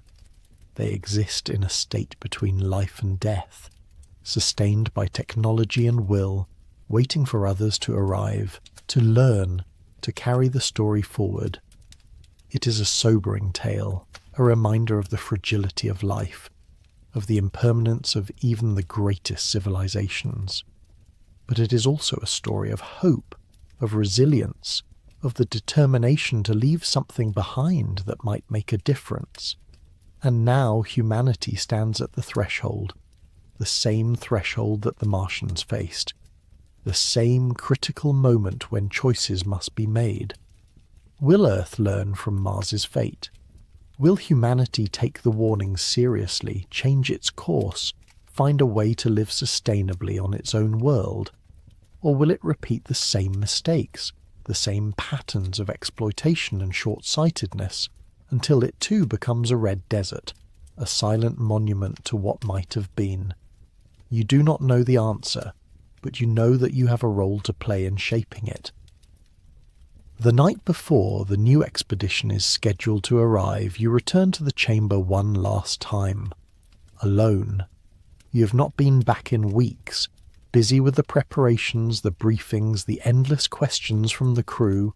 But tonight, you need to be here, in this space that has become sacred to you, to say goodbye to the solitude that has defined your time on Mars. You stand before the Guardian, and it seems to you that its eyes are more luminous than before, that there is a warmth in its gaze that was not there when you first arrived. Or perhaps it is simply that you have learned to see it, to understand the subtle language of this alien presence. "Thank you," you say aloud, your voice echoing in the vast chamber, "for everything you've taught me, for changing me, for showing me that there is more to existence than I ever imagined." The screens flicker and an image appears, not Earth, not Mars, but something else. A spiral, a pattern, a symbol that seems to represent the flow of time, the cycles of creation and destruction that govern all things. And you understand that this is the Guardian's final lesson, the last piece of wisdom it has to offer. Everything ends. Everything changes, but nothing is ever truly lost. The energy, the matter, the information, it all persists, transforming, evolving, becoming something new. Death is not an ending, but a transition, and every ending contains within it the seeds of a new beginning. Mars died, but it did not disappear. It transformed, became something else, a keeper of memories, a teacher for those who would come after, and humanity, standing on the brink of its own transformation, has the chance to learn from that example, to embrace change rather than fear it, to find a way forward that honours both the past and the future. You bow your head, feeling the weight of that understanding settle over you. And then you turn and walk back through the tunnel, back toward the surface, back toward the world of humans and their machines and their endless, beautiful, frustrating attempts to make sense of the cosmos. When you emerge, the stars are brilliant overhead, undimmed by atmosphere or light pollution, a reminder of the vastness of the universe and the smallness of individual lives within it. But you do not feel small. You feel connected, part of something vast and ancient and ongoing, a thread in a tapestry that stretches across space and time. The larger expedition arrives not as a single event, but as a series of them. Ships descending from orbit over the course of weeks, each one carrying personnel and equipment, each one changing the character of the camp a little more. What was once a small outpost of inflatable domes becomes a sprawling complex of modules and laboratories, of greenhouses and living quarters, of communication arrays that bristle with antennas pointed back toward Earth. You watch the transformation with mixed feelings. On one hand, it is thrilling to see so many minds gathering to study what you've found, to witness the birth of humanity's first true off-world research station. On the other hand, something is being lost. The silence, the intimacy, the sense that Mars was sharing its secrets with you alone, trusting you to be their steward. The new arrivals are a diverse group. There are xenobiologists and geologists, linguists and archaeologists, engineers and physicians. There are also people whose roles are less clear: corporate liaisons, military advisors, government representatives from a dozen different nations. They all want the same thing: access to the chamber, to the Guardians, to the knowledge that lies buried in the Martian stone. But they do not all want it for the same reasons. Dr. Yuki Tanaka, a linguist from Japan, becomes one of your closest collaborators. She is small and precise, with eyes that miss nothing, and a mind that approaches the alien symbols with the reverence of a scholar deciphering ancient scripture. She spends hours in the chamber with you, photographing the carvings, cataloguing the patterns, searching for grammatical structures or recurring motifs. Language is never just communication, she tells you one day as you sit together in the chamber, the guardian watching silently from its alcove. It's a window into thought itself. The way a culture structures its language reveals how it structures reality, how it categorizes experience, what it values. If we can crack this language, we won't just be able to read their words, we'll be able to think their thoughts. You find her presence calming. Unlike some of the others, she does not rush, does not demand immediate results. She understands that this is work that requires patience, intuition, time. She treats the chamber like a temple, removing her boots before entering, moving quietly, speaking in hushed tones. Not everyone shares her approach. Dr. Marcus Webb, a material scientist from the United States, represents a different philosophy entirely. He is tall and broad-shouldered, with a booming voice and an impatience that manifests in every gesture. He wants samples, pieces of the structure, fragments of the guardian's flesh, core samples from the walls. He wants to disassemble, analyze, reverse engineer. We're not going to learn anything by just looking, he argues at one of the daily briefings, his frustration evident.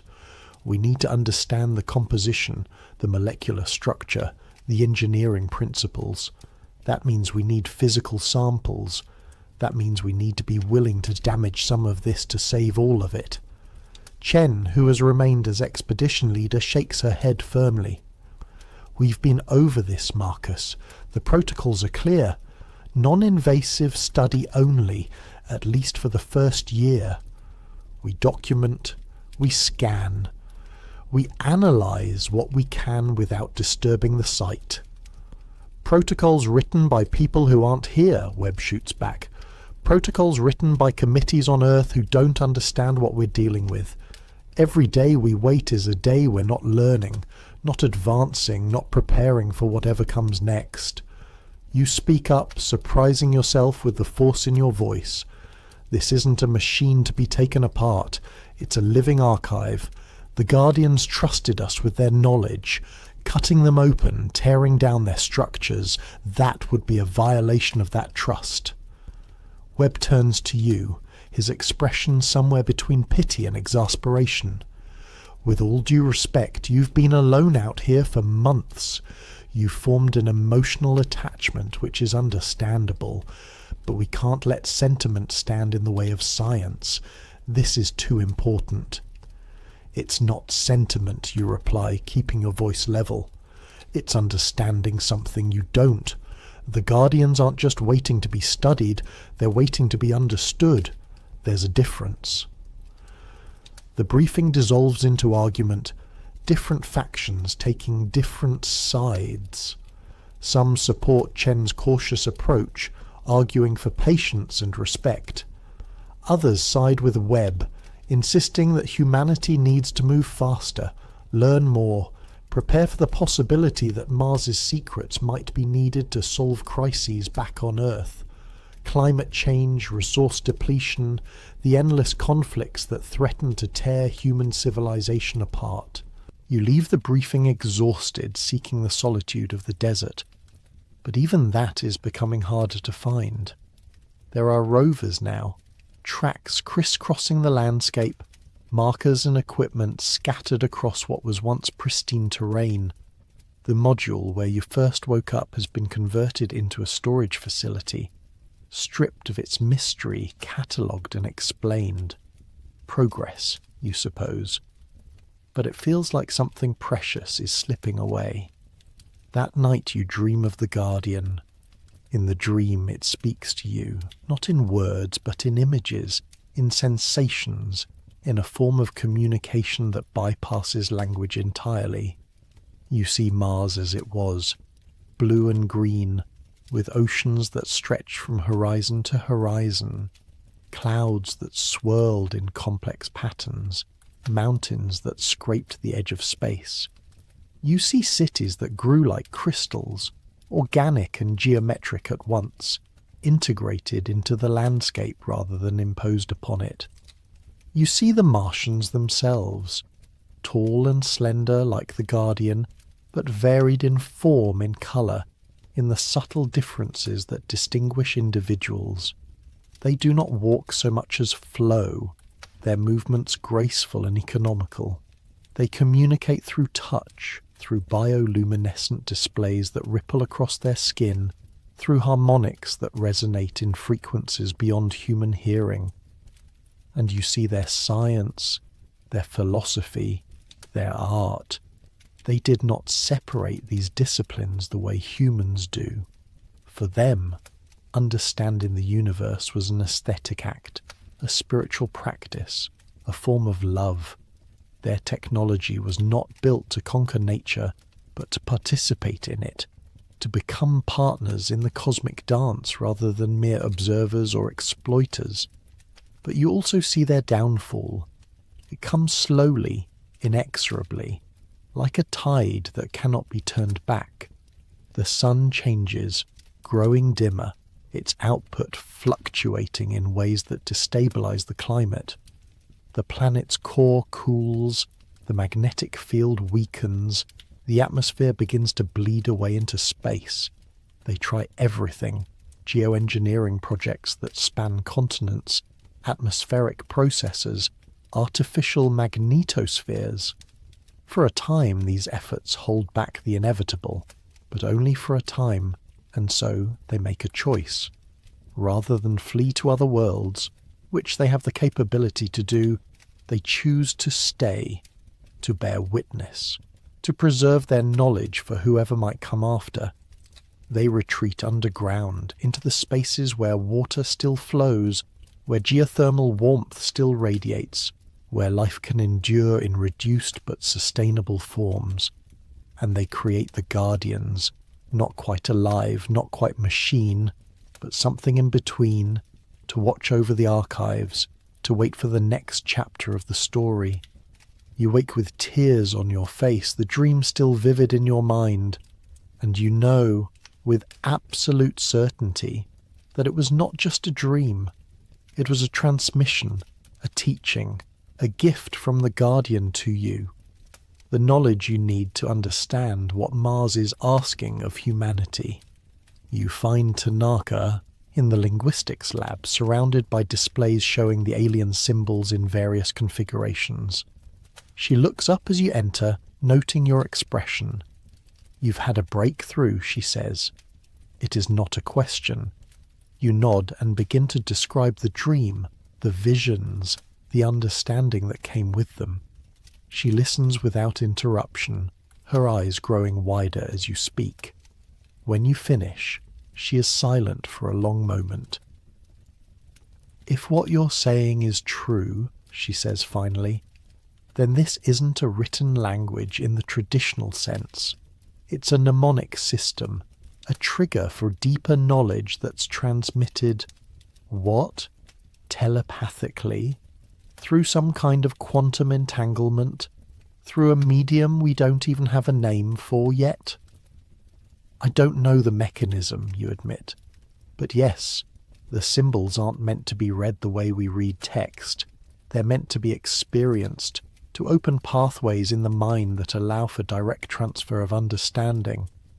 The Guardians have been waiting for someone who could receive that transmission. I think my time alone here, the isolation, the exposure to this place, it changed something in me, made me receptive in a way I wasn't before." Tanaka sits back, processing this.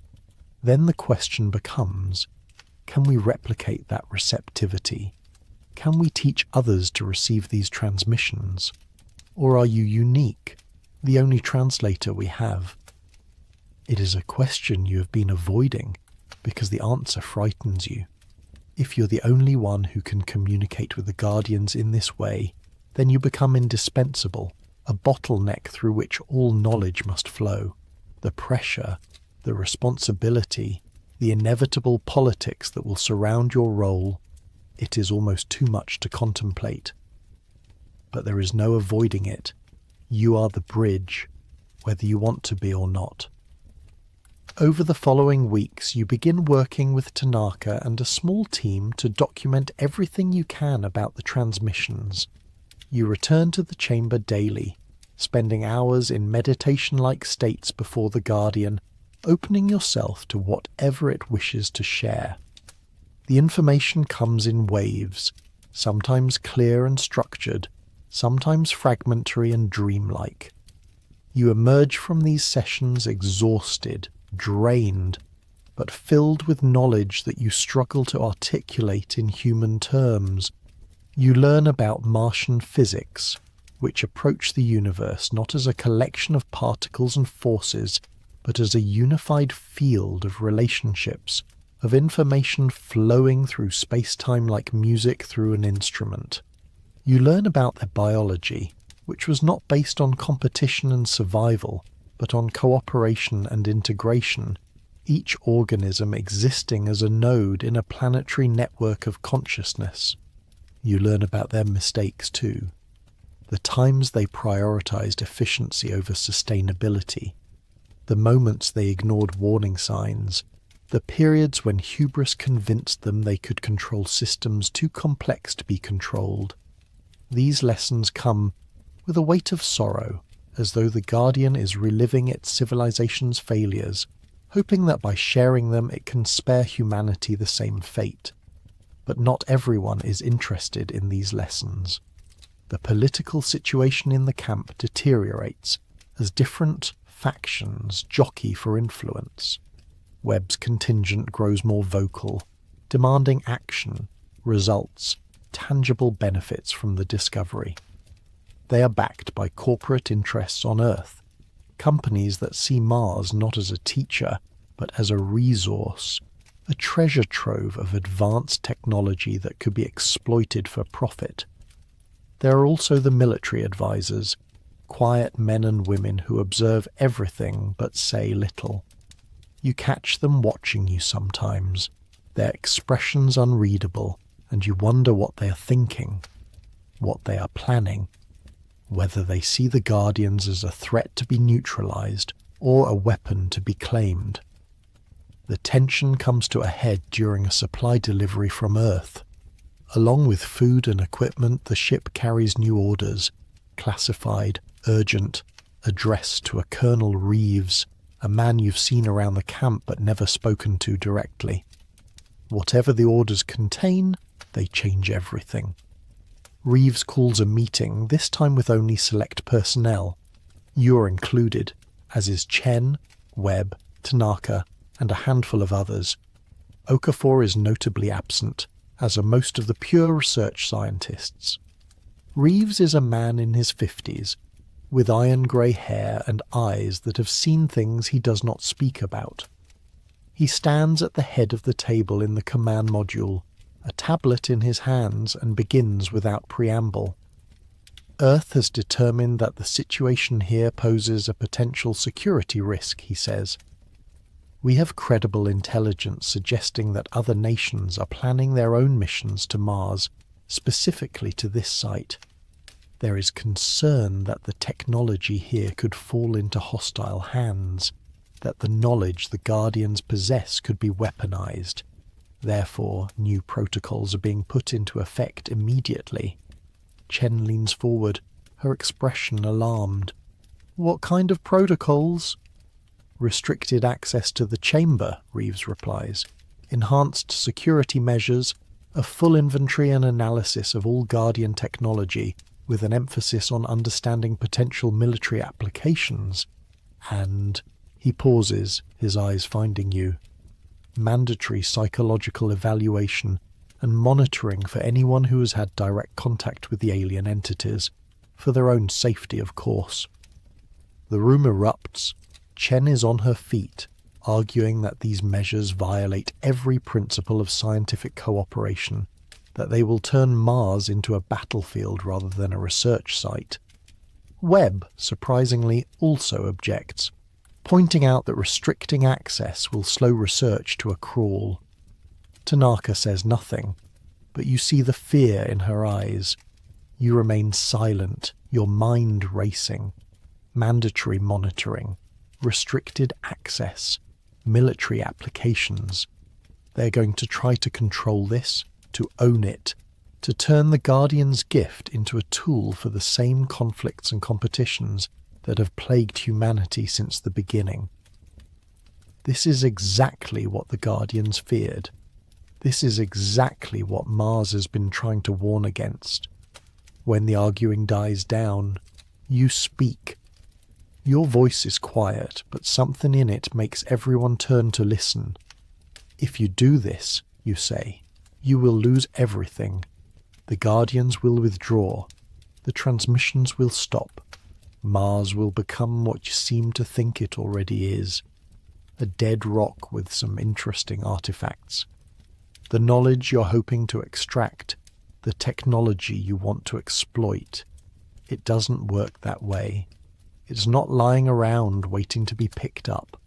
It's offered, shared, given freely to those who approach with the right intention. And if you approach with the wrong intention, you trail off, letting the implication hang. Reeves regards you with something that might be respect or might be concern. Are you threatening us? I'm warning you, you reply, not on my behalf, on behalf of what this place represents. You can point guns at the Guardians, you can restrict access to the chamber, you can lock me up and study me like a lab rat. But none of that will get you what you want. The only way forward is the way we've been going. Slowly, respectfully, with humility. Anything else will fail. There's a long silence. Finally, Chen speaks. There's precedent for this, she says. Antarctica, the Antarctic Treaty System. Multiple nations agreed to keep an entire continent demilitarized, dedicated to peaceful scientific research. We could do the same thing here. Make Mars neutral ground. A place that belongs to all of humanity, not to any one nation or corporation. Webb nods slowly. It's not a bad idea, but it would require buy-in from every major power. And right now, with tensions on Earth the way they are, then we make them understand what's at stake, you say. We show them what I've seen, what the Guardians have shared. We make it clear that this isn't just about technology or resources. It's about our future as a species, whether we're going to grow up and join the larger community of intelligent life in the universe, or whether we're going to destroy ourselves fighting over scraps. Reeves shakes his head. I appreciate the sentiment, but I have orders, and orders don't change just because someone has a nice vision. Then we'll go over your head, Chen says firmly. We'll broadcast this globally, make it public. Let the people of Earth decide what kind of species they want to be. That would be a violation of protocols, Reeves warns. Possibly treason, depending on how it's framed. Then arrest me, Chen says. But I'm not going to sit here and watch us turn the most important discovery in human history into another front in our endless stupid wars. The tension in the room is explosive. You can see Reeves calculating, weighing his options, trying to determine how far he can push before something breaks.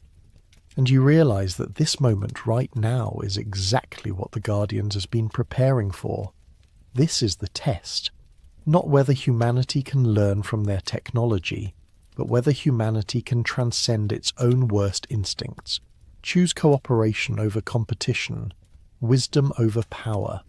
You stand, your heart pounding, and make a decision. I'm going to the chamber, you announce. Anyone who wants to come can come. Anyone who wants to stop me will have to shoot me. Because I'm done with meetings and protocols and politics. The Guardians have something to show us, something important, and I'm not going to let fear or greed or bureaucracy stand in the way anymore. You walk toward the exit, half expecting to hear the click of a weapon being readied, the command to stop. But instead you hear footsteps behind you. Tanaka. then Okafor, who must have been listening from outside, then Chen, then others, a growing group of scientists and researchers who have had enough of being told what to do by people who aren't here, who don't understand what's at stake. Webb hesitates, then joins as well, his expression conflicted but resolved. Reeves watches the exodus with an unreadable expression. Finally he speaks. "I'll be reporting this," he says, but he does not try to stop you. The group walks across the Martian landscape in silence, a procession of precious suits and helmets, of scientists staging the quietest, most profound rebellion in human history. The sun is setting, casting the desert in shades of amber and rust, and the two moons are rising, watching like witnesses. When you reach the chamber, you lead them inside, into the space that has become sacred to you. The Guardian is there, as always, and as you approach, the screens flicker to life. But this time, they show something different. Not images from the past, not visions of ancient Mars, but something happening now, in real time. The screens show Earth, the blue marble hanging in space, beautiful and fragile and utterly irreplaceable. But as you watch, the perspective shifts, zooms in, showing cities and forests, oceans and deserts, showing the damage, the scarred landscapes, the polluted waters, the atmosphere thickening with greenhouse gases, showing the conflicts, borders drawn and redrawn in blood, resources hoarded while others starve, the endless cycle of violence and retaliation. But then the view shifts again, and you see something else. Acts of kindness, of cooperation, of humans working together to solve problems, to heal wounds, to build rather than destroy. You see scientists sharing data across borders, activists fighting to protect the environment, ordinary people making choices that prioritize the future over the present, the collective over the individual. And you understand what the Guardian is showing you. Earth stands at a crossroads, just as Mars once did. The choices made now in these critical years will determine whether humanity survives and thrives, or whether it joins the long list of civilizations that reached for the stars and fell short. Mars cannot save you. The Guardians cannot solve your problems for you. But they can offer you a mirror, a reflection, a chance to see yourselves clearly and choose wisely. The Guardian moves, stepping down from its alcove for the first time since you arrived. The assembled scientists gasp, stepping back, and you feel a wave of energy wash over you. Not threatening, but powerful, ancient, profound. The Guardian approaches you, and you stand your ground, meeting its dark eyes. It reaches out one long-fingered hand and places it on your chest, over your heart. And suddenly, you are not just receiving a transmission, you're part of it, a conduit, a living link between the Guardian and everyone present. Knowledge floods through you and out into the minds of those around you.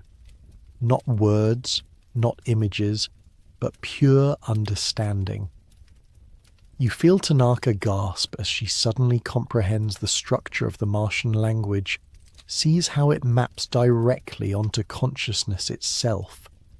You feel Webb's shock as he understands that the technology here is not machinery, but something closer to art, to intention made manifest through principles that human physics has not yet discovered.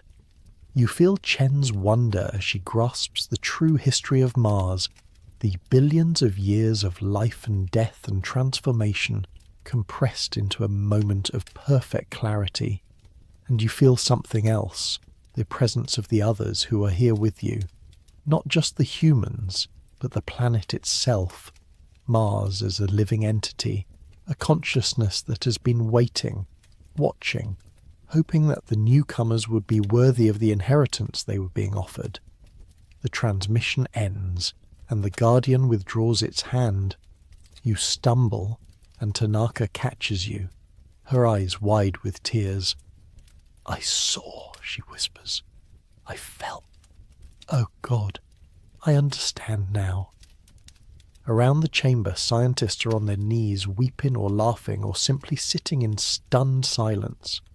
The experience has changed them, just as it changed you. They're no longer just observers, no longer detached, analysts studying alien artifacts. They are participants, students, initiates into mysteries that humanity has barely begun to comprehend. Webb approaches you, his face transformed. "I was wrong," he says simply. "I thought we needed to take this apart to understand it." But understanding isn't about dissection. It's about integration, connection, becoming part of the story rather than just reading it. You nod, too exhausted to speak. The Guardian returns to its alcove, settling back into stillness. But you can feel that something has shifted. A threshold has been crossed. Humanity has passed its first test, not with flying colours perhaps, but with enough grace to be allowed to continue. Over the following days, word of what happened spreads through the camp. Some dismiss it as mass hallucination, a psychological phenomenon brought on by isolation and the strangeness of the environment. But others, the ones who were there, who felt the transmission, know better. And slowly, gradually, they begin to change the culture of the base, to push back against the military posturing and corporate manoeuvring, to insist that Mars be treated as what it truly is, a gift, not a prize. Reeves, surprisingly, becomes an ally.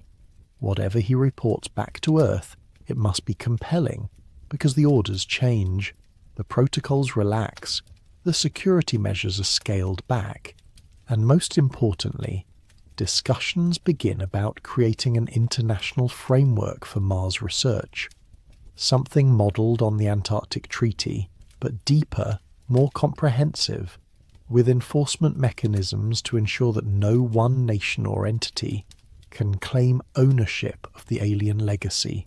It is not perfect.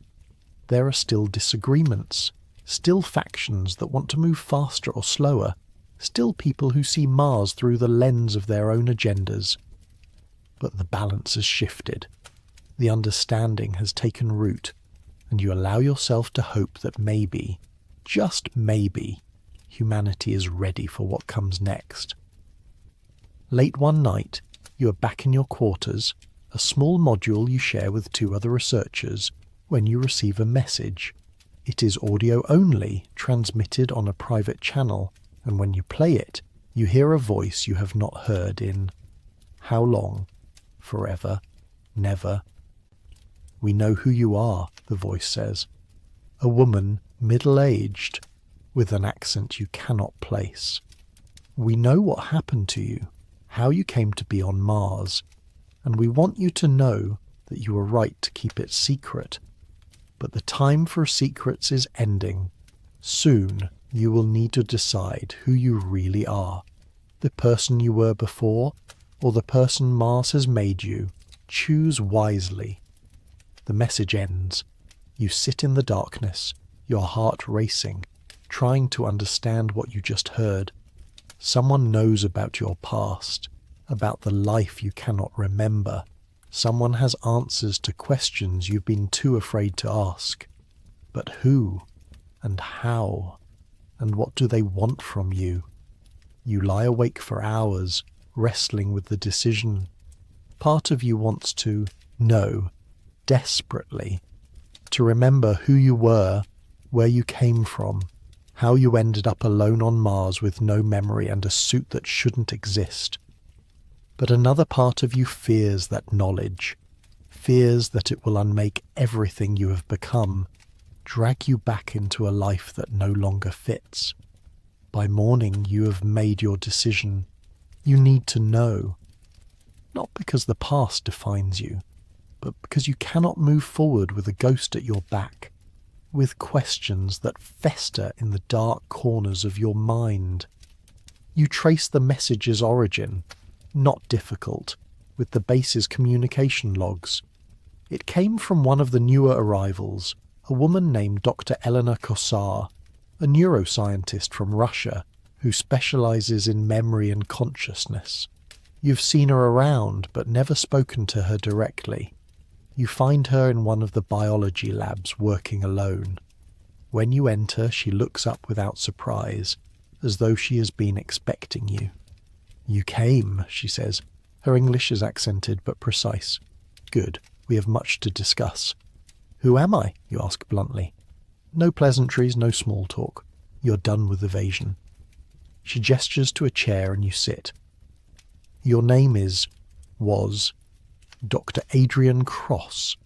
You were a neuropsychologist, one of the leading researchers in altered states of consciousness, in the neurological basis of mystical experience. 5 years ago, you disappeared. Your colleagues assumed you were dead. Adrian Cross. The name means nothing to you." But as she speaks, tiny fragments surface, flashes of memory so faint they might be imagination, a lecture hall, equipment, a face in a mirror that might be yours, younger, more certain. "What happened to me?" you ask. Kosa's expression is troubled. "You were part of a classified project, an attempt to create, let us call it, an enhanced consciousness interface, a way to allow humans to perceive and interact with forms of intelligence that operate on different frequencies, different principles than our own. The military was interested, of course, but so were you, for your own reasons. You believed that humanity's next evolutionary step would be cognitive, not physical, that we needed to expand our capacity for perception, for understanding, if we were to survive as a species. The pieces are falling into place, forming a picture you do not want to see. The experiment went wrong. Not wrong, Kossar corrects, but further than anyone anticipated. You successfully altered your consciousness, opened yourself to forms of perception that should not have been possible. But the process was traumatic. It shattered your previous personality, your memories, your sense of self. We thought we had lost you, and then, she pauses, then you disappeared. Took a shuttle that was being prepared for a Mars supply run. No one knew you were aboard until you were already gone. By the time we realized, it was too late to turn back. You sit in stunned silence, trying to integrate this information with everything you know about yourself, Adrian Cross, a scientist who deliberately broke his own mind in pursuit of expanded consciousness, a man who stole a ride to Mars because... why? Because he was drawn here? Because he knew, somehow, that this was where he needed to be? "So I'm not just someone who ended up on Mars by accident," you say slowly. "I'm someone who chose this, who made myself into someone who could communicate with the Guardians. Perhaps," Kossar says, "or perhaps the Guardians themselves were calling, and you were the first to hear. Cause and effect become unclear when dealing with consciousness at these levels. Did you open yourself to them, or did they open you? Both may be true. Why are you telling me this now?" "Because Earth needs to know what you are," Kossar says. "Not just a survivor, not just a translator. You are proof that humanity can evolve, can expand beyond its current limitations. You are the prototype for what we might become. And there are those on Earth, my employers among them, who want to understand how to replicate what you have achieved, who want to create more people like you." The implications are staggering. An army of enhanced humans, able to perceive and interact with alien intelligence, able to access the transmissions from the Guardians. It could be humanity's salvation, a way to rapidly acquire the knowledge needed to solve your existential crises. Or it could be a disaster, A new form of humanity that leaves the old behind, creating a division that could tear your species apart. What do you want from me, you ask? Help us, Kosa says. Help us understand the process you went through. Let us study you, safely, ethically, not to exploit, but to learn, to give humanity a choice about its future. You stand, needing space, needing air. I need to think about this. Of course, Kosa says. But Adrian, she uses the name deliberately and you flinch. Time is running out. Earth is approaching a breaking point. Climate collapse, resource wars, the fracturing of international cooperation. We need what Mars has to teach us, and we need it soon. You may be the only way to accelerate that learning enough to matter. You leave without answering, walking out into the Martian day, your mind churning. Adrian Cross, a man who sacrificed everything, his identity, his memories, his very self, to achieve a form of consciousness that could bridge worlds. A man who is both dead and alive, replaced by whoever you are now. And the question remains, who are you? The person you were, or the person you have become?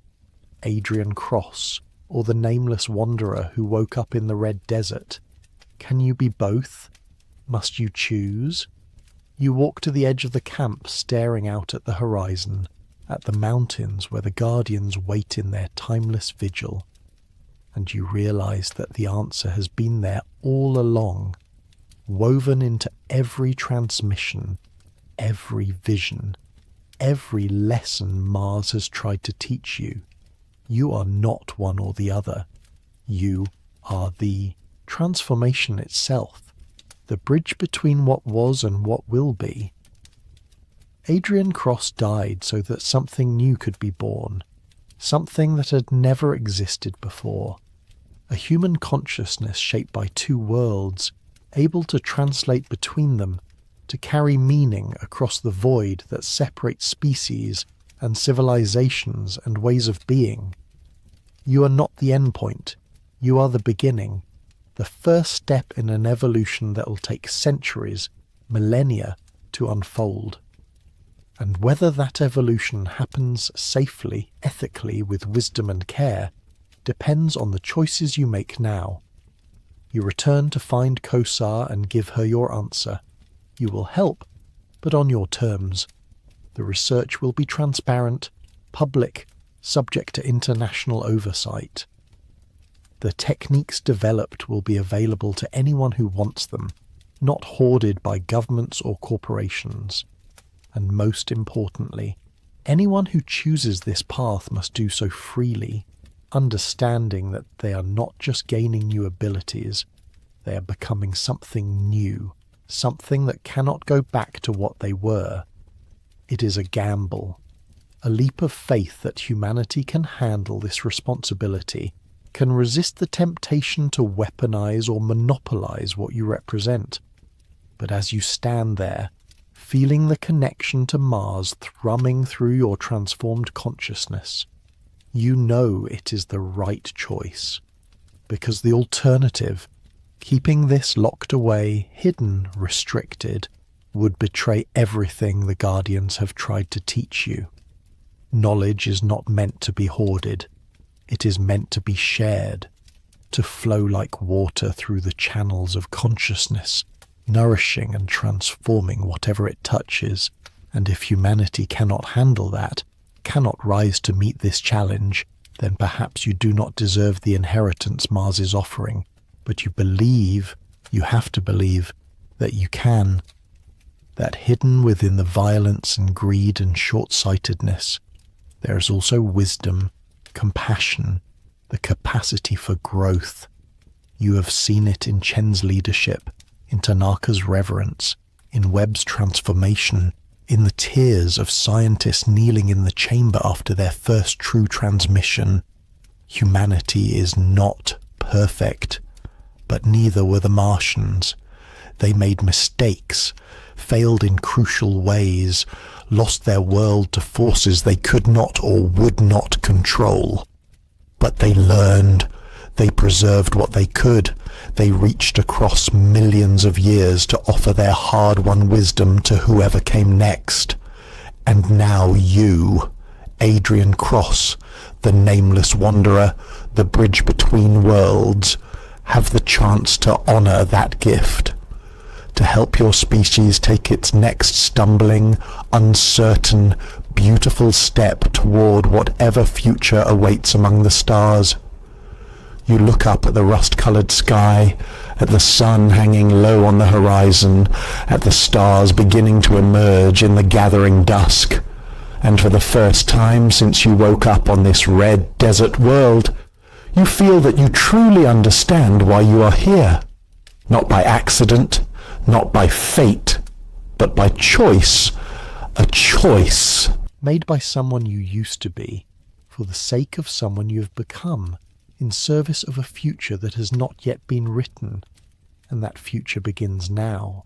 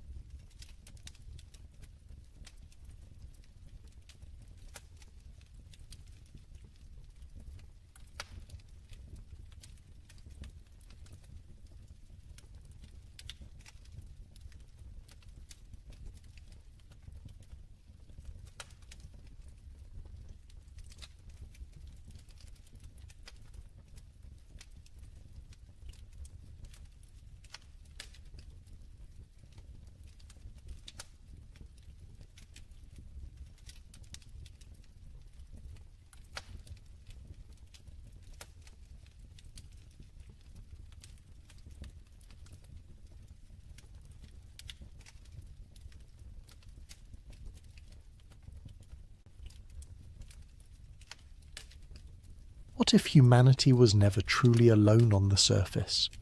What if the first civilization, the one that came before all others, never vanished, but simply moved beneath the waves? Think about it for a moment. We stand on the shores of vast oceans, staring out at horizons we can barely comprehend, and we tell ourselves we know this planet. We map the continents, name the mountains, chart the rivers. But beneath those waves lies something else entirely, a world so immense, so alien, that we have explored less than 5% of it. 5%. The rest remains hidden in darkness, pressed under miles of water, silent and untouched. And in that silence, in that crushing depth where light cannot reach, what if something ancient still breathes? The question sounds like fantasy, like the kind of story told around campfires or whispered in the pages of old books. But what if it isn't? What if the myths we inherited, the stories of sunken cities, of civilizations swallowed by floods, of beings who retreated into the deep, what if they were never myths at all? What if they were memories, passed down through generations, distorted by time but rooted in something real? What if the first civilization, the one that walked this earth long before recorded history, never truly disappeared? What if they simply descended, choosing the ocean over the land, and have been watching us ever since? This is not a story with easy answers. It is a journey into the unknown, a slow descent through layers of myth and science, rumour and evidence, wonder and fear. It begins with the oldest tales humanity ever told, and it ends in the deepest trenches of the ocean, where pressure crushes steel and darkness swallows everything. Somewhere between those two places, between the ancient past and the unexplored present, lies a possibility that refuses to fade. The possibility that we are not the first, that we are not alone, and that the true masters of this world have been hiding beneath the surface all along. The stories are everywhere, scattered across every culture, every continent, every corner of the ancient world. They speak of floods that drown the earth, of cities that sank beneath the waves, of civilizations so advanced they seemed almost divine, until the waters rose and swallowed them whole. These are not isolated tales.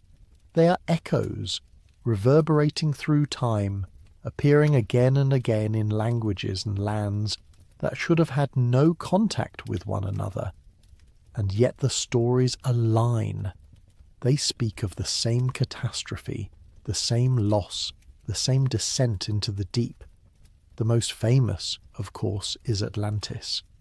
Plato wrote of it in his dialogues, describing an island nation beyond the Pillars of Hercules, a place of unimaginable wealth and power, ruled by kings descended from the sea god Poseidon himself. Atlantis was a marvel, he said, a civilization that had mastered engineering, architecture, and warfare. Its capital was a wonder of concentric rings, canals, flowing with seawater, temples gleaming with gold and silver. But the Atlanteans grew arrogant. They waged war on their neighbours, seeking to dominate the known world, and for their hubris, the gods punished them.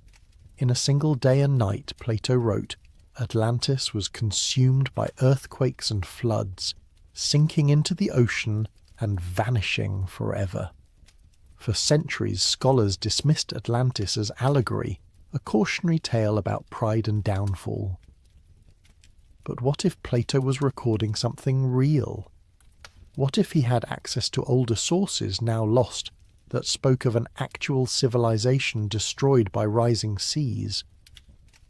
The timeline he gave, 9,000 years before his own time, would place Atlantis at the end of the last ice age, a period when global sea levels rose dramatically as glaciers melted.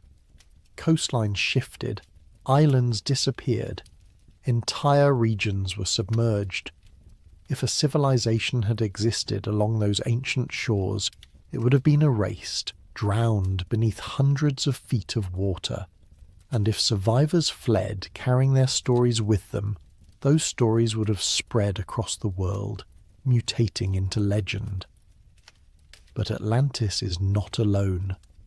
In the Pacific, the myths speak of Lemuria, sometimes called Mu, a vast continent that once stretched across the ocean, home to an advanced people who understood the secrets of the earth. According to these legends, Lemuria sank beneath the waves in a cataclysm, leaving only scattered islands behind. This story appears in Tamil literature, in Polynesian oral traditions, in the cosmologies of mystics and occultists who claim to have accessed ancient knowledge. Mainstream science rejects Lemuria as pseudo-history, pointing out that no geological evidence supports a sunken Pacific continent. But the stories persist. They refuse to die. And they raise a question. If Lemuria never existed, why do so many cultures remember it? In Mesopotamia, the Sumerians spoke of the Abzu, the primordial ocean beneath the earth, home to Enki, the god of wisdom and water. The Abzu was not merely a mythological concept. It was described as a real place, a subterranean realm where fresh water flowed and where the secrets of creation were kept. Enki was said to dwell there, shaping humanity, teaching them the arts of civilization. But the Abzu was also dangerous, a place of chaos and power, guarded and hidden from mortal eyes. Could the Abzu have been a memory of something real? A place where an older civilization once thrived, deep beneath the surface, in caverns filled with water? The Maori of New Zealand tell of a sunken homeland, a place their ancestors fled when the seas rose. The Aboriginal Australians speak of coastal lands now drowned, where their people once lived before the waters came. In India, the legend of Dwarka persists, a golden city built by the god Krishna, said to have sunk into the Arabian Sea after his death. For years this was dismissed as pure mythology, but then, in the 1980s, marine archaeologists discovered submerged structures off the coast of Gujarat, stone walls, geometric patterns, artifacts dating back thousands of years. The discovery was controversial, debated, questioned, but it was there. Something had been built, and something had sunk. These stories are not random. They are not coincidences. They are fragments of a shared memory, a collective trauma that humanity has never fully processed. The flood myths appear in the Bible, in the Epic of Gilgamesh, in Greek, Norse, Chinese and Mesoamerican traditions. They all describe the same event, a world-ending deluge, a rising of the waters, a loss so profound that it reshaped civilization itself. And in nearly every version, there is a detail that stands out, a detail that suggests something more than natural disaster. The floods are often described as punishment, as divine retribution. But what if they were not punishment at all? What if they were escape?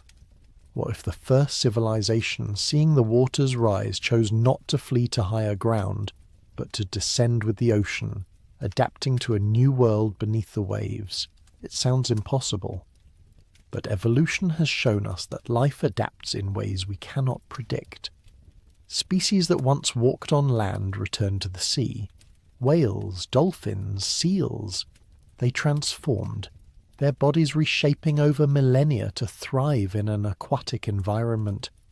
If animals could make that transition, why not humans? Why not an entire civilization, armed with knowledge and technology we can barely imagine? What if they built cities in the deep, harnessing geothermal vents for energy, cultivating bioluminescent organisms for light, developing ways to breathe and move and survive in a world without sun? What if they are still there, hidden in the trenches, watching us from below? The myths do not answer these questions, but they do not dismiss them either. They linger, like shadows at the edge of vision, refusing to fade. And as we move from ancient legend into modern discovery, those shadows begin to take shape. The ocean is not silent. It hums with sound, whale songs that travel thousands of miles, the grinding of tectonic plates, the rush of underwater currents. But sometimes the ocean produces sounds that do not fit, sounds that defy explanation, sounds that suggest something vast and unknown moving through the deep. In 1997, the National Oceanic and Atmospheric Administration recorded one such sound. It was picked up by hydrophones stationed across the Pacific, sensitive instruments designed to monitor underwater activity. The sound was unlike anything they had heard before, a low-frequency rumble that rose and fell, travelling across the ocean with immense power. It was loud enough to be detected over 3,000 miles away. Scientists analysed it, compared it to known sources. It did not match any whale, any submarine, any geological event. They called it the bloop, and to this day, no one knows what made it. The official explanation, offered years later, suggested it might have been an ice quake, a massive iceberg fracturing and carving into the sea. But the sound did not quite match that either. It had a pattern, a rhythm, almost organic in nature. Some researchers noted that if you sped up recordings of whale songs, they sounded mechanical. If you slowed down the bloop, it sounded biological, it sounded alive, and if something that large, that powerful, was moving through the ocean, what was it? Where did it come from? And why have we never seen it? The bloop is not alone. Over the decades, hydrophones have captured dozens of unexplained sounds: upsweep, whistle, Julia, slow down. Each one strange, each one defying easy categorization. Some repeat, some appear once and vanish. Some seem to come from the deepest parts of the ocean, places where no known creature should exist. Scientists offer theories: underwater volcanoes, shifting ice, unknown species. But the theories never quite fit. The sounds remain mysteries, echoes from a world we cannot see. And then there are the structures. In 1986, a diva named Kihachiro Aratake was exploring the waters off Yonaguni, a small island at the southern tip of Japan. He was searching for hammerhead sharks when he found something else: massive stone formations rising from the seabed, carved with sharp angles and flat surfaces, terraces, steps, platforms. The structures stretched over several hundred feet, arranged in ways that seemed deliberate, almost architectural. Aratake surfaced and reported his discovery. Soon, researchers descended to investigate. What they found sparked decades of debate. The Yonaguni monument, as it came to be known, looked like the ruins of an ancient city. There were walls, pillars, what appeared to be roads and staircases. Some sections had markings that resembled carvings, symbols etched into the stone. Geologist Masaki Kimura studied the site extensively, arguing that it was man-made, constructed by an unknown civilization thousands of years ago before rising sea levels submerged it. He pointed to the precision of the angles, the symmetry of the formations, the presence of what looked like tool marks. But other scientists disagreed. They argued that the formations were natural, the result of erosion and tectonic activity. Sandstone, they said, fractures along straight lines. Water and time can create shapes that look artificial. The debate continues, unresolved. Mainstream archaeology leans toward natural origin, but the questions remain. If it is natural, why does it look so much like architecture? And if it is man-made, who built it? When? And what happened to them? Yonaguni is not the only site. Off the coast of India, near the city of Mahabalipuram, divers have discovered submerged ruins, stone structures, walls, what appear to be the remains of temples. Local legends speak of 7 pagodas that once stood along the shore, 6 of which were swallowed by the sea. For centuries this was considered myth. But the ruins are there, lying beneath the waves, silent and ancient. In the Mediterranean, entire cities have been found underwater. Pavlopetri in Greece, Heraklion in Egypt. These were real places, thriving settlements that sank due to earthquakes or rising seas. If we know these cities existed and were lost, how many others remain undiscovered? The ocean floor is not flat. It is a landscape of mountains and valleys, ridges and trenches, vast plains and towering seamounts. In some places, sonar has detected anomalies, geometric shapes, straight lines, formations that do not match natural geology. In the Baltic Sea, divers exploring a sonar anomaly found what looked like a massive disk, partially buried in sediment, with features that resembled ramps and edges. They called it the Baltic Sea Anomaly. Some suggested it was a sunken ship, others a glacial deposit. But the shape was strange, too regular, too deliberate, and when divers approached it, some reported that their electronic equipment malfunctioned, compasses spinning wildly, cameras failing. The phenomenon was never fully explained. Then there are the reports, whispers from naval personnel, fishermen, deep-sea explorers, of objects moving underwater at impossible speeds. Unidentified submerged objects, or USOs, tracked on sonar, appearing and disappearing without explanation. In 1968, a Soviet submarine reportedly encountered something in the Pacific, a massive object moving faster than any known vessel, diving to depths no human craft could reach. The crew tracked it for hours before it vanished.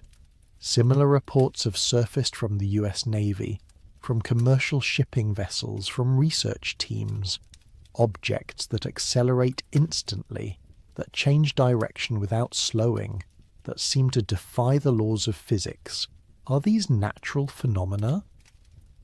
Tricks of sonar, misidentified marine life, glitches in equipment?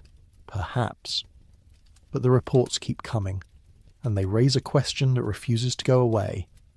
If something is moving through the deep, something fast and intelligent and hidden, what is it?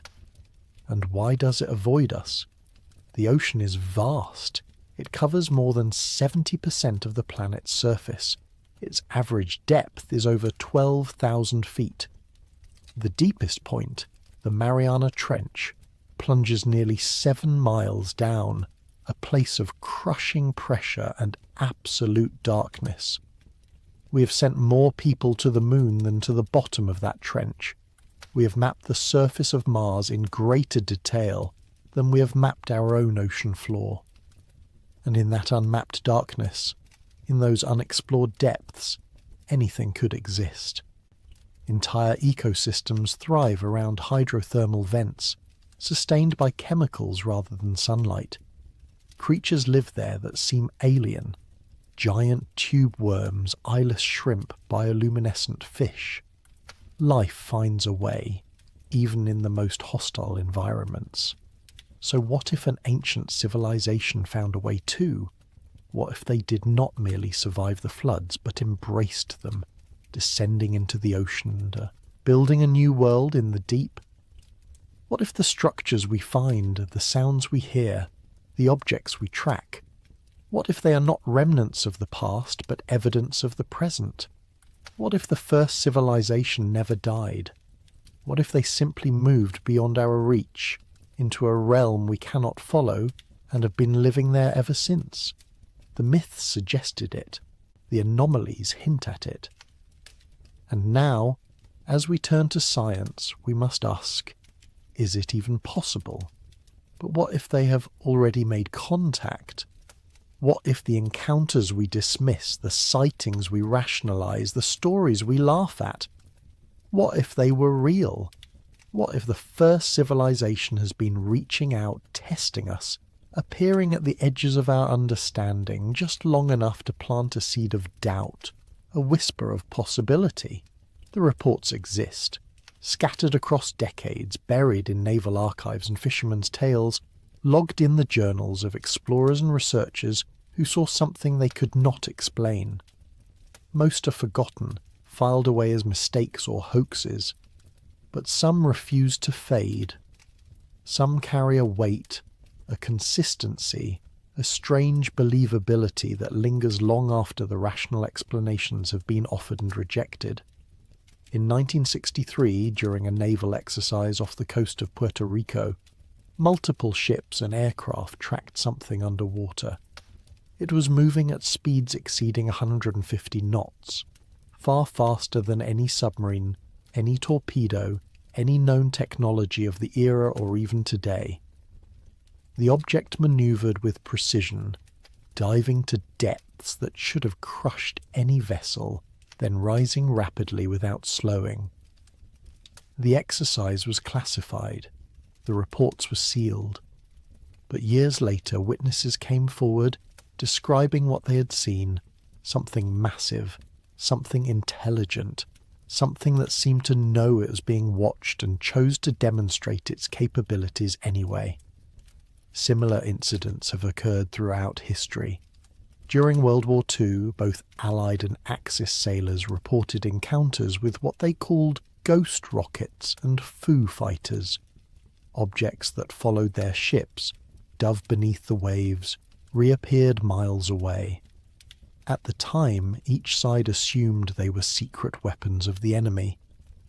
But after the war, when records were compared, it became clear that neither side had possessed such technology.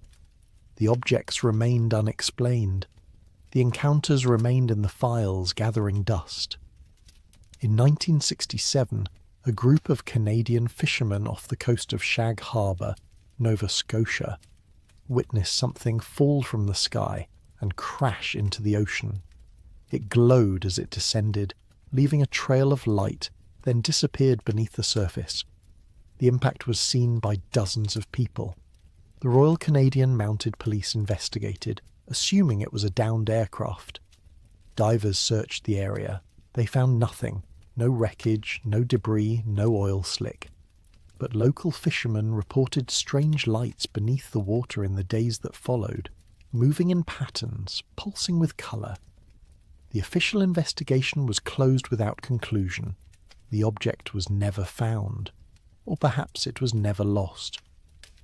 And then there are the abductions, not the sensationalized stories of alien encounters, but the quieter, stranger tales of people who went missing near water and returned with gaps in their memory, with stories of descent, of pressure, of breathing underwater, of seeing structures and lights and beings that moved through the deep with purpose.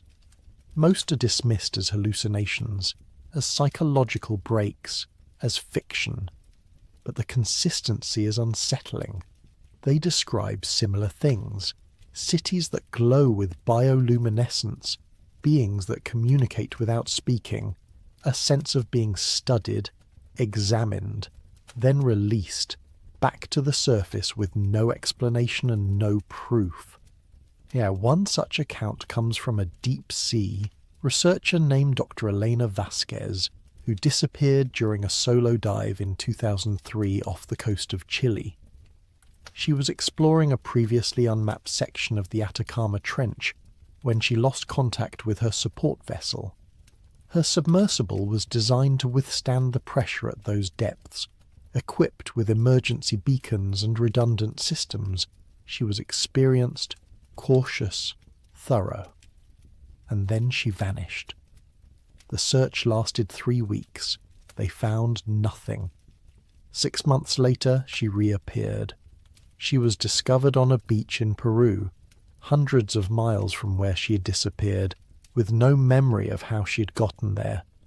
Her submersible was never found. She was dehydrated, disoriented, but physically unharmed. When authorities questioned her, she spoke in fragments, describing lights in the darkness, structures that seemed to grow from the rock, a sensation of being pulled deeper, not by force but by curiosity. She remembered breathing, though she knew that was impossible. She remembered voices, though she heard no sound.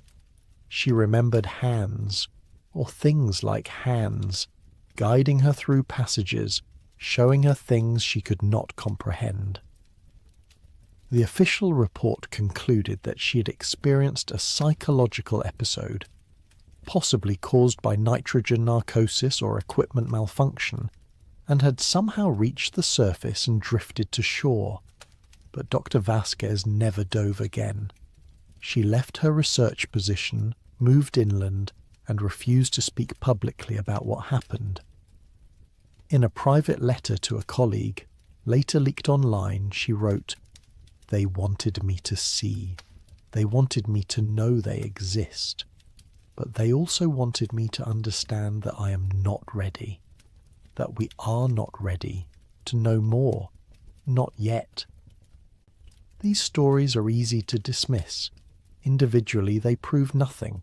Collectively they suggest a pattern, not of misidentification or hoax, but of something deliberate, something measured, something that appears just often enough to be noticed but never often enough to be confirmed. As if the first civilization is testing the waters, so to speak, gauging our readiness, our reaction, our ability to accept what we cannot explain. And perhaps they have been doing this for a long time. Perhaps the myths of sea gods and mermaids, of sirens and selkies, were not fantasies but encounters. Perhaps the ancient sailors who reported seeing figures in the waves, beings that watched from the depths, were not hallucinating but witnessing. Perhaps every culture that revered the ocean, that offered sacrifices to the sea, that spoke of beings who lived below, perhaps they were responding to something real. Not gods, but people. People who had become something else, something adapted to a world we cannot enter, but who still remembered the surface and occasionally carefully made themselves known. The implications are staggering. If the first civilization still exists beneath the ocean, it changes everything. It rewrites human history, challenges our understanding of evolution, upends our assumptions about intelligence and survival. But more than that, it forces us to confront uncomfortable truths about ourselves, about our place in the world, about what it means to be human. First, it means we are not alone. We have searched the stars for signs of intelligent life, building telescopes and sending signals into the void, hoping for a response from distant worlds. But what if the intelligence we seek has been here all along, living in a realm we have barely explored, watching us from below? What if we have been so focused on looking up that we forgot to look down? The psychological impact would be immense. Humanity has built its identity on the belief that we are the pinnacle of evolution on this planet, the most advanced species, the inheritors of the earth. We tell ourselves that we conquered nature, that we rose above the animals, that we alone possess consciousness and culture and technology. But if another civilization exists, one older, possibly wiser, certainly more adapted to their environment, it shatters that narrative. It humbles us. It forces us to see ourselves not as masters, but as one species among many. Not as the culmination of the evolution, but as a single branch on a much larger tree. Second, it raises questions about contact. If they exist, why have they not revealed themselves? Why do they remain hidden, appearing only in glimpses and whispers? The answer might be simple. They do not trust us. And why would they? Look at what we have done to the ocean. We have treated it as a dumping ground, filling it with plastic and chemicals, draining it of life through overfishing, destroying coral reefs and coastlines, pumping oil from the seabed and spilling it into the water. We've taken from the ocean without giving back, exploited it without understanding it, polluted it without remorse. If an ancient civilization lives beneath the waves, they have witnessed all of this. They have seen humanity's capacity for destruction, our disregard for the environment, our inability to live in balance with the world around us. They have watched us wage wars, develop weapons capable of annihilating entire populations, poison the very air and water we need to survive, and they have made a choice to stay hidden. Not because they fear us. They have survived for thousands of years in the most extreme environment on Earth, but because they have learned that revealing themselves would accomplish nothing. We are not ready. We would exploit them, weaponize them, turn them into enemies or commodities. We would do to them what we've done to everything else. Or perhaps the reason is even simpler. They do not care. They have moved beyond the concerns of the surface world, built a society that functions without us, evolved past the need for contact or conflict. The ocean is vast enough for both civilizations to exist without interfering with each other. They have their realm, we have ours. They have chosen isolation, not out of fear or distrust, but out of indifference, content in their hidden cities, uninterested in the struggles of a species that chose a different path. But there is another possibility, one that is both hopeful and terrifying. They are waiting for us to mature, to evolve, to reach a point where contact would be meaningful rather than catastrophic. Waiting for us to stop destroying the planet and start understanding it. Waiting for us to develop the technology and wisdom necessary to enter their world without collapsing under the pressure, literal and metaphorical. And if that is true, it means that everything we do, every choice we make regarding the ocean, regarding the environment, regarding our future is being observed. It means we are being judged, and the verdict will determine whether the first civilization ever reveals itself or whether it remains hidden forever, watching as we repeat the mistakes that may have driven them beneath the waves in the first place. There is also the question of what we would do if contact were made. If tomorrow a delegation from the deep emerged, surfacing in full view of the world, announcing their existence and offering proof, what would happen? How would humanity react? The optimists believe it would unite us, that the revelation of another intelligent civilization would force humanity to set aside its differences, to recognize that we are all part of the same species, the same planet, the same story. That we would work together to establish communication, to learn from them, to build a new relationship based on mutual respect and curiosity. That it would be the beginning of a new era, a merging of two worlds, a partnership that could solve the problems neither civilization could solve alone. The pessimists see something darker. They believe it would trigger panic, fear, conflict, that governments would scramble to control the narrative, to weaponize the discovery, to exploit the technology and knowledge of the underwater civilization for military advantage. That religious institutions would struggle to reconcile the existence of another intelligent species with their doctrines. That conspiracy theorists would claim the underwater civilization had been secretly controlling world events all along. That nations would compete to make contact first, to claim exclusive rights, to turn discovery into dominance. That humanity would do what it has always done, react with suspicion, aggression, and self-interest. The realists suspect it would be somewhere in between. Some would embrace the revelation. Others would reject it. Some would see opportunity. Others would see threat. The world would fracture along familiar lines. Those who seek to understand and those who seek to control. Those who welcome the unknown and those who fear it.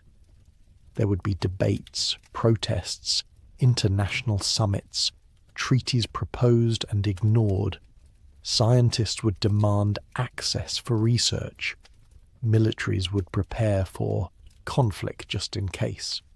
Corporations would calculate profit margins, and through it all the first civilization would watch, observing our response, deciding whether they made the right choice in revealing themselves or whether they should have remained hidden after all.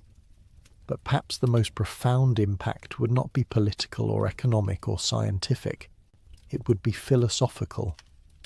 The existence of another civilization, one that survived a cataclysm, adapted to an alien environment, and built a society in the deep, would prove that life is more resilient than we thought.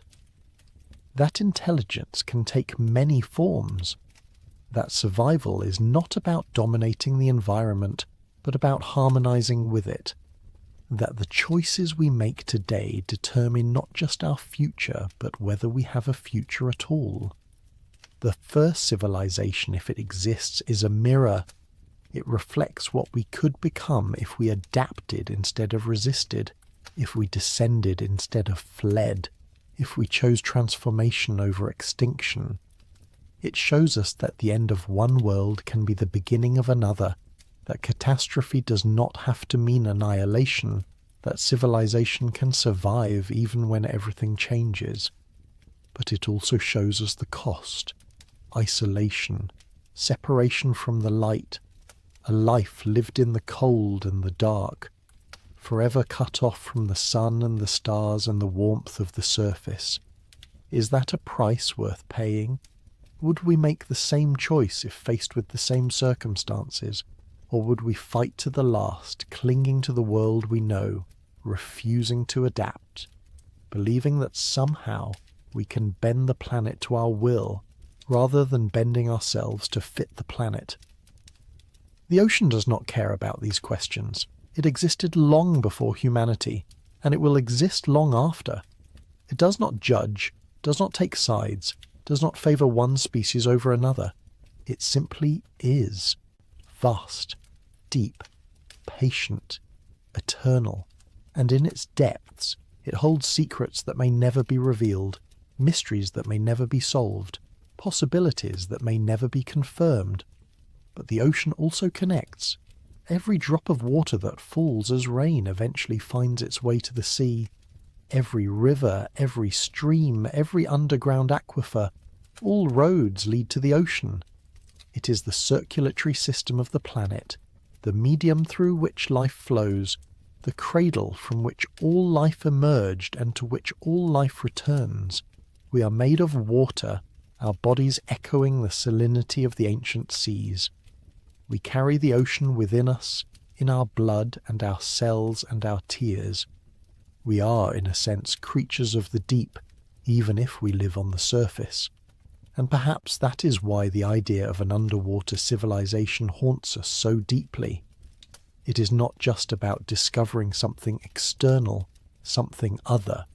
It is about reconnecting with something we lost, something we left behind when we crawled onto land and forgot where we came from. The ocean is our origin, and the thought that part of humanity might have returned to it, might still live within it, is the thought of a reunion, a coming home. There are those who believe that the future of humanity lies not on land but in the sea, that as climate change accelerates, as sea levels rise, as coastal cities flood and temperatures soar, we will be forced to adapt just as the first civilization may have adapted, that we will build floating cities, underwater habitats, structures that move with the currents and draw energy from the tides, that we will learn to live in harmony with the ocean rather than in opposition to it, that we will, in a sense, return to the sea, completing a cycle that began billions of years ago when the first organisms swam in the primordial waters. If that future comes to pass, we may one day meet the first civilization not as strangers but as neighbours. We may descend into the deep and find them waiting, no longer hidden but ready to welcome us, to teach us, to share the knowledge they have accumulated over millennia. We may discover that they have been preparing for this moment, knowing that eventually, inevitably, humanity would be forced to leave the land and join them below. That they have been patient, watching and waiting, ready to extend a hand when we finally arrive. Or we may descend and find nothing, no cities, no technology, no ancient beings waiting in the dark.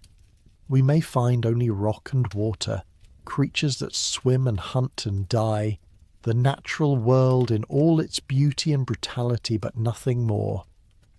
We may confirm that the myths were only myths, that the anomalies were only misunderstandings, that the sounds were only ice and stone. We may prove, once and for all, that we are alone, that there is no hidden civilization, that the ocean holds no secrets beyond the ones we have already discovered. But even then, the mystery will remain, because the ocean is too vast, too deep, too unknowable for us to ever search every corner, to ever say with certainty that nothing is there. There will always be trenches we have not explored, canyons we have not mapped, depths we have not reached. There will always be the possibility, however remote, that somewhere in the darkness something waits, something ancient, something intelligent, something that has been there all along, hidden just beyond the reach of our instruments and our understanding.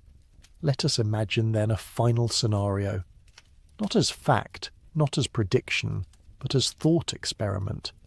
Let us imagine that one day humanity finally makes contact, not through sonar or submarines, not through chance encounters or fleeting glimpses, but through deliberate, unmistakable communication. The first civilization decides the time has come. They surface, not literally perhaps, but digitally, broadcasting a signal that cannot be ignored, a message that reaches every nation, every screen, every device on the planet simultaneously. The message is simple. We are here. We have always been here, and we are ready to talk. The world stops. Everything else becomes irrelevant. Politics, economics, entertainment, conflict. Humanity fixates on a single question. What do they want? The answer comes quickly. They want nothing. Or rather, they want only what we can freely give: recognition. They are not interested in conquest or trade or sharing technology. They do not need our resources. They do not fear our weapons. They simply want to be acknowledged, to end the isolation, to establish a relationship based not on dominance or dependence, but on mutual existence. Two civilizations sharing one planet, living in separate worlds, but connected by history and by the ocean that links all things. Ambassadors are chosen, submersibles are prepared. The first humans descend to meet them, not as invaders but as guests, guided by coordinates provided in the message. The journey takes hours, sinking past the sunlight zone through the twilight, into the midnight depths where no natural light penetrates. And then, in the distance, a glow appears, not harsh, not artificial, but soft and organic, pulsing with life. The city is nothing like what we imagined. It is not built of metal or concrete, but of living material, coral-like structures that breathe and grow, pathways that shift and flow with the currents. Bioluminescent organisms line the streets, casting gentle light in shades of blue and green and violet. Beings move through the water, humanoid in shape but adapted, their bodies streamlined, their skin reflecting light in patterns that shift with meaning. They communicate not with words but with colour and movement, a language more akin to music than speech. And they welcome us, not with fanfare or ceremony, but with quiet acceptance, as if they have been expecting this moment for a very long time. They show us their world, the gardens where they cultivate food, the energy stations built around hydrothermal vents, the archives where they have preserved their history, carved into stone and encoded in DNA. They tell us their story, how they survived the floods, how they chose the ocean, how they built a new civilization in the deep, and they ask us about ours, how we lived, how we struggled, what we learned. The exchange is cautious at first, tentative. Trust must be earned on both sides. But slowly, over months and years, a relationship forms, not a merging, not an alliance, but an acknowledgement. Two ways of living, two responses to the same planet, coexisting. We do not become them. They do not become us. But we learn from each other. They teach us about sustainability, about living within limits, about adapting to the environment rather than forcing the environment to adapt. We share our art, our music, our stories, the things that define us beyond survival. And perhaps, in time, the boundary between surface and deep begins to blur. Perhaps humans venture further into the ocean, not to exploit but to understand. Perhaps some choose to stay, to join the underwater civilization, to undergo the transformations necessary to live in the deep. Perhaps members of the first civilization choose to visit the surface, to experience the sun and the wind, to walk on land for the first time in millennia. Perhaps children are born who belong to both worlds, equally comfortable in air and water, bridging the divide. Or perhaps it does not go that way at all. Perhaps contact is brief, cordial, and final.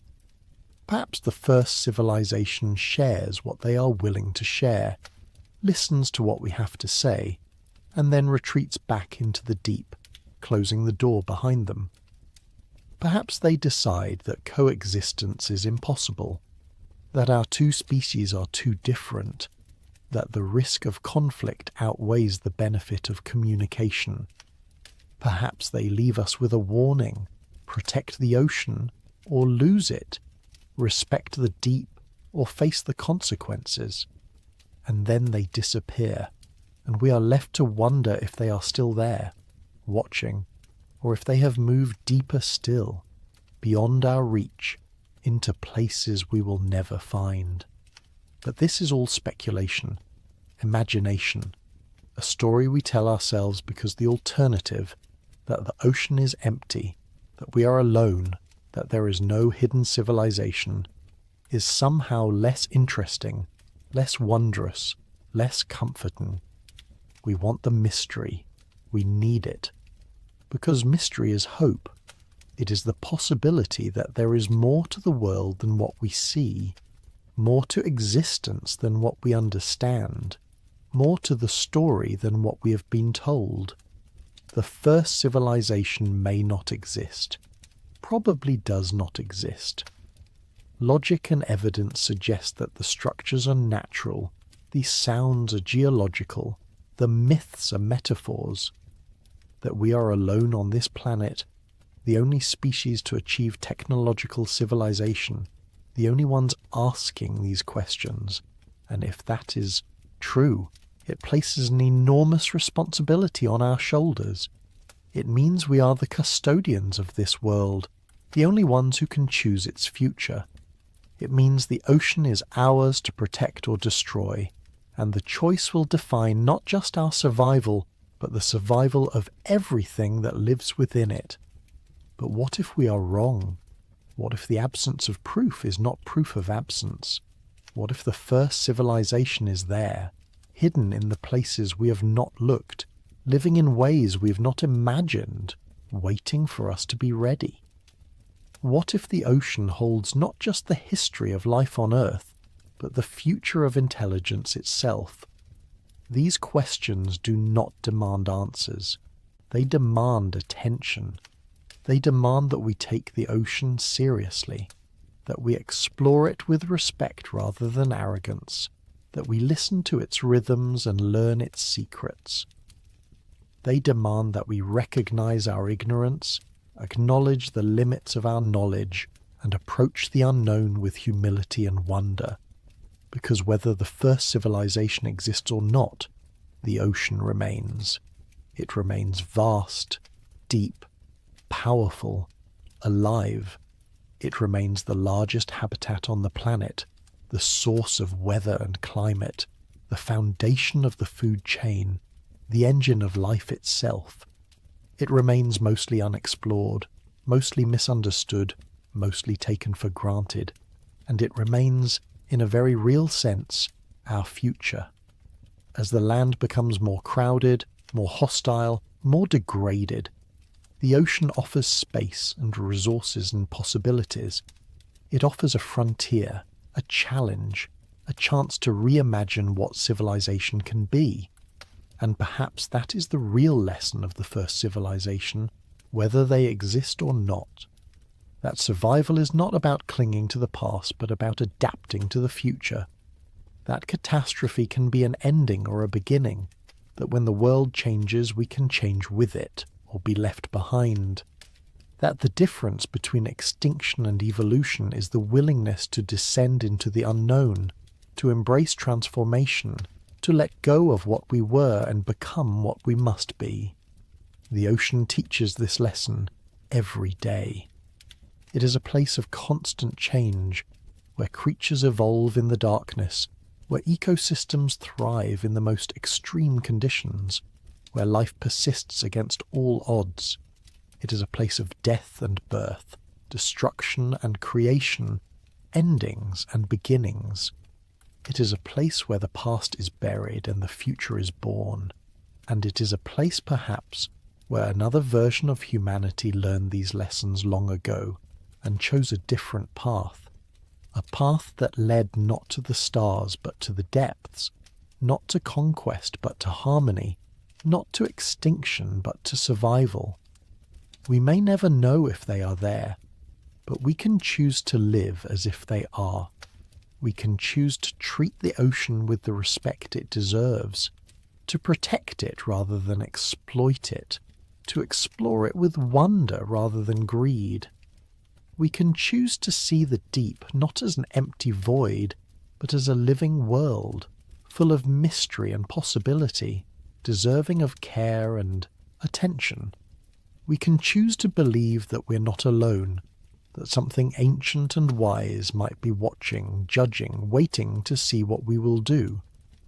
And maybe, just maybe, if we make the right choices, if we prove ourselves worthy, the ocean will reveal its secrets. The first civilization will emerge from the deep, not to conquer but to connect, not to judge but to welcome.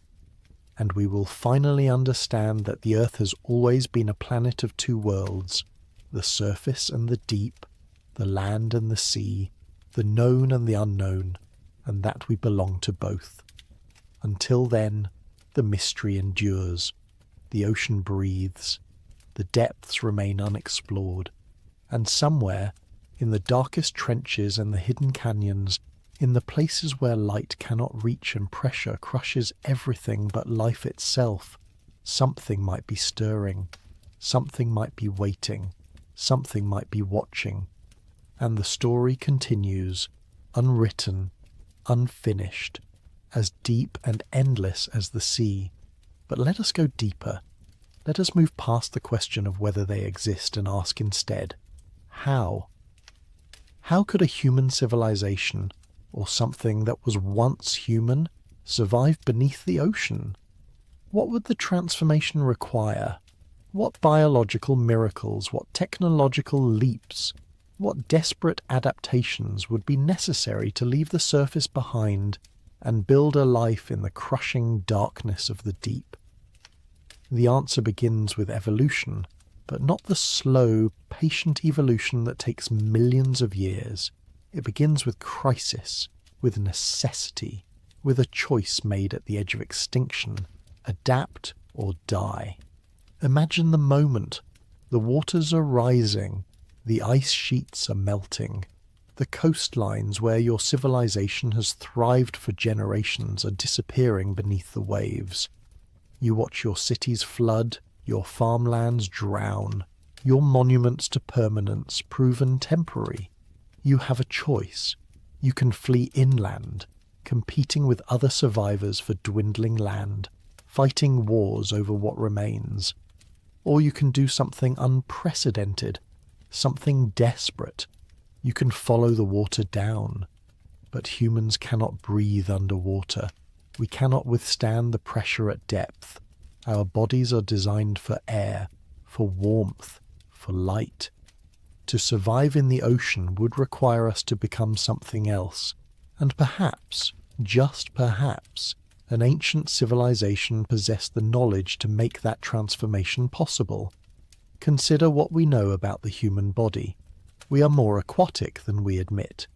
Human fetuses develop in amniotic fluid, a saltwater environment that mirrors the ocean. Newborns can instinctively hold their breath underwater, a reflex called the bradycardic response that slows the heart and redirects oxygen to vital organs.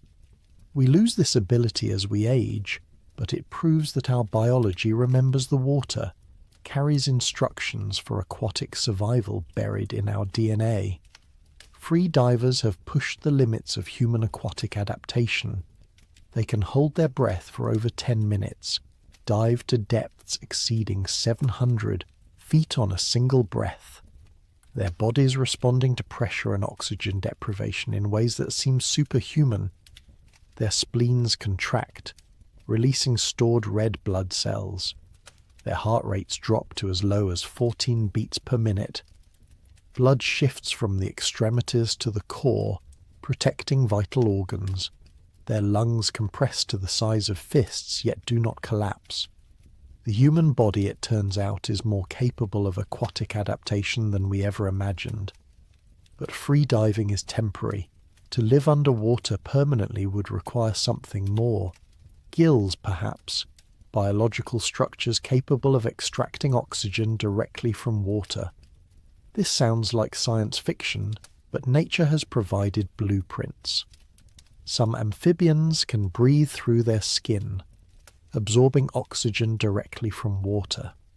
Certain fish have developed bimodal respiration, using both gills and primitive lungs, and human technology has begun to experiment with liquid breathing, using oxygen-rich perfluorocarbon fluids that can fill the lungs and sustain life. It is crude, experimental, uncomfortable, but it works. The mysis survived. The dogs survived.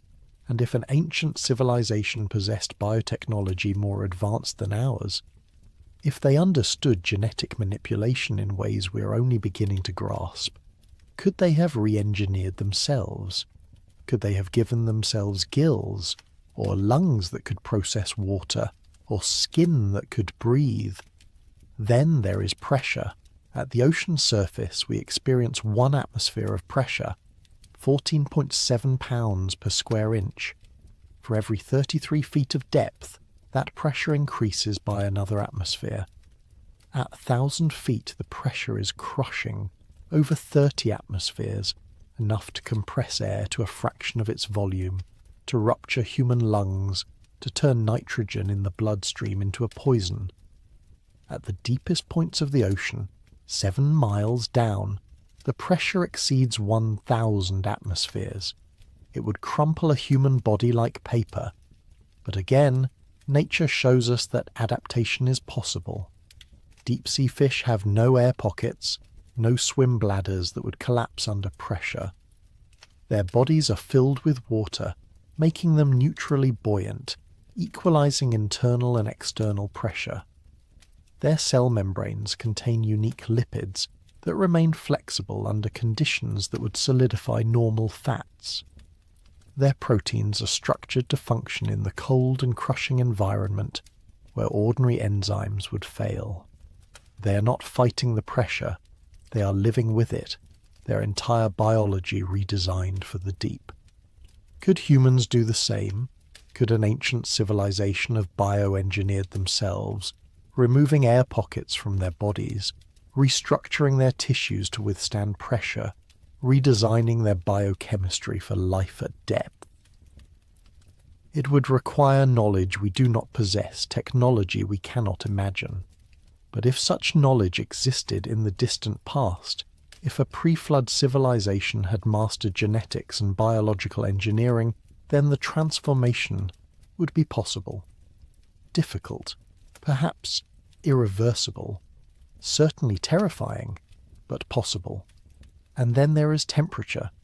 The deep ocean is cold, hovering just above freezing in most places. Surface-dwelling humans would die of hypothermia within minutes. But again, adaptation exists. Seals and whales maintain body heat through thick layers of blubber, through countercurrent heat exchange systems in their flippers that minimize heat loss. Some fish produce antifreeze proteins that prevent ice crystals from forming in their blood. The human body can adapt to cold through repeated exposure, increasing brown fat deposits, improving circulation. And an underwater civilization could go further, engineering biological insulation, developing metabolic processes that generate more heat, or even embracing the cold, allowing their body temperature to drop, slowing their metabolism, living in a state between warm-blooded and cold-blooded existence.